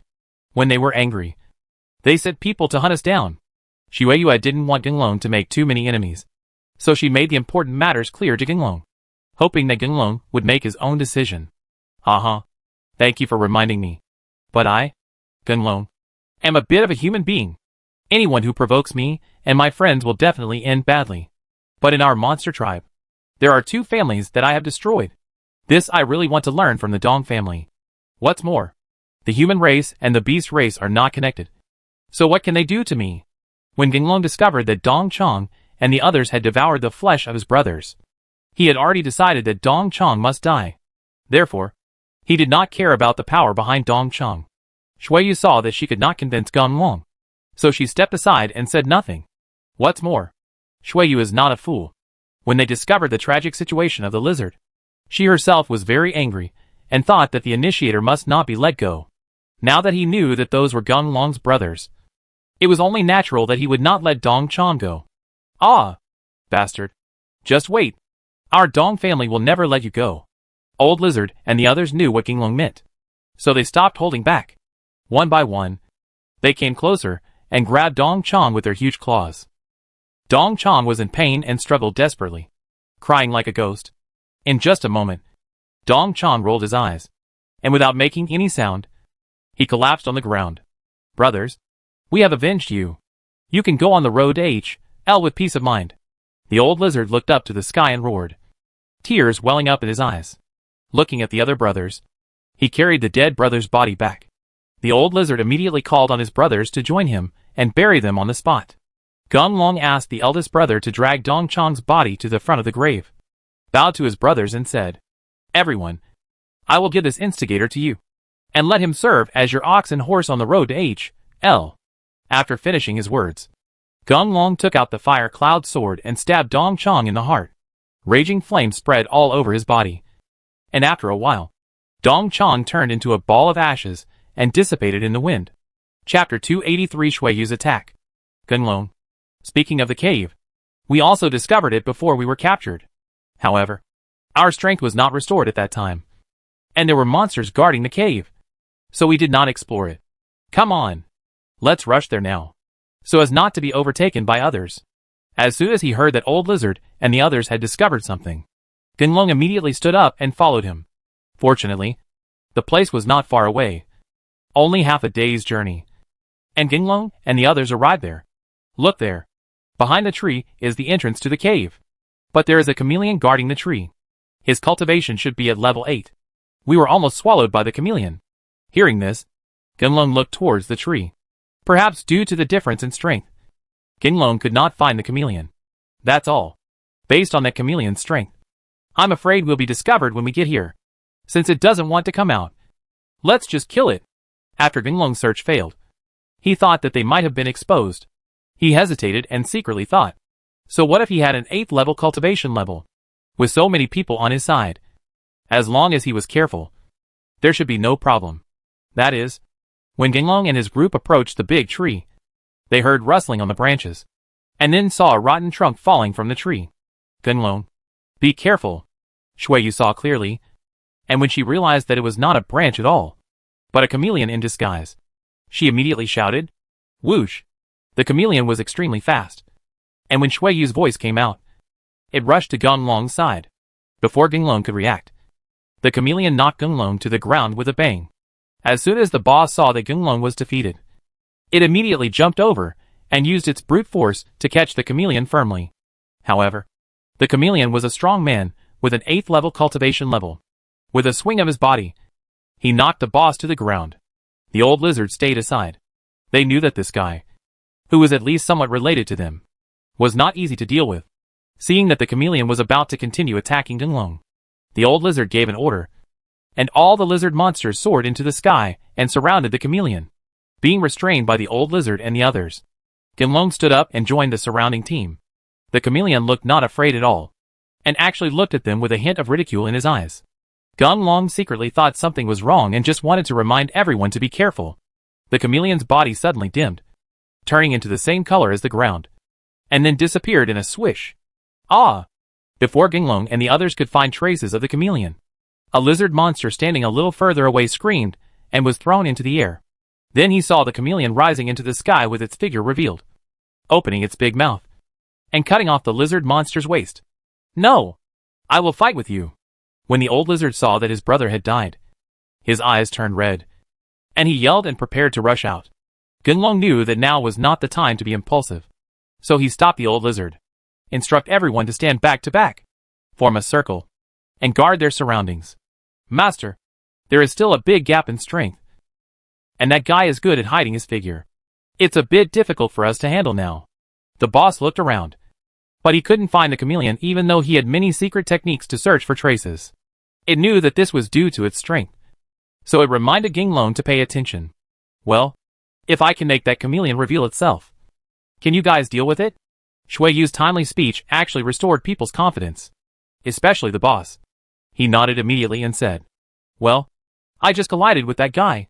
I found that its attack method relies on brute force and speed. If the old lizard and the others attack with me, they can at least hold him down for a while. As long as the owner follows suit, the power of the fire cloud sword is still very powerful. If we fight hard, as long as we can injure the guy and affect its attack speed, everything won't be a problem. After a long period of communication, the boss can speak smoothly. He spoke very quickly and expressed his thoughts. Okay, that's it. Everyone, cheer up. Shui Yu, it's up to you whether we can defeat this chameleon. Facing this chameleon, there was only one way to deal with it. Gunlong held the fire cloud sword tightly and told everyone to get ready. Shui Yu glanced around and saw that everyone was ready. She picked up a leaf on the ground, put it to her mouth, and started playing. Well, can such beautiful music work? The boss has never seen this kind of attack method, but the music sounds quite nice. Shh! Be quiet. Gunlong was someone who could use Shifangu as a means of attack. He believed that Shui Yu would never come forward if she was not completely sure.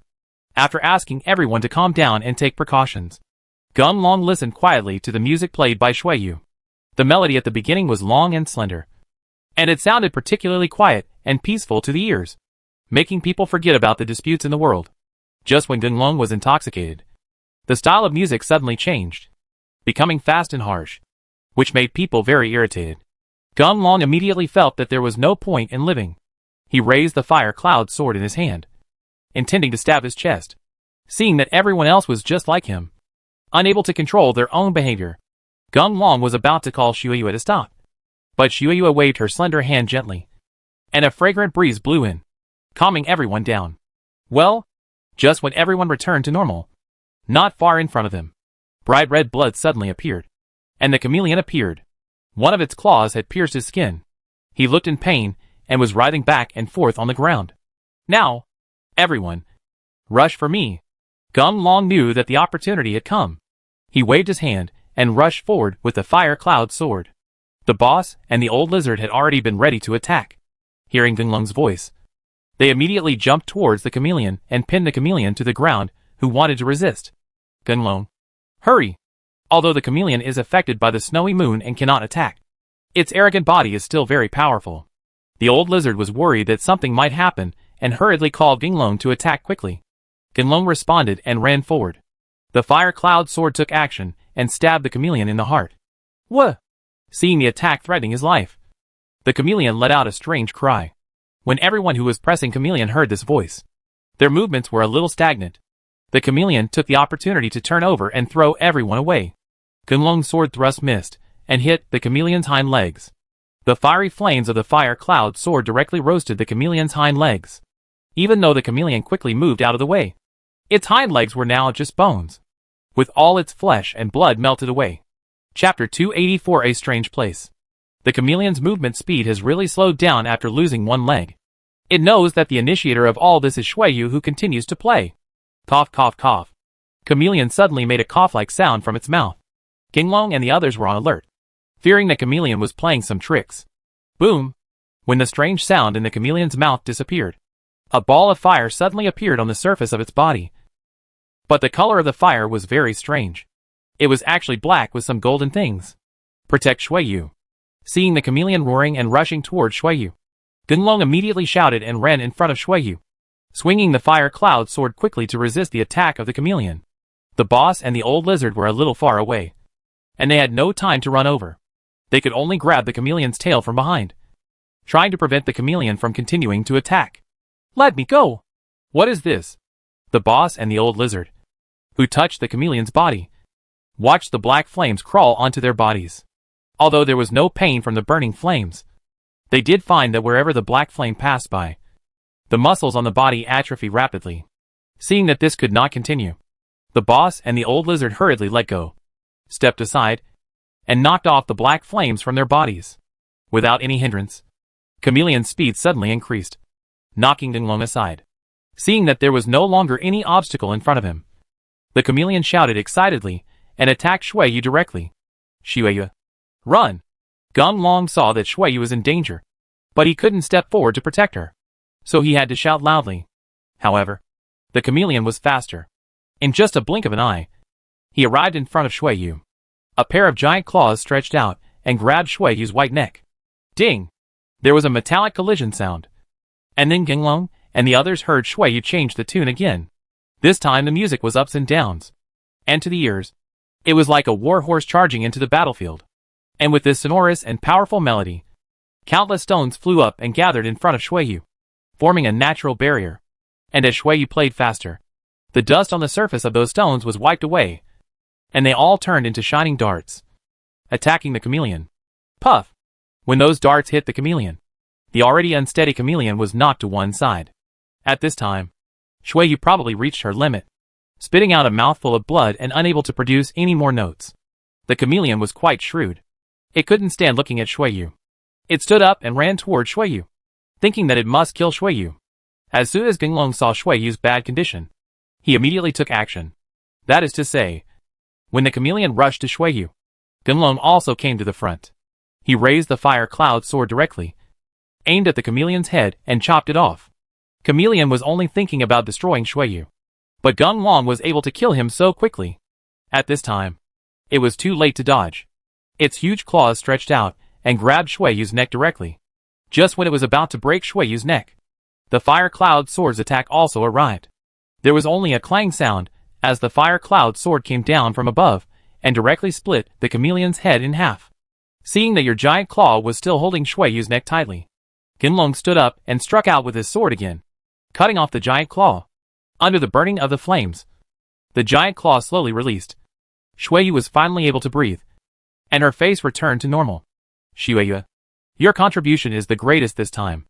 If it weren't for you, we really wouldn't be able to solve this chameleon. Just accept its inner elixir. The old lizard took out the chameleon's inner elixir and gave it to Ginglong. They didn't have any objections to Ginglong's arrangements. After all, the victory in this battle did depend on Shuiyu's help. When Shuiyu saw that it was the inner elixir of an 8th level cultivator, she was also very happy. She thanked Ginglong and put the inner elixir away. Huh? Shuiyu, why don't you use it directly? This is the inner elixir for an 8th level cultivator. Although it is impossible for you to advance, it is no problem to take your cultivation to the next level. Ginglong saw that Shuiyu was only using healing techniques to heal her wounds, and did not directly absorb the energy of the inner elixir. He was very curious and asked directly, "Oh, I can practice on my own. I come here to collect things, so that I can bring them back for my brother to use. My brother is born with insufficient understanding of the elements of mecha, and cannot practice on his own. In order for him not to be bullied, I just need to use these inner pills to help him improve his cultivation." Shuiyu felt that everyone was already familiar with each other, and there was no need to hide anything. She directly stated her problem. When Ginglong heard what was going on, he nodded and said no more. "Master, come and see." The boss arrived at the entrance of the cave in advance. When he discovered that whenever someone approached the entrance, A cloud of mist would appear and cover the cave, but would not come out. It felt very strange and immediately called Ginglong and the others over. Hey, that's not right. This wasn't the case when we came here a few days ago. The old lizard didn't want such a thing to happen. He scratched his head and didn't know what to say. Gunlong asked everyone to step back, and as they moved away, the mist immediately disappeared, as if it had never appeared. But once someone approached, the mist immediately reappeared. Gunlong couldn't figure out the reason, so he stepped forward to explore. And after confirming that the mist was not poisonous, he gritted his teeth and entered the cave first. Because of the fog, Gunlong couldn't see the road ahead, so he could only move forward tentatively. Hearing that the boss and the others had followed in, Gunlong greeted, "Everyone, please stay close and don't get separated." To be on the safe side, a group of people held hands and slowly headed deeper into the cave under the leadership of Gunlong. For about half an hour, Gunlong and the others didn't know how far they had advanced. Seeing that the fog that originally filled the cave began to slowly dissipate, Gunlong felt happy and moved faster. "Everyone, be careful. There is someone ahead." In the haze, Gunlong felt a figure appearing not far ahead. The guy didn't move, and his eyes were staring at him. He asked everyone to stop, and he walked cautiously towards where the man was. "Your grandfather's. It scared me to death." It turned out to be a skeleton. When Gunlong came closer, he found a soldier wearing armor, who had turned into a skeleton, supported by the armor. He stood here like a general guarding the gate. Na Gunlong breathed a sigh of relief and asked everyone to relax their vigilance. Chapter 285, Chain Cave. "Master, there is no road ahead." Everyone's eyes were on the skeleton. The boss was not interested in this thing, so he continued to explore the way forward. However, he stopped after taking a few steps, because after the corner, there was a wall blocking the road and there was no other way. Hearing the boss's words, Gunlong followed him over. He knocked on the wall and saw that those places were solid. Gunlong was a little speechless. It couldn't be such a mysterious cave just for everyone to admire the skeleton. Skeleton! Gunlong suddenly woke up and seemed to want to go on, so he made a fuss about the skeleton. He immediately ran back to the skeleton and studied the skeleton carefully. The still skeleton stood there. No one knew how many years had passed. Gunlong Haoshing studied for a while, but he didn't find any mechanism. But what Ran Gunlong was confused about was that the skeleton was extremely clean, with no dust at all. "Boss, come here and pick up this skeleton for me." After hearing Gunlong's instructions, the boss immediately came over. He opened his arms, picked up the whole skeleton, and put it aside according to Gunlong's instructions. "It's strange. There is no passage down here." When Gunlong saw that the skeleton monster's feet were also on hard ground, he felt a little depressed. If there was a mechanism on the skeleton, it should have been triggered when they moved just now. But there were no changes in the surrounding area, and Gunlong didn't know what to do. "Gunlong, do you think we are looking in the wrong direction? In fact, this skeleton is just a decoration, used to confuse people, and the real passage should be in a place blocked by smoke." Shuiyu thought for a while. Then she looked at the passage outside, and a bold idea came to her. After hearing Shuiyu's words, Gunlong had no other choice but to verify Shuiyu's idea. They walked together, walking back along the way they came. But this time they were separated on both sides, with their hands all touching the wall, not sparing any place, hoping to find the exit. Thick fog reappeared, blocking Gunlong and the other's sight. So everyone walked cautiously. But what made Gunlong and the others a little disappointed was that after walking back and forth, they found nothing. Seeing whether this road was feasible or not, they decided to find a way out of the cave, and then return to the place where the skeleton had just been discovered. "I'm going to go to H.L. Gunlong, look! Why did the skeleton change its equipment and return to its original place?" The old lizard arrived at the destination first. When he saw the change in the skeleton monster, he immediately called Gunlong and the others over. When everyone walked out of the thick fog and came to the old lizard, they saw that the skeleton monster was actually dressed in cloth and holding a scepter in his hand. Everyone was stunned and didn't know what was going on. Gunlong stepped forward to take a look and saw that the skeleton monster was also very clean. As for the ground, there were no extra footprints except theirs. He suddenly thought of something, and quickly walked to the corner and took a look. He saw that there was also a thick wall. Gunlong then asked everyone to continue the same as before. "Go out and come in again." "I'll go. It's changed again." When everyone appeared in the cave again, They saw that the skeleton had changed clothes again, and the weapons in his hands were also replaced by bows and arrows. Everyone felt incredible and really couldn't understand what was going on. Gunlong didn't say much. He asked everyone to wait here. He ran to the corner and knocked on the wall again. After confirming that it was still a thick wall, Gunlong returned to everyone and greeted everyone to continue the actions just now. Gunlong, the skeleton is gone. Everyone was very fast this time, mainly because they wanted to see if the skeleton had changed. But when they walked out of the dense fog area, they saw that the cave in front of them was empty, and there was nothing. And they immediately called Gunlong from behind. Hey, where is Gunlong? Everyone looked back and saw that there was no sign of Gunlong at all. They were all very surprised, thinking that Gunlong was lost. So they shouted loudly, waiting for Gunlong's response. No, this passage is not long. If Gunlong is in it, he must be able to hear our shouts. Could it be that Gunlong has discovered that it leads to another place? Just when everyone was guessing where Gunlong was going, there was a sudden thud under his feet, and a hand stretched out.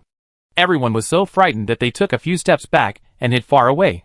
The boss was very frightened because the hand happened to appear under his feet. In desperation, the boss directly raised his foot and kicked the hand. I'll go. I'm the boss. When he heard the voice of Gunlong, the boss immediately stopped. He looked down through the hole and saw that it was Gunlong. The boss immediately came to the entrance of the cave, patted his chest and said, Master, why did you run down there? You really scared me to death just now. Okay, you are really strong. Stop talking nonsense and hurry up and see if there is a road on the other side of the passage. Hearing Gunlong's words, the boss immediately ran towards the corner. When he saw that there was still a thick wall, he was about to tell Gunlong that there was no way. Suddenly, he realized that something was wrong. The wall in front of him seemed to move when he turned around. Gunlong was a little impatient waiting below, and he shouted at the top of his lungs, Boss, are you okay? When everyone saw that the boss didn't reply, they all walked to the corner. When they discovered that the boss was not there at all, everyone felt unbelievable, and they hurriedly informed Gunlong about this matter. When Gunlong heard that the boss was missing, his eyes lit up, as if he had discovered something. He asked everyone to pull him up and came to the place where the boss disappeared. Without saying much, he took out the fire cloud sword and attacked the wall. Ouch! A scream came out, and everyone saw that the wall was stabbed by the fire cloud sword, and bright red blood flowed out. Just when everyone was wondering what happened to the wall they saw suddenly changed colors, and at the end, a chameleon came out. Humph! I was almost fooled by these guys. Everyone, get ready for battle. This is the chameleon's lair. Seeing this, everyone finally understood. I bet all this is the fault of the chameleon. But fortunately, the chameleon in front of me is not a high level. That is, the 5th level of cultivation. Gunlong and the others killed this guy without much trouble. That's not right. Gunlong, where did the boss go? The old lizard watched as the place where chameleon was congested was opened up, and a staircase appeared, extending underground. The steps are not high, only 4 or 5 floors. Below the steps, you can clearly see a spacious hall, but there is no figure of the boss there at all. The old lizard felt very strange, so he asked, Chapter 286, One more person. Just go in and take a look, Gunlong said, and took the lead down the stairs and entered the hall. It seems that the walls around the hall are all recessed, with many sculptures inside. Gunlong then walked closer and studied the sculpture carefully. Well, Shuiyu. When Gunlong saw the appearance of the sculpture, he looked like Queen Shuiyu. He couldn't help being stunned, and immediately looked towards the other statues. When he found that all the statues appeared according to their appearance, except for the boss, Gunlong asked everyone to step back. Be careful, and stay away from those statues. Gunlong, do you think those statues were made by chameleons? The old lizard was not sure. He could not adapt to seeing another self appear in front of him. It's hard to say, but we'd better be careful. You guys stay here and I'll go test it out. After Gunlong finished speaking, he held the fire cloud sword tightly in his hand and walked towards the statue carefully. The place where the statue is located is relatively dark. Once Gunlong is far away, it is impossible to see the face of the statue clearly. But Gunlong could feel that the eyes of those statues were all staring at him. Your grandpa. If you try hard, I don't believe that so many people can't deal with you. Gunlong didn't like this depressing feeling. He gritted his teeth and stretched out the fire cloud sword directly to attack the statue. With a squeaking sound, the fire cloud sword penetrated the statue's body, and the statue shattered, revealing the empty SHL inside. Oh my god, they really are just statues. But how could they make so many statues in such a short time? Gunlong didn't believe it. He turned around and walked to another statue, and slashed it with the fire cloud sword again. When he saw that the statue was also an empty SHL, Gunlong walked back to everyone. He just wanted to tell everyone about this discovery. Gunlong suddenly realized that something was wrong. There was an extra person in the crowd. The most important thing was that no one noticed it. In order to confirm, Na Gunlong turned around and looked at the statues. In addition to the 2 that he broke, there were 8 more statues. This means that they should have a total of 10 people on site. But Gunlong checked and found that there were indeed 11 people. Get in line and follow me. Gunlong felt something vaguely, but he couldn't be sure. So he asked everyone to line up and follow him around the hall. Shueyue, this statue belongs to you. You stand here. Brother, you are here. Gunlong walked along the way, and when he saw the corresponding statues, he asked them to stand in front of the corresponding statues. Everyone didn't know what Gunlong was going to do, but they knew that Gunlong must have his reasons. So they didn't say much and all cooperated with Gunlong's arrangements. What I just destroyed was the old lizard and his own statue. Then, there is one more person. And it is you. Who are you? When Gunlong and the others finally stopped, only 3 people including him were left. There must be no problem between him and the old lizard. So it depends on the extra people. When the old lizard heard Gunlong's words, he looked towards the man. When he realized that he had never seen this man before, the old lizard immediately took out the weapon, put it on the man's neck, and shouted sternly, "Who are you, and when did you get into our team?" Upon hearing the old lizard's words, Gunlong knew that that person was definitely not from their team. He raised the fire cloud sword and hung it beside the man, fearing that the man would run away. Hee. You are quite smart. You discovered me so quickly. But so what? You have already entered the trap I set. Later, you will say goodbye to this world. The man was not afraid of Gunlong and the others at all. He reached out and took away the old lizard's weapon. He took a few steps back and made sure that the old lizard and the others could not touch him. Then the man continued, "If you want to live, I can give you a chance. That is, hand over all your valuables to me. In that case, I can consider letting you go. Otherwise, you can all keep your lives for me." Gunlong looked at the man carefully. He was sure that the man was not a chameleon, but a human being.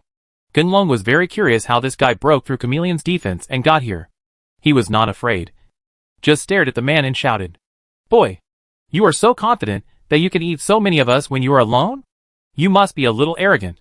Hey, who said I'm a human being? Don't give me any more bullshit. Just hand over everything to me quickly, or I'll kill you." The man was obviously impatient at this time. He rolled his eyes at Gunlong and scolded him directly. "Well, it's not impossible to hand it over. I just want to know, where did you get our friend?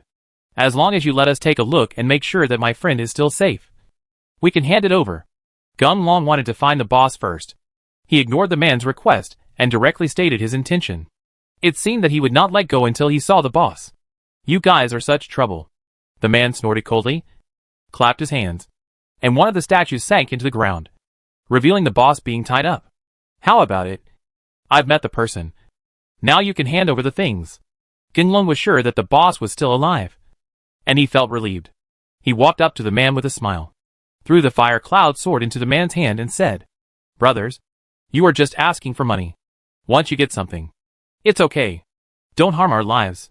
When the man saw the fire cloud sword in his hand, he was so excited that he didn't listen to Gunlong's words.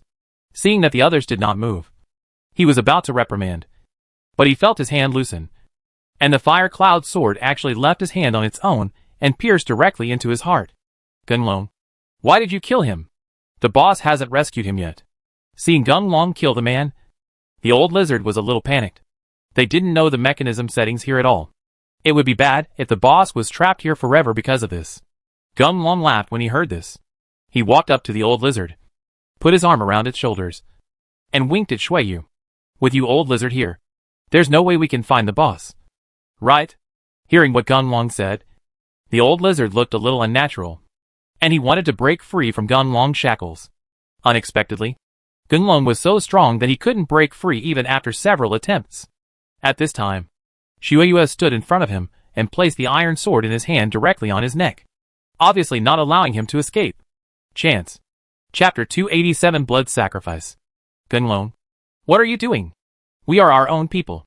The old lizard saw something was wrong in the atmosphere, and he immediately asked, one of our own? You are not one of our own. So, your companion is already dead. Now I give you a chance. Do you want to confess yourself? Or do you want us to kill you as well, and then look for your other companions? Gunlong was unmoved. He still grabbed the old lizard's shoulders tightly, and stared at the old lizard with his cold eyes. Okay. I say. As the old lizard spoke, he stretched out his hand and wiped his face. His face immediately changed into that of a young man. Seeing that the old lizard had indeed been betrayed, Gunlong snorted coldly, picked up the fire cloud sword, and stabbed the man's thigh, directly destroying the man's leg. I don't have the patience to listen to your nonsense. You better tell the truth. Otherwise, I won't mind cutting you into pieces. Gunlong said that he would seal the man's acupuncture points to ensure that he would not die from excessive blood loss. Then he squatted next to him, placing the fire cloud sword on his other leg, ready to attack again at any time. Stop. I say. Our clan is good at disguise. We have discovered this cave a long time ago. But the chameleon is very difficult to deal with, and we have never had a chance to enter. But your arrival has given us a chance. Take advantage of it. While you were fighting, we sneaked in order to stop you and let our people discover the treasure in advance. We created these things to prevent you from moving forward. Hearing this, Gunlong finally understood. I bet all this is a trick of these guys. Or else the boss just told me through the code word that there are other people in this cave. And the old lizard was also transferred. You guys are so courageous. If I predict correctly, those smokes were caused by you. And the old lizard should have been taken away by you at that time. If we hadn't discovered the trick in advance, I'm afraid our group will be divided one by you and arrested all of us. Gunlong admired these guys from the bottom of his heart. None of them were very strong, but they really dared to take risks and do these things. But having said that, the main reason is that their disguise skills are too superb. If the boss hadn't reminded me, I might not believe it until my death. The old lizard was transferred. Oh! I asked why the old lizard suddenly changed his personality. He started talking more and more, and he always nudged me to search in other places. He was preparing a trap, waiting for me to jump into it. Only then did Shueyue react. She felt strange at the time.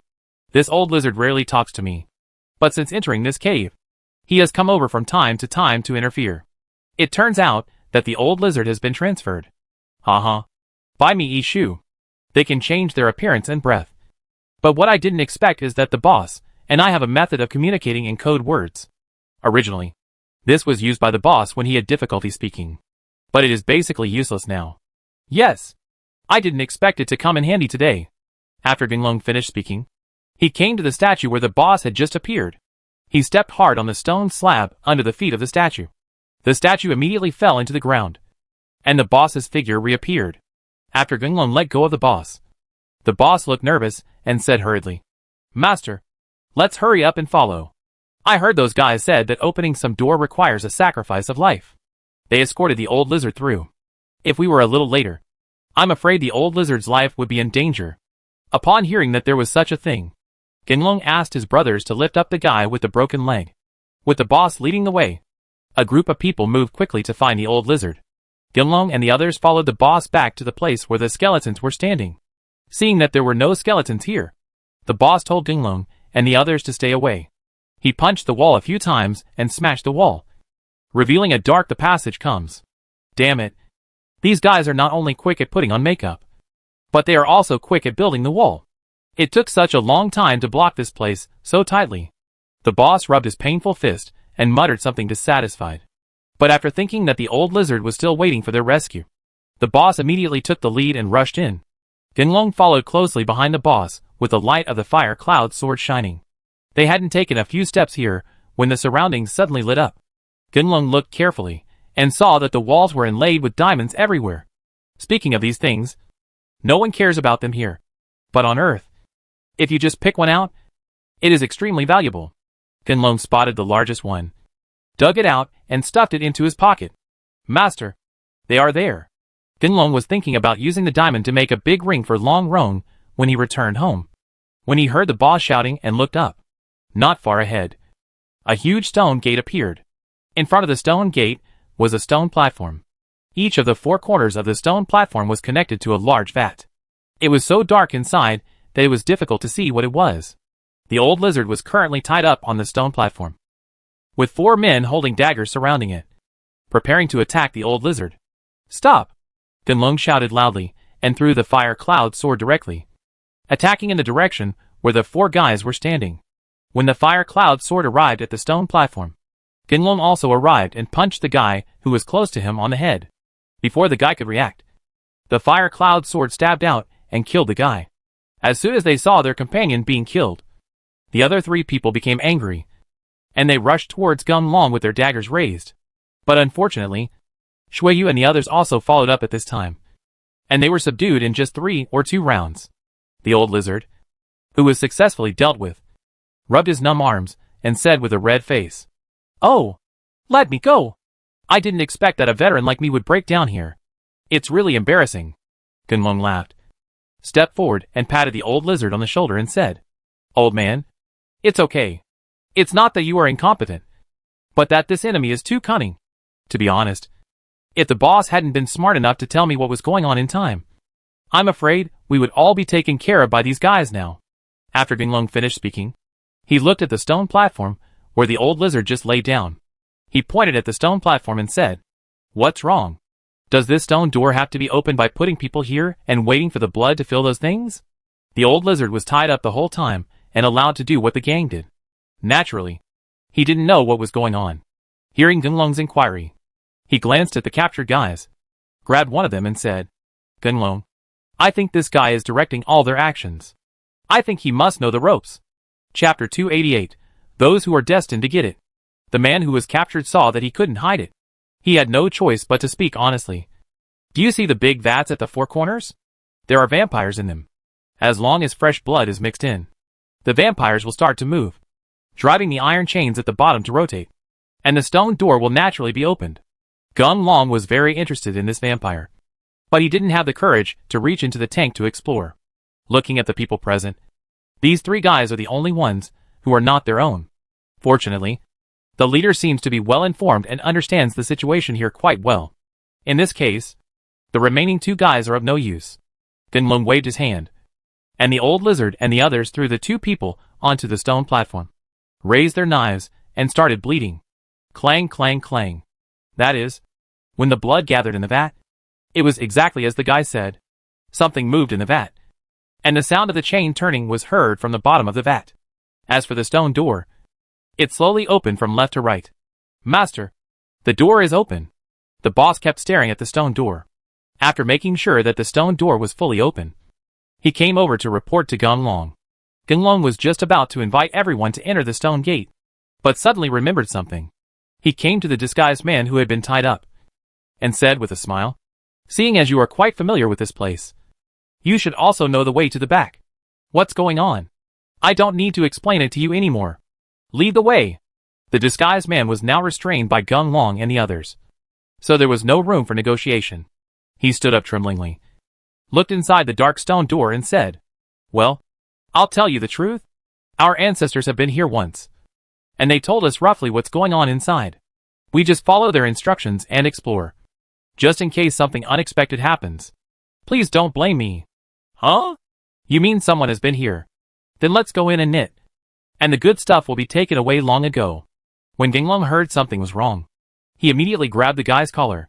In fact, Gunlong wanted this guy to teach him the disguise technique at first. However, after communicating several times with no results, the boy he heard now said that someone had been here, so Gunlong naturally would not keep him anymore. Life. "Hey, brother, please listen to me. The seniors of our family have indeed been here, but the things here are of little use to them, so they left the relevant information to us. When we come in, come and look for it. To be honest, if someone hadn't come here in advance, who would have thought that it was opened by this method? Brother, I can assure you that the treasures inside are definitely still there. Exist." Seeing the guy bursting into tears and wanting to tell all the secrets, Gunlong laughed, kicked the guy, and signaled the boss to keep him under his guard. Under the leadership of the guy, He headed towards head inside the stone gate. It is estimated that this stone gate is the last line of defense, and there are no fancy buildings or mechanisms inside. After Gunlong and the others walked for a few minutes, they immediately saw an iron box placed on a huge stone platform. There is nothing special about the iron box. It is square and square, just like the boxes used to store things at home. But on the outside of the iron box, there was a piece of yellow paper covering the opening and closing of the box, with the words "those who are destined to get it" written on it. Gunlong didn't expect that there was such a situation inside. He looked at the disguised man aside. Seeing this, the guy hurriedly shook his head and said, "Well, our ancestors did mention that although the quality of the things here is not very good, they are indeed obtained by those who are destined. Moreover, our ancestors found that this is a good place to hide things, and when they sealed the box, they deliberately put 'I got a level 9 inner elixir here.' I'm telling the truth, and I'm not hiding it at all. Brother, if one of you can open the box later, you'll know if it's true or not." Gunlong didn't have time to follow the Eronran's chatter. He waved his hand and called for the old lizard and the others to come up.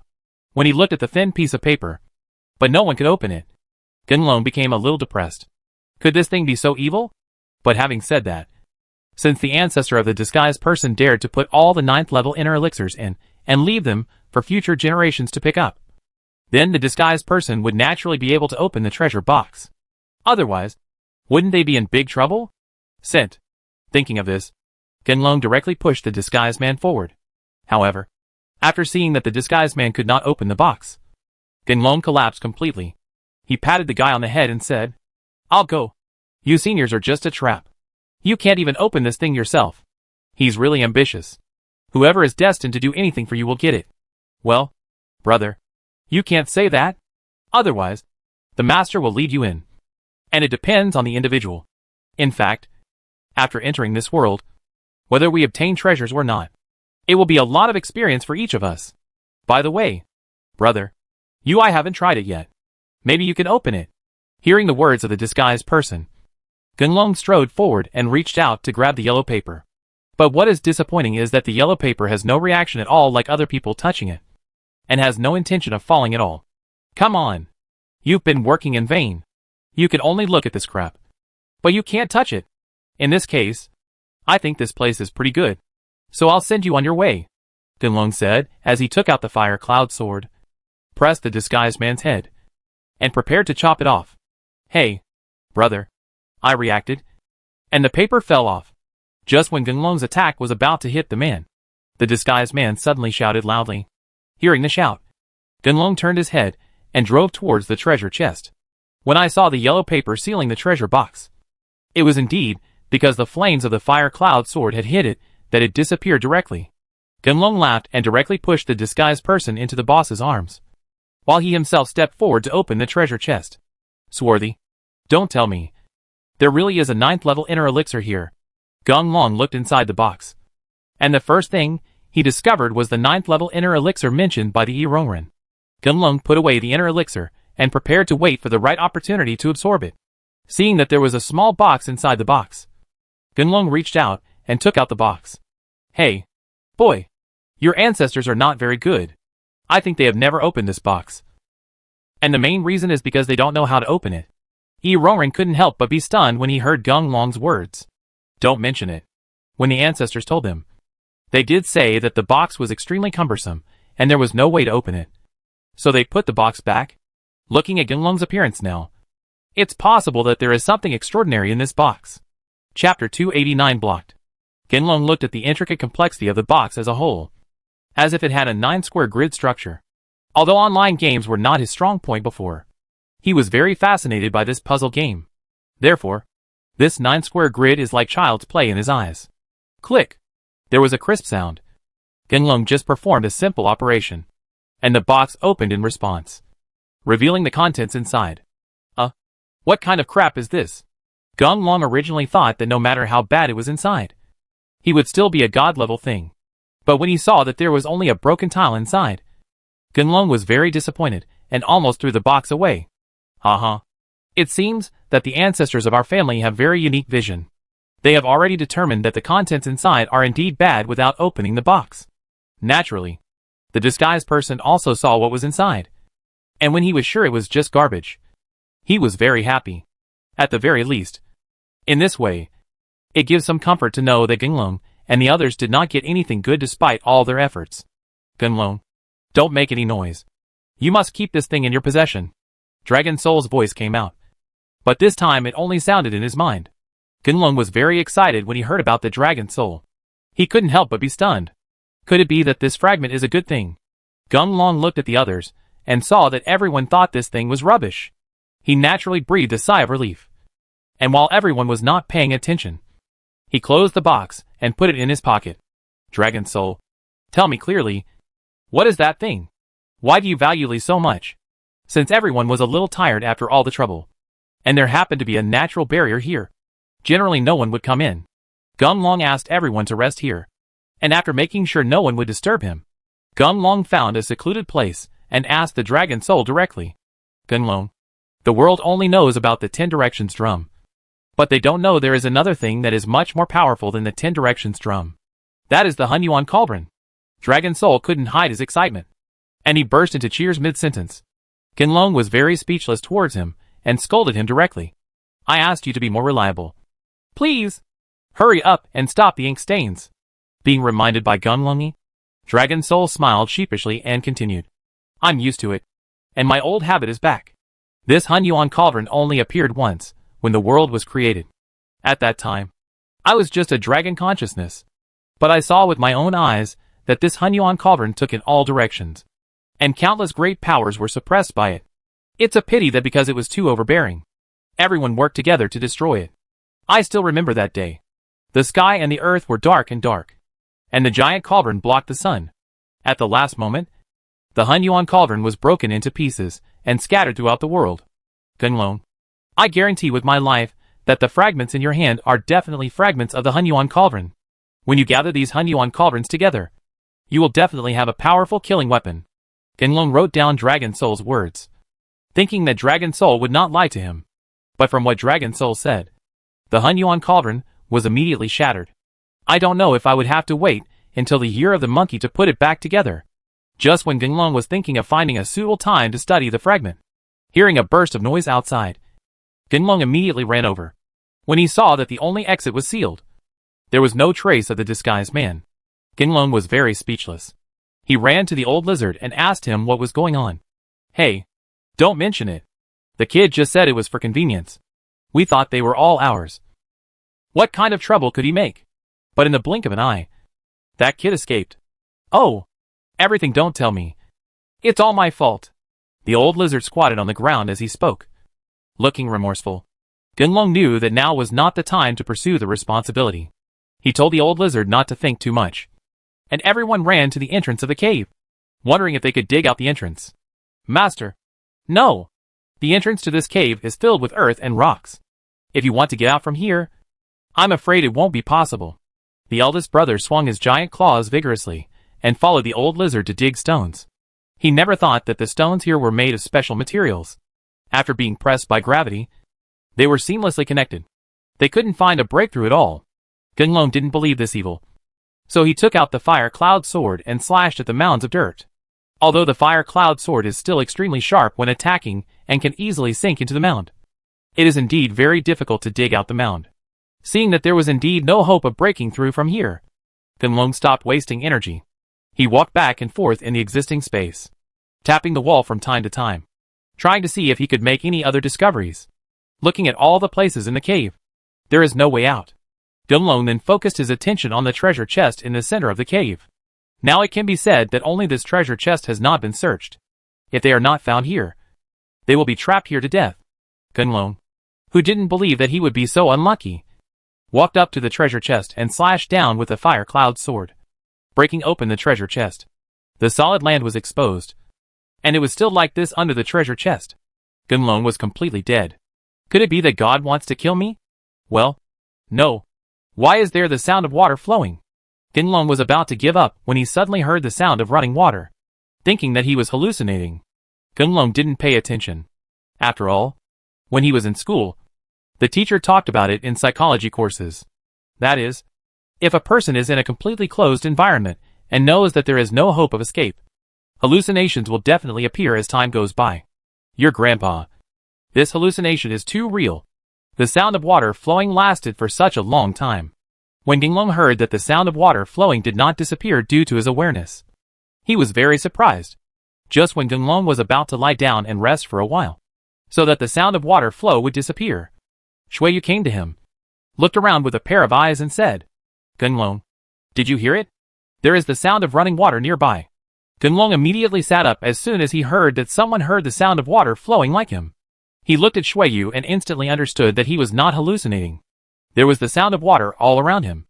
So Ginglong called all the people who were still struggling to dig the entrance of the cave over, and asked everyone to be quiet and listen carefully to where the sound of the water flow was. "Master, here." As an ancient behemoth, the boss's hearing is naturally higher than that of ordinary people.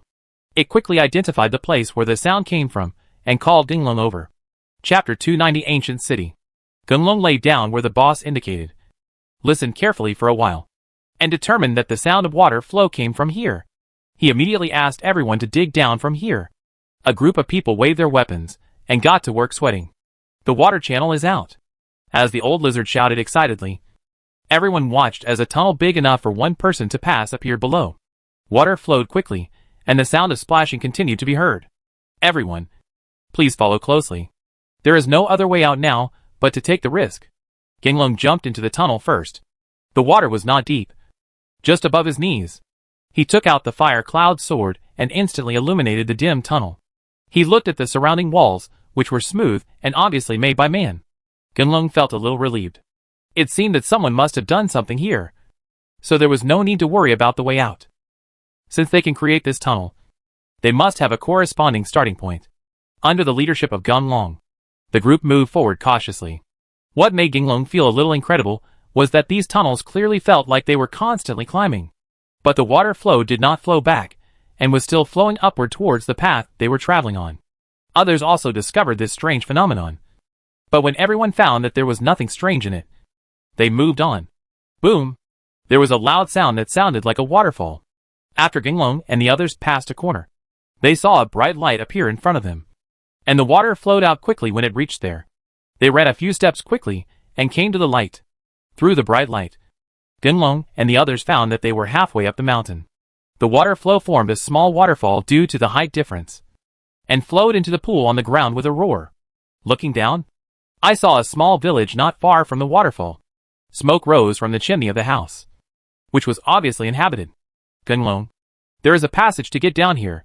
Ginglong, who was observing the village, heard Shuiyu shout, and they all surrounded him, seeing a narrow stone path appear there, leading straight to the bottom of the mountain.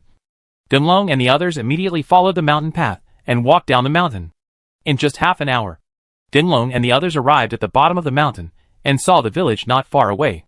Ginglong suddenly remembered something.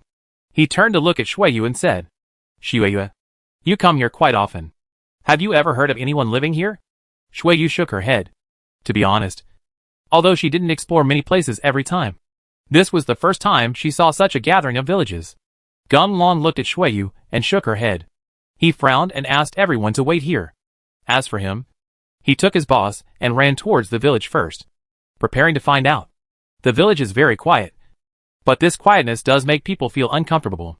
Ginglong tiptoed to a house and poked his head in through the window. When he found that there was no one in the house, Ginglong felt very surprised. But when Ginglong saw that there was no flame inside the pot, he felt something was wrong. He took the boss around several houses. After confirming that the situation was the same all around, Ginglong immediately took the boss and exited the village.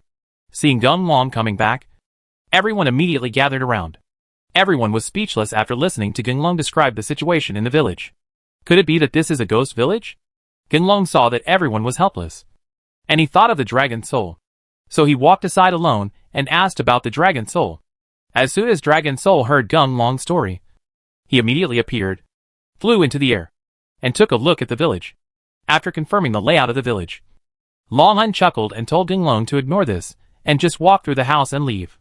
Looking at the dragon soul, he must have seen through the secret here, but he didn't mean to tell himself.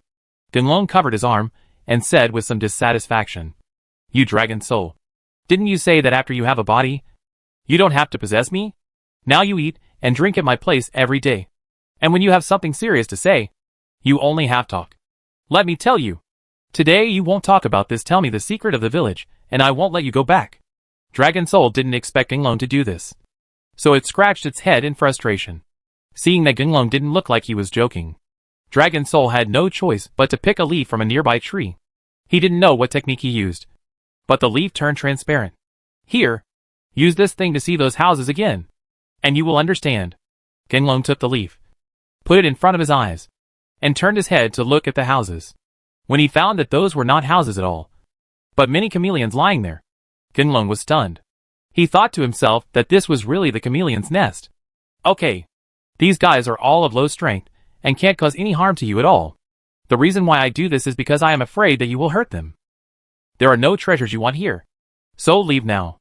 After Dragon Soul finished speaking, he ignored Genglong and returned directly to Genglong's arm to recuperate. Genglong felt very shocked. He picked up the leaf again and looked at the village again. When he saw that many of them were indeed smaller chameleons, Genglong understood. He destroyed the leaves, called for everyone to gather, and marched forward with him. When Genglong and the others were far away from the village, they looked back and saw that the smoke had long disappeared, and the houses had also disappeared. Genglong knew that those chameleons had left, so he didn't say much and continued to lead everyone along as Dragon Soul had warned him. After walking for about half a day, he watched the nearby scenery change. The trees disappeared and turned into a vast and endless desert. Genglong knew that this was outside the chameleon's sphere of influence. He was just about to ask everyone to stop and rest for a while, when Shuiyu suddenly called out excitedly, Genglong, we have arrived at the quicksand basin. I remember my family members mentioned this place, saying that there was an ancient city in the center of the desert. Legend has it that it was the habitat of a great god, and it was abandoned here because of the defeat in the war. That ancient city is very big. Our ancestors just explored a corner and found many 9th level inner elixirs. Shuiyu's shout brought hope to everyone. When they heard that there was such a good place, everyone was still in the mood to rest, so they jumped up and asked Shuiyu to lead the way.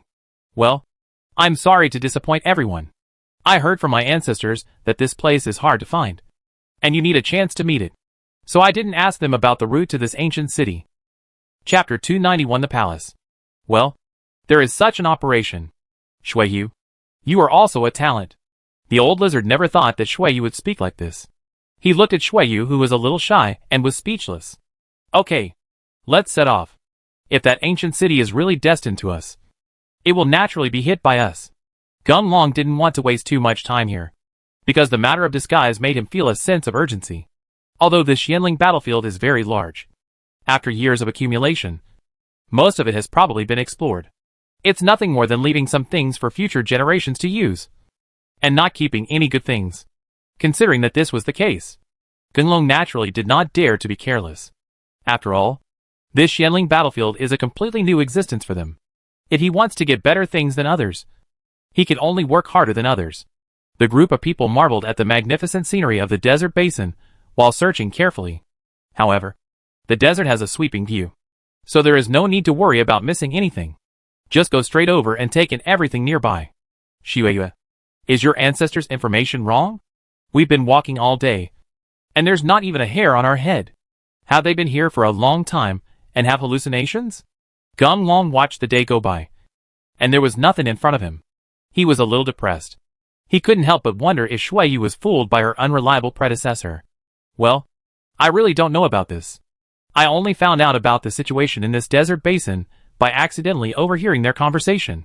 Genglong, why don't we go back? I think the future is still far away. If we put everything in, it's really not worth spending all your time here. Shuiyu looked at the endless desert, and she felt uncertain. If it was really because of this that Genglong and the others were delayed in their treasure hunt, Shuiyu would feel bad. Genglong heard this and jumped up in the air, using the cushion of his descent to look in all directions. When he saw that the visible place was still desert and there were no outstanding buildings, Genglong's heart tightened. Could it be that the ancient city really didn't exist? Genglong didn't need to say much. Everyone knew what his expression meant after he landed. Everyone stood there, waiting for Genglong to speak. Let's go back. It's not worthwhile to waste too much time here. Genglong hesitated for a while, and finally made a decision. Just as they were about to set off, they heard a strong wind howling in the distance, and a huge storm appeared out of nowhere, blocking their retreat. Everyone, run! when they saw the storm formed by the wind and sand, covering up the clouds and blocking out the sun. They were heading towards them. Gunlong immediately called for everyone to retreat, and did not dare to stay for a moment. Hoo ho ho! Gunlong and the others escaped extremely fast, and the sandstorm was even faster. Not long after, Gunlong and the others were caught up by Shachan, and they all fell into the storm circle. The wind and sand in the sky obscured them, making it impossible to see the road ahead clearly. The group could only walk hand in hand and rely on their feelings. Master, there is something ahead. The boss, who was walking in front, suddenly turned back and touched Gunlong. Gunlong looked up when he heard the sound, and found that under the cover of wind and sand in front of him, a huge outline appeared, just like an ancient city. Gunlong was in high spirits. He asked everyone to pass on this message and followed the boss towards the place where the ancient city was. Clang! The ancient city was very well preserved. When the boss struggled to open the door, he saw the dust raging in the sky. But the streets in the ancient city were unaffected, clean and without any dust at all. Gunlong and the others were very surprised and entered the ancient city directly to enjoy the unique tranquility in the storm. Master, come and see! This guy is really big. Gunlong was studying why this ancient city could resist the invasion of wind and sand. When he heard the boss's cry, he ran over immediately. When they saw that the place where they were was turned out to be a high wall. Under the high wall and in the hinterland, countless large and small buildings were arranged, stretching for hundreds of miles. Gunlong was stunned. He couldn't imagine that there were such wonders in the desert. Brothers, what are you waiting for? Go find the baby quickly! Gunlong shouted, and everyone in shock finally came to their senses. They immediately cheered and rushed towards the building complex. Perhaps Gunlong and the others were lucky. They searched all the way and found everything. But it is a pity that they are basically low-level inner elixirs and some potions whose uses are unknown. Worried that other people would also discover this ancient city, Gunlong ran to a higher place and took a look. He saw that the further inside he went, the bigger the buildings became. He thought that this was where people with high cultivations lived. There would naturally be better buildings there. As things, Gunlong then called on his friends not to waste time here, and they all rushed towards the interior of the ancient city. Gunlong came to a mansion alone and looked at the plaque at the door with the words Prince's Palace written on it. Gunlong laughed, but he didn't expect that he would find a plump master by accident. He opened the door directly and strode in. Only Gunlong's footsteps echoed in the silent palace. Looking at the palace hall, the original layout was still retained. 2 rows of chairs were placed on both sides. On the table in front of the chairs, the fruits were withered. It was estimated that they were due to the dry air. It directly becomes shriveled and fixed there. Who dares to make trouble here in the ancient city's royal palace?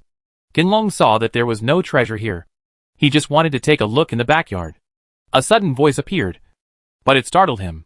Before Gunlong could react, a figure appeared and stopped him directly. Come! Listen. If you want to survive, leave quickly. Seeing that the man was wearing armor, the spear in his hand was completely made of sand, and the aura emanating from his body made Gunlong a little unpredictable. Gunlong didn't move. He just stood there, waiting for the man's next move.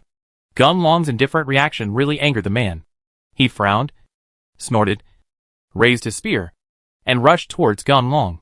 Gunlong felt the sharp attack from the gun head, but he didn't dare to push it too hard. So he turned over and dodged to the side to avoid the man's attack.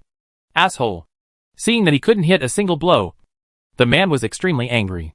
He jumped high in the air, flipped the spear, and saw a lot of sand suddenly appearing around him, carrying a whirlwind and gathering towards the tip of the spear. After a small tornado appeared, the man shouted loudly, and the small sandstorm roared towards Gunlong. Chapter 292 Confidential Warehouse. After feeling that this attack was even more powerful than before, Gunlong immediately stepped aside and took out the fire cloud sword. Seeing that the small storm went away and turned back again, Gunlong ignored it and rushed towards the man, because he knew that as long as the person who carried out the attack was dealt with, nothing would be a problem. Fire sword? Your Majesty, please bow to me. I was careless just now, and I offended you so much. Please atone for your sins. Just as Gunlong's fire cloud sword was about to attack that person, the guy suddenly knelt down on the ground and kowtowed to Gunlong. As for the small storm that followed, it disappeared immediately. Gunlong didn't understand what was going on. He looked at the fire cloud sword in his hand and shouted directly at the boy. Well, What did you just call me? Boy, you must have made a mistake. After hearing Gunlong's words, the man raised his head and took a closer look. After confirming that there was no problem, he immediately lowered his head and replied with great respect. Your Majesty, you can't be wrong. Our heavenly beast King City has had rules since ancient times. The one who gets the fire sword is the king of the city. I am very familiar with the smell of the fire sword in your hand. You are the king of our city. King! Hearing the guy's words, Gunlong couldn't help but smile. I didn't expect that by mistake. I obtained the fire cloud sword, which would actually bring me such benefits. He didn't want to worry about it anymore. It was a mistake. Anyway, as long as he didn't have to do anything, it would be fine. He chuckled, stepped forward and helped the man up and said, What do you call this, brother? I see our city has been abandoned. Why are you still here? Reporting to the king. I am the phantom guard of the palace. As long as the palace does not fall down, I will exist for a day. As for other things in the city, I have never left the palace, so I really don't know. Gunlong heard about this phantom guard for the first time, and he looked at the guard carefully. When he saw that it was indeed a phantom, but it could indeed launch physical attacks, Gunlong felt very curious, and he then asked, I'm talking about the phantom guard. I'd like to ask, how did they create you? According to this, wouldn't you be invincible? No one can defeat you at all. Your Majesty, you are so polite. It is my duty to answer your questions. I am not invincible. Every time I fight with someone, my energy will be consumed. Once the energy is consumed, I will disappear. But what makes me different from you is that when I am replenished with energy, I will be resurrected and continue to complete my mission. When Gunlong heard that this guy was so powerful, he was like an immortal Xuqiang, and he liked it very much. I thought that if I mastered the ability to create this phantom guard, wouldn't I be able to control it remotely when fighting against others in the future? Your Majesty, do you want to inspect the palace? I can lead the way with you. After all, I am integrating with the palace, so I know the whole palace quite well. Without waiting for Gunlong to ask questions, the phantom guard spoke first, asking Gunlong for his next move. Gunlong thought the same thing. Since this guy couldn't run away anyway, it was better for him to get the treasure first. So he signaled the phantom guard to lead the way and took him for a walk in the palace. Your Majesty, this is the confidential warehouse of the palace. Stored in it are the rewards that the prince has received, as well as the treasures that have been plundered from all over the place. Gunlong strolled along, a little impatient, when he heard the phantom guard say the word treasure. Gunlong's eyes lit up, and he immediately walked towards the warehouse. Your Majesty, please stay. This confidential warehouse is the core area of the palace.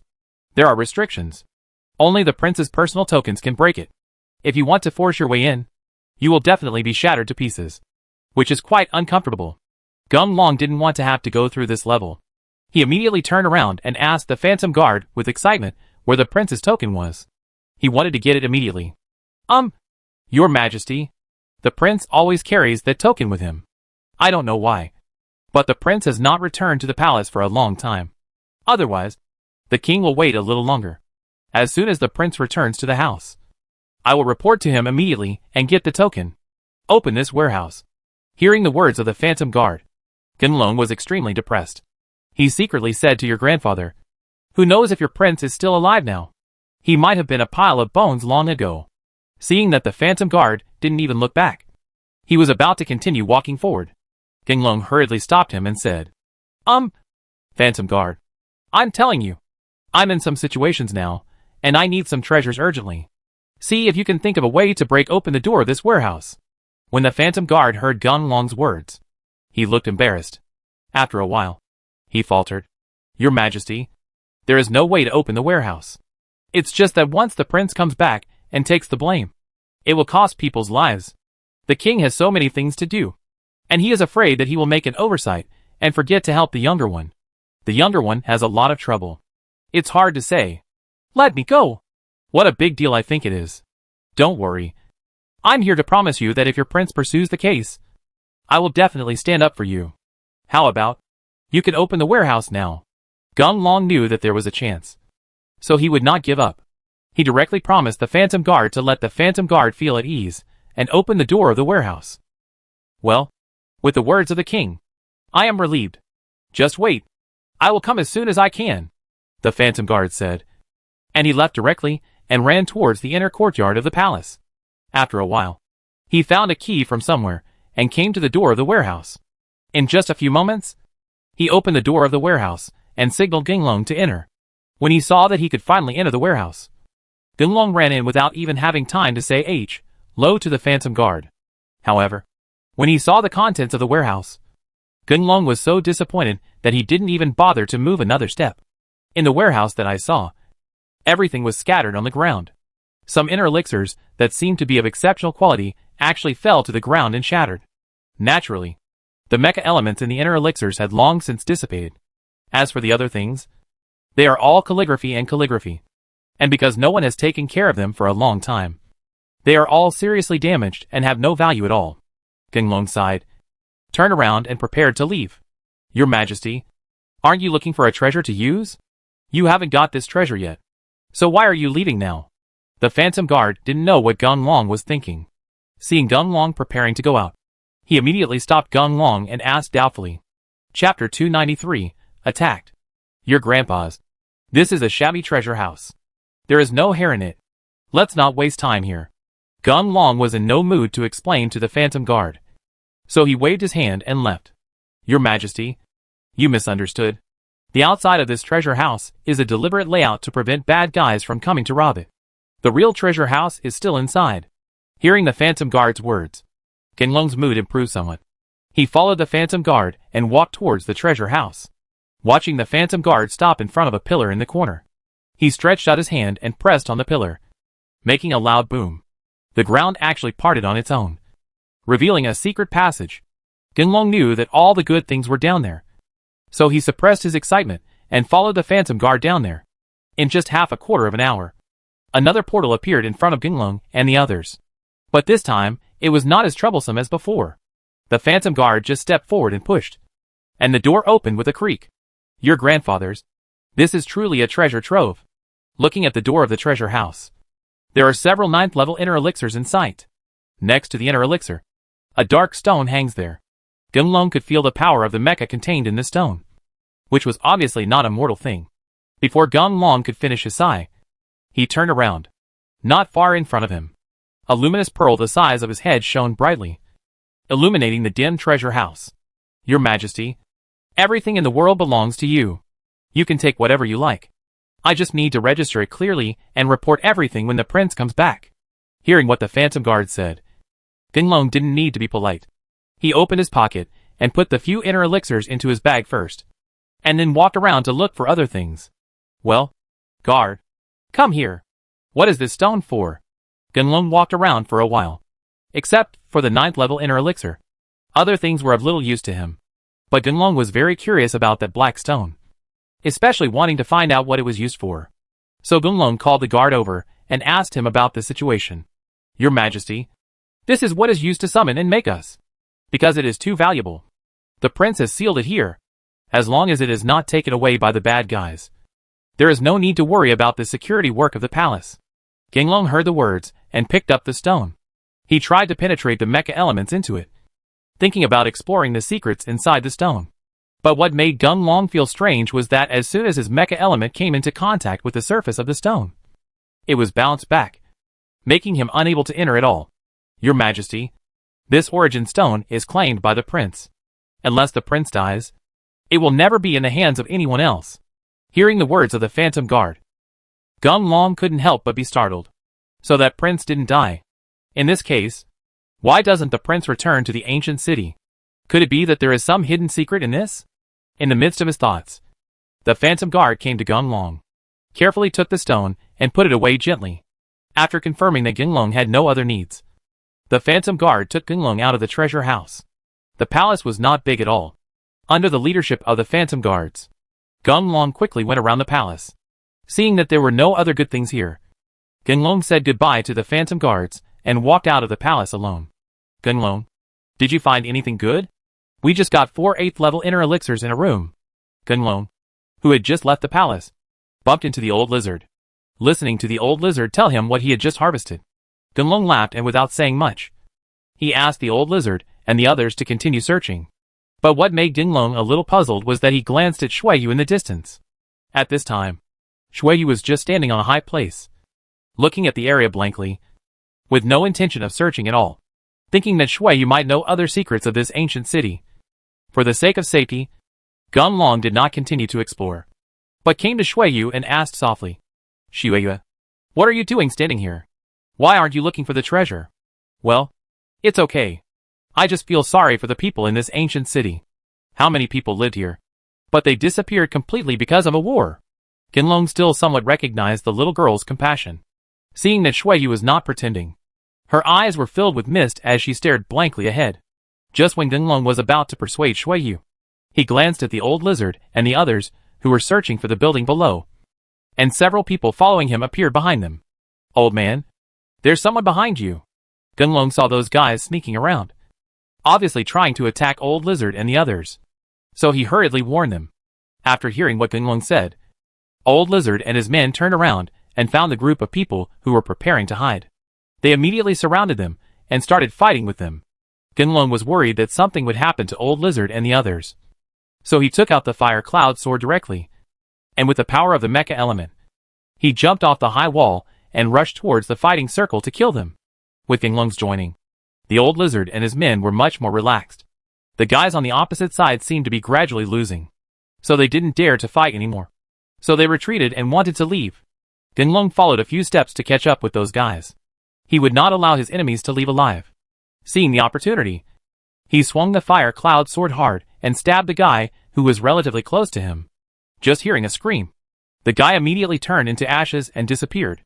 As soon as they saw someone on their side being killed, the group of people naturally did not dare to stay. They immediately turned around and ran away, quickly leaving here. Okay, stop chasing. From now on, everyone should stop spreading out. Let's do this. Old man, you take a group of people to a group. I will take Shui Yu and the others to a group. Let's search together. This will still have to be safer. No one knows how many people came in. The old lizards were still in shock, watching those guys get behind them. If Gunlong hadn't reminded them, they would have almost died here. The old lizard naturally nodded in agreement without saying anything. Watching the old lizard and the others in the room start to explore, Gunlong was about to call the people following him to start taking action. The boss came to Gunlong, pointed to an entrance not far away and said, Master, I found an underground palace there. I feel there is something weird there. Do you want to go and have a look? Gunlong knew that the boss was usually not attracted to anything. Since he could make the boss feel strange, Gunlong immediately became interested. He asked the boss to lead the way, and the group headed towards the underground palace. Chapter 294 Fragment Fusion. Your grandpa. This is not an underground palace. It's just like a town. After Gunlong followed his boss into the underground palace, he looked at the densely packed buildings below. Gunlong couldn't help but sigh inwardly. The people here are really amazing, making full use of every living space. Although he was shocked, Gunlong was not interested in this place. After all, with the experience of the exploration just now, Gunlong knew that only those big houses and mansions would have good things. It was better not to waste time in such a small place. Gunlong. The fragments of the Hunyuan Cauldron. There are fragments of the Hunyuan Cauldron in this underground palace, and I can still feel that it is definitely not a piece. Hurry up and search for me. Just when Gunlong was about to turn around and leave, Dragon Soul's voice rang. As soon as he heard that there were fragments of the Hunyuan Cauldron, Gunlong's eyes lit up, and he called on everyone to join him and start searching carefully. Gunlong wanted to find the fragment quickly, so he directly asked about the location of the Dragon Soul fragment while everyone was not paying attention. But when he got the answer from Dragon Soul, saying that he just felt the aura of the fragments and that he didn't know anything else, Gunlong had no choice but to be patient and search for it. Master, come and see. This building is so strange. Hearing the boss's words, Gunlong immediately ran over. When I discovered that the building in front of me was all made of broken tiles. I don't know what method people used to stack the tiles one by one. Although the tiles themselves were scattered and broken into many pieces, the overall appearance was indeed very smooth and neat. Gunlong was not interested in the tiles. What really made him pay attention was the things that looked like tripod pieces mixed in the tiles. When I saw those things that were similar to the fragments of the Hunyuan Cauldron, I roughly calculated that there were 6 pieces in total. Gunlong laughed and stepped forward directly to grab the fragments with his hands, trying to take them off. Master, you can't do this. I just saw that they made this building very strong. If you just rely on brute force, I'm afraid they won't be able to fall down even if you break those things. After listening to the boss's words, Gunlong stopped. He walked around the building and found that there was no mechanism here. Gunlong was a little depressed. This kind of treasure was right in front of him, and he felt really unhappy that he couldn't get it. Idiot. Take out that fragment from your body. This Hunyuan cauldron is a divine weapon. It is spiritual. If it senses that there are people of its own kind around it, it will fuse on its own. Dragon Soul saw that Gunlong was so stupid that he couldn't help but scolded Gunlong directly. After being reminded by Dragon Soul, Gunlong immediately understood. Anyway, the people following him were all his own. So Gunlong didn't shy away and directly took out the box containing the Hunyuan cauldron fragments. That is, when the fragments were in his hands, Gunlong looked at the fragments on the building that suddenly bloomed with brilliance. Then he clearly felt a suction force appear, and wanted to get the fragments in his hand to the building. When Gunlong saw something was wrong, he summoned his mecha element and attached it to the surface of his body. With the help of mecha elements, Gunlong finally stabilized his figure. After seeing that the fragments on the building were unable to absorb the fragments in his hand, the fragments on the building began to show signs of falling off, and they aimed towards him. That Gunlong had a secret and didn't dare to be careless at all. He firmly controlled his body shape. Ding! There was a crisp sound, and a small fragment from the building fell off. When it reached Gunlong, it merged with the fragment in Gunlong's hand, watching the cracks between the fragments disappear directly under the reflection of a colorful light, forming a hole. And after the fragments became larger, their strength obviously increased.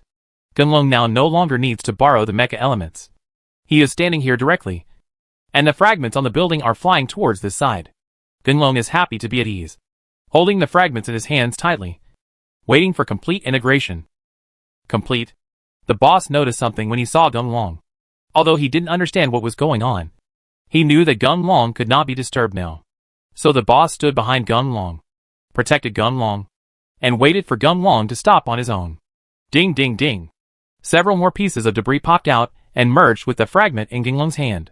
Seeing that the fragment in his hand was now the size of his palm, Gunlong could clearly feel that there was a huge amount of energy gathering on the fragment. Before Gunlong could experience it carefully, there were several more ding-ding sounds, and all the remaining fragments on the building flew out and merged with the fragment in Gunlong's hand. It's done! Gunlong watched as all the existing fragments were fused, and the palm-sized fragments returned to tranquility. The thick feeling condensed in his hands, and he could clearly feel that this thing was not ordinary. Just when Gunlong was about to put the fragment away, he suddenly found a word on it. He immediately brought the fragment closer and carefully identified it. When he found that it was the word Kai, Gunlong felt very strange and wondered what the word was for. I'm talking about Dragon Soul. Why does the word open appear on this fragment?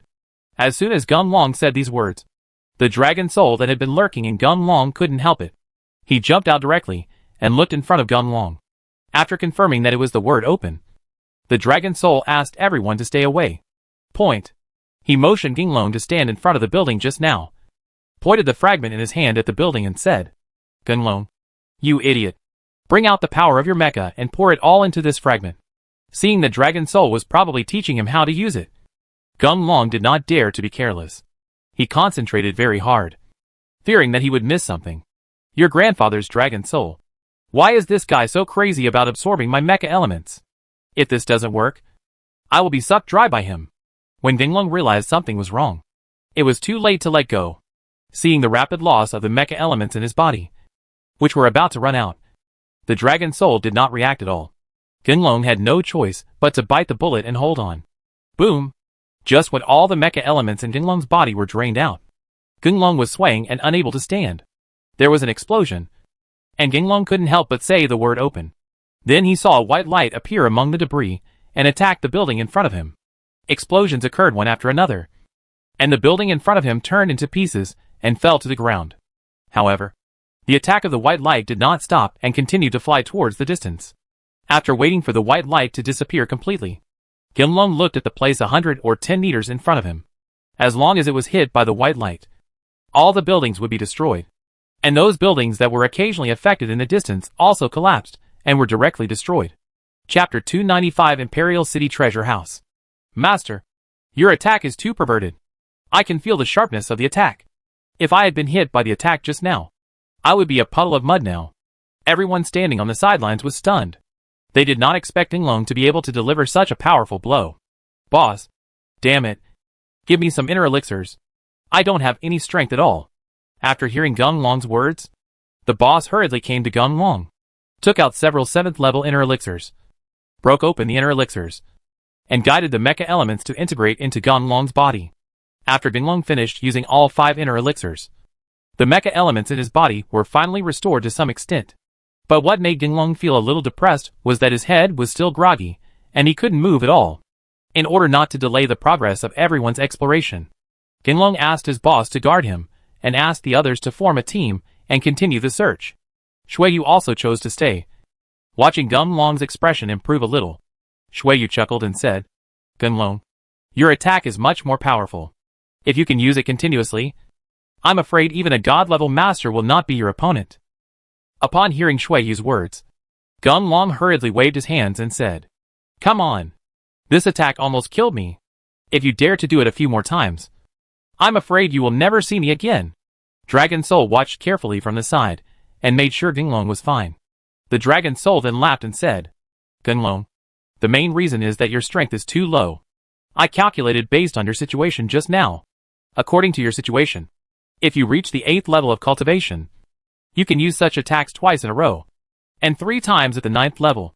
As for your situation, level 9 or above, because the power of this thing also increases with the increase of strength. You can only estimate it if you really reach that level. But one thing is for sure, with this thing, you can kill people 2 levels higher. Hearing Dragon Soul's words, Dinglong was stunned. According to what Dragon Soul said, he would be able to fight against people with 9th level cultivation. But this attack method is too risky. Once you use it, if you don't have anyone to accompany you, you will be a little sheep to be slaughtered. After this period of rest, Dinglong finally recovered. He carefully collected the fragments. Seeing that everyone had almost searched the place, he called for everyone to gather and prepare to go deeper into the center. Dinglong looked at the building area becoming larger as he went inside. When they passed a spacious street, they looked at the end of the street. A majestic building stood there, with the word Imperial City prominently displayed on the huge plaque. Dinglong chuckled and secretly hoped that his fire sword would be effective in the Imperial City.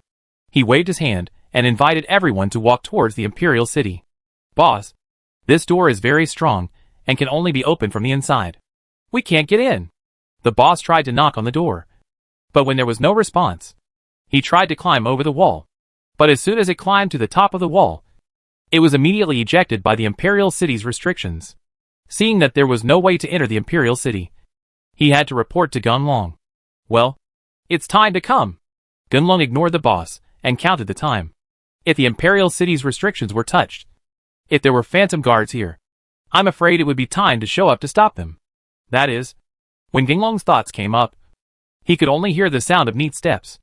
After a while, a group of guards lined up neatly and marched neatly appeared, directly surrounding Dinglong and the others. Bold, who is here? How dare you break into the Imperial City? If you want to survive, retreat quickly. The boss didn't want the guards to be there. It roared and was about to step forward to fight the guards.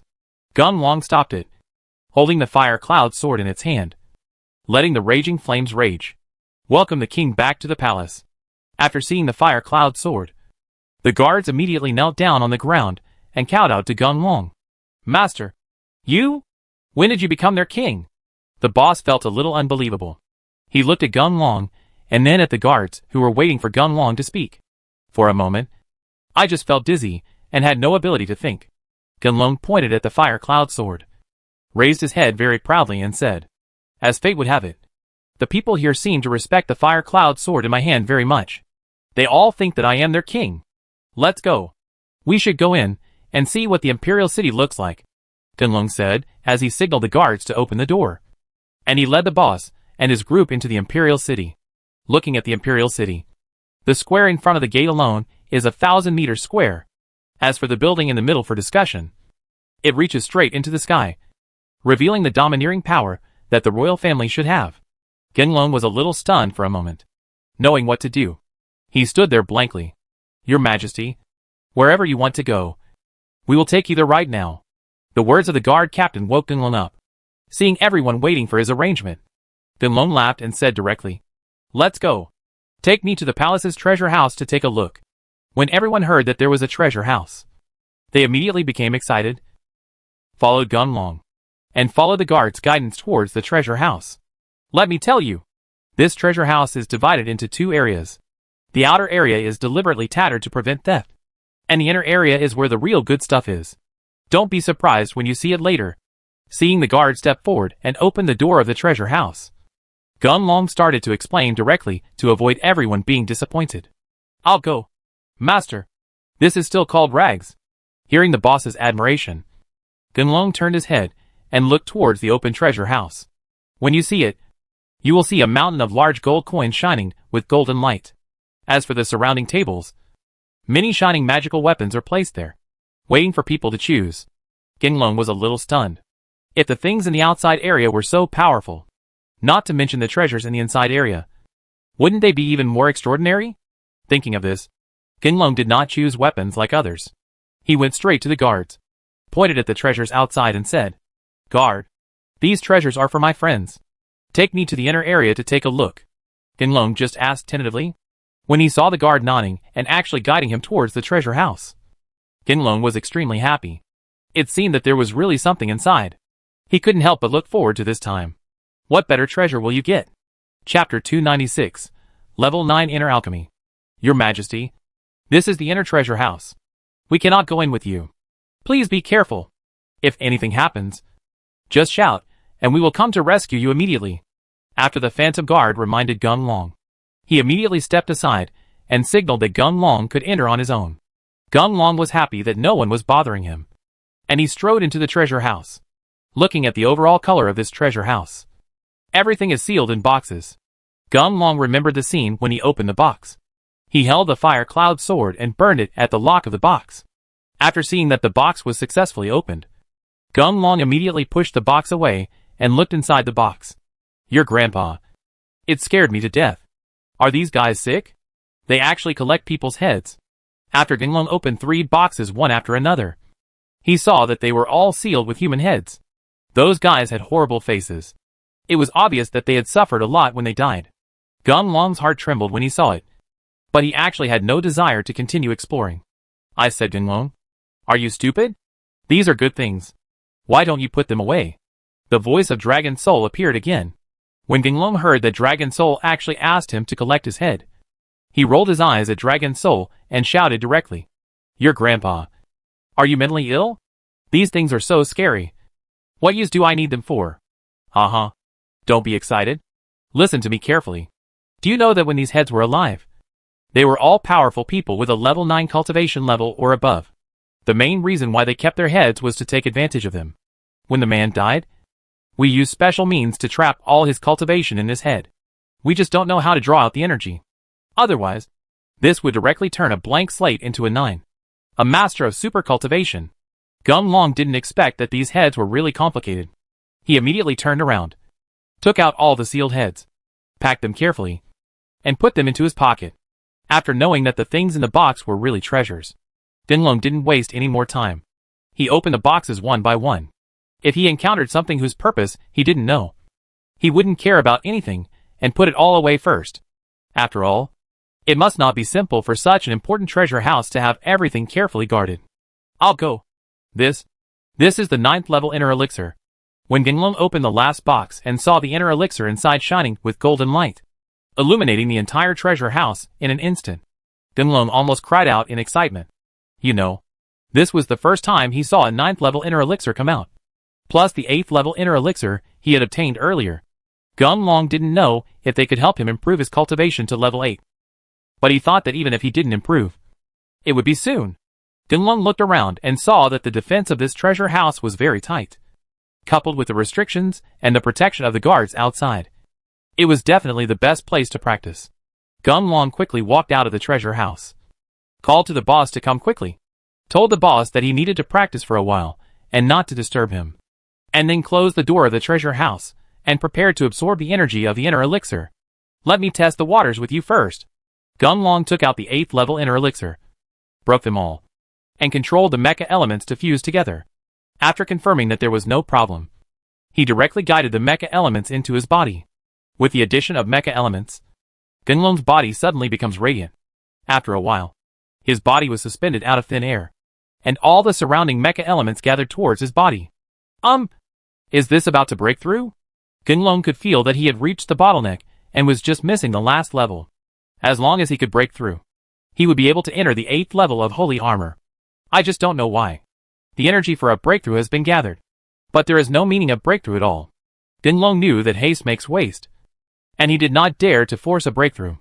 He could only control the mecha elements to continue wandering around various parts of the body, strengthening every inch of the body's skin, waiting for the opportunity to break through. Well, what's going on? Why did the Fire Cloud Sword activate on its own? Gunlong noticed something strange next to him. He turned around and saw that the Fire Cloud Sword was floating in flames. He was a little unbelievable and didn't know what was going on. Boom! The Fire Cloud Sword danced without wind. After several turns in the air, a vortex appeared in the center of the Fire Cloud Sword. The mecha elements surrounding Gunlong flowed rapidly and flew towards the Fire Cloud Sword. Your grandfather's Fire Cloud Sword is actually robbing me of my energy. Gunlong could clearly feel the loss of mecha elements, and the feeling that he was about to break through also disappeared immediately. What made Gunlong feel a little depressed the most was that after the Fire Cloud Sword absorbed all the surrounding mecha elements, it did not stop. Instead, it began to guide the mecha elements in Gunlong's body to move out towards it. The whirlpool ran away. The feeling of being hollowed out of his body appeared again. But Gunlong did not dare to be careless. He took out a few inner elixirs from his pocket, broke them directly, and guided the mecha elements into his body. However, the quality of these inner elixirs is not comparable to that of the 8th level inner elixirs. In just a moment, all the mecha elements of those inner elixirs were absorbed. Your grandfather is really perverted. Hu Yunjian, are you trying to kill me? After absorbing more than a dozen inner elixirs in succession, I watched the mecha elements in my body decline rapidly, unable to keep up with the speed of absorption. Gunlong had no choice but to take out the 9th level inner elixir he had just obtained. Hu Yunjian felt the birth of the 9th level inner elixir, and it immediately released Gunlong and rushed towards the 9th level inner elixir. Before Gunlong could react and wanted to take back the 9th level inner elixir, the whirlpool of the Fire Cloud Sword grew in size and swallowed up the 9th level inner elixir that shone with golden light. I'll go. Your grandpa's. The things I worked so hard to find haven't even been heated yet. But you got there first. After watching the Fire Cloud Sword swallow the 9th level inner elixir, it immediately calmed down, and the vortex used to absorb it also disappeared. Although Gunlong felt unwilling to do so, he was relieved. After all, this way, he no longer had to worry about getting the inner elixir to support the Fire Cloud Sword. Crack! A shattering sound appeared, and Gunlong couldn't help but be startled when it was confirmed that the message came from the Fire Cloud Sword. Gunlong was a little nervous. He didn't care that his body hadn't recovered yet, so he rushed directly to the Fire Cloud Sword and looked at the Fire Cloud Sword carefully. Fearing that the Fire Cloud Sword wouldn't be able to absorb it due to too much devoured energy, and would eventually explode. Chapter 297 Restriction. Crack! There was another crisp sound, and Gunlong looked over after hearing the sound, when he clearly saw a crack on the blade of the Fire Cloud Sword. It was clearly visible. Gunlong was anxious. If his Fire Cloud Sword was destroyed because of this, it would really be a loss outweighing the gain. Dragon Soul. You kid. Stop hiding and come here quickly to see what's going on with the Fire Cloud Sword? Dragon Soul jumped over upon hearing the sound. Watching the cracks on the Fire Cloud Sword getting bigger and bigger, Dragon Soul stuck out his tongue, scratched his head in embarrassment and said, Well, I'm so sorry. It's okay if you ask me to identify a baby or something, but I really don't know much about this weapon. Seeing that the Dragon Soul could no longer help, Gunlong also took the risk. He summoned the mecha element again, aimed at the crack on the Fire Cloud Sword and rushed over, thinking to see if the crack could be repaired. Boom! There was a loud noise, and Gunlong was ejected away, perhaps because of the impact just now. The cracks on the Fire Cloud Sword increased even more. If it continues, the Fire Cloud Sword will definitely break into pieces. Gunlong really had no choice but to sit there and wait quietly for the Fire Cloud Sword to complete its transformation. Boom! When the entire layer of the Fire Cloud Sword was cracked, there was a muffled sound, and the Fire Cloud Sword exploded into countless fragments and fell to the ground. Your grandpa. This is really going to kill me. But now the standard is to lose your wife and lose your troops. You don't even get the hair. And the fire cloud sword is also useless. Gunlong sat slumped on the ground, watching the flames of the fragments gradually disappear. He was completely speechless. But with the facts in front of him, it was useless for him to say anything now. He had to endure the heartache and took out the inner elixir from his pocket to restore the lost mecha elements in his body. The sword is in the clouds. The stars are in the fire. The flowing fire shines on the earth. And the stars are all over the world. An old voice suddenly sounded. And the voice was particularly deep, like words spoken in a dream. It sounds drowsy. Gunlong didn't know what was going on. He stood up and protected himself with mecha elements to guard himself against sudden attacks. Gunlong, look! There's something wrong with those fragments. Hearing Dragon Soul's cry, Gunlong lowered his head and looked at the fragments on the ground. I just felt depressed and didn't pay attention. Now it seems that those pieces of skin on the ground are nothing. They are all in the shape of the fire cloud sword, but much smaller. The fire clouds go. The shooting stars rise. The sword becomes the flowing cloud and rushes through the world. The old voice sounded again, and the scattered small swords all rose into the air, circling and leaping, and finally gathered together to reform into a long sword. However, this time the long sword is no longer translucent, but the blade is densely covered with star points. Those star points were not illuminated by a light source, but flashed with strange brilliance on their own, and moved with the sword body. Those star points actually gathered on their own, and in the end, they formed a nebula. Gunlong looked at the long sword hovering in the air, and he knew that this was the end of all changes. Gunlong, who had been waiting for a long time, jumped directly into the air and held the long sword in his hand. A surge of power emerged. Gunlong could feel the huge energy contained in the sword. He waved it hard, and a nebula appeared and attacked the wall. With a bang, the restriction on the wall was broken open, and a big hole was made in the wall. Strong. It's so strong. Although there is no flame now, this nebula is indeed hundreds of times stronger than the flame. Good guy. From now on you will be called Nebula's Sword. The long sword seemed to like this name very much. It made a chirping sound, took off its hand and danced in the air a few times before returning to Gunlong's hand. Your Majesty, are you not injured? The guards who heard the noise outside rushed in. Seeing Gunlong standing there fine, they were relieved. However, when they discovered that the surrounding restrictions had been destroyed, the guards immediately protected Gunlong and took him out as if facing a formidable enemy. What are you doing? I have nothing to do. Stop now. I haven't fully explored this treasure house yet. Gunlong couldn't figure out why the guard was so nervous. He watched a box not far away open due to the impact, and a head fell out. He didn't want to waste such a good thing in vain, so he called the guards to stop and wanted to pick up the head. Your Majesty, you must not. This restriction is to prevent outsiders from stealing. But the most important thing is to suppress the old monster under the palace. Let's get out of here quickly. Otherwise, when the old monster is born, none of us will be able to leave. In order to stabilize Gunlong, the Phantom Guard had no choice but to tell the truth. Gunlong didn't expect that there was such a thing, since the guards were so afraid of this guy. His strength must not be low.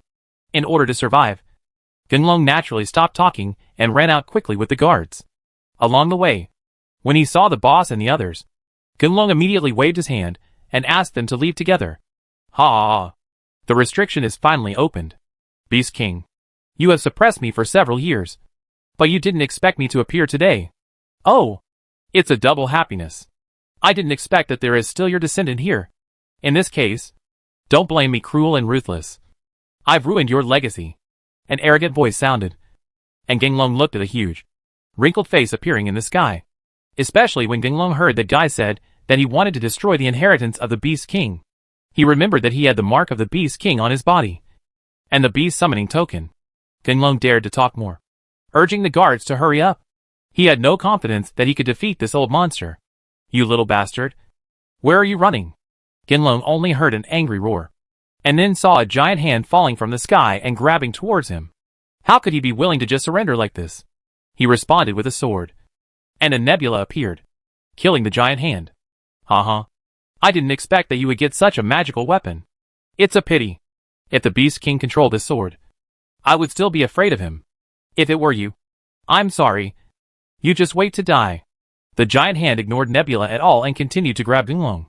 Seeing that they were about to touch Gunlong, the guards jumped into the air one by one and attacked the giant hand with their weapons. You guys. A bunch of guard dogs. Still dare to attack me. Watch as I teach you that your souls will be shattered, and you will perish forever. When the old man was attacked, he snorted coldly, squeezed hard, and grabbed the guards directly. There was only a crunching sound, and the guards screamed one by one, and then disappeared into thin air. Gunlong watched as the giant hand continued to attack him after taking care of the guards. He didn't have any other means, so he had to bite the bullet and run faster, hoping that he would be lucky enough to avoid the attack of the giant hand. Chapter 298 The Mysterious Old Man. Gunlong. Attack with Hun Yuan Cauldron Fragments. Seeing that the giant hand was about to arrive, Gunlong could already feel the strong pressure coming towards him. Dragon Soul's reminder brought Gunlong back to his senses. However, when Gunlong discovered that the mecha elements in his body had not fully recovered and were not enough to launch another attack, he had no choice but to continue running with all his strength. Master, we help you, the boss shouted, rushed over and jumped on the giant hand. Although it did not make the giant hand retract, it acted as a hindrance to some extent, and the speed of the giant hand's attack was reduced a lot. When Gunlong saw an opportunity, he quickly took out an inner elixir from his pocket, smashed it directly, and controlled the mecha elements to be sucked into his body. Seeing the mecha elements in his body recover quickly, Gunlong did not dare to relax, took out another inner elixir, and then absorbed it. Court death. An angry voice sounded, and the giant hand turned around and held the boss in his palm. Just when he was about to crush the boss to death, Shuiyu jumped up and launched a vocal attack. It's a pity that this attack is of no use to the giant hand. The giant hand shook Shuiyu down. Asshole. Let the boss go. By this time, Gunlong's mecha elements had almost recovered, and the Hun Yuan Cauldron fragment was already in his hands. He roared at the giant hand and told the giant hand to let go. Noticing Gunlong's movements, the giant hand paused. When he saw the thing in Gunlong's hand, the giant hand disappeared immediately, and the huge face in the sky also disappeared. Then an old man wearing linen clothes with hunched shoulders appeared in front of Gunlong. Little doll, you can't play with this thing anymore. Be obedient and give this thing to me, and I can let you live. The old man's hoarse voice appeared again, and his eyes greedily looked at the fragments in Gunlong's hand, not hiding his true inner thoughts at all. Gunlong naturally wouldn't believe what the old man said. With the old man's strength, it would be easy to kill them. If he really handed over the Hun Yuan Cauldron fragment to the old man, he might turn around and be killed by the old man. Little doll, what are you still hesitating about? I'll say it again. Hand over the fragments and I'll spare your life. As soon as the old man finished speaking, the old lizards and others who heard the noise came over and killed him. They surrounded the old man, all their weapons pointed at the old man, ready to take action at any time. Gunlong knew that old lizard and the others were no match for the old man, so he immediately waved his hand and said, Old man, you all stand back. This person is not something you can mess with. Now listen to me and get out of here. Hearing Gunlong's words, old lizard and the others were stunned. The old man didn't feel any mecha power at all, but seeing that Gunlong didn't look like he was joking, they immediately retreated and stood behind Gunlong. Haha. You are still aware of the current situation, but none of you can leave unless the little doll gives me what I want.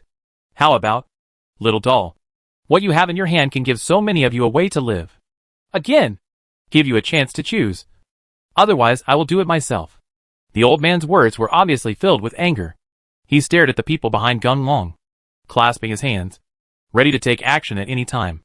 Gunlong had been paying attention to the old man's demeanor, and saw that the old man was just threatening and did not take action. Gunlong had a bold idea in his mind. There was definitely something wrong with the old man's health. Otherwise, with such a powerful master, why would he bother with himself for so long? Gunlong thought about it, but he didn't dare to risk his brother's lives. Seeing that the old man was waiting for his answer but didn't take any action, Gunlong came up with a plan and shouted directly at the old man. Hey, you don't seem to understand the situation. Now you are asking me to listen and let my friends go. As long as I am sure they are safe, I can naturally hand this thing over to you. After Gunlong finished speaking, he was on tenterhooks, staring at the old man with his eyes, waiting for the old man's answer. To be honest, he was really afraid that if he felt wrong, the old man would be furious and kill them directly.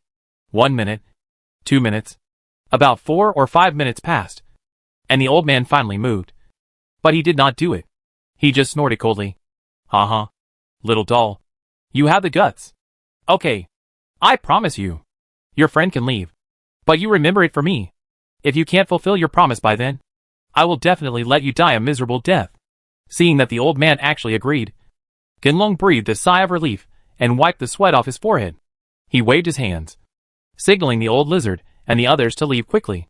Genlong, we can't leave. It's too dangerous to leave you here alone. The old lizard could feel Genlong's fear, and he was unwilling to leave no matter what. When Genlong saw this, he immediately changed his expression and called the boss over, asking him to pick up the old lizard and take everyone away from here. As the vassal of Genlong, the boss is absolutely obedient to Genlong's orders. And through the previous fight, the boss knew that the old man was indeed difficult to deal with. Since Genlong arranged it this way, there must be a reason for it. If they continue to entangle here, they may delay Genlong's plan. Because the boss didn't say much and just drove everyone out of the city. Shuiyu walked a few steps and looked back at Genlong. She gritted her teeth and ran back to Genlong. Haha. I'm not your brother. I don't need to listen to your orders. I want to stay here and watch you leave safely. Although the boss saw Shuiyu running back, he was focused on the old lizard at this time, and naturally had no time to deal with Shuiyu. What's more, as Shuiyu said, she was indeed not one of Genlong and the others. Even if she said so, Shuiyu would not listen. So the boss just snorted and continued to escort the old lizard out. Haha. You two look like a young couple. Not bad. I never thought there are still people like you who can share the good and bad times with you. Well, I have met your request. Can you give me the fragment? After the old man clicked his tongue a few times, his eyes returned to the Hunyuan cauldron fragment in Genlong's hand. As an old monster who had lived for thousands of years, he knew this thing better than anyone else. Although he didn't know how Genlong got this thing, it didn't matter, because soon, those things will change owners, and I will become their latest owner. Haha. I'm afraid it's a bit difficult. Although I want to hand this thing over to you. The guards are unwilling. Genlong was hesitating whether to hand the things over to the old man, when suddenly, he saw a group of phantom guards rushing over from behind the old man. He smiled solemnly, indicating that he was also very helpless. Chapter 299, Beat Away. Well, these annoying guys. Let's settle the score after I deal with them. As the old man spoke, he turned around and rushed towards the phantom guard. Genlong had been paying attention to the old man. He wanted to see if there was anything wrong with this old guy. Boom! There was a dull sound. When Genlong watched the old man blow up a phantom guard with one punch, he was completely speechless. He dared not believe that he was just making a fool of himself.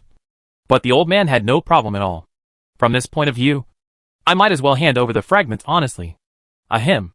There was a sudden cough, and Genlong saw that the old man took a few steps back for no reason, covered his chest, and spit out a mouthful of blood. Genlong was extremely happy. It turned out that his guess was correct. There was something wrong with the old guy's health. Brothers, come up and hold him down. I want to take care of him myself. Genlong shouted violently, and the mecha elements were summoned and began to condense on the fragments. As more and more mecha elements gather, the words destruction on the fragments become more and more obvious. The old man felt the danger that the fragment brought to him. He looked ugly and ignored the guards. He turned and rushed towards Genlong, trying to prevent Genlong from activating the fragment and launching an attack. The guards were no longer under attack, and their numerical advantage came into play. In just a few breaths, he rushed to the old man and held him down. At this time, the old man obviously did not have the strength to break away from the guards. He roared unwillingly and struggled forward with his whole body. But without the skills of the old man, how could he be the opponent of those phantom guards? After struggling several times in succession, he was pushed to the ground again by the guards. Genlong naturally saw clearly from the side, but he did not dare to take it lightly, knowing that the old man would regain his strength sooner or later. Genlong accelerated the speed of condensing the mecha elements.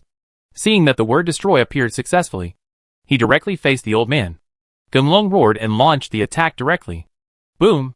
A huge explosion sounded, affecting nearby buildings. Those who were close together turned into powder and disappeared. Genlong was exhausted and collapsed on the ground. Seeing countless buildings disappear, he felt extremely distressed. You know, most of the buildings have not been explored. Looking at those buildings, they should be the residences of princes and nobles. And there must be good things in them. Ahem. This thing's attack power is really powerful. Just when Genlong was about to ask Shuiyu to help him up, he heard the old man's voice again. Genlong was stunned. thinking to himself, is that old guy still human? Such a powerful attack didn't even kill him. Little doll. You are really cruel. For an old man like me, you are willing to use such a cruel move. Come on. I can't afford to offend the old man. I can afford to hide. We will meet again later. I will definitely do it when we meet again. Take your life. Gung Long saw that the old man was just a soul at this time, and his human form could not be seen at all. This was the first time he had seen someone look like this. When he was stunned, the dragon soul suddenly burst out and rushed towards the old man and said, Gung Long, come here quickly and help. Don't let this old guy escape. Otherwise, there will be endless troubles. Ha ha ha. You little worm is actually alive. It turns out that your little baby is called Gung Long, and I have written down your name. Gung Long. If you wait, if we meet again, you will definitely die an ugly death. After the old man finished speaking, he turned over and disappeared. Even though the dragon soul sped up, it finally missed. Looking at the place where the old man left, Dragon Soul sighed, regretting that he took action too late. Dragon Soul. What's wrong? No matter how strong the guy is, he is no match for the Hunyuan Cauldron. I see that I will be able to break through soon, and I will be able to launch 2 Hunyuan Cauldron attacks by then. So I'm afraid he won't succeed. Gung Long couldn't figure out what Dragon Soul was afraid of, so he spoke directly to Dragon Soul. Hey, Gung Long. You don't know. It's been too long since I remembered it. It wasn't until the old guy turned into a soul that I remembered who he was. You don't know?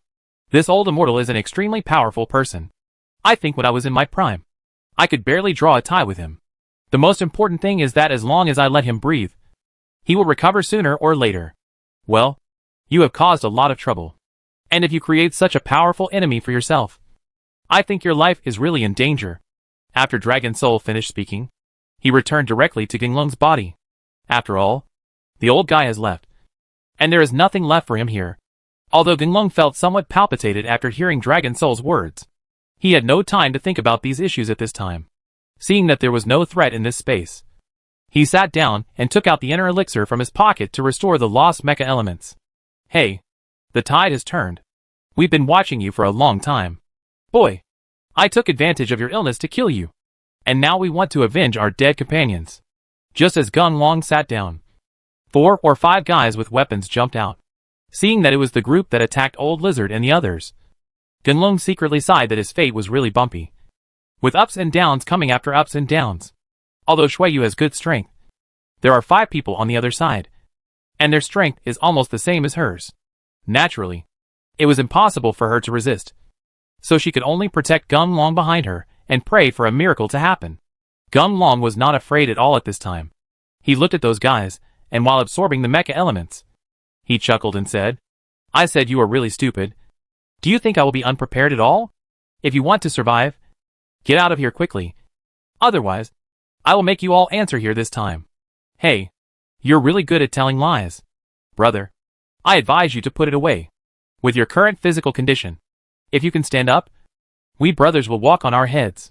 Those guys didn't take Gung Long's words seriously at all. They walked towards Gung Long with a ferocious smile on their faces. Shuiyu wanted to step forward to attack, but Gung Long grabbed her by the corner of her clothes. Seeing Gung Long's confident look, Shuiyu was very surprised. Could it be that Gung Long had some tricks up his sleeve? Your Majesty, we are here to protect you. While Shuiyu was stunned, a uniformed shout could be heard. The guards who had just fought to the death with the old man appeared again and ran all the way to kill him. Gung Long, how come they are alive again? Could it be said that they will not die? Shuiyu really couldn't figure it out now, if the guards, who appeared just that time, had any special skills. However, they were destroyed one after another and reappeared again. Shuiyu couldn't figure out the reason no matter what she said. She watched those people fighting with the guards and couldn't help but look at Gung Long in confusion, hoping to get Gung Long's hand. Explain. Chapter 300 Breakthrough. Hey, these guys are all invincible little warriors. As long as the summoned energy is not destroyed, they can be resurrected infinitely. Didn't you see that the buildings nearby are destroyed? But the palace hall is only partially damaged. So, the energy of this barrier still exists. In this case, these guards can naturally continue to be resurrected. Gung Long explained briefly, and he continued to find the inner elixir from his pocket to restore the mecha elements he had consumed. Although Shuiyu didn't understand much, But seeing that the bad guys were restrained and could not threaten their safety, she stopped talking and just protected Gunlong to prevent any fish from slipping through the net and coming to attack. How could those guys be the opponent of the guards, who could be resurrected infinitely? After a fight, they were gradually defeated. Looking at the group of people opposite, only one person could barely stand there. Shuiyu immediately stepped forward and joined the battle. After the last guy was killed, Shuiyu watched the guards all retreat to Gunlong and protect him. She began to clean the battlefield and looked at the pockets of those guys. There were a lot of good things in them. There were several 8th level inner elixirs, and Shuiyu was very happy. She took out 2 and stuffed them into her pocket, and threw the rest to Gunlong for him to use. Gunlong, whose mecha elements had been restored to some extent, thought that the unknown war was still waiting for him. He was not polite and directly broke the 8th level inner elixirs, guiding the condensed mecha elements into his body, thinking to see if he could break through successfully this time. Well, it's still a little bit off. What's going on? Is it that it will be more difficult to improve your cultivation in the future? Gunlong tried several times, but failed at the last moment, seeing that this was one step away from success. But there was still no movement. It really made Gunlong feel helpless, and didn't know what to do. Just when Gunlong was melancholy and had no other choice, the nebula sword activated itself again. Seeing the nebula sword coming to his side, and the nebulae appearing suddenly, Gunlong's heart tightened, secretly thinking that it was coming to absorb his mecha elements again. Before Gunlong could think of a way to drive away the nebula's sword, all those nebulae attacked Gunlong. The roaring sound was endless, and Gunlong's battle armor could not withstand this violent attack at all. After receiving 5 attacks, cracks appeared in the protective armor composed of mecha elements, and it was about to burst. Your grandfather is planning to chop me to death. Gunlong was a little helpless, but because of the violent airflow caused by the attack, neither Shuiyu nor the guards could get close to him. Gunlong was the only one who silently shouldered the responsibility and looked for a solution. Xingyun sword? What on earth are you trying to do? Stop it now! Gunlong, who had no other option at all, could only rely on primitive methods to try to communicate with Xingyun's sword. However, the nebula sword acted like a demon and did not stop attacking at all. And after Gunlong finished speaking, the attack became more violent. Crack! There was a crisp sound, and Gunlong's heart almost broke, because he knew that this was the sound of the armor breaking on his body. Fortunately, after the battle armor was destroyed, the nebula sword also stopped attacking. Otherwise, the Gunlong without any protection would not use the nebula sword to make any attacks at all. It only needed a light touch, and the Gunlong would be gone to the west. Before Gunlong could rejoice that he had survived this calamity, the nebula sword suddenly shook and stabbed towards Gunlong again. Upon seeing this, Gunlong immediately tried to control the mecha elements to form a protective wall.